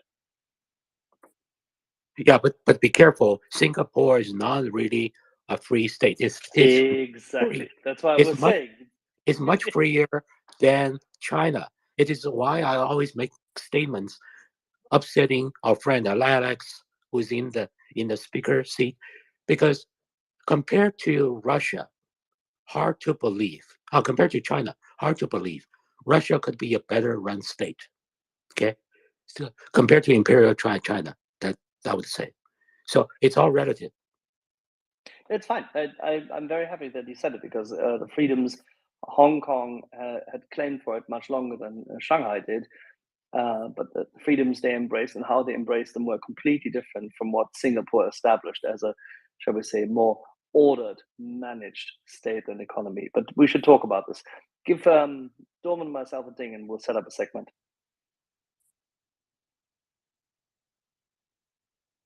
Sounds like a plan. Chris? Yeah, well, okay, that's great. Let me know when that's going to happen. But Jingu, just a short point, if I may. I believe I'm correct in saying that you said you thought that Z might make a move in about 3 years' time. If I'm wrong, then correct me. But I think that's what you said, which obviously would be, well, certainly before the end of the 100-year plan. Yeah, two things. His 100-year plan is from 1949 to 2049. So that's still a bit of time, okay? But if you look at what's going on, now understand she is very cognitively isolated, okay? But according to what's going on, really happening on the ground, because here's the deal. You can bullshit control your people. You can control people with bullshit. That's a given, okay? Just like Putin can do with Russian people. However, if you really want to get into a war with some external forces, bullshit doesn't work. You cannot just bomb the Taiwanese with bullshit and they will surrender. They won't. Okay.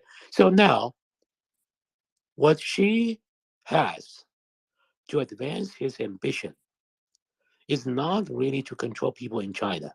It is really to project his power militarily or scientifically to like Taiwan.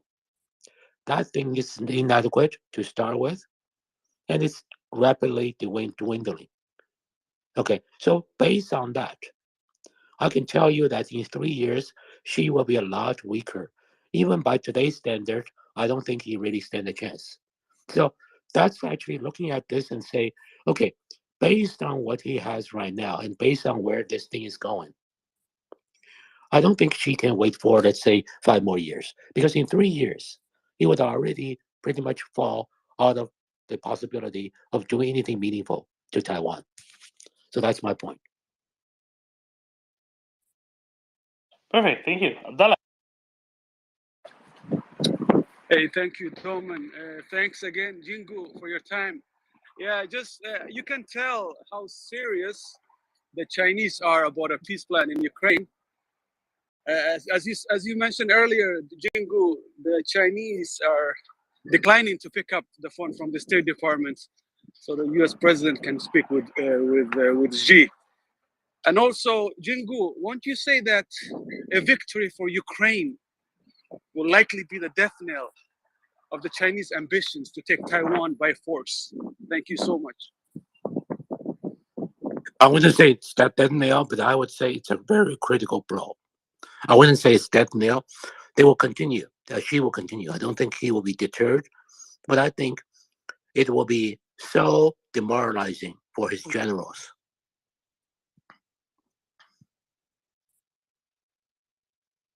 Yeah, Jingu, what do you make of this report that they're not picking up the phone? Is that just part of their game? No, it's not part of the game. Remember, she might be unreasonable, unhinged, but he's sincere. Okay, just like when you watch some certain people in our American Congress, they behave like batshit crazy, right? But these guys mean it. They're not there for the performing art. She's declining of Biden's call or declining the continued interaction with the United States. It's a sincere act. He truly believed.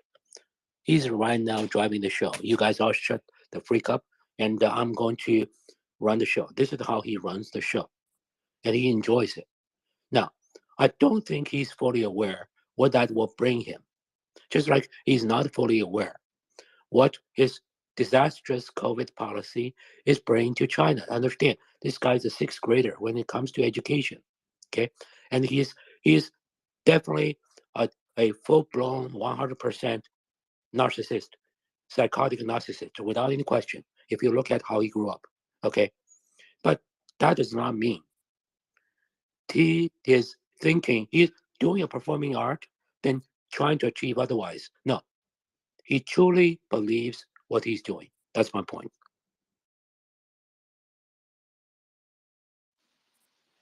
On that, I just want to make a little bit of an announcement. In 23 minutes, we'll start a track ruts segment. All matters, ground warfare, and combined arms. So just wanted to sneak that in. You can check out the tweet up on the nest and go ahead and retweet it. That'd be quite nice as well. Pen. Hi everyone. I have so thank you very much, Jingu. I have made a comment, or I would like a comment from you on something. It was about the peace plan, the Chinese peace plan, which of course we all realize is not serious. It's a worthless document. It's almost, to me, it reads a bit comical. But the wording, I don't know, maybe it's lost in translation, but I went to the Chinese site and it's translated to English, where the wording is like, in the United Nations Charter must be strictly observed. And also international law should be promoted. I mean, the wording for this, respecting the sovereignty of all countries, it's very muddy or very diffuse or very, doesn't really say anything. It means it's not concrete enough. And what I've heard several times from Chinese officials is that they don't actually recognize that Ukraine has been invaded. They say it's a crisis, and the history must decide what has happened. So they don't even recognize that Ukraine has been invaded. So it's kind of worthless document. And I it's I wonder, if Taiwan was invaded by the US, suddenly they took control over Taiwan. I don't think the Chinese would be debating and waiting for historians or history to decide if Taiwan was invaded or not. So to me, this is just it's a ridiculous document, and like you said, it's worth absolutely nothing. It's acting, or it's a play for the gallery. So I'm just wondering what you think about this. That China doesn't actually recognize, or they don't even believe that Ukraine is a sovereign country. They're waiting for history to decide. Okay, so I'm going to respond. First, your observation, it's worth nothing, is absolutely correct. I don't even bother to read it. So there's no point spending any time. Because let me give you one example. In the Chinese constitution, on clause number 34 and number 35, it says, People's Republic of China unconditionally protect people's right to freely express themselves, to practice religions, and organize their own organizations, okay? So in understanding China, if you try to say, because the constitution protects this, okay, so I'm going to exercise it.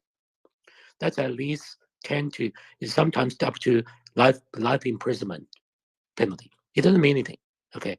So that's why, so now, how do you see it?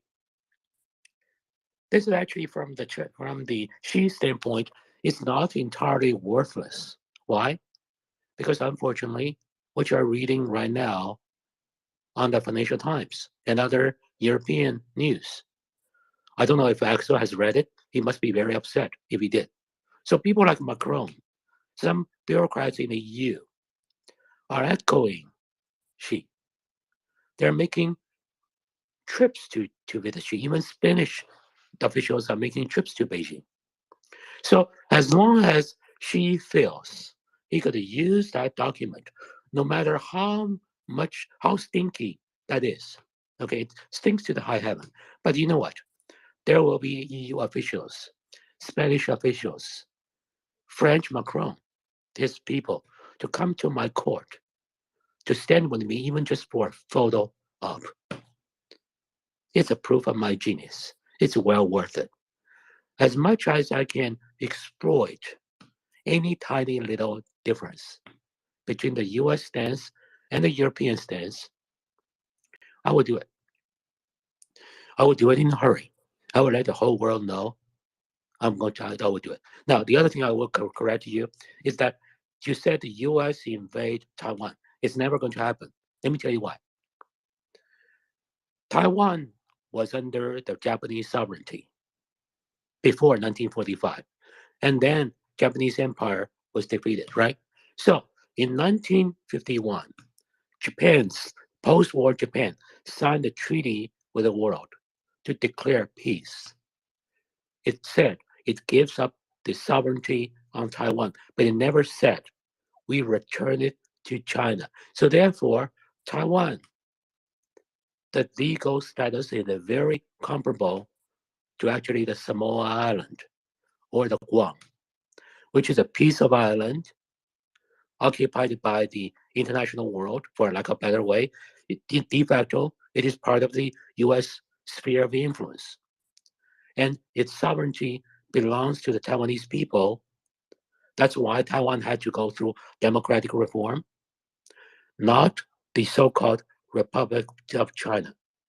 Okay, that's the real legal status. So therefore, if the United States sends its troops into Taiwan, it's very similar to if the United States sent its troops, military forces, to beef up Guam or beef up Samoa Islands or the Solomon Islands. So there's not a scenario that the United States will invade and take over Taiwan. That already happened in World War II by defeating the Japanese Empire.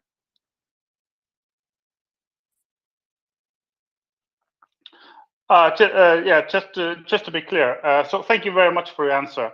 I would just to be clear. I don't think that U.S. will invade Taiwan. It's not going to happen. But I'm just saying that the Chinese wouldn't wait for the historians to decide if Taiwan was invaded or not. So that's just my point, that it's ridiculous to wait for historians to say something if a country is invaded or not. That was my point. Sure. Now I understand what that means. Okay, so in the imperial Chinese tradition, okay, historians speak to the pleasure of the emperor. So let history decide, is to let my historian write. And do you know the first very notable Chinese historian, what happened to him? He included in his history something the emperor did not like. So he was offered two choices: an immediate execution or be castrated. Then you can live on to write whatever you want to write. This guy chose to be castrated because he wanted to keep the story going. So that's the tradition of Chinese Empire. Now understand, more than 2,000 years passed, right? The ensuing emperors in the future dynasties blamed that emperor for not doing enough. By the 14th century, if you write something to the displeasure of the emperor, so here's the penalty. Not only will you be beheaded, but also basically they say 9 degrees of connection, right? All your relatives, their kids, their students, their friends, anybody you can trace by 9 degree of connection on LinkedIn automatically will be executed. Immediate execution, okay? Mass execution. And the execution will be carried out in public, in mass, the entire family, in front of all the people surrounding it. Very, very brutal. Imagine that people were appalled by what Taliban did in Kabul. If you understand Chinese history, that's actually what the Chinese Empire did was far more brutal. Taliban publicly executed a woman, didn't touch her kids, family. If it is Chinese Empire, you would have the whole playground filled with her family members together executed. That's how brutal and barbaric it is. So that's the kind of system she will count on to write histories. What do you think? That's my point. Chingu, I got a question for you here. So, there seems to be, if I'm reading this correctly, a new China Central Asia summit that's just been announced, and Russia's not invited. Would you say that this is one more in the series of steps of Russian diminishing soft power in many of those Central Asian countries that used to be a part of the Soviet Union, now swinging ever closer to China? Yes, or probably the way you should think about it is that the Russia probably declined to participate. Okay, understand the Russian relationship with China is always very subtle, but also understand the other side. So many people are projecting by doing so, right?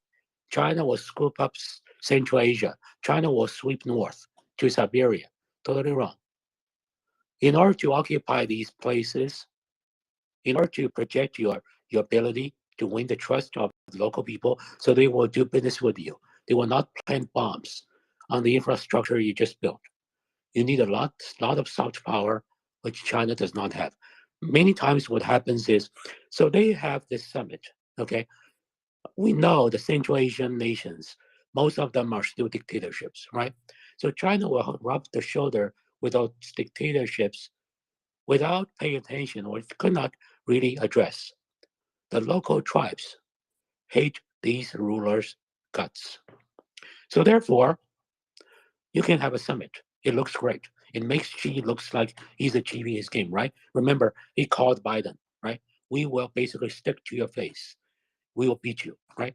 So on the paper, on the opposite, it looks very good. However, when the tribes they're going to stage a partisan attack or bomb up your infrastructure, your road, the local government often can do nothing.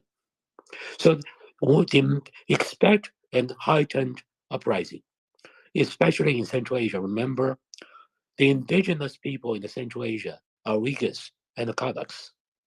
What did they learn about China? The worst ethnic cleansing ever happened in human history. So they fled. Remember, imagine what they will tell their tribesmen, what China really is. Imagine. So imagine the pent-up hatred, the resentment.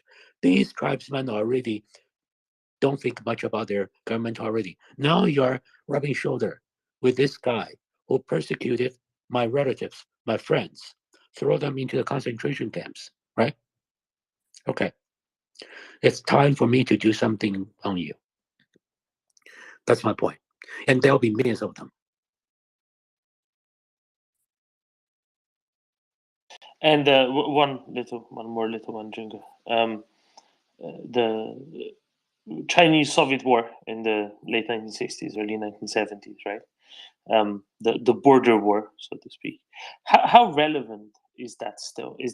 Does that kind of still underpin some of the bilateral relationship, and maybe it can be a reason for there to be less trust than there would otherwise be? What do you reckon? It is entirely relevant, but Western observers often read it in a totally wrong way. So, just like at the beginning of the World War II, Nazi Germany and the Soviet Union collaborated very closely. Okay, so understand, to the totalitarian imperialist communist states like China and Russia, national interest principle means absolutely nothing. If it means anything, it means my hands are tied. I hate it. That's how they view it. Okay, so in order to also understand the background, how that war broke out. It actually had two wars. The West is aware of one war, not the two. So the reason China and Russia got into this war was triggered by Mao, okay, in 1950s. What happened? So in 1950s, we had a Hungarian uprising, right? And the Polish uprising against the Soviet occupation, right? So at that time, Khrushchev was hesitating. He said, should I roll the tanks and put them down? At that time, Stalin died, right? So the Chinese communists became the most senior in the camp. They not only pushed the Khrushchev, they actually put a lot of pressure on Khrushchev for Soviet Union to continue to be a leader of the global communist revolution. You guys need to be decisive. So therefore, the Hungarian crackdown, the Polish crackdown, later the Czech crackdown by Soviet troops, China had a lot of role in play. Okay, Soviet Union was out to demonstrate it was firm enough to continue to be the leader. Right after that, now the Czech was in 1960s, but right after that, after 1950s, Khrushchev and the Mao parted away. Why? Khrushchev found out Mao was far more radical. At one instance, it's well documented. Mao told Khrushchev, lure American troops to land in China. Then you dump all your nuclear bombs at them. Okay, China will lose half of the population, maybe 300 million, but that's well worth it to get our 100-year back. Basically, it is a way to humiliate the West. So imagine the mentality is, if I can hurt you, it doesn't matter, it's a suicidal mission. So Khrushchev concluded, Mao is a lunatic. He started distancing from Mao. He said, we cannot continue. He even condemned Mao. And that caused a major rift. So in late 1950s, Mao staged a multi-month campaign to denounce Khrushchev as the traitor. And that led to continued escalation. Then Khrushchev was toppled by Brezhnev, right? Brezhnev was no good. But Brezhnev was no lunatic as Mao. So Brezhnev came into power and found out, well, you know what? That Mao guy was a bit too far, a bridge too far for us. So China and its tension with Soviet Union continued to escalate. Then there's this war. Then what happened? Nixon went to China, and the United States was on the side of China. So in 1970s and 1980s, United States was the quasi-ally of China. So guess what lesson has Communist China learned? It pays off to outdo your other imperialist friends in terms of craziness, right? It pays. If I'm the craziest in the block, there's a reward. And the West took it like China was more moderate than Soviet Union. Completely the opposite. If you read how Communist China runs its state, it makes Soviet Union sometimes looks like a civilized nation. Completely atrocious. Okay? But many people don't want to agree to that. We grew up from it, we knew. So therefore, she is the child of communist brainwashing propaganda. He reads nothing but communist propaganda. His role model is Mao. So now imagine what will happen to Xi. Okay? And this guy is very insecure, completely narcissistic, very egotistical, very ruthless. Okay? Imagine what will happen to him. Thank you for that, Jingu. And we have just enough time. I think 4 minutes until we switch to some ground fighting for a quick common question from Paux. And then I think we're going to get a Darrow, Okay. George, Will, etc. up. So Paux, shoot. Two quick questions. What does Russia offer in terms of nuclear technology to China, if any? I can't get information on this. Also, Taiwan is waiting for the HIMARS, which has about 80-kilometer range. Do you think Taiwan's waiting? They still haven't got. They're waiting for the two islands like Matsu and Penghu. And I have more, but we don't have time. So go ahead. Yeah. Taiwan has four islands. It's Matsu, Pinghu, Kinmen, and there's another one. There are Penghu. There's 4 islands very close to the mainland Chinese coast. Now understand this. Russia still has a lot to offer to Xi. That's a reality. Many people think Russia cannot offer Xi the economy, the consumer products. Absolutely.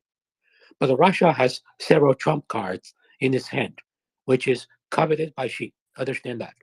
The first is really the engine technology. Okay, China still struggled to make its engine last to 1/3 of the Russian engine's life. It has spent decades trying to catch up, and the Russians have kept these technologies secret. That's the first thing. The second is metallurgy. Metallurgy is basically the foundation, right, to make the gun barrels and everything.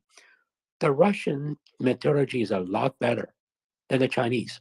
Now, if you go to do a search, the Pakistani frigate China export, just do a search on Google. You will read the report, right? That China sold the most modern frigates to Pakistanis, and the Pakistani Navy suffered miserably, right? And also the Burma recently came out. This is what they said. If the Chinese jets they sold us are reliable, we would have flown them back to China for a refund. Imagine the humiliation. Okay, so right now, think about Xi. Basically the Western technology to China is cut off. He wanted the Russian technology. The Russians always open the technologies to the Indians and Vietnam. Why? Because if you look at the map, China is sandwiched between Russia and India and Vietnam. Russian always have this qualm over Chinese. Okay, rightly so. The Chinese empire is no good. Okay, at the same time, Xi is right now. This is a once in a life opportunity, right? I will get these coveted Russian technologies. While at the same time, what do I have to lose? I'm not getting the Western technology anymore anyway. So therefore, if you look at what's going on, there is a very high likelihood that Xi might do something most of the Westerners think totally unthinkable. Now, that's also why she's number 2, visiting the city of Zhuzhou, right? The base where the Chinese ammunition artillery is produced. And he was talking about seizing the opportunity, being creative working hard, to me, is very frightening. That's not a place where the Chinese technology startups, the internet startups were created. That's a place where the tanks, the artilleries, mortar shells were created. So that's very scary. Perfect timing. Thank you, Jingu.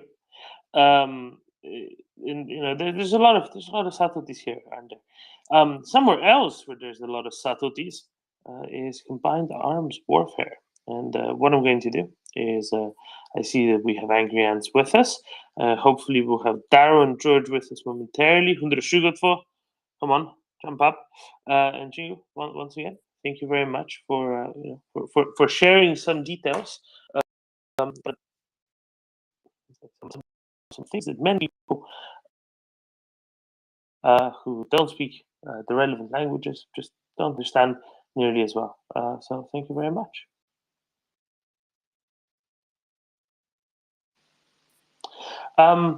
Angry Ant. Was coming. Perfect.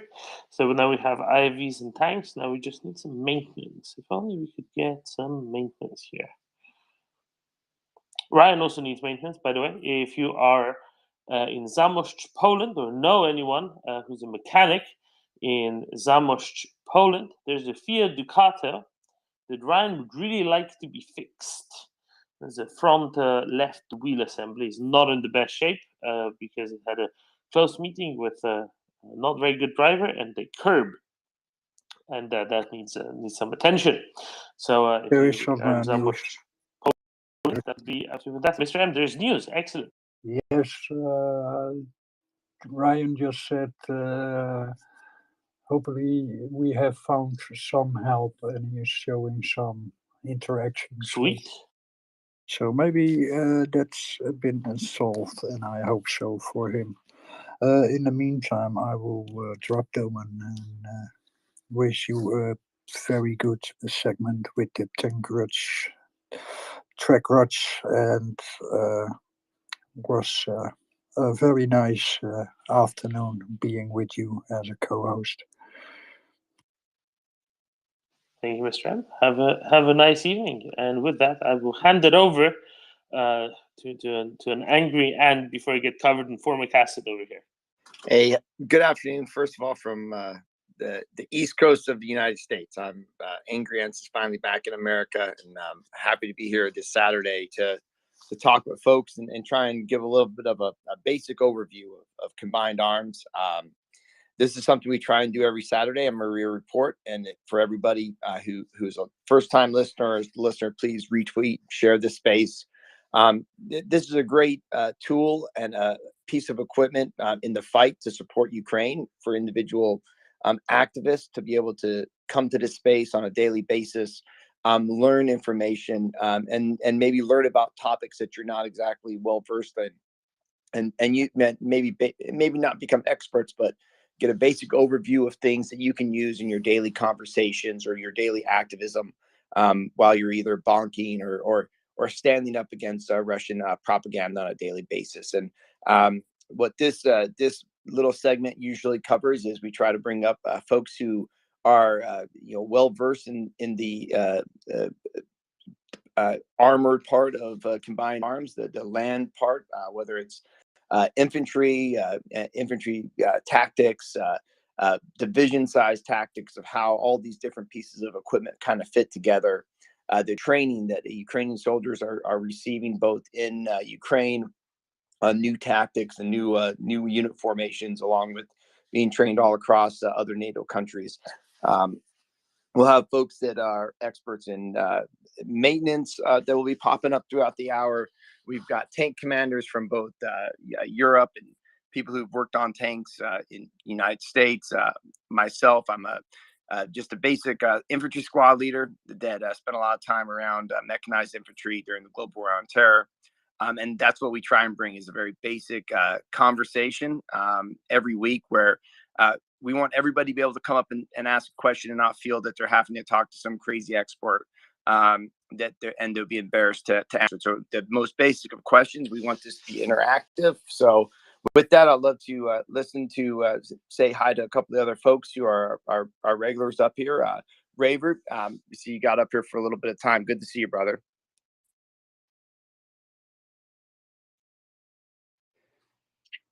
Glad to be here. And 122, how you doing?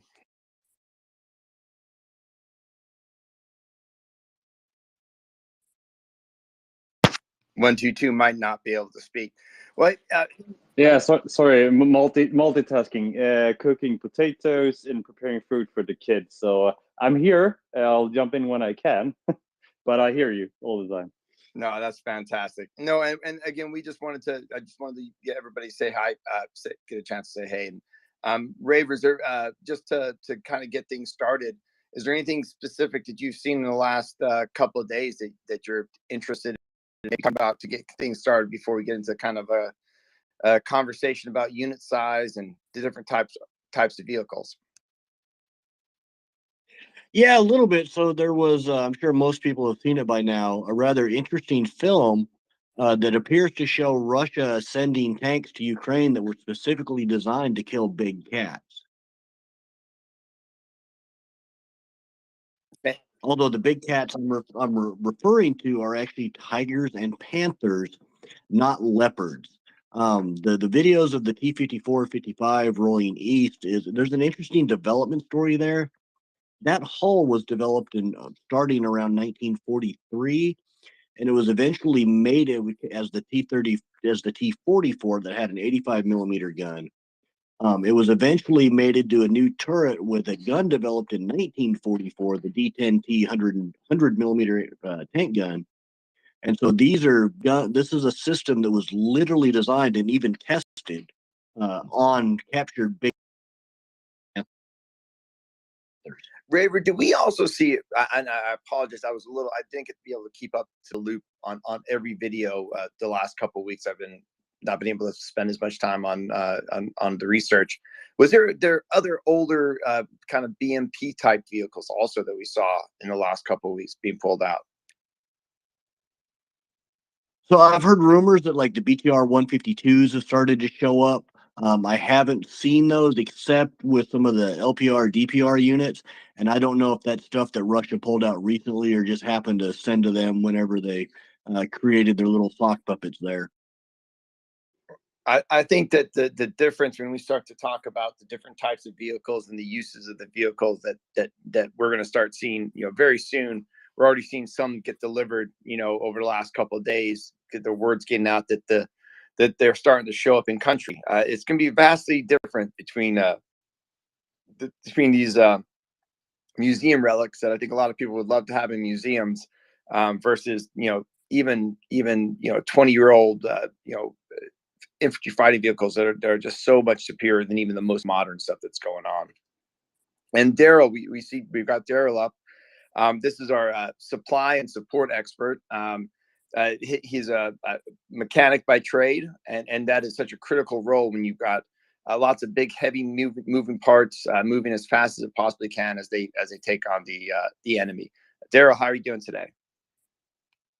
All good, all good. How y'all doing?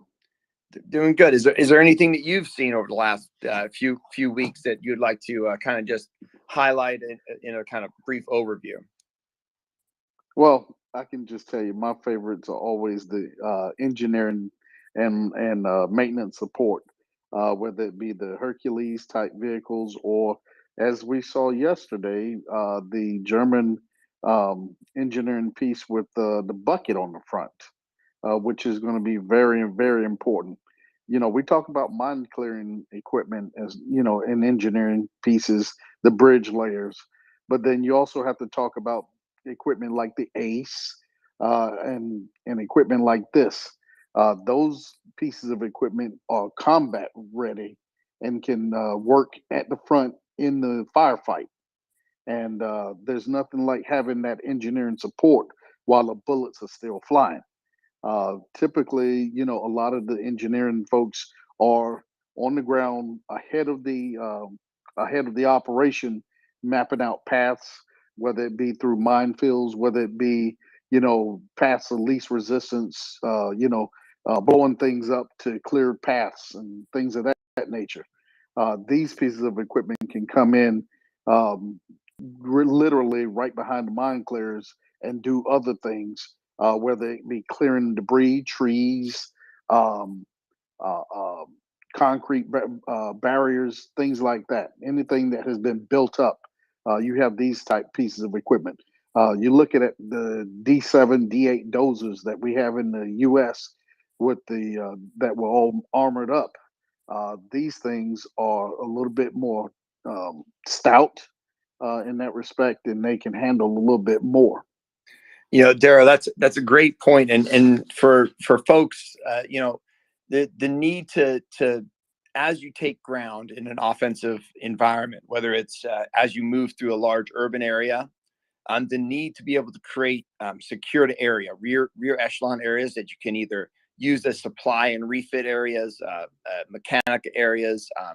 Very important is forward medical support. That first line of CASEVAC to get get somebody there securely. So, for instance, what Daryl's talking about is combat engineers, and we often just hear about the mine clearing capabilities, but they do mine clearing, but their ability to create security and these outposts when we would be moving through large cities. If you were taking over maybe 70 hours of firefights to try and take over a large city in Iraq, the ability to get those combat engineers in to find those hardened points and create your forward operating bases while the firefight was still going on, it was very critical. And that's all part of what combined arms is.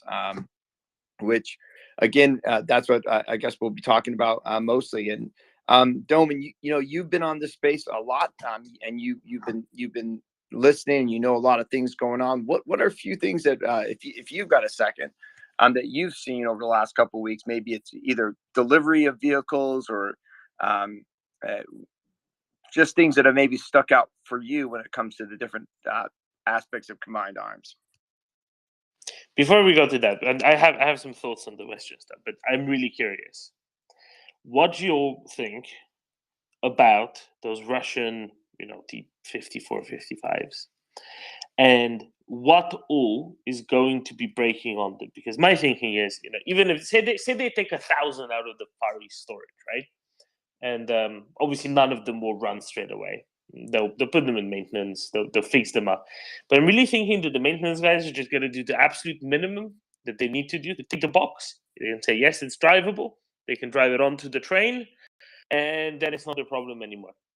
And I think half of them won't make it to the front line. 10% are going to have to be towed off of the train after the 10-day journey across Russia. So I'm thinking every single bit of seal in there is going to be dead, and they'll replace the ones that will be making it good enough to function, to get on the trains, and then nothing after that. So I'm just really curious, what all is going to go wrong with them? Because we've heard plenty from Ukrainians when they were liberating Eastern Kharkiv Oblast, how the reason why there were so many vehicles left behind is because A, engines, and B, transmissions didn't work, and they couldn't actually drive them away. So something tells me that on these ones, engines, transmissions, what else? I would say anything to do with wiring, any electronics. I mean, they're not going to be able to get in there in time to change out all the wiring. So you're going to be dealing with wiring that was, installed maybe, decades ago. And as you start to run a lot of juice, whatever, they have in those older vehicles, that's again, just a recipe for failure. I'm bringing the vehicle out that old, between the gaskets, any type of fuel lines, any type of anything that creates pressure that will expand. I don't know. Pick your choice. And Raver's got his hand up real quick. So on the T-54, 55, I don't know if it's a hydraulic traverse system, in which case you have a bunch of rubber hoses and lines that have been rotting for half a century, or if it's an electrical drive system, in which case you've had miles of wires subjected to rats for half a century. Well, most of them, Raven, the high pressure lines like that, they're usually steel hydraulic lines. The thing is, what everybody's talking about right now, the wiring. A lot of that stuff was in the age when they had rubber coating. It was actually rubber around the wiring, and over time, that rubber will get brittle. It will chafe, and you will have, especially in the areas of the hold downs, you will probably have a lot of shorting going on as they get moving the across rough terrain. But So even after half a century, depending on if it is hydraulic, and I don't know that it is, um, hydraulic fluid is at least mildly caustic. So you're going to have either it's going to eat through the rubber on the inside of the armored lines, or it's going to corrode and clog up the lines where it's been left to sit without moving for half a century. Either way, there's going to need a lot of work to make any of these functional. I would see the hydraulic pumps themselves go down before probably the lines do.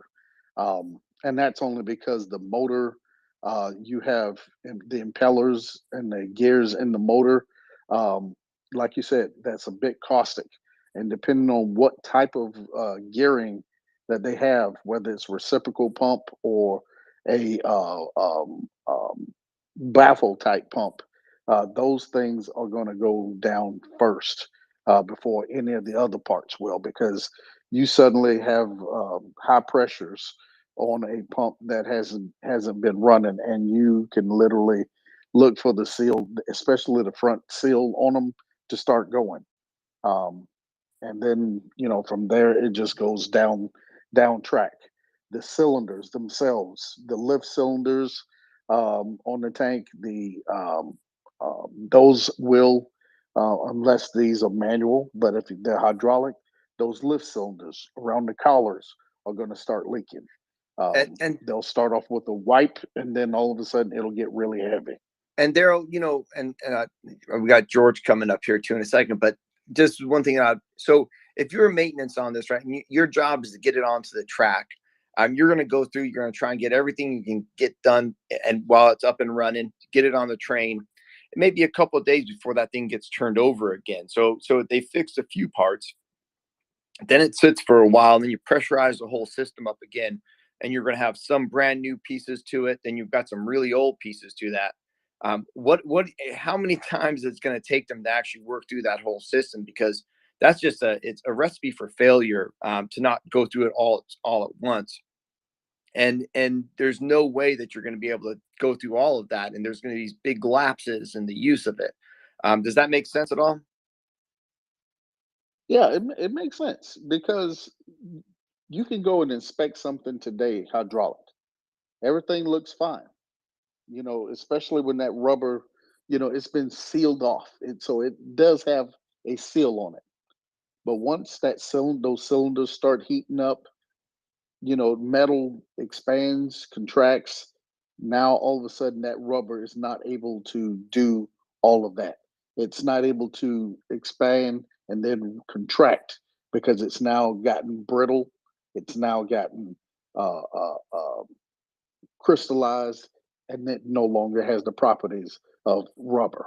I'm not sure what type of rubbers that they use, because most of your rubber around hydraulics now are synthetic. I'm not sure if they have synthetic rubber. 1954, yeah, there's a good chance they did have some, but on the Russian side, some things, I tend to be a little skeptical if they went that far in their tank building. But yeah, maybe on the space program, but not necessarily on the tank program, because these things are designed for a one-way trip. Hey, so someone who knows a little bit about these things, George, welcome up to the panel. It's great to see you. Hey, thanks, everyone. Yeah, two quick things. One is, if these things have been left out, like we saw, like they're depots, they're not covered, they're out in the elements. So the first thing I'm thinking about is critters chewing through wiring. That's the first thing that you got to repair, right? But the big thing is, you guys are talking. I know you, Daryl, and you're talking like the whole mechanics of like you're talking about the engine, the transmission. I'm worried about the gun. I don't know if I want to be in that turret when that gun goes off, when that main gun goes off, because you're talking about hydraulics and stuff. What are the chances the recoil mechanism on that gun still works? Like, I don't know what their breach mechanisms are and things like that. If they have seals on, like, I don't know, but I don't want to know. Like, I don't want to be in that turret with the first time that thing gets fired. What do you guys think? Well, let's put it this way: we had on the M60. They had hydraulic. They had hydraulic, which I mean nitrogen over hydraulic recoil mechanisms. In other words, when the gun went back, it took the fluid that was in the cylinders, pressed it against a bladder that had nitrogen on the other side of it, and that nitrogen would force that barrel back up. It would put this fluid back into the cylinders and reset the gun to its proper position. I'm not sure about what type they have. If there's a spring over hydraulics, or if theirs is just purely hydraulic. And that, yeah, it could very well. They fire it the first time, and the gun just stays back in the fired position with the recoil not working properly.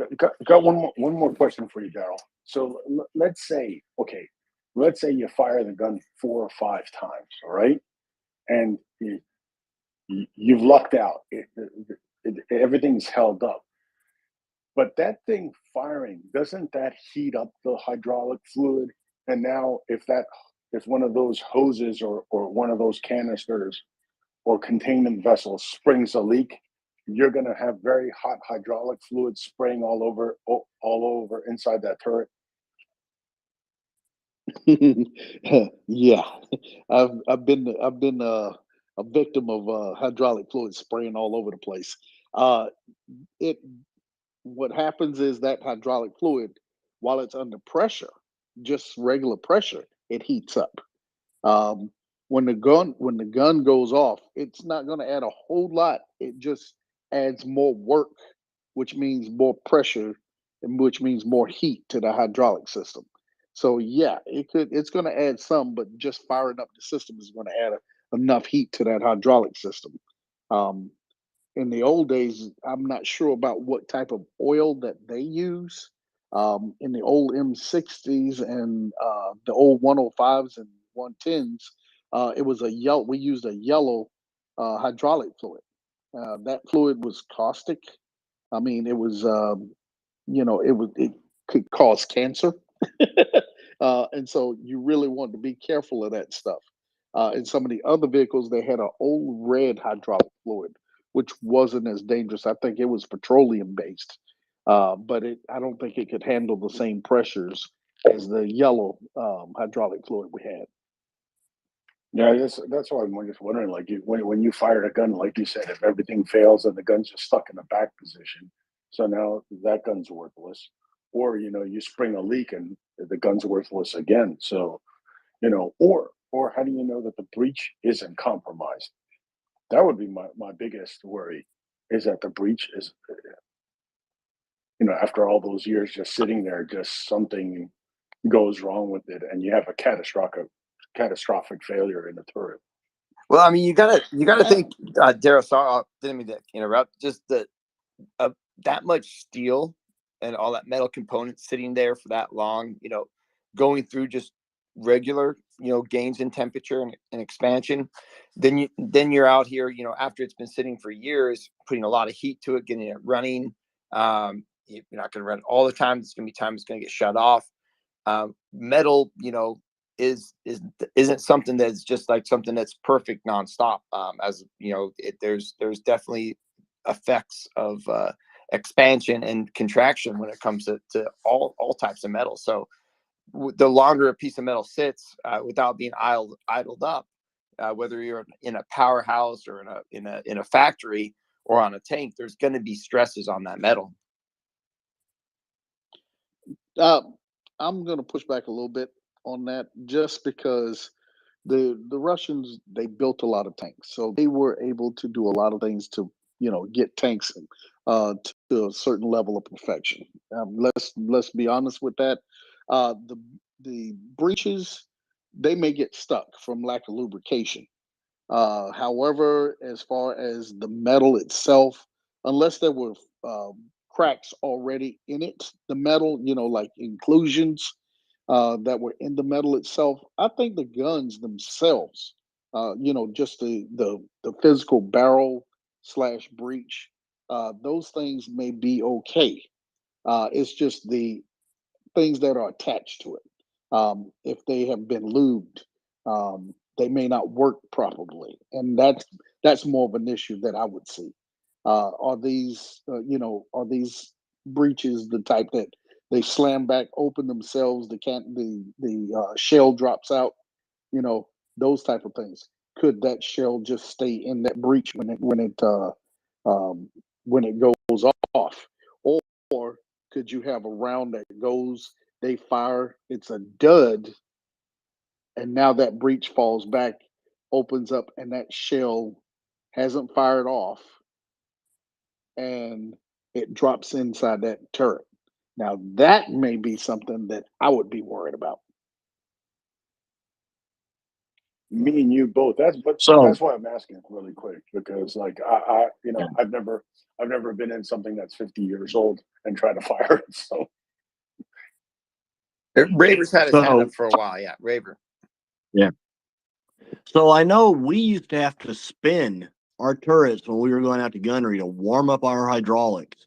You'd see the turret spinning and the guns elevating and depressing. And Daryl, I think that initial batch of cherry juice was also highly flammable, which is why they went to the yellow stuff that was a carcinogen, and then they went back to a new type of cherry juice when I was in. And I've seen it spring a leak and somebody come bailing out of a tank covering it. But I wonder, you guys are talking about moisture and heat freeze cycles and everything.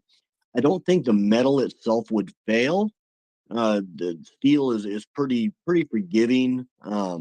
But I wonder about moisture getting into whatever their equivalent of the Jesus pins are, and either rusting away and breaking or seizing up. And a little itty bitty Jesus pin will keep you from moving that breech. And I don't know whether they've breach, in which case you have a big jousting pole. In which case you have a big jousting pole, not a gun.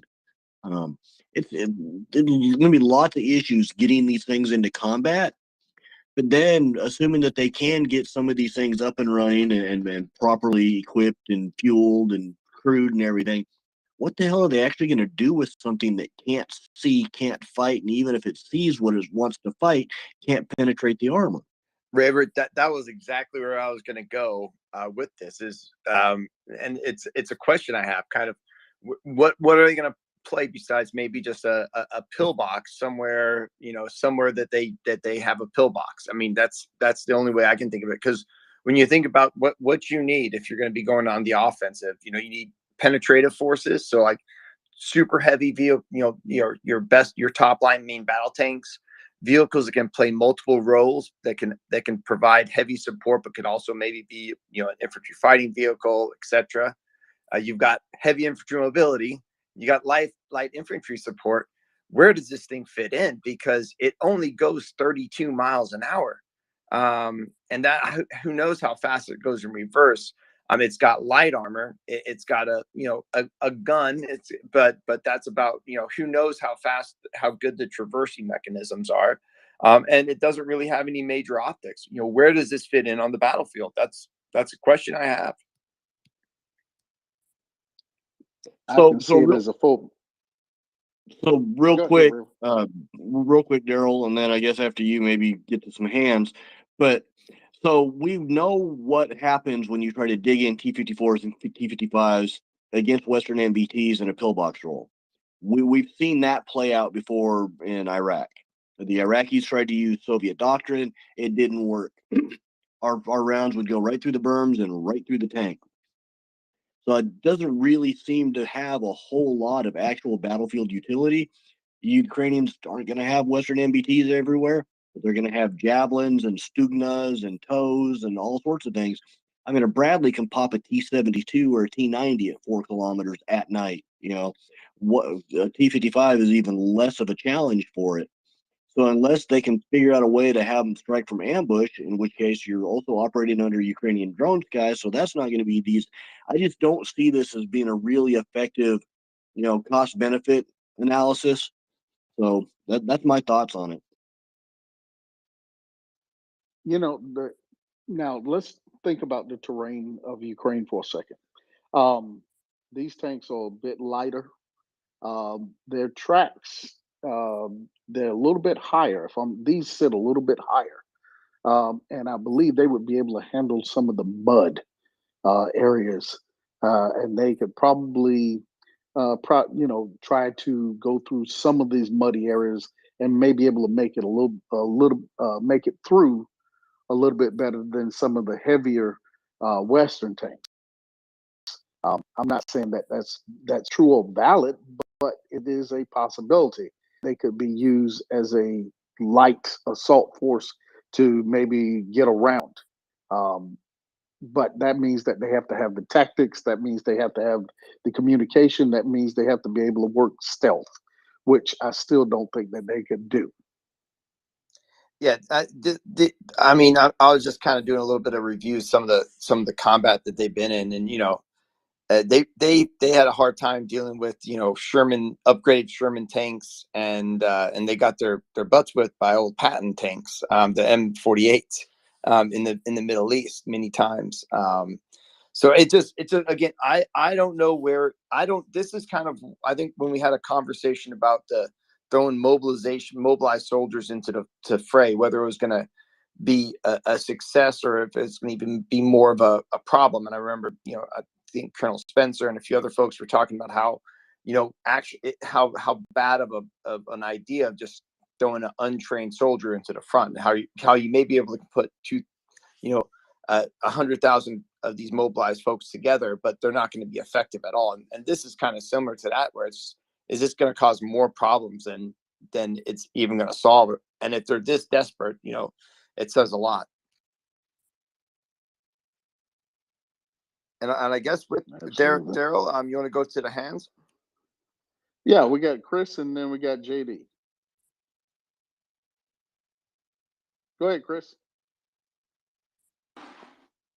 Hey, gents, how you doing? Good to hear you. I don't know how relevant this was, but when you were just talking about tank manufacture and all the rest of it, I was like, okay, when did they stop manufacturing tanks in Ukraine? And I think I know the answer because I was Googling, but what was interesting, so I think they didn't actually stop, but they massively reduced in 1991. But what was really interesting, I thought, and I was thinking actually about the fact, about the metal and that being made as well, obviously, like in the Donbass and that, and then the tank manufacturing in the Malyshev factory and that. And so I think the thing that came out of that what was interesting was that, since 2014, they've been doing a lot of repairs and refurbs of tanks in that factory. Yeah, so I don't know. It was just I was just thinking, how much expertise had the Russians lost, because they basically lost the Ukrainian tank manufacturing capability. You want to say anything to that, Raver? Sorry, I was a bit distracted. Could you rephrase the question real quick? Raver, so basically I was just looking back at the history of tank manufacture, because you guys were talking about, quality of tanks and what tanks they're producing and all the rest of it. And I was thinking how much of that knowledge and that ability was in Ukraine and that, so it looks like, that that the tank production in Ukraine dropped dramatically after 1991, but they still have huge amount of experience from 2014 on, when they were repairing tanks and that. So it was just I was like, okay, maybe the Russians don't actually know how to manufacture tanks anymore, Okay, so let's unpack that a little bit. Ukrainian tank production never stopped. It paused for a little bit, but they did a lot of foreign military sales with either T-80s that they redesigned into the T-84 or their T-64s. And their version of the T-64, the Bulat, is actually a very capable tank as Soviet-style tanks go. The Russians also never really stopped tank production. It cut way back, and there's some pauses in there. But the Russians have, I think, 4 main factories that can produce armored vehicles. They don't all produce tanks. Some produce tanks, some produce BMD, some produce, artillery or BMPs. And I think almost all of those are now on pause for lack of the electronics they need to truly bring them up to modern capabilities. We've seen pictures of like the T-80 BVMs that have been rolling off the lines are now equipped with older Soviet era, first generation thermal systems because it's all they've got to put in them. So they're trying to field 1980s technology on a tank made in 2023. And the Ukrainians actually had their own tank plants as well. So we are looking at an army that they're going to go up against that knows their equipment just as much as they do. And Ukraine has, for the most part, been able to retrofit and work some of these tanks better than the Russians have been able to do, who just left them out on the field. So we do have that element to this as well.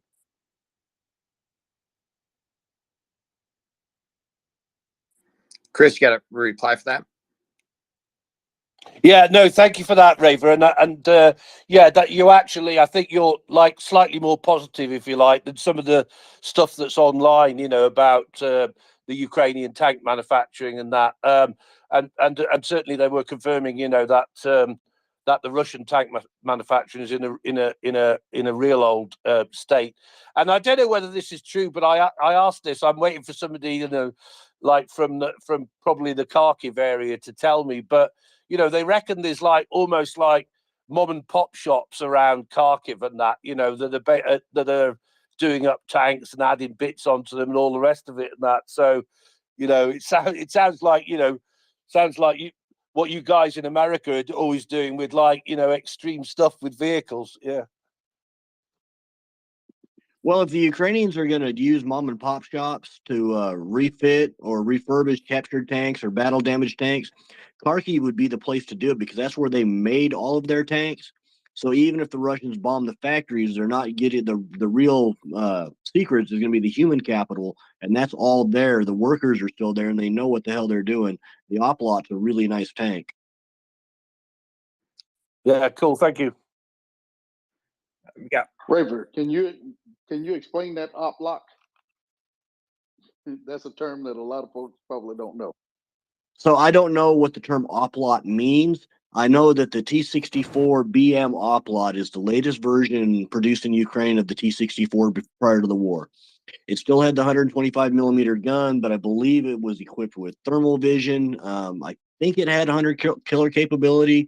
It had its own Ukrainian design explosive reactive armor that was much better and tighter fitting. I think it can be fitted with thermal blankets. Had some changes to the powertrain, and I think it finally had more than just one reverse gear. Like the T-72, it can't back out of its way. That's why when you see the Russians run into a minefield, they're stuck. They either have to go, lateral to the minefield or just sit there because they can't back out of it with a top reverse speed of like 3 miles an hour. So as Soviet tanks go, if I had to be in one, it'd probably be the Oplot. And we've seen them in action throughout this war in some of the more decisive areas when they've been able to mass force. And I think we've seen them work very well. And that is something that bodes well. Because when we also always talk about all the NATO equipment that's coming there, but Ukraine has been able to stabilize the front right now with what it's got in a way that I don't think anybody realized it could do it. And as I said, it's going to be interesting to see more of the new stuff come in or see how they're going to use or amass some of these forces. But there's a few more hands. I think we should move to them. JD. Hi, happy Saturday. We I have heard some speculation about that the T-72, I'm sorry, the T-55s are not going to be used in a tank role, but used as kind of a mobile artillery because the Russians have worn out the barrels on a lot of their artillery. So they're shipping them to Ukraine to be used as mobile artillery. So I'd like your all's opinion on that. I'll start it off. Yes, they will use them as artillery. They will use them as pillboxes, but they will principally use them as tanks. They will use them as all of those because that's how they use all of their tanks. It's not an either or; it's an all of the above. They use all of their tanks in all of these roles, kind of famously or infamously. We saw the T-62 when they started showing up last summer, especially the classic version, the original version, the original Cool Ranch T-62. That was that was going to be used as just pillboxes or artillery, right? But they weren't. Ukrainians destroyed and captured a bunch of just roads, and I don't think it's going to be any different than T-55s. Also, the range, the max range, by the way, of a T-55 if it's used as artillery is maybe like 8 kilometers. 120 millimeter mortar range is longer than that. Domin, you're exactly right. And that gun, because of the way the gun is designed, and because its maximum elevation is very limited because of the turret and the turret bustle. You're talking about 8 kilometers max range, and these things weren't designed for that, for like what you would need as a rate of fire. Plus, it's firing 100 millimeter shell, and usually the high explosive shells fired out of tank guns don't have the equivalent power as if you were using a similar sized artillery piece. So, and George, even if you don't even if you tilt the whole tank so it's 45 degrees at the barrel, it will still have maybe like 10K range. Yeah, exactly. Even if you put it on an artificial slope, right, so that you can elevate the gun even more. You put the tank on an upward slope and elevate the gun even more. It would be a shit show because it's not going to go far. The other problem is it can't get it out of its goddamn way. It's maximum road speed, brand new. People have to understand, brand new. Brand new is like the first 2 years was 32 miles an hour. You'll be lucky if these things can crawl over any type of rough terrain at 20 miles an hour. And So that they would have be a like 14 horse motor though. What's that? They have a 14 horsepower motor. That's Yeah, exactly. So you would have to put your foot through the floor well, trying to press the accelerator. If it's a pedal accelerator, I don't even know what the hell it is on that thing. But you're not going to go more than 20 miles an hour. So by the time you even bring it to bear, the Ukrainians probably have counterattacked and bypassed you. My pet theory is that they're going to use the T-55s, like 4 of them tied together, to drag one T-14 Armata along. Yeah, that's good. But no, but the other thing is you can use it as a pillbox, right? It has a coaxial machine gun. You would use it as a stationary pillbox, but in a defensive line.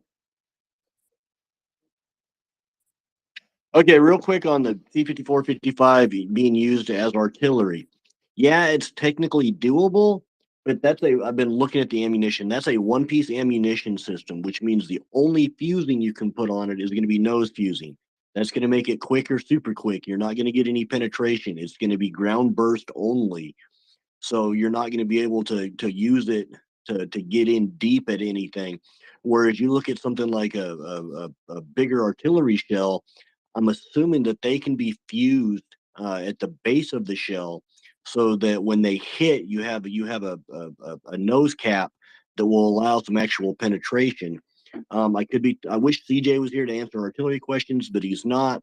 But I don't see these 100 millimeter tank shells doing much more than ground burst. Yeah, I think there's a lot of things that are going to make it difficult for this to be effective at all. So I think that we've talked about this quite a bit. We've got one hand up left up. Let's do that. If there's any final thoughts on the T55 after Edvard, we'll try and wrap that up, and we'll move on to maybe whatever we want to talk about next. Well, Edward, he dropped as soon as you were getting ready to call on him. Let me get Jack up, Jace up, and we'll go from there. I think Edward Surströmming can suddenly got open before he managed to put in the bucket. It's not very good. And it looks like there he is. Jace, go ahead.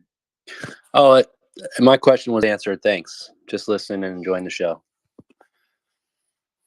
No worries. Stick around. You may come up with another one. Well, so I guess where I kind of wanted to take things next is I think that we've seen some interesting developments on the battlefield over the last few weeks and months. And again, this conversation really got started around the reports over a few months ago with one of the major Rammstein meetings, where we saw General Milley visit Rammstein for the first Grafenwehr in Germany before the Rammstein meeting, and he really led on and kind of explained what kind of training Ukrainian soldiers would be having and the urgency about preparing them for a spring offensive. And what he talked about was the idea of creating, it was all combined arms training, in the idea of creating combined arms battalion size elements. Since then, we've started to see that the numbers that they're putting out, very high numbers of basic trained soldiers and basic soldiers learning combined arms on all the new equipment. We've also seen an extensive uptick in kind of a realignment of military formations in the Ukrainian military, along with combined arms training on Soviet and early donated vehicles in Ukraine's home soil in the western part of Ukraine.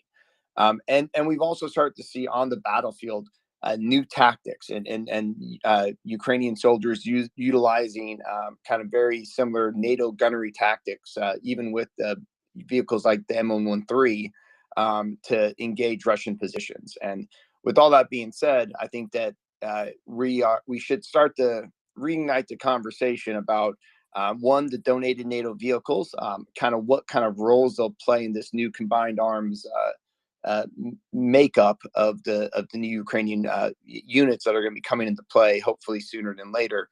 But for anyone's thoughts on that, I think that's where it would be a good way to move the conversation to another spot. Does everyone agree?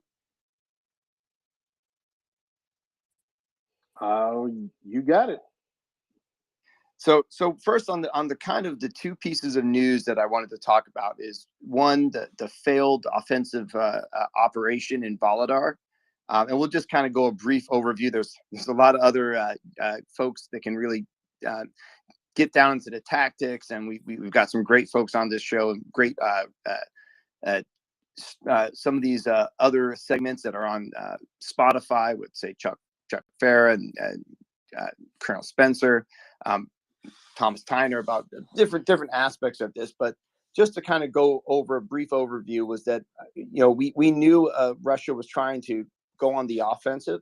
And what I truly believe in Volodar, we saw a large scale combined arms attempt by Russia, and they weren't able to kind of make it past the first line of defense. We saw two major areas of offensive movement of large scale units, kind of like there might have been a large scale feint, but then also another maneuver element. But we saw both of them get annihilated in the largest loss of Russian tanks in the war. And then we also saw where another tactic of the offense, which was kind of the human wave tactic of attacking Bakhmut, where for the last 2 months, every other day, we've heard that Bakhmut was going to fall.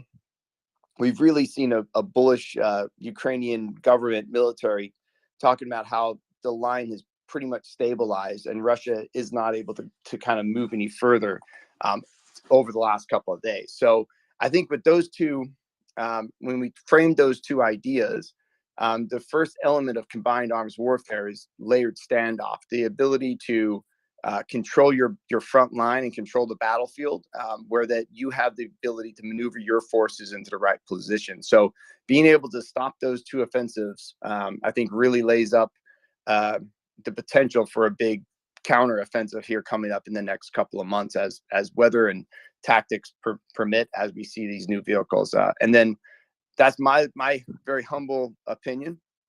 But I think that's what I think we could talk about quite a bit. And I'll go to Raver.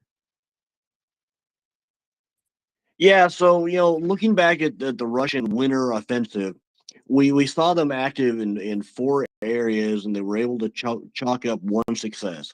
They got Soledar at great cost. They got part of Bakhmut. They apparently were never able to get anything going up around Kreminna, and they got absolutely slaughtered at Volodar. And at Volodar, the first big video to come out showed that BTG rolling or into that minefield, and then they just went lateral on it, and it was set it to Benny Hill music. It was just absolutely crazy watching them act like that. But it shows something that the Ukrainians are going to have to deal with when they get the boot and the Russians get the ass. And that's why I'm really impressed when I saw the pictures of this new Leopard 2 mine clearing vehicle that the Finns are donating to the Ukrainians. I think that's really going to be important when it comes to breaching operations, especially if it can move under the cover of, say, Bradley launched tows or Leopard 2 directed, direct fire. That ability to suppress the enemy while your engineers actually blow those lanes open and do some breaching ops, and then you're into the backfield. And we know what happens when you get to the backfield of the Russians. There's not much of a secondary. One thing I would like everybody to do, please quote and retweet the space as we're talking here, talking tanks and tracks and all things metal, heavy metal here. And I'll just turn it back over to you, Angry Ant. Oh, that I appreciate that, and no, and I think that you're very spot on when it comes to not only that piece of mine clearing equipment. We've seen, over the last few tranches of military aid, a lot of different types of mine clearing operation, vehicles and systems. And again, that's a really good thing, because at some point in time, Ukraine is going to have to go on the offensive, and what that's going to take is, combined arms, which is, something that we talk a lot about here, but to kind of help everybody out when it comes to that, just very basic overview, is the idea of putting all the pieces you have on a battlefield together, whether it's your air, your artillery, your support elements, and then most importantly, your heavy maneuver elements, your penetration forces, your exploitation forces, and then your follow-on, heavy infantry, mobility forces. And what all that will do is take a certain area of the battlefield, where you have your designated, heavy unit that's going to act as the main unit in that area of operations, and when you're going to go on the offense. And what you're going to need is usually about a division size element. I think that what we're seeing is about at least two divisions being kind of created, very heavy mobile units, and the ability to man those with modern equipment. But I think that, when you put a division together, you have to have the ability to create a penetration force, which would be, think about the initial push. You got an enemy front line. There's going to be multiple places you might need to go in and attack, but this unit has to be able to be big enough to go through any line and not stop. And then you're going to have follow-on forces. You're going to have to have the ability to exploitate that penetration that you broke through the line. That means widening it out, making sure that, if there's any cities or towns that you're bypassing, you're able to clear those cities, and then create a little bit of a defensive makeup so that you can actually hold the ground. We've seen Russia be able to break through front lines, but we've never really seen them be able to hold that ground. They usually maybe break through with a few tanks, and next thing you know that they're getting a javelin knocked into them. But again, Rafe, you want to add in on that? Yeah, I was listening to you, and I was just thinking, imagine being Ivan the Mobic. You're getting subjected to artillery that's heavier than normal because it turns out it's actual preparatory fires. You've been getting hit by drones. You can hear enemy tanks to your front, and then all of a sudden, the whole world starts shaking like God is trying to shake a baby, and it's a Miklik going off. What are the chances you're actually going to stand and fight when that Miklik goes off? And for folks that the Miklik, that's the mine clearing. That's the rope, right? Yeah. So imagine you're a mile and a half from where that Miklik goes off. Yeah. Typically, people start running. Exactly. Because if you see a whole line of, say, 800 yards go off with a series of those, that is a sight to behold. And for those who have never seen it in training and who are not well-trained soldiers, that's the end of their morale.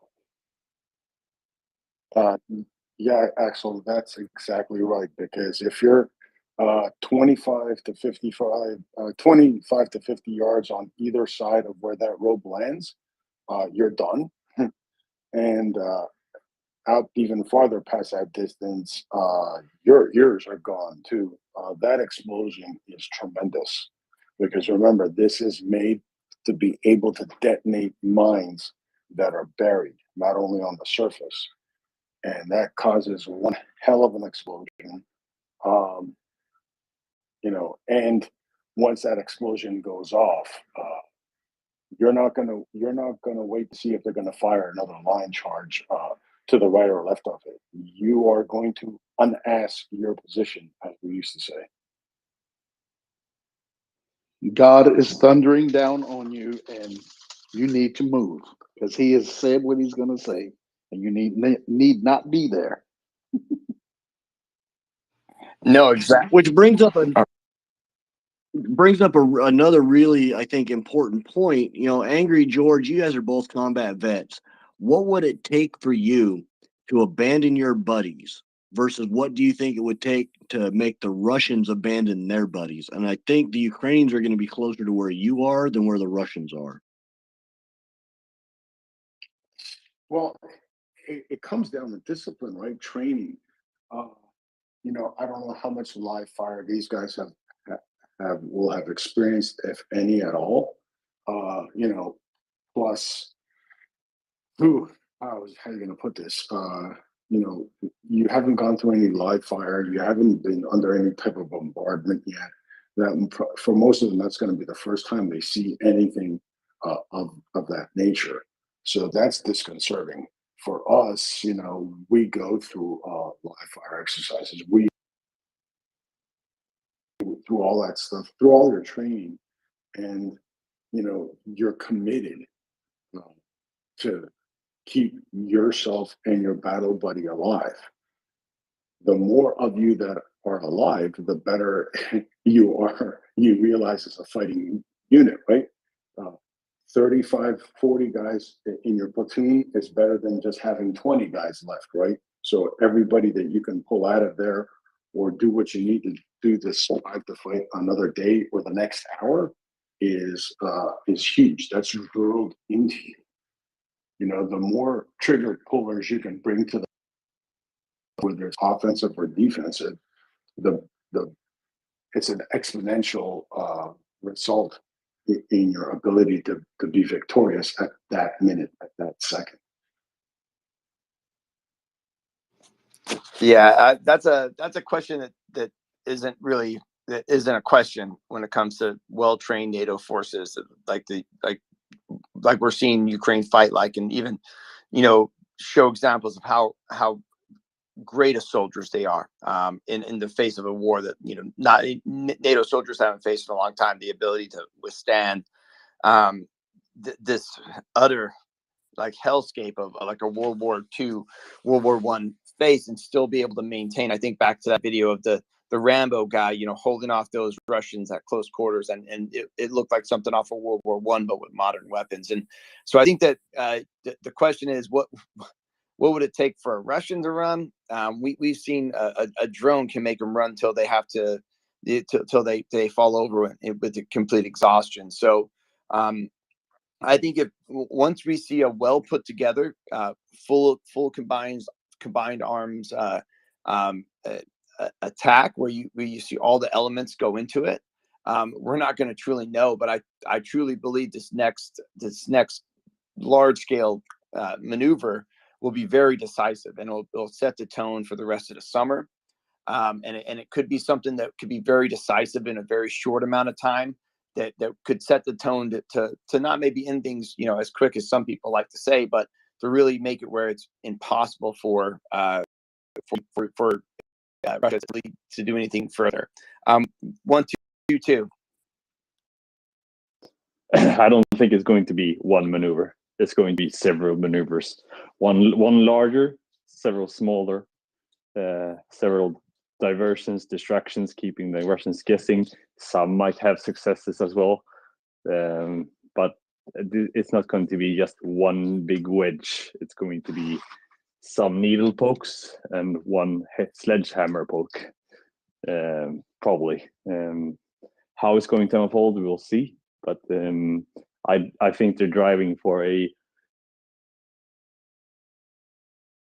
and at least going for free bases, if not a homology. And I think that's really the potential for two major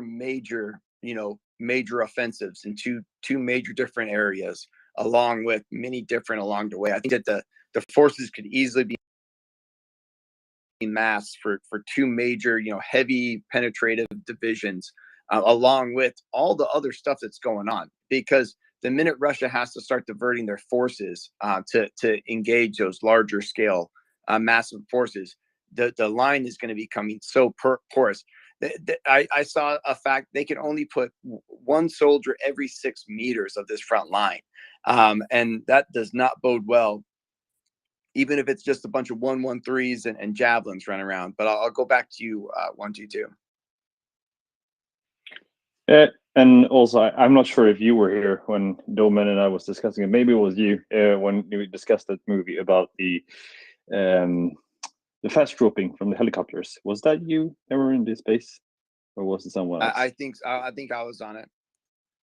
Yeah, because that also tells us something. It tells us their, you know, preparing capabilities that works in conjunction with these kinds of assault as well. So to be able to strike fast, move around, you know, poke in different directions.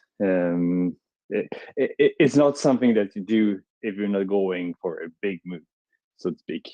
Having the capability is exceptional, and if you're trying to train and prepare to, you know, to be able to airlift infantry like that, then you're planning something large. It's not a small thing you would be going for, because then they could, you know, they could just use the infantry for something else. The question is, how many Black Hawks will they get? I wonder how many they have is a question. The real question I want to know. And I think that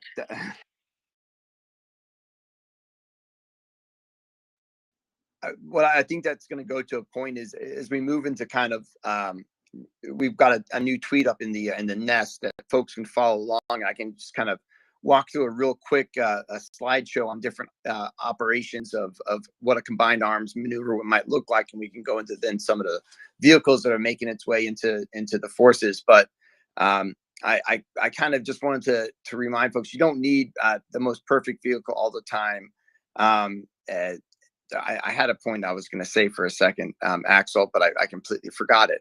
But I really do think going into kind of a basic overview of what some of these maneuver elements are gonna look like. It's not a complete detail down to the very granular detail, but an overview of what could happen. But we've seen, Axel, over the last couple of weeks, I think, an increase in artillery fire. You've seen Bakhmut kind of hold up. What are you thinking, Axel, when it comes to the possibilities in the what the signs are looking towards when it comes to some of these signs that are happening on the battlefield? I was very enamored to hear, what's it, 2 nights ago or 2 mornings ago, whatever that was, that my friend Yehuda came around to what Chuck and John Spencer and I once discussed here, a few weeks ago, when John had returned from a little hiatus to come back to the space, that there's always the possibility that north of Bakhmut, when the front line of the Russians may turn brittle or is brittle, their force structure fragile, their troops exhausted, their logistics assets highly concentrated right behind the line, their artillery placed too close for comfort, that at that point in time, in such instance, Ukrainians may just decide to take one mechanized brigade and break through and take the way all across to Popasna on the one hand and to Lysychansk on the other, and from Popasna circle back and encapsulate or encircle Bakhmut, Solidar Bakhmut, the whole line, and cut off the snake, as I would put it. And Yehuda just said that maybe that road crossing north of Bakhmut is probably a good idea. I still think this is a good idea to do, but then again, this is what I would have learned from the past, and this is desktop analysis and looking at maps as if you had Guderian around. But the more important thing is that Mick Ryan put it very clearly in all his recent threads, and yet again this morning, if Ukraine is actually currently creating 3 army corps, then taking that pincer down south, meaning in direction of not Amyansk, more Henichevsk, from Kherson on the one hand, and anywhere from Zaporizhia's front line down south, Tokmak, down to Mariupol, leaving out Melitopol, and then forcing the Russians to sacrifice the space and retreat from Melitopol in order to not destroy Melitopol, and not having to do urban fighting, but having people in Melitopol simply sabotage the Russians, and then moving the front line west. So those 2 army corps could punch through, and I would see them definitely. I would see Ukrainians go with a full corps en route Starobilsk through to Luhansk, where then the troops from that one brigade, the mechanized brigades, wins, plus whatever is and can be mounted from the area of Kramatorsk and Slavyansk, could be follow-on forces, not only for the encapsulation to the south, but also en route from Lysychansk, Severodonetsk to close out Luhansk. And I think this is that is the slam dunk or the home run. Now, the alternative to all of this is that we wait completely for all of this and they simply go down south and enter Crimea and cut off Crimea. That is the alternative to it. And they may just be able to do exactly that, and cutting off Crimea equally cuts off the snake, because you have to take the south. Therefore, you bury off the troops, but you do sacrifice in such instance Melitopol. You could say that you do that in order to accelerate and facilitate a quicker win. It's also the bigger and probably even more urgent political win to take Crimea, because thereby you remove any kind of push by weak politicians such as Macron, Scholz, and others to put pressure on Ukraine if they win, so to say, too much, too quickly, to then start negotiating about Crimea. I would rather not negotiate Crimea. I would make sure that it's a general resolution. He stated already in autumn last year that every Russian soldier who is in Ukraine has two options: live and leave, stay and die. And I think they need to make this very clear. Absolutely, absolutely. Angry, you want to take hands or you want to continue to forge on? Let's real quick. You know what? You want to forge on really quick, or unless 1, 2, 2, you got something really quick. And It was actually on what Axel said. I saw a tweet about someone that had registered fortifications and dotted it out on the front line with red dots. Where one of the areas where it was most concentrated was the Zaporizhzhia line, going from the Dnieper inwards. But guess where they don't have fortifications that are dense? Guess where? Just one guess. It's Bakhmut, and behind Bakhmut towards Popasna, where Axel said. There's very few dots there. Yes, just a small food for thought. so that kind of brings us to the tweet is in the nest real quick, and I can for everybody who wants to go up to the nest, there's a Angry Ants thread, and it's a few slides long, and I'll just go through them really quickly, and you can get on that thread and kind of follow along. But I'll just try and explain it a little bit. So what Axel talked about was creating core groups, usually created from a division size element. And divisions are made up of different types of units. The core part of it is being the maneuver element. And what the Ukrainians have been training on in Grafenwehr and Hohensfeld is what's called combined arms maneuver warfare. It's the combination of heavy armored brigade combat teams along with heavy brigade combat teams, where you have a mix of mechanized tanks, mobile field artillery, and in my opinion, most importantly, mechanized infantry, and a ton of other different organizations and units along the way. And we can go into greater detail later on, but the idea of it is to create a force that can, once the time is right, to decide to find that place that they're going to engage, and it can be a large scale area. Two of my threads deal directly with these different types of units. But if you go down to and if you go through the first few slides in that thread, it kind of talks about the different size and makeup, the amount of vehicles and manpower that goes into creating these different types of units. But what they're used for is a kind of there's a lot of different doctrines, but here's a very simplified couple of slides that will go through the different aspects of when you're looking at an area and you're ready to engage. So the first one is to find your area. Of course, there's going to be a lot of intel done, so you're going to know where the front line is.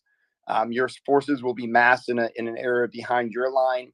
The first thing you're going to do is trying to do as much recon as possible and identify all the command and control, ammunition depots, supply dumps, supply routes, fixed defensive positions.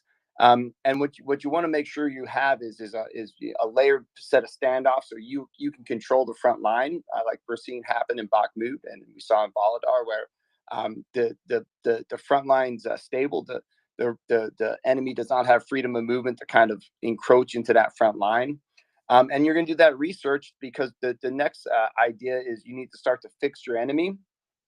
And that can start by having an increased amount of artillery fire, aviation support, where you're starting to target the enemy positions. But most of the time, you'll see another large scale unit create some sort of diversion maneuver. And again, these are all basic ideas.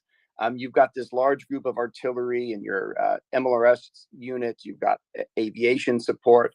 And they're all waiting for the enemy to kind of show their heads in this large battle area.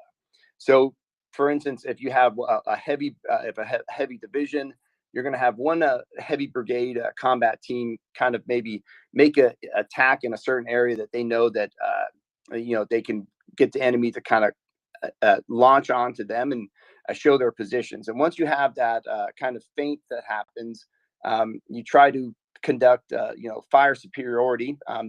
That unit might withdraw a little ways so it isn't in the range of the enemy artillery. But what you're going to try and do is after that feint, try and use fire superiority to demolish and engage as much of the enemy as possible over a very large area, not just where that one feint was, but over the entire battlefield, the shock and awe. And this will be done by all of the precision fires that Ukraine has. And we've not really seen all of the precision fires that Ukraine is having. We've got the small diameter bombs that can be used in close air support or as precision fires. You've got many different other, just all the different types of modern warfare weaponry that's in Ukraine that hasn't really been used in this kind of shock and awe on an area that I think we're going to see. And that sets the tide for what we would call as the main maneuver element, which would be the penetration force, or it's a heavy reinforced unit. And that would be the unit with the heaviest of your infantry, the heaviest of your tanks, and it would be used to take a large chunk of the enemy field. And we're not talking about one line of tanks breaking through. A large area where this unit can break through and kind of move through the enemy line, get through the different minefields and different areas of defense, and then work to kind of cause chaos. And if you have that success of penetration, and as you go through the slides, there's some great illustrations of that. The most important part is exploiting that gap. So you're going to need extra brigade combat teams of heavy mobile infantry. Maybe these units don't have the biggest tanks, but they might have a combination of heavy infantry fighting vehicles, maybe the older Soviet era tanks, the Leopard 1s, the CB or the AMX 10s, things that can punch have a heavy punch, but maybe not. They aren't the tanks that are needed at the very front of the column. Yep. Hey, Will, wouldn't you expect there to be an element of speed to them, more or less than the regular tanks? There will be also an element of speed. In other words, they may be wheeled or at least have the capability of running. When they go, they run and gun, and have that. If you want to disrupt, you need to be where the enemy doesn't expect you and be there fast before any of their intelligence gets there. Correct? Yeah, correct. And so once you have that major penetration, we're not talking about we're talking about a large battle area. So there's going to be towns that get kind of passed up when that first penetration force goes, because you want to move as far as you can in that first 72 hours. You want to be able to widen the gap of the hole that you've created, and you want to be able to push security out through both your frontline forces, but also being able to maneuver artillery to be able to then start pushing the enemy's artillery back as far as possible. So it's exploiting the gap is critical. You want a lot of speed, but you never want to move too fast, because you always have to make sure you have that element of security of controlling the line so you don't get counterattacked. And that takes a lot of work, and that takes you've got your heavy infantry forces that can control big areas. The ability to take key areas is important. So to be able to get a lot of infantry into one place very quickly is key, and be able to control, whether it's a town that you have to bypass, but you can fix it in place. The ability now, you're going to have a much heavier follow-on force than you saw in the Kharkiv offensive, and a better supplied and supported offense than in the Kharkiv offensive, with all the new stuff. Because that is, again, one of the major parts of this is to be able to get to that follow-on support phase where you're able to create rear area security, reinforcement areas, and that allows for you to create that layered wide area defense of that gap that you've created. because again, if you just run a bunch of tanks through, and then you're susceptible of getting counterattacked. And if you go through those slides, it will help. I hope it kind of shows a basic idea of what it looks like on a piece of paper. Thank you. And everybody, that's the second tweet in the nest. The first one is about Chuck Ferrer coming in later for a night's edition of bullet points. So he talked about it the other day, and now we have it coming on. But yeah, if you would, that's the second thread in the nest. We're talking about Angry Ants' thread on combined arms units. All right, Angry, we got hands, and so I'm gonna go through. We got ATV, Lexicon, and then we're gonna go to Chris. Hi there. Awesome panel. I enjoy listening whenever I can to you guys talk. It's a little bit of a sensitive question, I suppose, but maybe when you guys are talking about combined arms and the different techniques and what the Ukrainians can use, there's been some, I guess, OSINTs that are ostensibly pro-Ukraine that have been a little bit critical about what they've seen from Ukrainian combined arms or lack thereof, and particularly maybe some early offensives in the Kherson region that were potentially quite painful. I don't have the videos, don't have the specifics, but they often mention Kherson as being a difficult area for the Ukrainians pre the big moves. And I'm just wondering, maybe as you're covering it, or if you can touch on it, what have you seen from combined arms from Ukraine? Maybe the Kharkiv offensive is a good example of that, or not. And do you know, not necessarily what happened in Kherson, but what can the Ukrainians learn from that, and what can the new material that they're getting kind of help what they've possibly gone wrong in the past? Thank you. Okay, before we go to the hands, I just want to say one thing. Just remember, when they were going into Kharkiv, they did not have the equipment that they will have in this offensive. They were going with the equipment that they had at the time, and they were going against a force that they know better than we in the West. Our combined arms is suited for what we thought of Russia when we were going up against them. They're going up against an enemy they had know on the battlefield. So there's going to be some difference there. But the biggest part is they have different equipment. They're going to have different equipment at this point. So go ahead, Angry. No, and you know, this is a very valid question, and I understand. So we've seen since 2014 an acceleration in better training in the Ukrainian force and better unit alignment, the creation of NCO corps. But over a very short period, they've been working without full as much support as they should have had for many years in the past, at least support for training, not at as high a level to be able to get them where they should have been as fast. Some units were already in a good place, but not everyone was. We've seen good tactics, we've seen bad tactics. This has been only 1 year of full scale war when it comes to this large of an area. So there's a lot of lessons to be learned. If you think back to the Iraq War, there's a lot of lessons learned in that very first year that we were in Iraq. So what we have seen though, and this is where I think that the positive part of this is that we have seen since the overall overwhelming support of all, almost every country in the world that supports freedom and democracy coming together. We've seen, every major country coming together as much as they could to help with training, to help with doctrine, and not to tell them how to do it, but how to work with what they know on the battlefield, but change things a little bit. So we've seen in the last few months a realignment of forces where they've rechanged their kind of formation style and how they've got formations. We know that they're good fighters.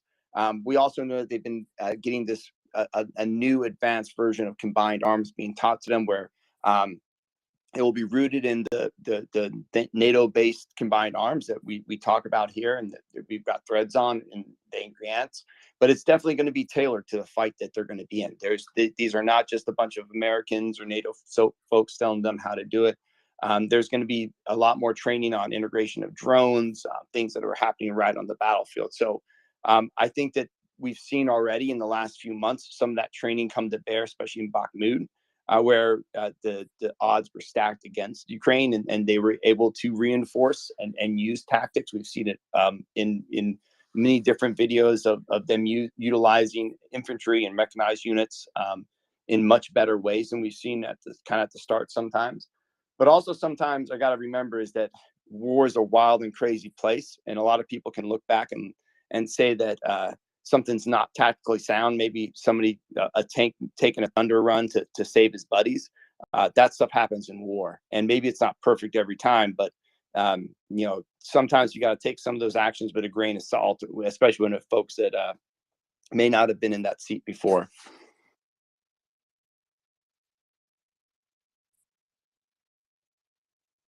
All right, and let's come. Go ahead.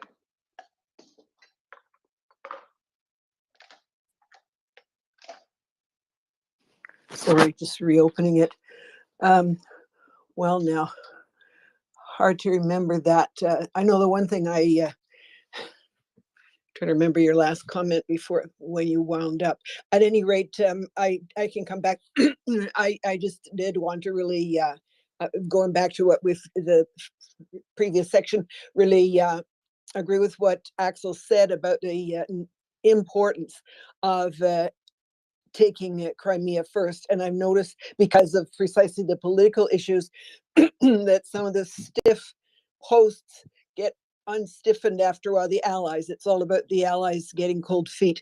And there's no way you want Crimea at the end and get huge pressure to drop it as part of negotiations. But I wanted to say that that's becoming a stronger view among a lot of allies. And I just saw yesterday, day before, Wesley Clark is now a full believer and says he's answering something about Bakhmut or Avdiivka. And he says, of course, that's all very good. But our main emphasis, he's into our now, but our main emphasis has to be Crimea, because that's the key to the whole thing. And he gives the explanation. So, that's good news on some movement among the allies. I mean, he's been ally all along, but he's getting really clear on the Hodges approach. But thanks, I'll come back if there's anything else. All right, thanks, Lex. All right, Chris. Hello, Chris. Hey, Dal. Yeah, I'm here, Dal. I'm just had to put down my glass of wine, mate. So one of the things I was looking at, Daryl. It's still early for wine, though. No, mate. The sun's over the yard arm. It's well time for a glass of wine. All right. So yeah, one of the things I've been looking at, and I know I think Axel has as well, right? But I was looking at where the Russians crossed the Dnipro in the Second World War, and there's about, like, in the area that we're talking about, there's probably about 2 or 3 places that they can cross, right? And so I was like just thinking about that. And obviously, I don't think that would be the only front, but I think going back to what Angry Ants was saying, and has been said, there's going to be like more than one attack here. So it could be across the river, and could be actually from the sea as well. So and actually, just on that, just came. Hey, Chris, I got one question. Were the dams built at the time that map was drawn? Do we know if the dams were there? Yeah, well, that's a good question. Because that's going to change the river and how deep or how wide the river is in those locations. And that I was looking at that, but I also was thinking about the dams, which also would change the depth, et cetera, in certain places. Yeah, I think I don't know whether Axel's there, but I think Axel might know, actually. But because the reason I'm saying that is he said the other day that one of the crossing points was I don't know. I think he said it's like 7 kilometers north of the Novakhovka dam or something, right? So I don't know the exact answer to that, Daryl, but we do need to know that. You're absolutely right. Yeah, but there was a discussion actually where I think it was David was talking and saying, that there are a known couple of places where there's either shallow water or islands that you could put stuff across, right? So yeah, so I don't know the answer to that, Daryl, but you're absolutely right. We need to know that, right? Because that, as you say, that will have changed the whole picture. Yeah. But so let me try and get to a point here, right? And actually, yeah, I just want to just let you know, actually, that I just saw coming through my feed that the first 40-foot like powerboat from the USA has arrived in Ukraine. And then the other like weird thing that got discussed the other day, and sorry I'm being a bit random here, but I'll try and round up in a minute, right? But the other weird thing that was discussed the other day with Nuno was, I think, what he called helo casting, right? Which so I finally worked out what that is. And basically what that is like dropping special forces from a helicopter into the water, you know, so that they can basically like run up a beach somewhere. So yeah, so and there was I'll get there in a minute. There was another thing which was an article that was in the paper in one of the magazines, and that they're basically saying, oh, the Ukrainians have equipment like tanks and IFVs and stuff like that, but we haven't given them to them. And actually, we don't think the Ukrainians have asked for that, right? But okay, so my question is this, right? Do we think, you know, what do we think is going to happen with the Dnipro, right? Do we think there's going to be a crossing there? Do we think there's going to be a crossing like in the south and on the beach and that? You know, and obviously we don't want to go into OPSEC and that, but what do we just think? Well, let me say this about the helicopters. They probably will have the helicopters. Now, where they will use them, I couldn't tell you because, of course, that's the OPSEC. They do have riverine equipment, a lot of which could be dropped in by helicopter in some cases if they need to get in areas which could be a little prohibitive or long distance, but they can do it. That's one other way that they can get riverine equipment across or near or somewhere closer to the objective. There is some of the equipment that they are getting is amphibious, if I'm not mistaken. Some of the buffaloes, they do have a bit of amphibious ability. So there is that. Now, I'm not sure of what other which panzers are amphibious, but they could take upriver if they can survive open water like that. It is another way that they can get in. Raver, you had your hand up. Yeah, so I think people might need to temper things just a little bit. I'm not looking for any great big deep Russ, you know, Patton's Third Army breaking out from Normandy. I've been predicting for a while that they're going to be using more of a bite and hold strategy where they're going to try to use positional battles to turn other parts of the Russian line and force them to fall back because there's nothing else that they can do. The area around Bakhmut is interesting. It may not be heavily fortified between the cities, but that's a heavily urbanized area. Russia's only breakthrough was at Popsana after Severodonetsk, and that led right into Bakhmut. So any Ukrainian efforts in that area may involve a lot more urban combat than they want to engage in, given their experience on how bad the attacker can be chewed up. So I expect to see more localized bite and hold attacks that tend to turn the Russian lines and force the Russians to have to fall back to avoid being rolled up. Or it could be a matter of encirclement. They can bypass some of these urban areas and starve them out before they actually go in too. Daryl. 1, 2, 2. Yeah, go ahead, George. Yeah, really quick. Don't forget, because we talked about this a few days ago. One of the other things, because you're talking about helicopters and riverine craft and things of that nature, you know, when you have an offensive like that, and you have something that maybe your enemy has overlooked, maybe it's a small town, maybe it's something that you see is a tactical target. In other words, so you look on the map and you see something like a small town, or maybe there's a forested area with you with a road, whether it's a paved road or a surface road, something that would be used by your enemy to either reinforce his position as you attack him or as a route of retreat. You could use a small heliborne force to drop, let's say, um, about 50 to 100 guys uh, in that forested area to make an ambush. Or you have a small little town that your enemy has overlooked, but you haven't. And maybe there's a road going through it. And you drop a heliborne force into that town, maybe 100, maybe 200, maybe a company size with javelins, NLAWs, things of that nature.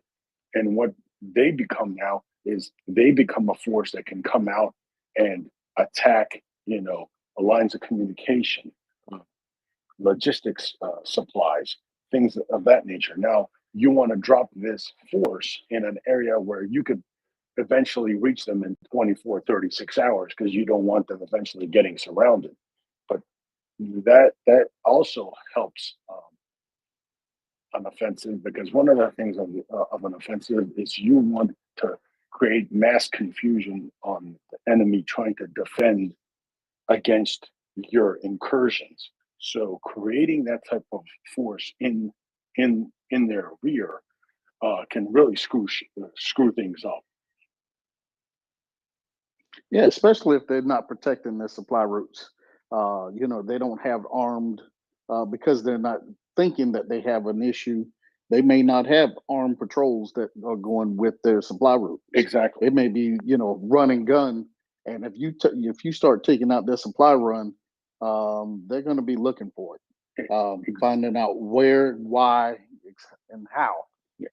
But if you could take a road junction, like a critical road junction, something like that, something minor that they have overlooked, or even though they're defending it and they only have, and you get intel because remember, it's Ukrainian occupied territory, partisan forces, whatever, they're telling you, oh, there's only about 50, 60 Russians here. And you drop a force of 200 that can just, sweep them to the side and now take that position. That's a huge asset for you. That's a huge win for you on a tactical level, because now you know that crossroads is now controlled by my force. Anybody trying to retreat through there, I can set up ambushes, right? So George, here, I think this is a great segment because I think that we got to always remember that the Ukrainian forces know their battlefield, and they've been planning and preparing for whatever offense that they're going to go on. And there's a massive amount of things that go into an offensive maneuvers. We talk about it in basic terms of these big forces, but inside of those areas, there's light units, there's recon unit, there's engineer units, there's all kinds of preparation. So there's a lot that goes into these units. There might be a small amphibious part of an inland operation because they need to just get over a river with a few guys here and there. So there's a lot of options to it. But when we think about this upcoming offensive, what are going to be the things that make the Ukrainian forces, be better equipped and at a better prepared, better equipped to fight? And I think straight to optics and optics of the new vehicles, of all the new NATO vehicles, and how much of a game changer the optics on the ground with these new vehicles are gonna make a difference on this battlefield. Hey guys, real quick, I gotta check out. I gotta get my phone on our charger. I got an engagement later. Y'all have fun. Slava Ukraini. Hey, great to see you, Raver. Right on, Slava, Raver. Hey, Angry, I really quick before we get into that, because we touched on engineering equipment. Just think of this. Here's something that people always kind of forget. If I have a bridge that can gap something 60 meters, and I know you don't, right? So what a heliborne force or an SF force or something like that is, they can go and blow a bridge that I know you need to either reinforce your guys or retreat at it. And I am not worried about it because I've got the replacement bridge with my units where I can gap that once I get to it. But by blowing the bridge, I can either trap your forces against the waterway or keep you from reinforcing the area I'm attacking. So I just wanted to mention that.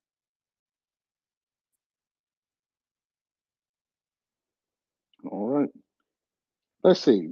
122. We haven't heard from you in a minute. Go ahead.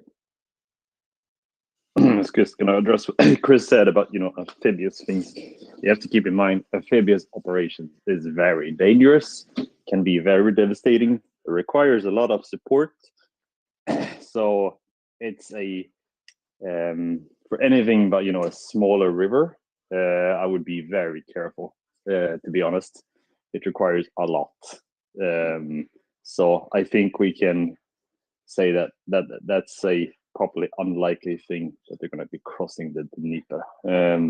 Not saying it's not going to happen, but I don't think it's a very risky undertaking. One I think is too risky to take in this state at this stage. But what do I know? I just know that in the military you prefer to avoid those things because it requires so much to make a secure crossing or relatively secure to suppress the enemy, and then you need to secure that bridgehead with a lot of things.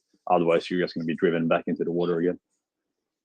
Well, a lot of times your riverine operations, especially behind lines, they're mainly for observation, security, to set out and observe possible routes of egress and digress. Because, like the Marines, before we go in, we had the FSB units. The Navy FSB units would go in and really set up the beachheads. They would let us know where we could land our equipment in, things like that. And that's really what you would be looking for in some of these smaller units that would encroach on the going across river. They're going to be scouting land. They're going to be scouting the beach. Because you can run up on the beach and you probably couldn't get your equipment up that beach if you got it up there. So these units would be scoping out areas that they can come in, land equipment, and then continue to go without there being a 5 foot, 10 foot beachhead, where the river has cut the seawall down, the river's edge down. That's the kind of things that they would be doing right here at the beginning. And it's more of a looky see, ranger type operations. That's what they're there for. Yeah, I agree, but I mean, crossing those forces are not going to cross with any type of vehicle. They're probably either going to swim across or some dinghy paddling under cover of darkness, because you're not going to be wanting to cross with anything, even a helicopter, because the enemy is going to see that. And I mean, the Dnieper, even if you get one of these, small groups across and you scout it, the Dnieper is so wide. It takes a while to get across it, so the Russians will have time to prepare a response. The only thing that might, allow it to go through is that the Ukrainians start the offensive in one direction, takes a while, and then when they're preoccupied with anything else, then something might happen. But I'm just saying, generally, you want to stay away from amphibious operations unless you have a very advanced capability of, enabling it. And the US has that capability. But yeah, we'll see. We'll see. Yeah, I mean, you want to be where the enemy is. You want to be at that point where you don't think they are. And riverine operations do exactly that. You put yourself where they don't think you are going to be. I'm not going to speak on their skill level, but I do know from one of our guests that was here a while back, the SOF, he was the leader of the SOF community. It's an organization community. He's been here, and they have been training them. So I wouldn't put it past them to do a lot of things that we don't think they have the capabilities to do. I think they without a doubt can cross rivers. I'm just saying that the Dnieper River is very, very wide for a river. So that's what I'm saying. It's quite dangerous territory. That's just what I'm saying. It's yeah. But as I said, we'll see if they do it. It's amazing. But yeah. Yeah, I think that we'll see. You know, that we'll definitely. When we look at a large battlefield and we see we may not see it on every video, but there's going to be special forces operations. There's going to be ranger type operations. Maybe it's taking, being able to go advance a maneuver at night, getting javelins and stingers set up in an overlook position of a maneuver area. That's something more like, that.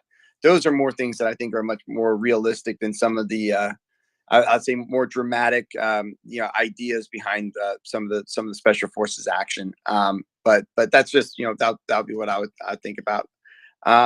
David, I see David. How are you doing, David?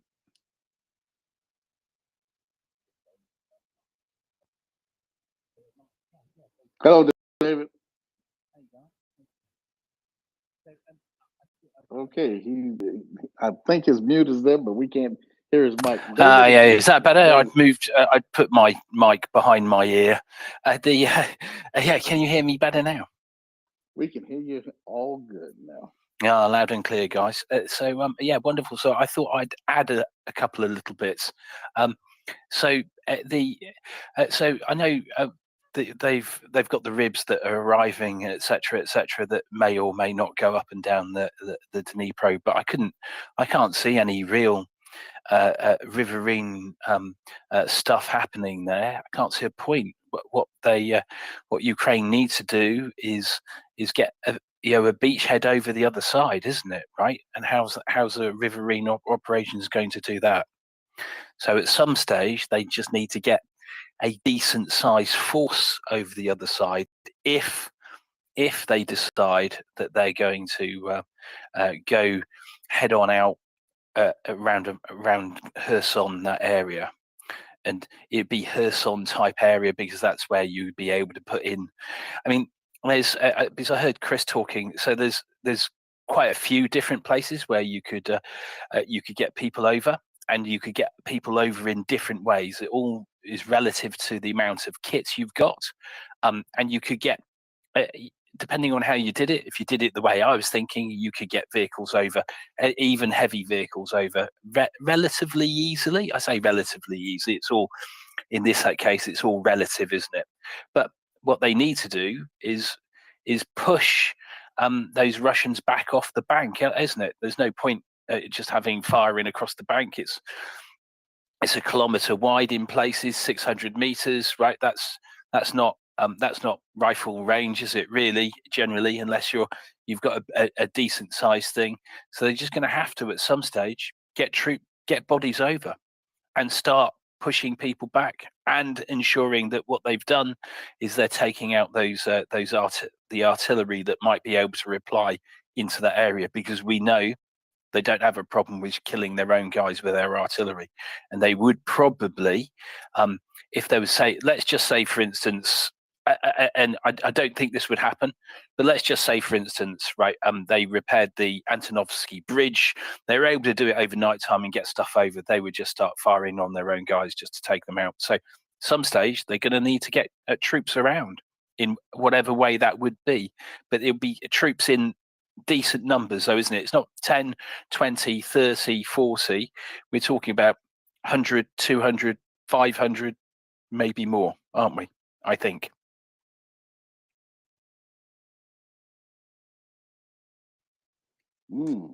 Well, David, before they can get those troops in, though, they want to have some information, and that's the reason why I said the riverine operation